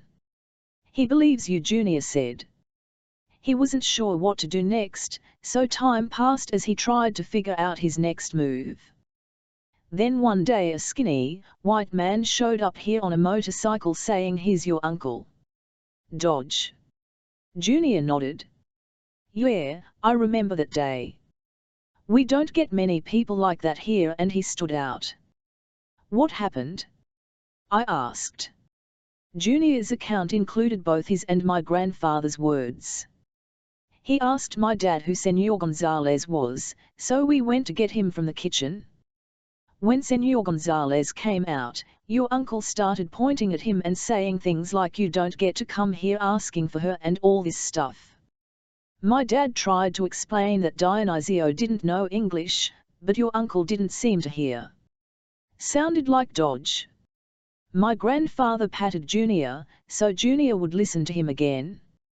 Junior cocked his head to the side as my grandfather spoke. He said Dodge was scared. Scared. My grandfather chuckled after Junior translated. He says your uncle was scared he would lose you. I was already out of Dodge's life by then. According to Billy, Dodge had tried calling me, but I wouldn't pick up. After he calmed down, your grandfather took him to a table. I thought your uncle might cry, he looked so upset.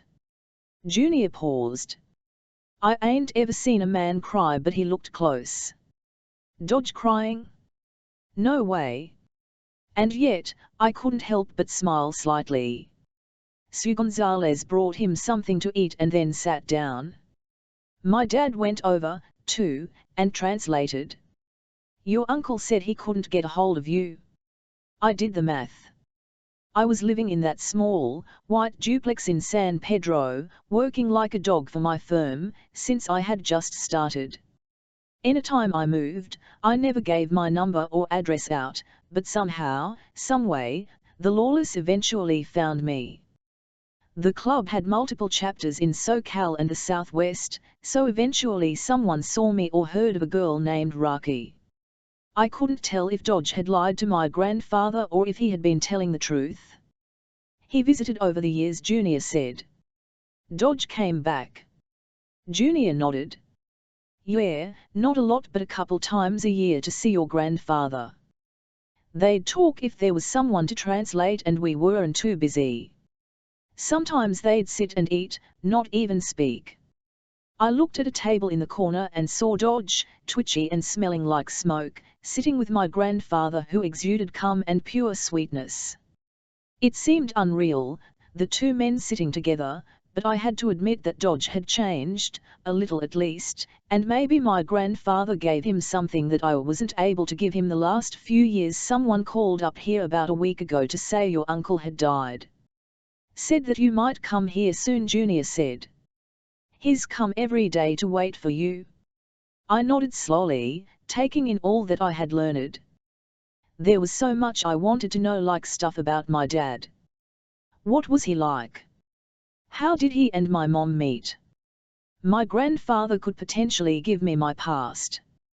I held out my hand to my grandfather, and he took it, smiling. Thanks, I said to Junior. He nodded, his cheeks reddening a bit. I have so many questions, I said. About my father, my family. I don't remember much from when I was a kid. I don't know anything. Junior translated, and my grandfather replied. He says you should stay with him tonight. He has some photo albums really. Yeah, he wants you to see them. I nodded. Okay, if he doesn't mind. Junior chuckled. Kay usually picks him up an hour after she drops him off. Who's Kay? I asked. His neighbor who drives him around, Junior said. She should be back here in about 30 minutes. I need to go back to work, but I'll grab Saya Gonzalez something to eat. Great, thanks. Junior went to the back. My grandfather and I couldn't speak, but we didn't seem to need to. We took our time studying every freckle, wrinkle, and shape of each other's face, stopping on occasion to smile or take a sip of coffee.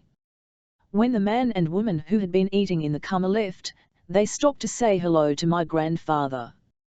He said something excitedly in Spanish and the man and woman opened their mouths in awe. You're his granddaughter? The woman asked. I nodded. She reached out and shook my hand. So nice to meet you. They waved and said a few more things in Spanish to my grandfather before leaving. 30 minutes later, Kay arrived promptly in a maroon Pinto. I followed my grandfather out the door and saw that the drab grey city of Wichita Falls had turned colourful and bright. An elderly white woman sat in the driver's seat of the Pinto. Then she saw me, her mouth opened wide and she hastily got out of the car, or as fast as a woman her age can go. She stood well over 6 feet tall and wore a loose top with flowers that bloomed, withered, died, and bloomed again. Her red pants matched her fingernails, and her white cowboy boots were a reminder that I was in Texas. Oh, my! Is this who I think it is? Raquel, Raquel, my grandfather repeated. She grabbed her own face with her long bony fingers. It was an exaggerated gesture, but I had a feeling that this was exactly the type of woman she was. Boy howdy! She wrapped me in a hug. The top of my head barely came to her shoulder. She let go of me and grabbed my hand and shook it hard. I'm Kay. Rocky. She let go of my hand and put her hands together, her bright red nail polish glinting in the morning light. Dionisio, she said each letter of his name in a Texas drawl, is so happy you're here. He's been waiting for you. I smiled. My grandfather waved his hand at Kay and pointed to the car. He shuffled to the passenger side. You'll be following us? Kay asked. I nodded and pointed to my bike. Yep. Her eyes widened and she smiled mischievously. A rebel. Vroom vroom. I chuckled. She was funny. Kay drove slowly on the highway, which didn't make it easy to follow. I wanted to speed so fast until my breath was taken away because that's how I felt. Elated, flying, over the moon, all those cheesy clichés people talk about. I'd met my grandfather. The thought of Dodge keeping him from me was a bit of a tom in my side, but there was nothing I could do. The happiness that overwhelmed me when seeing my grandfather for the first time was far more important than any bad feelings I had toward Dodge. All the shit he did throughout my life didn't matter anymore. Besides, he'd finally done something right by giving my grandfather's address to Billy, and Billy had done something right by giving it to me. Dodge could have ignored it, thrown the address away, but he gave me a lifeline to my past, to my future, and I was grateful to him for that. Eventually, we left the highway, made some turns, and found ourselves slowing down in front of a house. Kay parked her Pinto in the street, and I parked my bike behind her. My grandfather got out slowly, as did Kay. The red brick house with grey siding had a gorgeous green lawn and a large shady oak tree on the right side of the yard. Hedges grew along the front and the vines of a rose bush crept between 2 white windows. Is this your house? I asked Kay. Not mine, said Kay. Or Dionysio's. He guided me here. How do you two communicate? She smiled. He knows a little bit of English, but I'm learning Spanish. Can you believe it? 89 and learning a new language. Got some tapes at the library. My grandfather walked slowly over to me without his oxygen tank. He put his arm around my shoulders, resting his hand where my half-outlaw tattoo hid under my shirt. I put my arm around his waist. I'd just met him, but this felt right, like we'd been close my whole life. "Why are we here?" I asked. He squeezed my shoulder and smiled. "To casa." Casa. I knew that word. It meant house. I looked back at the house and then at my grandfather. He poked me in the heart with his free hand and repeated, "To casa." Kay stood next to me with her hands on her hips, squinting against the "I think this is your family's old house, sweetie," she said. My grandfather nodded. The house was everything I could have hoped for in a family home. Though it had been a long time, the house recognized me and welcomed me home with a few memories of the past. My dad stood on the roof hanging Christmas lights while my mother, holding me on her hip, guided him from below. I ran barefoot on chubby toddler legs in the front yard while my dad washed the car, and my mom trimmed the hedges. The garage door opened, and I pedaled out on a tiny tricycle. My parents followed behind, taking pictures. The visions changed. Suddenly, I saw a life that I could have lived, if only my parents hadn't died. I broke my arm when I was 9 trying to climb the tree in the front yard. At 5'11", I stood in the front lawn posing with my lunchbox and backpack on the first day of school while Mom and Dad took pictures. My dad drove my first car into the driveway and my mom yelled, "Surprise," when she dropped her hands that covered my eyes. Inside, we watched movies together and ate dinners at the dinner table. I had a lime green bedroom suite and pictures of friends and family on my walls. My grandfather squeezed me toward him and the spell broke. I had not grown up here with my parents but had been shipped hundreds of miles away to be raised by my uncle. The only thing I had taken from this childhood home were a handful of red bricks that I had used to create a fortified tower to protect me from more pain and loss. I'd grown up without the comforts that the house in front of me held, without my parents, my grandparents, sometimes without food and new clothes. That's not to say I didn't have some good childhood memories or a family who didn't love me. Sometimes they loved me too much. They never gave up on trying to win me back even when they weren't quite sure they wanted me in the first place. I couldn't change my past, and even though a tiny part inside of me would have loved to have had a life with my parents, none of that mattered, because I was here with my grandfather now. 5 minutes later, Kay and my grandfather got in their car, and I kick-started my Ironhead to life. I left my tower of bricks behind in a pile on the ground in front of my childhood home. I didn't need them anymore. Before we turned the corner at the end of the street, I glanced back and saw a thin, white man with black hair and a bushy beard gathering the bricks in his arms to return them to their rightful place. 35 2 weeks later, 1990, 31 years old. I rapped on the door twice and was about to knock a third time, when Wana answered. "About time you showed up." She stuck her head out of the door frame and looked up. "You almost missed it." "Missed what?" I looked over my shoulder but didn't see anything besides a darkening sky empty of a moon. Wana nodded her head to the side of the house. "Go to the back. I'll be there in a sec, and we'll get started." She closed the door, and I walked the same path I'd taken not that long ago. For the last 2 weeks, I'd been spending time with my grandfather. I convinced David to let Lisa manage my workload while I oversaw everything over the phone. I even bought a cell phone just so I wouldn't have to use my grandfather's phone for long-distance calls. Not only was I going to give Lisa a bonus when I returned, but a job too. David agreed that if she could handle my clients, she'd have a job at our firm when she passed the bar in a few months. I had no doubt she would succeed. Everything seemed to be working out for me. Sure, things hadn't gone down great with the Lawless, and Trevor and I were completely over, but I had my grandfather and a future that was full of hope and promise. That should have been enough, but it wasn't. Even though I could breathe for the first time in 27 years, something was off. I couldn't sleep, food didn't taste right, and I kept catching sight of a skinny, white man with a bushy beard tumming a corner just ahead of me. When I caught up, he was never there.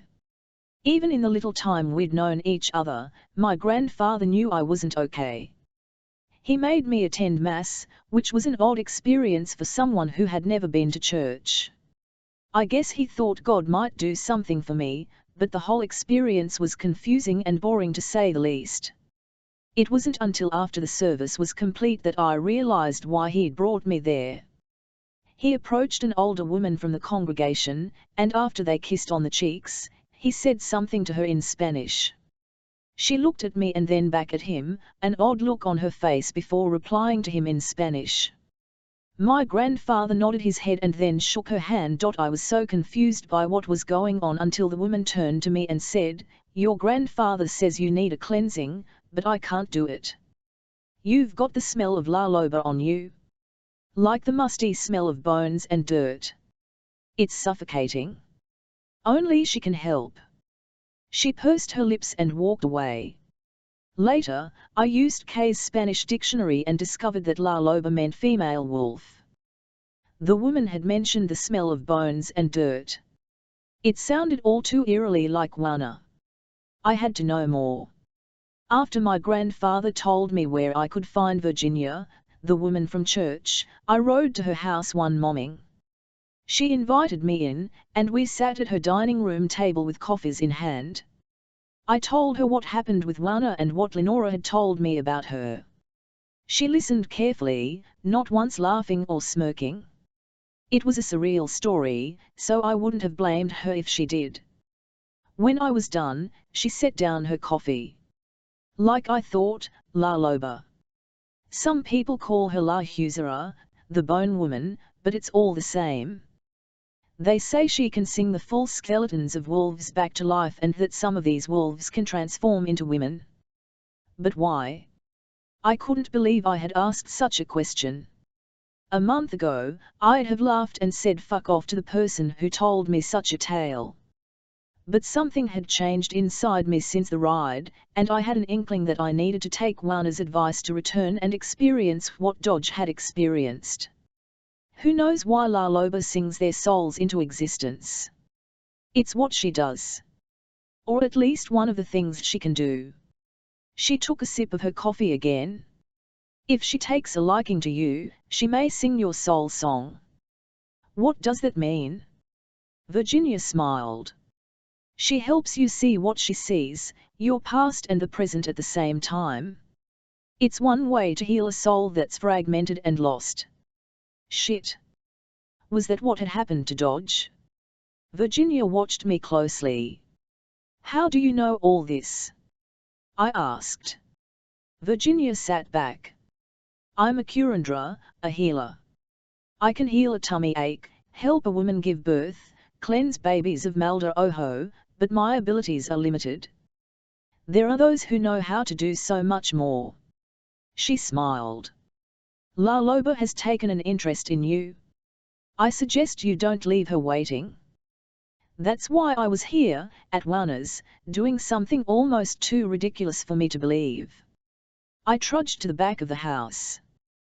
The bones that had covered the ground on my first visit were still missing. No other bones had taken their place. Now Juana said. I jumped at the sound of her voice. She walked in front of me. We have a new moon in the sky. It'll help you let go of it all. I shifted between my feet. What does that even mean? How do I do that? Juana smiled. Relax. I have the perfect song for you. She stepped forward, and I fought not to step back. Her face was mere inches from mine and her breath smelled like wet dirt on a rainy day. Warm brown eyes bore into my soul, and I suddenly realized that I had misjudged Juana's age. She wasn't in her 40s or 50s, not even in her 60s. This woman was ancient, born in a time when trees and creatures ruled the world. Her index finger aimed for my forehead. "Will this hurt?" I whispered. "You can't heal without the pain." She lightly touched the tip of her finger to my forehead, and I was pushed with the force of a giant hand backward into the air. Wana crowed and raised her hands, just as I hit the ground and fell through layers of dirt. My body came out on the other side and slammed onto a slab of stone on the floor of a cave littered in bones. I didn't have time to worry about the pain in my back because Wana appeared above me, her head haloed by a circular opening at the top of the cave. She raised her hands up and sang. The words were a language I did not know, but the tune was as familiar as my hand. It had been woven into my being, and as Wana sang, I realized she was unraveling a song from within me. The song was my life, and it started at the exact moment that Miss Cook left me at Dodge's. Wana sang my past and present life into being, but not in any chronological order. I relived the night that Billy called with news of Dodge's death, my anger at Dodge's lifeless body on the toilet, arriving at Dodge's home for the grieving ride, fighting with Charles Jackson after he called me a slur, meeting Wana for the first time, racing at the Ritchie Field, meeting Mr. Sand, Bethy getting an abortion, my talk with Charles, building my bike with Dodge, crying with my grandfather, and on it went. I saw my life in a way that I had not seen it before. I picked up on subtle tones in Billy's voice, the strain in Trevor's face as he tried to appease me, felt the cracking of my heart when I walked away from Dodge forever. Presented in this way, everything started to make sense. As soon as I saw myself arrive at Wana's home hours before, the song changed, bringing forth a new type of pain. The flesh around my ribs and leg bones disappeared, joints pulled apart, ligaments snapped, and organs melted onto the rock that I laid upon. The pain was too much for screams or cries, so I laid silently as Wana sung me undone in a matter of minutes. Suddenly, the song slowed down, the tone turned soft and warm, and it reached out to put me back together again. Above Wana, a woman's head appeared over the ledge of the cave. It was the woman I met the first time I visited. She smiled as she watched Wana's song make men new. Next to her, the head of another woman appeared, and next to her another, and another, until women of all ages, body types, and skin tones circled the cave mouth. Though I couldn't understand Wana's song, I knew it was almost done because I felt the last bits of flesh creeping over my bones. I realized now what Dodge had gone through for me, even when he knew I wasn't coming back. To be complete in the present, you must confront the past. I blinked, and the women above Wana's head disappeared, replaced by wolves who turned their mouths to the night sky. They ended my soul song with a howl that brought forth the light of day and new beginnings.